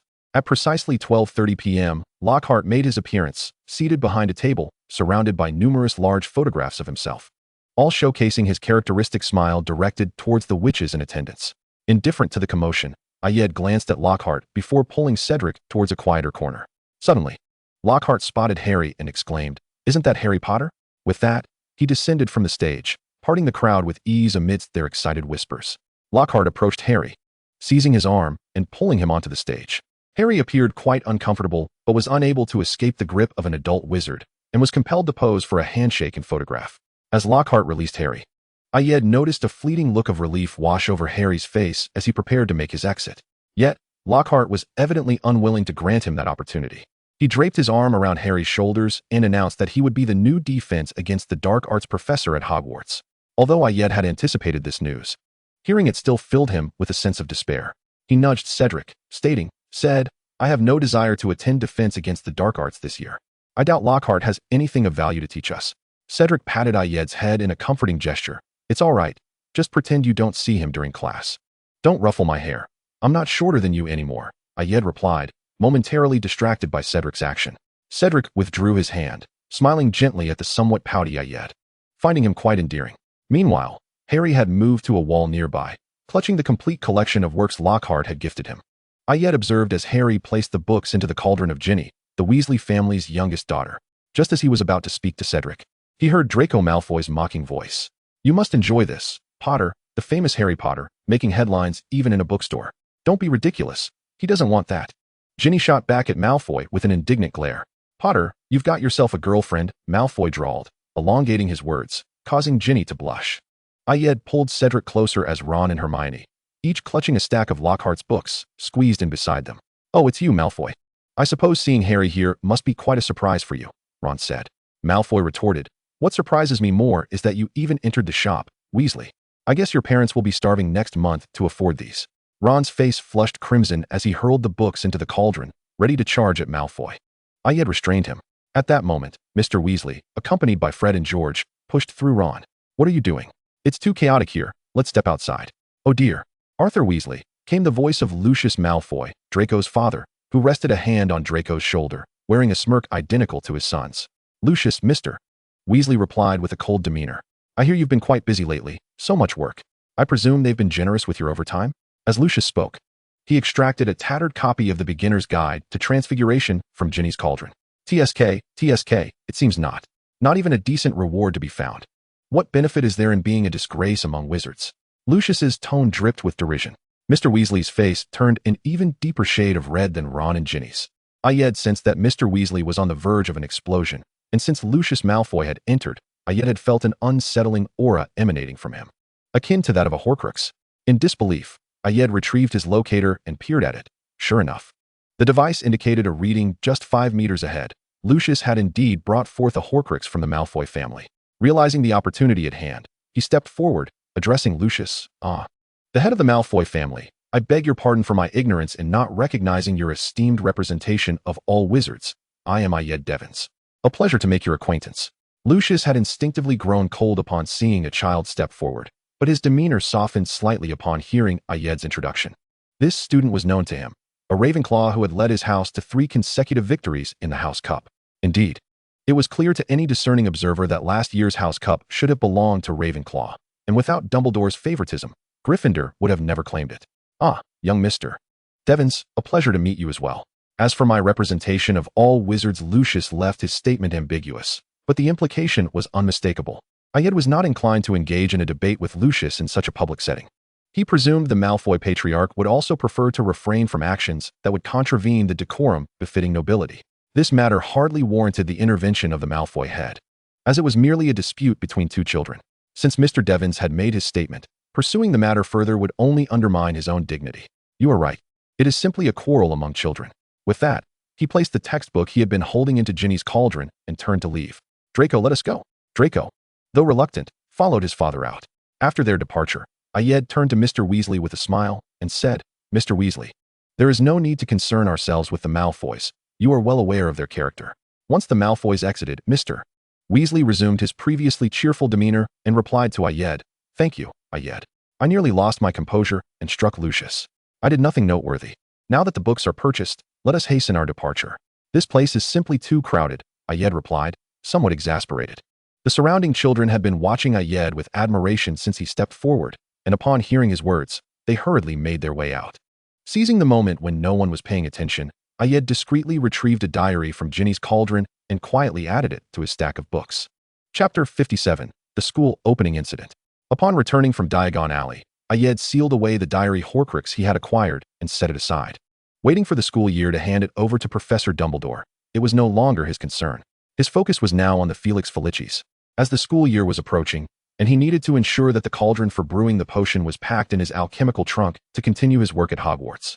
On the day of the term's commencement, Ayed and Cedric packed their belongings and made their way to King's Cross Station. This year, Harry would travel to the station with the Weasley family, alleviating any concerns for the 2 of them regarding the young lad.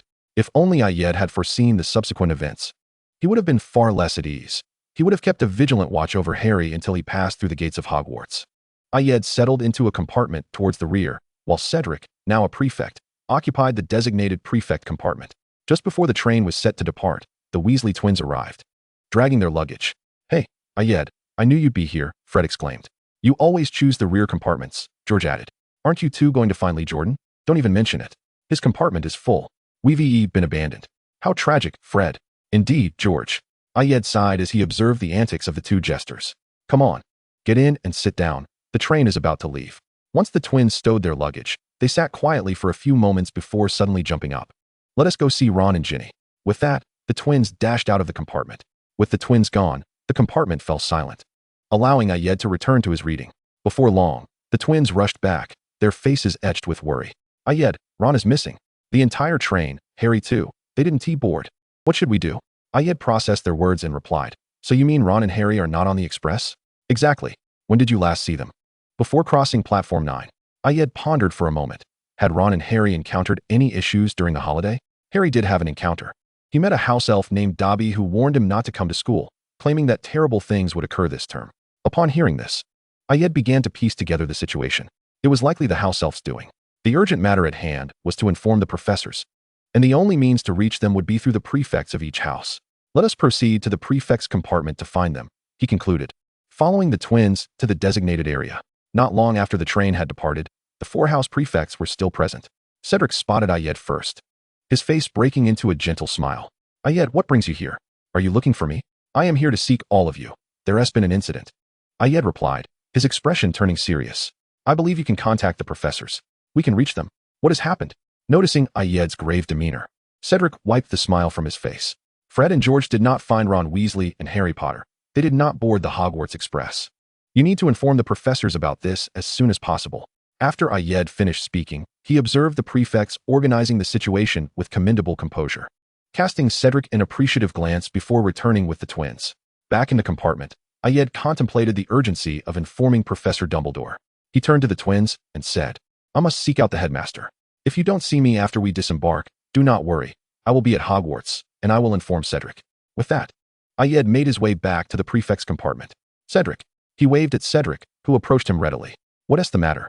Have you received any updates?" "Yes. Professor McGonagall said she would handle it and instructed us not to worry."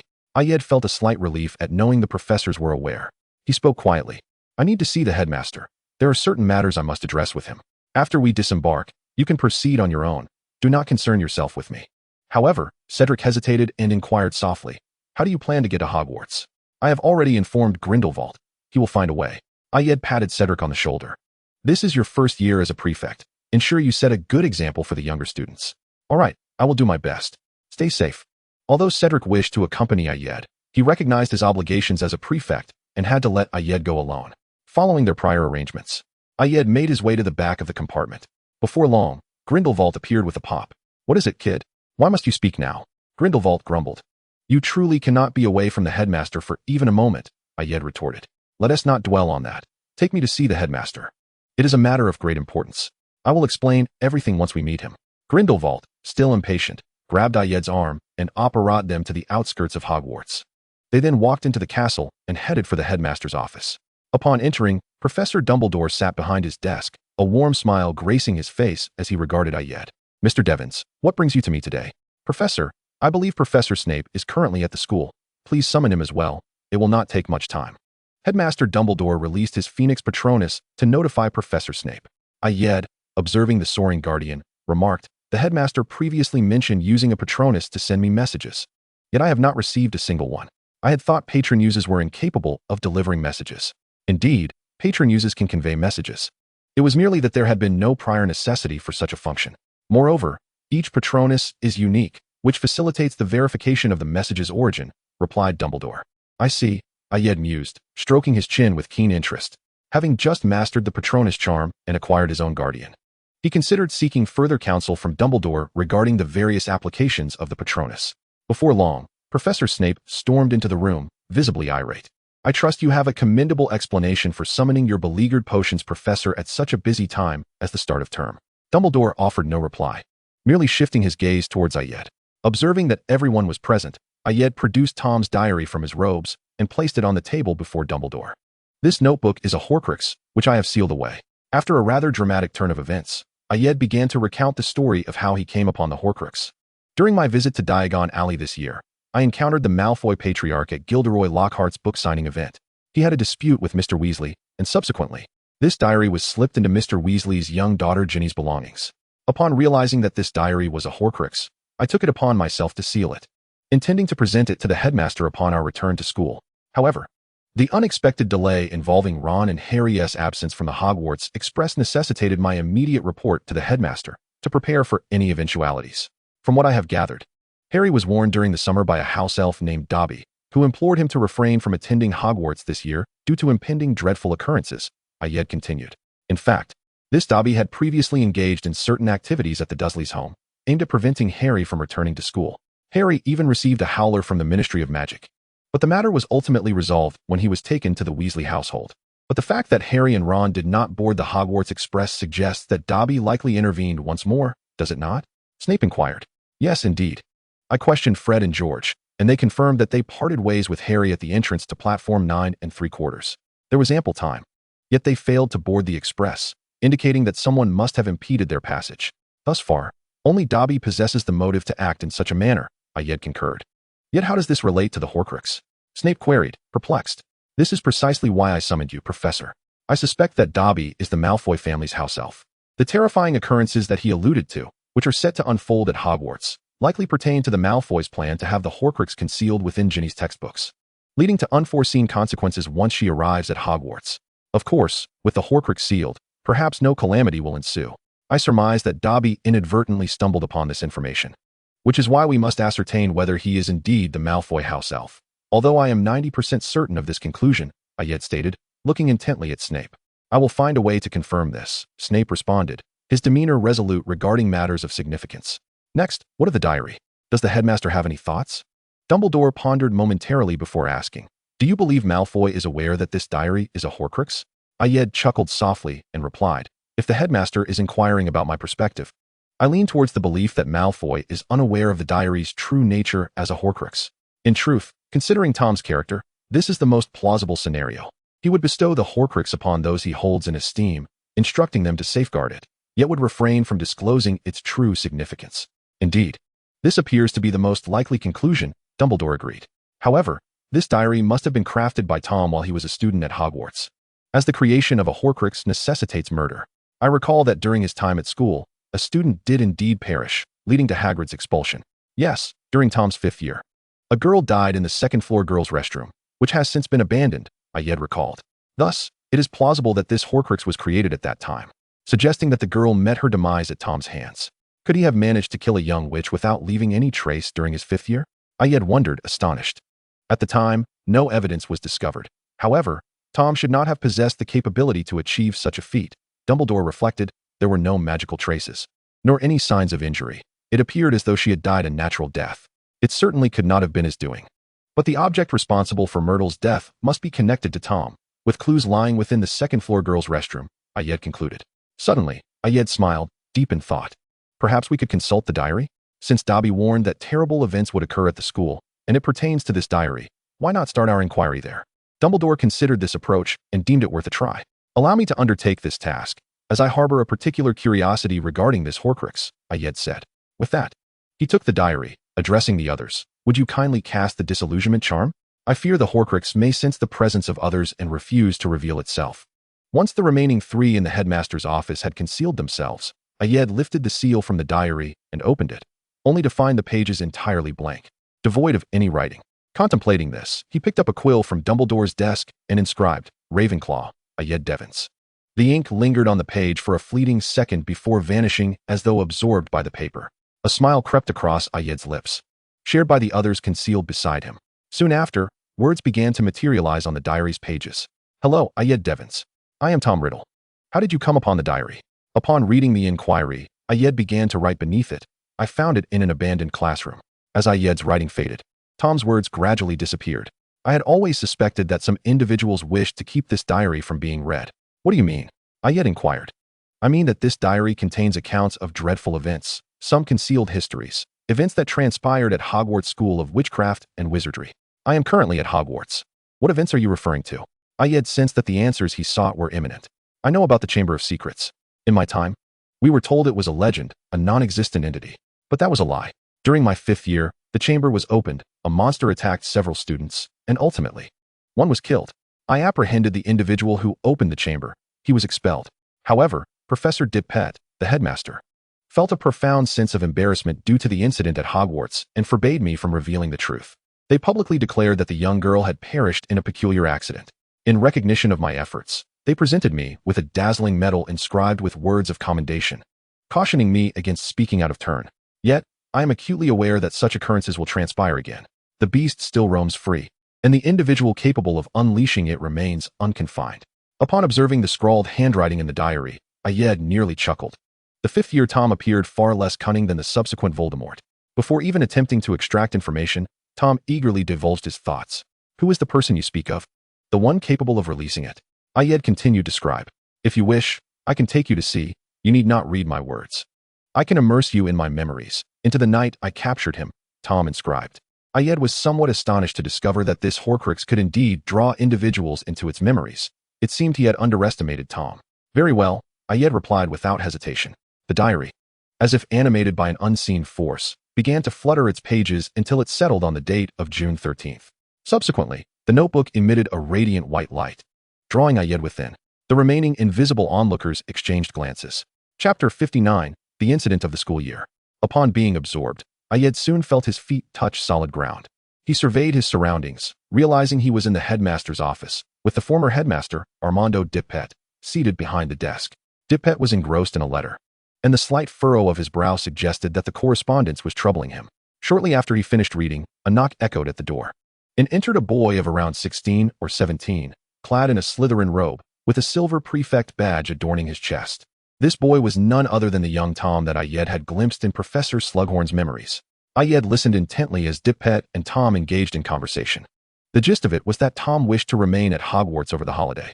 But due to the mysterious death of a young witch and the lack of a captured culprit, Hogwarts was deemed unsafe. and Tom could not stay.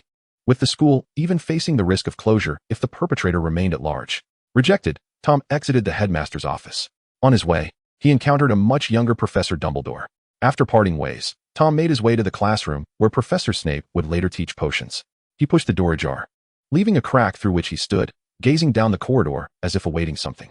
Time passed, perhaps nearly an hour, before Ayed heard a commotion outside the door. Someone was stealthily traversing the corridor. As the figure passed the classroom, Tom silently followed, walking for about 4 or 5 minutes before Ayed heard a door creak open. Then came a voice, both familiar and strange, calling intermittently, "Come here, step out, come this way, into the box." It was Hagrid's voice, though tinged with youthful clarity. Tom stepped outside. Ayed then overheard a conversation between Tom and Hagrid, in which Tom accused Hagrid's pet of having killed the young witch and attempted to persuade Hagrid to surrender his creature. Unsurprisingly, Hagrid refused, and his pet, the Acromantula, escaped. At that moment, Ayed felt a wave of dizziness wash over him, and he found himself back in the headmaster's office. The diary on the desk, as if drained of energy, closed itself. Unsure if it truly lacked strength, Ayed nonetheless resealed it. Gazing at the 3 figures that materialized after his sealing, Ayed remarked, "Tom took me to witness his memory of the incident involving the young witch. Hagrid had been keeping an Acromantula at the school. I believe this is something Headmaster Dumbledore should be aware of." He turned to the current headmaster. "Indeed, I am aware," Dumbledore confirmed, his gaze shifting to Professor Snape, who wore an expression of unspoken concern. In Tom's memory, Hagrid's Acromantula escaped. However, that is not the crux of the matter. Tom implies that Hagrid is the one who opened the Chamber of Secrets, and the creature within is an Acromantula, specifically a young one that Hagrid set free. Surely, no one would believe such a flimsy ruse. Ayed expressed his disbelief. How could the monster in the chamber possibly be an Acromantula? A simple inquiry would reveal that the chamber was created by Slytherin himself, centuries before Tom's time. Could an Acromantula live that long, especially in its juvenile form? Harry from the original text interjected, "Are you being polite? Do you truly believe the memory Tom showed you is false?" Dumbledore inquired. "The memory should be genuine," Ayed replied. "But it is deliberately curated to mislead others, associating the opening of the chamber with Hagrid to obscure his own involvement. Frankly, I suspect the entrance to the chamber lies in the girls' lavatory on the 2nd floor, and the creature in question cannot possibly be an Acromantula. They lack the capacity to kill a person without leaving traces. What shall we do with this diary? If left unchecked, the chamber may be reopened, potentially resulting in further casualties at the school. Should we not destroy it?" Ayed suggested, believing that the chamber should remain a mere legend, as the creatures within are surely far more perilous than an Acromantula. "Then let us destroy it," Dumbledore decisively stated. Ayed handed the diary to Grindelwald, who, as the first Dark Lord, would undoubtedly possess the means to deal with it. Dumbledore observed this without comment. Lastly, there is the matter of Dobby. Should Harry attend school, Dobby may attempt to intervene, potentially leading to Harry's expulsion. After all, he is unaware that the threat to the school has been neutralized. Now that the danger has been averted, we must address the well-meaning yet troublesome house elf. I will inquire about Dobby's situation with Lucius. If Dobby is indeed a house elf of the Malfoy family, I will find a way to ensure he remains confined to Malfoy Manor," Professor Snape said darkly. "Thank you, Professor," Ayed replied with a smile. Snape nodded, offering no further words. "Thus far, we have identified and neutralized 5 Horcruxes, the Ravenclaw diadem and the Slytherin locket. Soon to be the diary, along with the sealed gaunt ring, and Harry Potter himself," Ayed calculated, reflecting on their accomplishments and realizing the lengths to which Tom would go. "Ah, by the way, during my recent visit to Diagon Alley, I discovered another Horcrux, though I could not retrieve it," Ayed suddenly announced. Without waiting for questions, he continued, "While withdrawing money from Gringotts, I experimented with my modified locator and found a Horcrux in the vault directly above mine, belonging to Bellatrix."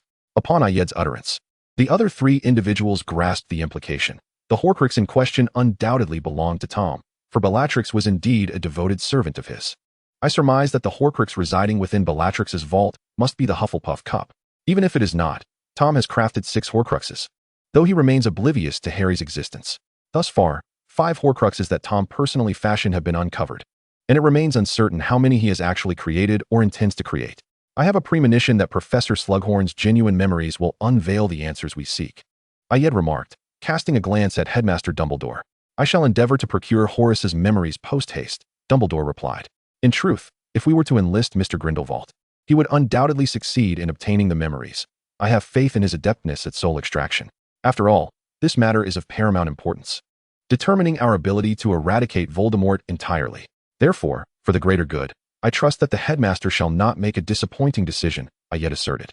Noticing the wary glint in Dumbledore's eyes, Ayed suddenly came to his senses. Such words were uncharacteristic of him. It was the diary that had influenced him during the recent conversation. One moment, please, let me draw a magical circle for verification, Ayed thought. Somewhat vexed by this unforeseen predicament, relieved that he had realized it in time. He pondered that had he failed to detect this sooner and harmed Cedric, he might never forgive himself.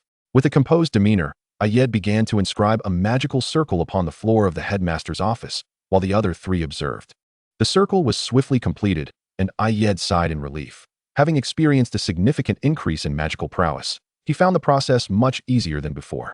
Standing within the completed circle, Ayed channeled his magic to activate the formation. The circle flickered momentarily before etching itself onto the back of Ayed's left hand. In that instant, a shadowy figure erupted from within Ayed's being. Seeing this, Grindelwald immediately cast a fiend fire, and before the shadow could utter a cry, it was consumed by smoke. This must be Tom's soul. When I inscribed the magical circle on the diadem, it manifested similarly. It appears that the Tom within this diary can possess others, Ayed noted. Then let us hasten to destroy it, Dumbledore commanded, directing his gaze towards Grindelwald. Without further ado, Grindelwald launched a fiend fire at the diary. The moment the flames made contact, a piercing scream resonated from within, but it quickly faded, and the diary disintegrated into ashes alongside the cry. Chapter 60, An Inventive Valentine's Day.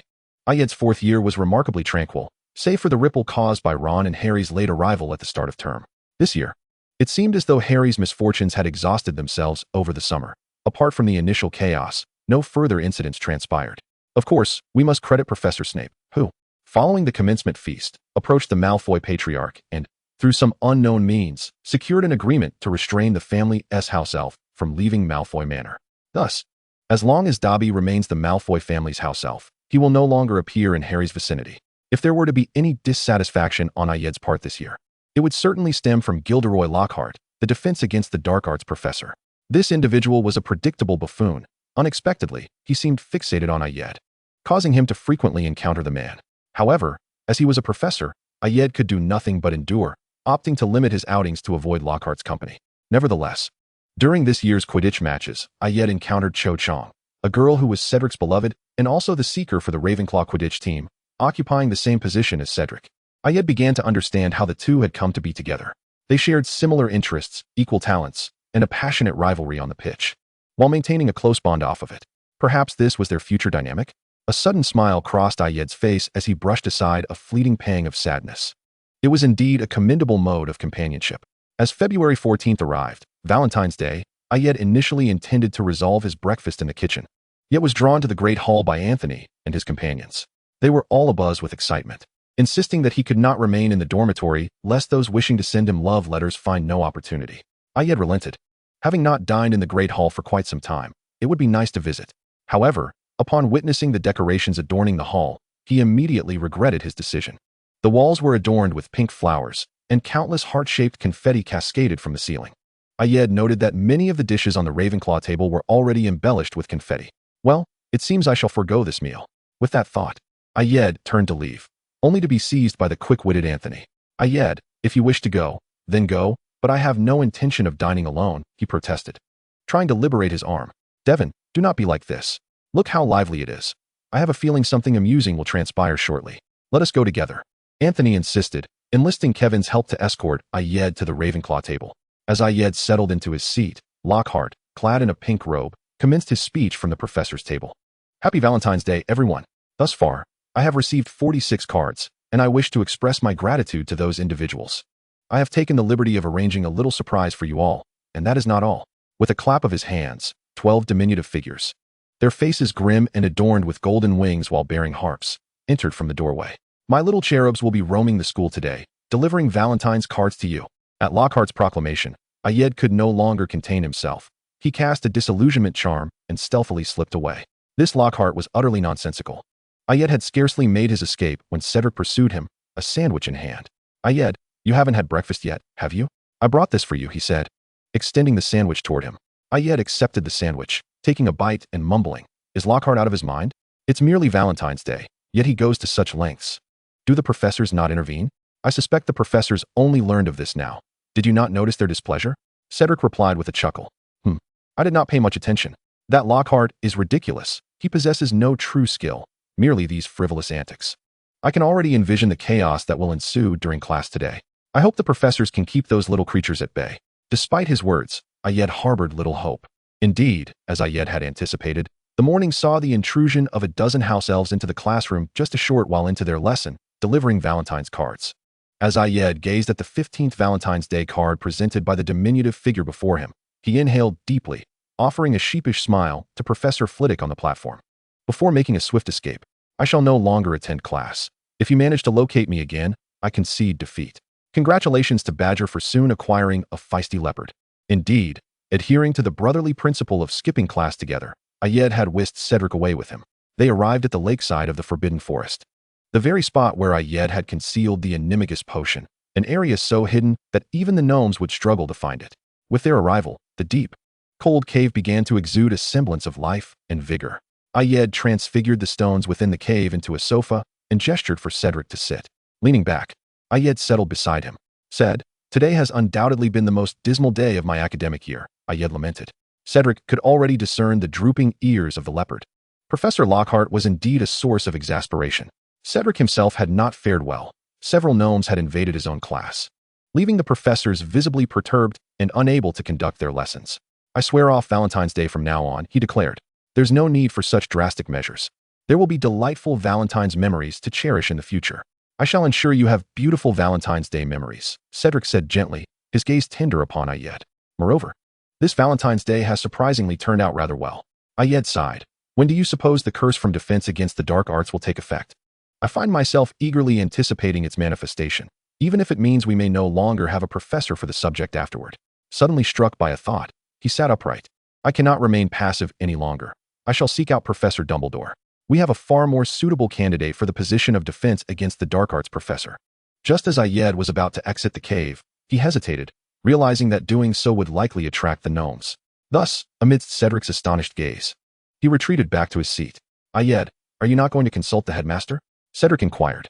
"No, I shall communicate with him through my Patronus and summon Yo-Yo. I just remembered that Yo-Yo recently befriended someone who might be of assistance to us." The leopard had been triggered. If it were not for Voldemort's curse upon the defense against the dark arts professorship, the position would not have become a yearly turnover. Had the role not been continually vacant, Lockhart, the incompetent, would never have been appointed. And if Lockhart had not been appointed, today's mortifying circumstances would not have occurred. Thus, all of this was Voldemort's fault. Once he is vanquished, the curse will lift, and they will finally have a competent defense against the dark arts professor. Therefore, the blame cannot rest solely on him. Chapter 61. Aftermath of Valentine's Day. Ayed produced his wand and summoned his Patronus, a silvery leopard that leapt from the tip of his wand, striding majestically around the cave before halting before Ayed. "Go deliver a message to Professor Dumbledore, requesting that he grant Cedric and me an absence for today, as we shall not attend class. Furthermore, urge him to procure Professor Slughorn's memory post-haste, and bring Yo-Yo back with you." Off you go. Having accepted the task, the Patronus departed the cave to deliver the message. Cedric, observing Ayed's actions, asked, "Did you not intend to recommend a candidate for the defense against the dark arts position to the headmaster?" "I have realized that recommending someone is futile. The headmaster will not dismiss Lockhart unless he ends up in Azkaban. It would be far more prudent to eliminate Voldemort swiftly and secure a reliable defense against the dark arts professor," Ayed replied. "And what purpose does summoning Yo-Yo serve?" Cedric inquired, gently stroking Ayed's back as one would groom a leopard in its animagus form. "Yo-Yo has befriended a Niffler somewhere. And you know how adept these marvelous creatures are at locating treasures. Do you think the Hufflepuff cup could attract a Niffler?" Ayed's eyes narrowed, a smile curling at the corners of his lips, revealing a spark of intrigue. Cedric, taken by Ayed's expression, found himself captivated. It was a side of Ayed that diverged from his usual polite demeanor in front of others and his playful antics in Cedric's presence. This calculating side rendered Cedric's heart fluttering, or rather, every facet of Ayed stirred his affections. However, Cedric's eyes darkened slightly. Noticing Cedric's distraction, Ayed turned to him, said, "What troubles you?" "Nothing," Cedric replied, maintaining his gentle smile, a warmth exclusive to Ayed that invited one to lose themselves within it. It should indeed attract a Niffler, given that it is an artifact of one of the four founders, imbued with formidable magic. Such an object would likely captivate a Niffler, Cedric mused. Incorrect. The magic is merely a supplementary aspect.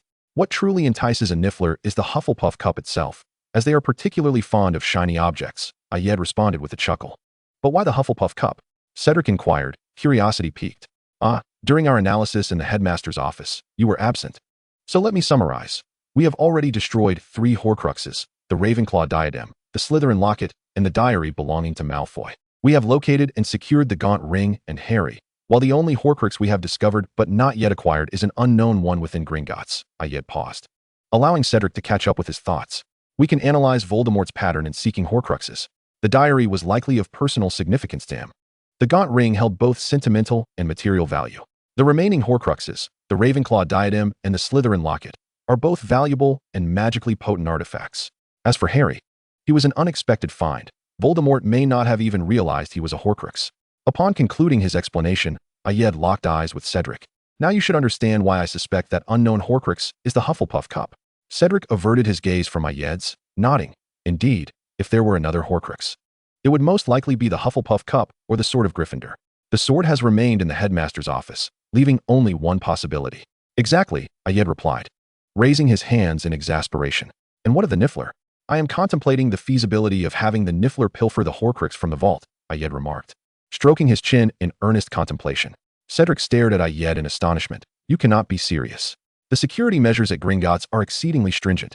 Entry is impossible. Moreover, Bellatrix is still imprisoned in Azkaban, and no one knows the whereabouts of her vault key. Ayed rubbed his temples, feeling a headache coming on. It is indeed quite troublesome. Traditional means will not suffice to retrieve the Horcrux. Such a vault requires goblin authorization for entry, making direct access impossible. Cedric recognized Ayed's current state, one he often assumed when grappling with complex dilemmas. At this moment, Ayed required no response from him. He merely needed Cedric's quiet companionship. In that case, I must devise a plan from within the vault. My treasury is located directly beneath the vault that houses the soul vessels. Is it possible to access the soul vessel vault directly from my own? The distance is not great. However, the use of apparition is certainly out of the question, and other spells may also prove ineffective within Gringotts. What about a magical array? A short-range array that can bypass all protections might be worth attempting. Perhaps I could have the Niffler momentarily relocate to Bellatrix's vault? Just as Ayed was pondering how to retrieve the soul vessel from Bellatrix's vault, the Patronus returned with Yo-Yo. Ayed stood up, gazing at Yo-Yo as it approached him. Ayed, is there something you need from me? Yo-Yo had grown significantly. It's snowy, silky fur gleaming, and its black pearl-like eyes fixed intently on him. The innocence of its youth had faded, replaced by a newfound gravitas. Has Yo-Yo reached maturity? Ayed mused. Never before had he felt the passage of time so keenly. It had grown, and so had he. Yo-Yo, it's been a while. Ayed greeted with a smile that radiated his customary warmth, always gentle and indulgent towards this little creature he had cherished since its infancy. I heard you've made a new friend, a Niffler? Indeed, Momo is a very friendly Niffler. Though a bit stingy, it has a knack for finding extraordinary treasures. Yo-Yo replied joyfully, clearly enamored with its companion, and it seemed they shared many delightful adventures together. Ayed hesitated. Yo-Yo appeared quite fond of its new friend. But did he still need to enlist the Niffler's help? Sensing Ayed's uncertainty, Cedric stepped forward, gently taking his hand to assure him of his presence. No matter what decision Ayed made, he would stand by him. Feeling Cedric's silent support, Ayed smiled and resolved to seek alternative solutions. The little creatures deserve to live happily. It sounds like you've had some splendid adventures. I don't have any pressing matters. I merely wanted to see you since I happened to be in the Forbidden Forest. Am I not welcome? Ayed feigned disappointment. Yo-Yo took him seriously, its voice tinged with urgency as it replied, Of course, you're welcome. I've missed you, Ayed. Really? Then why haven't you come to school to see me? Ayed continued, still pretending to be somewhat forlorn. I just don't like the atmosphere at school. That's why I haven't gone. I truly miss you, Ayed. Yo-Yo explained, its anxious eyes revealing its concern. Observing the worry in Yo-Yo's gaze and listening to its earnest justifications, Ayed's smile never wavered. He crouched down, embracing Yo-Yo while running his fingers through its fur, saying, All right, no need to fret. I simply wanted to check on how you've been faring in the Forbidden Forest. Now that I see you healthy and happy, I'm at ease. Are you teasing me, Ayed? Have you turned mischievous? Yo-Yo inquired, a hint of annoyance glimmering in its black pearl-like eyes. Then, I apologize. Allow me to offer some tributes to Lady Yo-Yo, in hopes of earning your forgiveness. With that, Ayed retrieved from his storage ring the dried meat that Yo-Yo had adored and presented it to the creature. Yo-Yo accepted the offering, reluctantly stating, Considering your thoughtfulness, I shall let this matter slide this time. Following this, Yo-Yo animatedly recounted its life in the Forbidden Forest and introduced its various companions. Ayed looked on with a smile in his eyes, while Cedric gazed at Ayed with tender affection. The three of them enjoyed the remainder of the day in a light-hearted and joyful atmosphere. Perhaps this was indeed a delightful Valentine's Day? Chapter 62, Cedric's Narrative 4. Ever since I came to terms with my feelings, although I have deliberately avoided encounters with Ayed, I find myself periodically monitoring his whereabouts. Initially, seeing Ayed attempt to confront me at various locations stirred a sense of compassion within me, yet it also brought me joy, for it indicated how much he cared. However, the following day, Ayed seemed to comprehend my evasion. He ceased his attempts to corner me, and while I felt a pang of sadness, I also sighed in relief. After all, I could not be certain how much longer I could resist the urge to seek him out. This, I reassured myself, was for the best. Life at school continued as usual. I intended to inform my parents during the Christmas holiday, as they had the right to know. I resolved that even if my parents disapproved, I would not falter in my resolve. Soon, Christmas arrived, and I hoped Ayed would not be home. Given that we lived next door, I feared he might overhear something. Perhaps fate was on my side, for Ayed did not return home that Christmas. Later, I learned he had gone to Mr. Nicodemus to further his studies in alchemy. On the first day back home, my father was absent, and I needed some mental preparation. I understood my father's expectations of me. I imagined he would not accept the fact that his proud son harbored feelings for another boy. Nonetheless, once I understood my own heart, the matter could not be altered unless Ayed explicitly rejected me. The next day, when my father returned from work and my mother was at home, I summoned them to the living room to convey something important. They appeared somewhat tense, perhaps due to the gravity of my expression, which suggested something troubling was afoot. However, perhaps their apprehension was justified, for it was indeed unpleasant for them. Though a source of joy for me, I candidly expressed that I loved Ayed and wished to spend my life with him, just as they had. My mother looked surprised, while my father was instantly engulfed in fury. As expected, he could not accept this revelation. He rose and approached me, seemingly on the verge of striking me. Yet he restrained himself. "Do you understand what you are saying?" My father's voice was low, and I could sense him struggling to contain his rage. "I am telling you that I have found the person I wish to spend my life with." I met his gaze calmly, believing this was not a wrongdoing. "But he is your friend. He is like a son to your mother and me. How can you possibly have feelings for him? And he is a boy? As long as he is Ayed, I will love him, regardless of anything else." Upon hearing my declaration, my father began pacing the living room, his hands clenching and unclenching as he struggled to suppress his fury. "Sweetheart, tell me, what do you plan to do?" My mother appeared more rational, showing no signs of anger. "Mother, I haven't figured it out yet. I don't know if Ayed feels the same way about me." Faced with my mother's inquiry, I felt somewhat lost, as I truly did not know how to convey my feelings to Ayed. "So, this is merely your own thought?" "Yes." My voice fell to a whisper, for I was now feeling quite anxious. I could openly share my feelings with my parents, and I could tell anyone that I loved Ayed. However, I feared telling Ayed, as I worried he might distance himself from me, perhaps even loathe me. Upon overhearing my conversation with my mother, my father suddenly calmed down. Perhaps he believed that our union was impossible? A sudden wave of irritation washed over me. Even if Aya currently harbored no affection for me, what did it matter? I was determined to make him fall for me. As long as no one else encroached upon his space, he would ultimately belong to me. "Cedric," my mother's voice took on a stern tone. "You cannot be the sole option for Aya. He deserves to lead his own life, and whether he ultimately chooses you is beyond your control." Perhaps sensing my discontented expression, my mother hesitated for a moment before continuing. "It is not something you can prevent.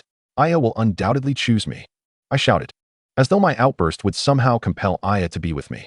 "This is not a decision for you to make, is it?" my mother queried. "If Aya were to take a liking to someone else, would you still cling to your feelings for him?" I swiftly responded, "I would. Even if Aya ultimately does not choose me, I shall love him until my last breath," I declared as if making a solemn vow. My father cast a glance in my direction and remarked, "Do not speak so definitively." He seemed poised to say more, but my mother silenced him with a glare. "Cedric, I understand that you have just discovered your feelings and feel willing to do anything for Aya. However, this may very well be merely an illusion." "Not an illusion," I quickly refuted. "Well, even if it is true, both you and Aya are still quite young, with a long journey ahead of you. Promise me one thing. If you can uphold this commitment, your father and I will not hinder you." I eagerly agreed, delighted that my parents would not obstruct me. "Aya is 13 this year. If you can refrain from confessing or engaging in actions beyond friendship before he turns 20," my mother observed my less than pleased countenance before continuing. "Then, should you still harbor feelings for him, your father and I will not prevent you from pursuing anything. This 7-year span serves as both a test for you and an opportunity for Aya to encounter more people and comprehend various emotions. You must understand that Aya has always been different from other children. Due to his upbringing, he struggles to grasp emotions. Although he has improved significantly over the years, I do not believe he fully comprehends what love is. Therefore, for his sake and yours, this time is essential. Upon hearing my mother's words, I fell into a contemplative silence. She was correct. Aya had always been somewhat emotionally distant, and though he had improved, much of it was merely mimicry of those around him. He had yet to thoroughly understand his own feelings. I promise you, I will exercise restraint until Aya comprehends what love truly means. Time may not necessarily be 7 years. If Aya does not come to understand, I will remain by his side until he does. However, should Aya grasp his feelings sooner, I will not hesitate to pursue him. I realized that upon making this promise, I could only remain by Aya's side as a close friend until he finds someone else to love. But that is fine. I will ensure that Aya's heart belongs solely to me. If that moment arrives before my consent, it will be imperative to confirm whether Aya genuinely understands his emotions. All right, you may return to your room. I have matters to discuss with your father. Obediently, I retreated to my room, disinterested in overhearing my parents' conversation. Even though I knew the focal point of their discussion was me, I was unaware of what my parents spoke about, but my father's expression, while still somewhat grim, was no longer clouded by anger regarding my feelings for Aya. I had always envied the relationship between my parents, which seemed devoid of conflict. Even when my father was reluctant, he would comply with my mother's wishes. Perhaps Aya and I would also share such a bond in the future, I mused quietly. Chapter 63, Cedric's Narrative Part 5. Ever since making the promise to my mother, I felt a weight lifted from my heart. Although I could not yet confess my feelings to Aya, the prospect of my parents' acceptance rendered the wait worthwhile. Aya deserved nothing less than the best. Before long, the Christmas holiday passed, and I found myself yearning for Aya. It had been 3 months since we had spent quality time together due to various circumstances. I could hardly contain my eagerness to see him. On the Hogwarts Express, I spotted Aya seated at the rear of the compartment, engrossed in a book. Ever since I had come to understand my feelings, even the sight of him quietly reading stirred my heart. However, was it just me? Or did Aya appear a bit pale? Had he neglected his well-being during the holiday? With this concern in mind, I greeted him. Aya seemed irked. Likely due to my previous actions, I acknowledged my faults, and even though he was angry, there was something endearing about his expression, despite the starkness of his pallor. After reconciling, Aya presented me with the Christmas gift he had prepared, a bracelet, evidently crafted with great effort. Although I had promised my mother not to engage in actions beyond friendship, it seemed permissible to ask Aya to help me wear the bracelet. With that thought, I requested his assistance. Aya, while teasing me, complied and adorned my wrist with the bracelet. How could such a side of Aya fail to make my heart flutter? Yet, my primary concern remained his pallid complexion. After hearing Aya's explanation, I sensed he was not being entirely truthful, especially as he skillfully diverted the topic. With a sigh of resignation, I acquiesced to his wishes and refrained from further inquiry. However, I would remember this. Upon arriving at school, Aya needed to meet with the headmaster, and I felt a swell of gratitude that he kept his promise and invited me along. It was only at this moment that I realized the extent of Aya's endeavors. The revelation that Voldemort's immortality stemmed from the creation of numerous Horcruxes struck me profoundly. While I had previously known Aya was protecting Harry Potter, I was astounded to learn that he had also researched how to combat Horcruxes. Furthermore, the fact that both the headmaster and the first Dark Lord were his collaborators was a staggering realization. I had to admit that I had never fully grasped the depth of Aya's undertakings. Was it truly this perilous? No wonder Aya had been reluctant for me to get involved. But Aya, if you are concerned for my well-being, do you not realize that I worry for you too? Your pale visage today must be a consequence of dispelling the Ravenclaw diadem, correct? Aya, since you have drawn me into this, let us strive together from now on, regardless of the looming confrontation with Voldemort. Once we exited the headmaster's office, Aya nonchalantly remarked that such matters were not for us to handle. Our focus should solely be on our studies. I recognized that he was shielding himself from disappointment. Although I felt disheartened by my inability to assist him, Aya had now included me in his world, and thus, I could contribute in whatever ways I could, alleviating much of my sadness. Soon, the Quidditch finals approached, marking my first match since coming to terms with my feelings. I yearned for victory. I wished to capture the golden snitch and present it to Aya afterward. On the day of the match, Aya came to cheer me on, even sharing some insights from Gryffindor. While I was thrilled, my desire was for a legitimate victory. I wanted Aya to witness a fair and just final match. However, I did not anticipate our dismal defeat. The match concluded in mere minutes. With a heart heavy with discontent, I returned to the locker room. The atmosphere was decidedly bleak, and I felt compelled to lighten the mood, for despite our crushing loss, we could not allow ourselves to wallow in despair. I was aware that Aya was just outside, and I wished to convey to him that even in defeat, we would not falter. After the Quidditch match, there was a lull in activities, and Aya and I indulged in a few months of tranquil campus life. One fateful evening, Aya sent me a message urging me to seek out the headmaster and Professor Snape, mentioning that Avier was in danger and that he would go to her rescue first. Startled, I felt the urgency and immediately sought out the headmaster. After explaining the situation, the headmaster dispatched Professor Snape to the Forbidden Forest in search of her and instructed me to remain outside its boundaries. I understood that this was not the time to dwell on uncertainties, so I anxiously waited at the forest's edge. Over an hour later, Aya and Professor Snape emerged. I hurried forward to check if Aya was injured, and I breathed a sigh of relief upon discovering he was unharmed. Together, we made our way to the headmaster's office.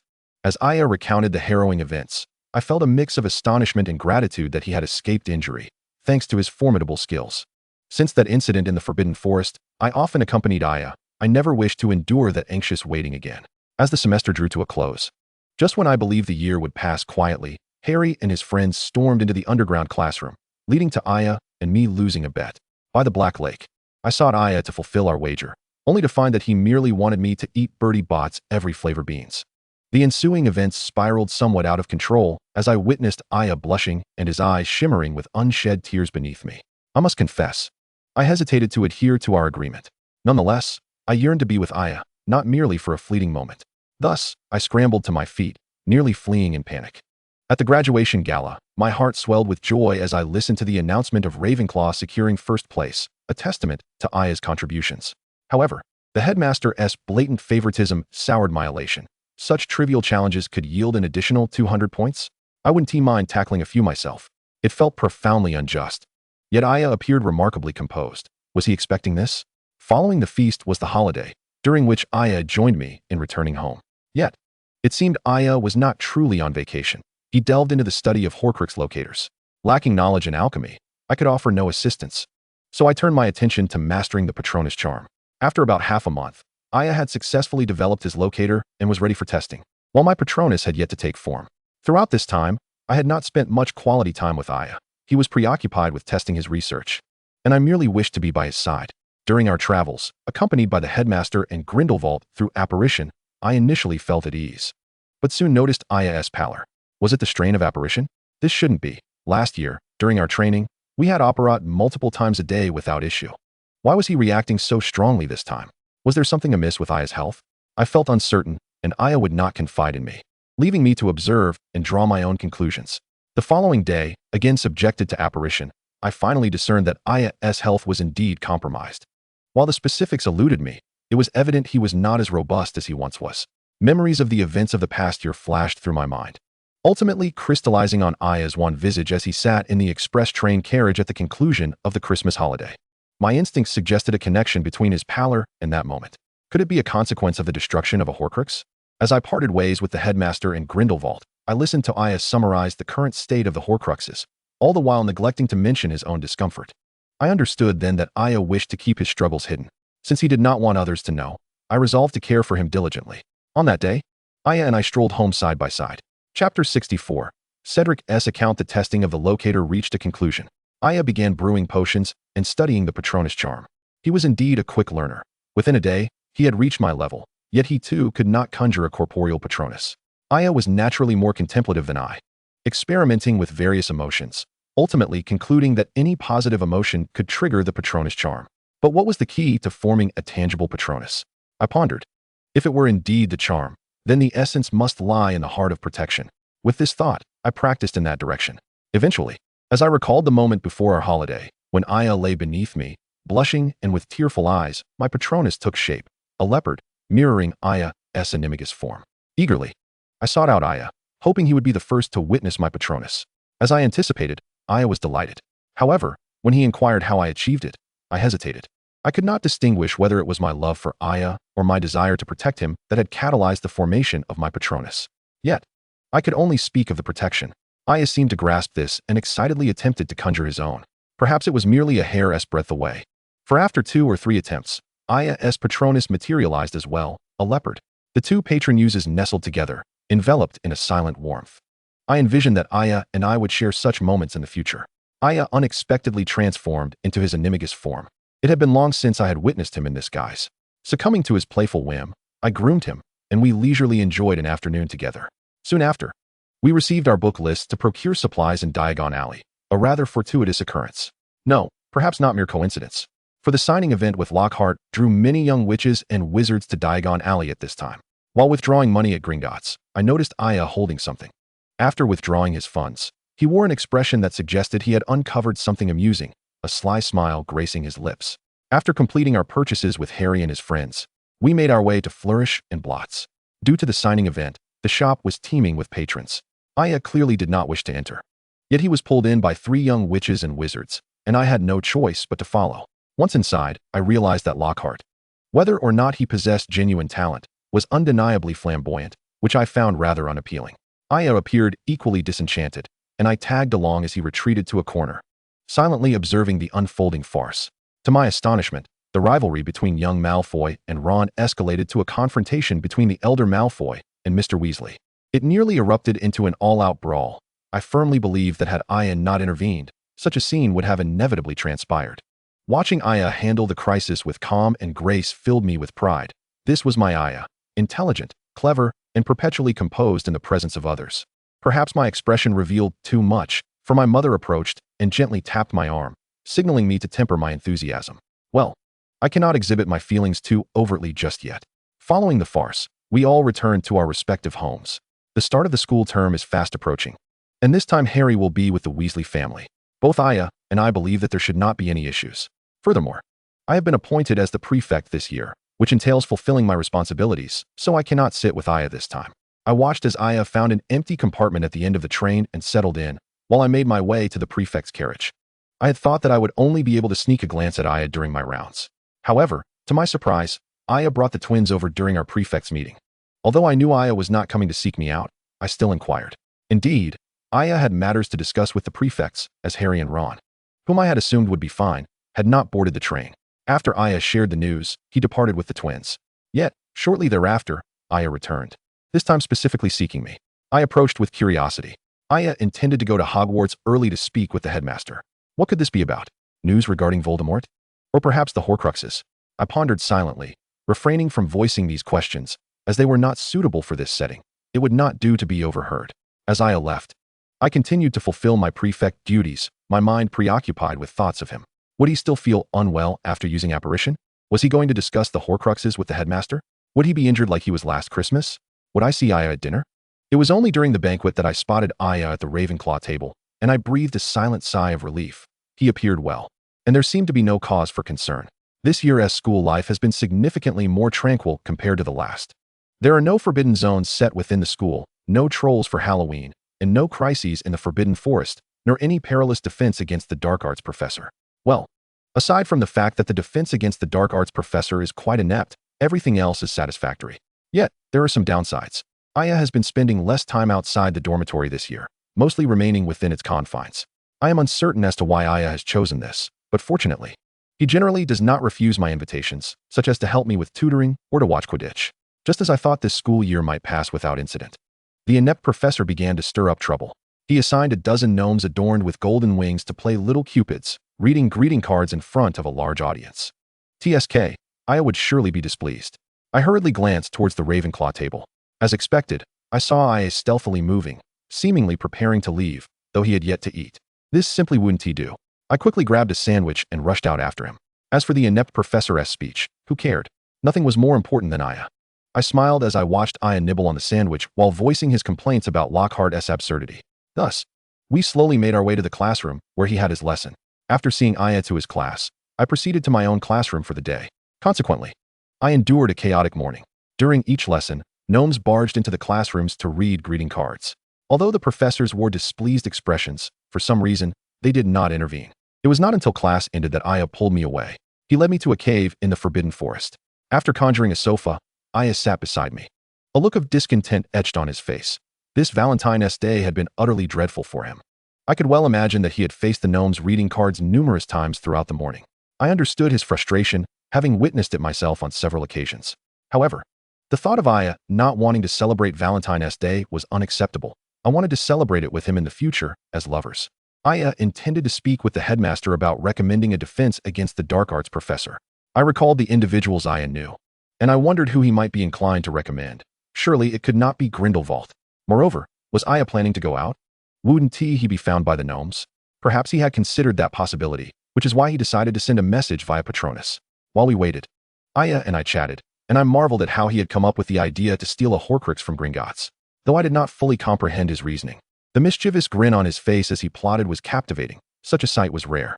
Just as Aya was devising his plan, the Patronus returned, bringing Yo-Yo with it. To be honest, I had not seen Yo-Yo in quite some time. He had practically made a home in the Forbidden Forest. Yo-Yo appeared to have grown significantly, no longer resembling the fluffy little bundle I remembered. It was evident that Aya had not seen Yo-Yo for a while either. I stood by, observing the warm exchange between master and pet. I could not discern what Yo-Yo had said, but Aya seemed to hesitate momentarily. I stepped forward, taking Aya's hand, reassuring him that regardless of the situation, he had my unwavering support. It appeared that Aya had come to a decision. I then watched as Yo-Yo and Aya continued their interaction, the atmosphere imbued with warmth. I thought to myself, this Valentine's Day is quite delightful indeed. Chapter 65. The exams are over. Ever since the incident on Valentine's Day, campus life has returned to a state of tranquility.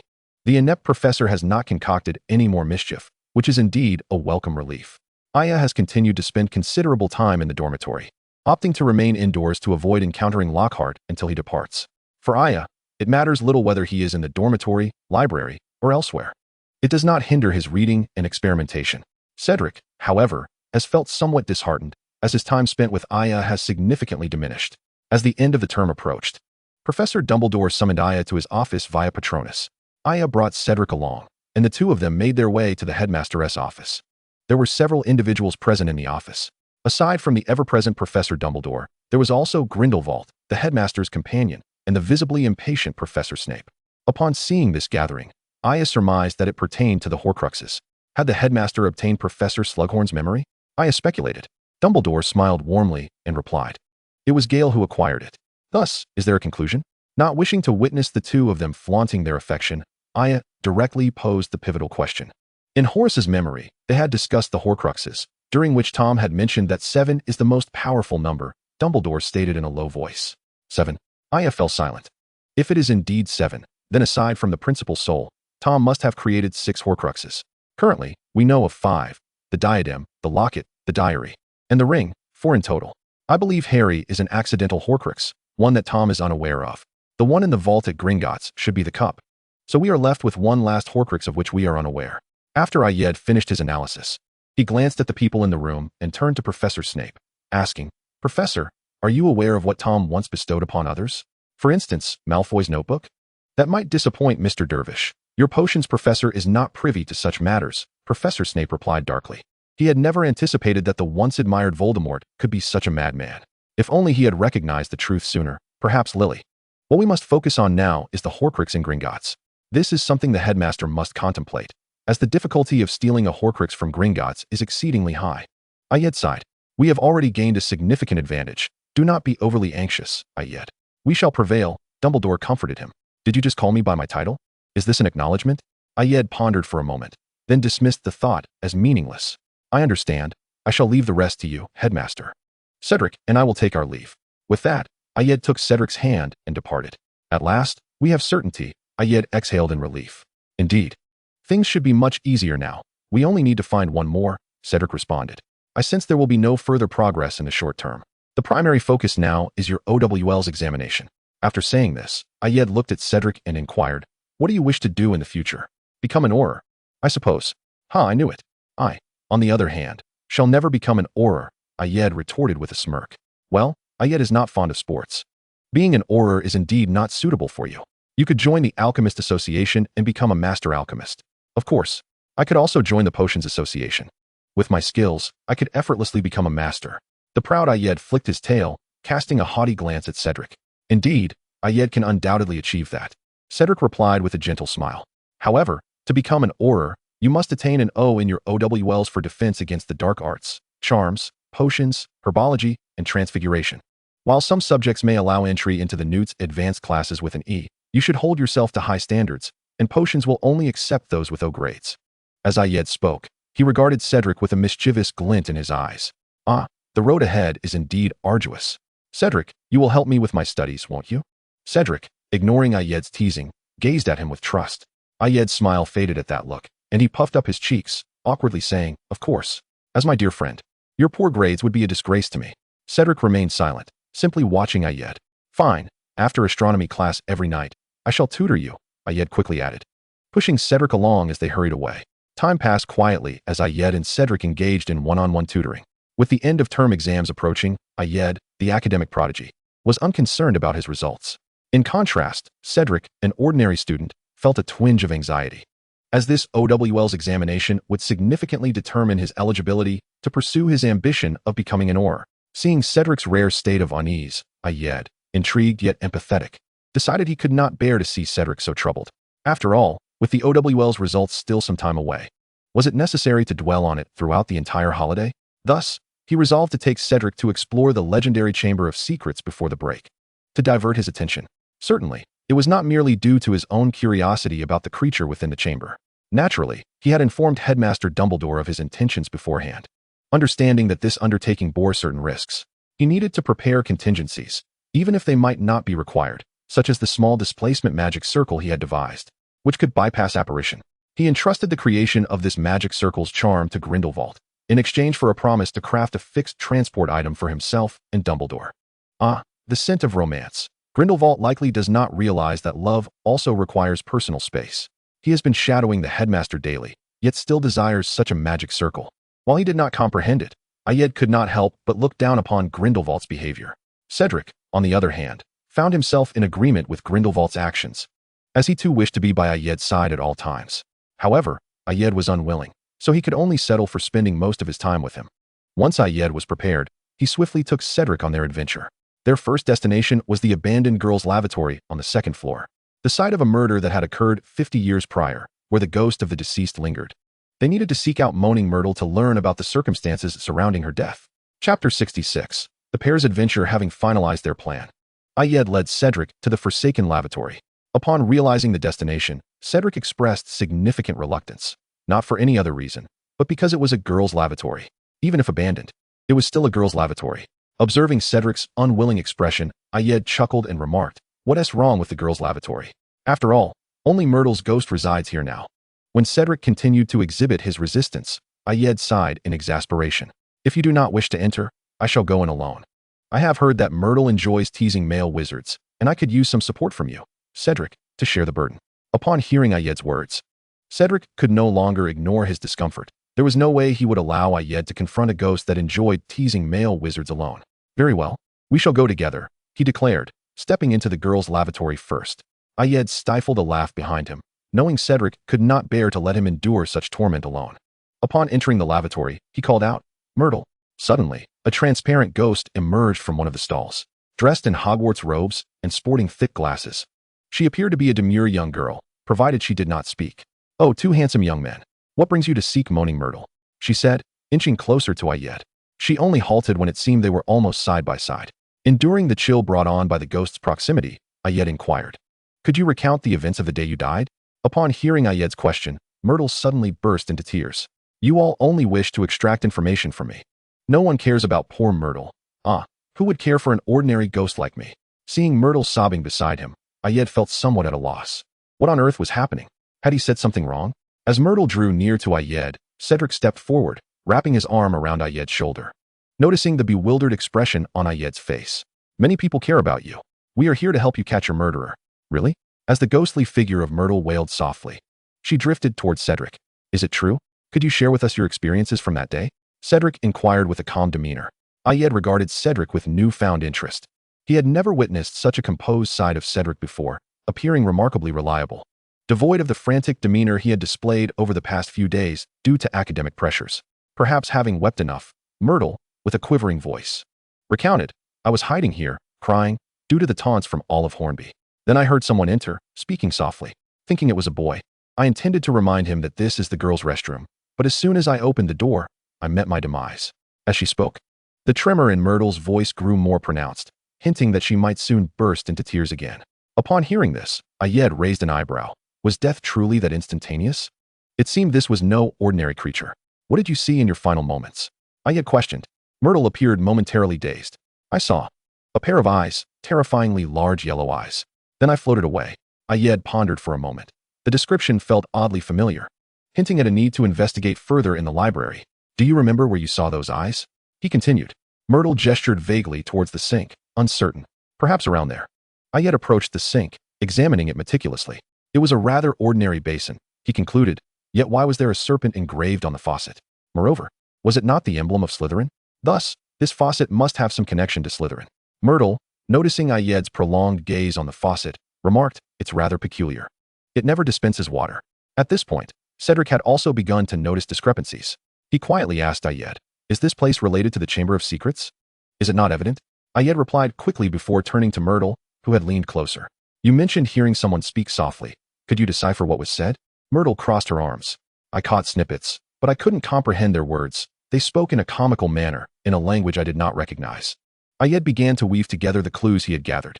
Tom had summoned a monster from the basin using an unknown tongue. A creature capable of killing with a mere glance. It seemed he was nearing a conclusion. "Thank you for your insights, Myrtle. I must return to consult some resources. I believe by our next meeting, I shall have answers for you." With that, Ayed and Cedric stepped out of the girls' restroom, under Myrtle's reluctant gaze. Cedric, observing Ayed's composed demeanor, asked, "Ayed, do you already know what the monster is? I have a direction now. I need to peruse the library for further information." Ayed replied briskly, "Haven't you deduced anything yet?" As they walked, Ayed inquired of Cedric, "I can only speculate that the sink is connected to the chamber and the monster. Beyond that." Cedric offered an awkward smile, acknowledging his limited knowledge. "The chamber was opened by Tom using a language unknown to us. I suspect it is a skill of Slytherin's descendants, perhaps Parseltongue. This was a vital clue. The monster within the chamber must be serpentine, possessing the lethal ability to kill with a glance or render one lifeless upon meeting its gaze. This considerably narrowed down the list of potential creatures. I have several hypotheses and need to examine the library for detailed records to refine my search." Ayed articulated rapidly as they passed groups of young wizards celebrating the impending holiday, hurrying towards the library. Cedric quickened his pace to keep up with Ayed. Upon reaching the library, Ayed noted the noticeably quieter atmosphere and proceeded to the innermost section. Here lay the tomes detailing dangerous creatures. He found a large, thick, and weathered volume, its yellowed pages attesting to its age. Flipping to the section on serpents, Ayed found an array of unfamiliar species listed, such as the phoenix-tail snake and the human-faced snake.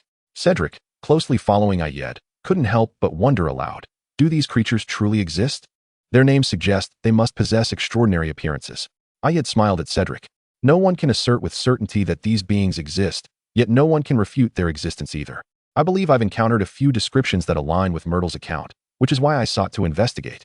As he spoke, he turned to the page detailing the human-faced snake, ignoring the somewhat abstract illustrations. Pointing to the characteristics listed, he said to Cedric, "Look here." Cedric followed Ayed's finger. Reading, "Human-faced snake, social creatures, occasionally evolving a queen snake every 10 generations. The queen possesses a human body with a serpentine tail and can communicate in human language. Noted for her exceptional beauty. Direct eye contact with her results in petrification with no known remedy." In bold red letters. A warning followed. Directly gazing into the queen snake's eyes may lead to instant death. After Cedric finished reading, Ayed remarked, "What do you think? Does it bear a resemblance?" "It does seem similar. Could it be this queen snake?" Cedric pondered. "Not quite," Ayed replied coolly. "Why not?" Cedric asked, intrigued. "Because the queen snake shuns dark, damp environments, behaves in a humanoid manner, does not hibernate, and most crucially, can converse in human language." After stating this, Ayed returned disinterestedly to the general section on serpents, perusing the names until he halted at the entry for the basilisk. Turning to the page detailing the basilisk, he scrutinized the description. The basilisk was classified as a 5-star dangerous creature, possessing immense lethality. Adult basilisks could reach lengths of 30 meters and weigh over 5 tons. Their lifespans were astonishingly long, with hibernation lasting hundreds of years. Highly resistant to magic, one must avoid direct eye contact, as gazing into a basilisk's eyes would result in instantaneous death, while indirect sight would lead to petrification, irremediable. At this juncture, Ayed was certain. The creature within the chamber was indeed a basilisk. He exchanged a glance with Cedric, feeling a twinge of hesitation. The basilisk's formidable magical resistance posed a significant challenge for them, mere fledgling wizards, particularly given his current physical state. He questioned whether he could escape should he confront it. However, the presence of a basilisk at Hogwarts constituted a pressing danger, and its eradication would be beneficial. Furthermore, it was rumored that basilisks possessed treasures throughout their bodies, invaluable for potion making and alchemy. In an instant, Ayed made a decision. "Cedric, would you care to join me on this adventure?" he asked, extending a radiant hand towards Cedric. His amethyst eyes shimmered under the sunlight, and Cedric, as if entranced, placed his hand upon the outstretched hand of Ayed, softly uttering, "All right." Ayed returned to his dormitory first, knowing that if he were to confront the basilisk, meticulous preparation was essential, otherwise it would be tantamount to courting death. After all, this fragile being had no intention of facing it directly. In his dormitory, Ayed pondered over what items to take along. The basilisk possessed numerous formidable traits: its impenetrable hide, exceptional magical resistance, lethal venom, and most crucially, its gaze. Thus, was it true that the basilisk could only be vanquished through physical means? Ayed picked up the weapon known as the bright silver spear, reputed to have been transported from the enigmatic East. He gazed at the glimmering tip of the spear and resolved to wield it. This spear had been discovered in the vault left by his grandfather. During his healthier days, he often practiced his marksmanship with it in his suitcase. It was said that its previous owner was a formidable general. Ayed had often imagined the glory of its former master, wielding it with unmatched prowess on the battlefield. Although he could not charge into battle as before, using it to combat the basilisk would hardly be a dishonor, he mused. With his weapon chosen, Ayed began to prepare other necessities, some protective alchemical trinkets, items to replenish his magical energy, and various potions. Most importantly, there was the pair of glasses he had crafted at the request of the twins as a prank. They served no particular purpose other than transforming viewed objects into pixelated images. This adjustment of pixelation meant that if the values were sufficiently low, the basilisk's eyes would be obscured, thereby averting the deadly fate of meeting its gaze. After organizing his supplies, Ayed preemptively consumed several bottles of physical enhancement and stamina potions. These concoctions had been refined after he discovered his body growing frail and were well suited for his use. Although he had not fully regained his previous physical standards, he felt he had achieved approximately 70% of his former self. Ayed arrived at the rendezvous point with Cedric, who was already waiting. He appeared unchanged. Yet Ayed noticed that Cedric had discreetly placed some protective items in various concealed locations, techniques learned from earlier training in Muggle martial arts. The two entered the abandoned washroom. Myrtle was absent this time, but they paid her no mind. Approaching the sink, Ayed gazed at the faucet adorned with a carving of a small serpent, wondering what Tom would say in this moment. Open. Yes, that was it. Infused with the pride of Slytherin, it could only be this. As Ayed's command resonated, the small serpent responded, slowly beginning to move, causing the sink to part and reveal an entrance. Ayed hesitated before entering, retrieving Little One to scout ahead. He and Cedric observed the images transmitted back from the receiver. Following a long corridor, they arrived at a chamber strewn with bones. Little One ventured deeper, and Ayed noted elongated objects within the dim tunnel, guiding Little One to approach. It was a serpent's shed skin. Upon seeing the shed, Ayed realized this was a nearly mature basilisk. The largest shed appeared to measure close to 20 feet and seemed freshly discarded, likely less than a century old. Ayed exhaled with relief. A juvenile basilisk would be less challenging to handle. He instructed Little One to delve further until they reached a wall engraved with two serpents entwined. Ayed understood that this was the chamber they sought. They had to descend. Sharing a glance with Cedric, Ayed smiled and asked, "Are you afraid?" Cedric returned the smile warmly. "Not at all. I have been eagerly anticipating this adventure with you. How could I possibly be afraid? I have always looked forward to the day we would fight side by side again." With his smile fading, Cedric leaped down first, steadying himself as he awaited Ayed's arrival. Shortly after, Ayed followed suit, casting a levitation spell to ensure he did not tumble onto the pile of bones below. Once he stood firm, the two proceeded along the path explored by Little One. They soon reached the wall where Little One had been. "Open." As Ayed spoke, the two serpents parted, and the stone wall slowly cracked open, sliding apart to reveal the passage beyond.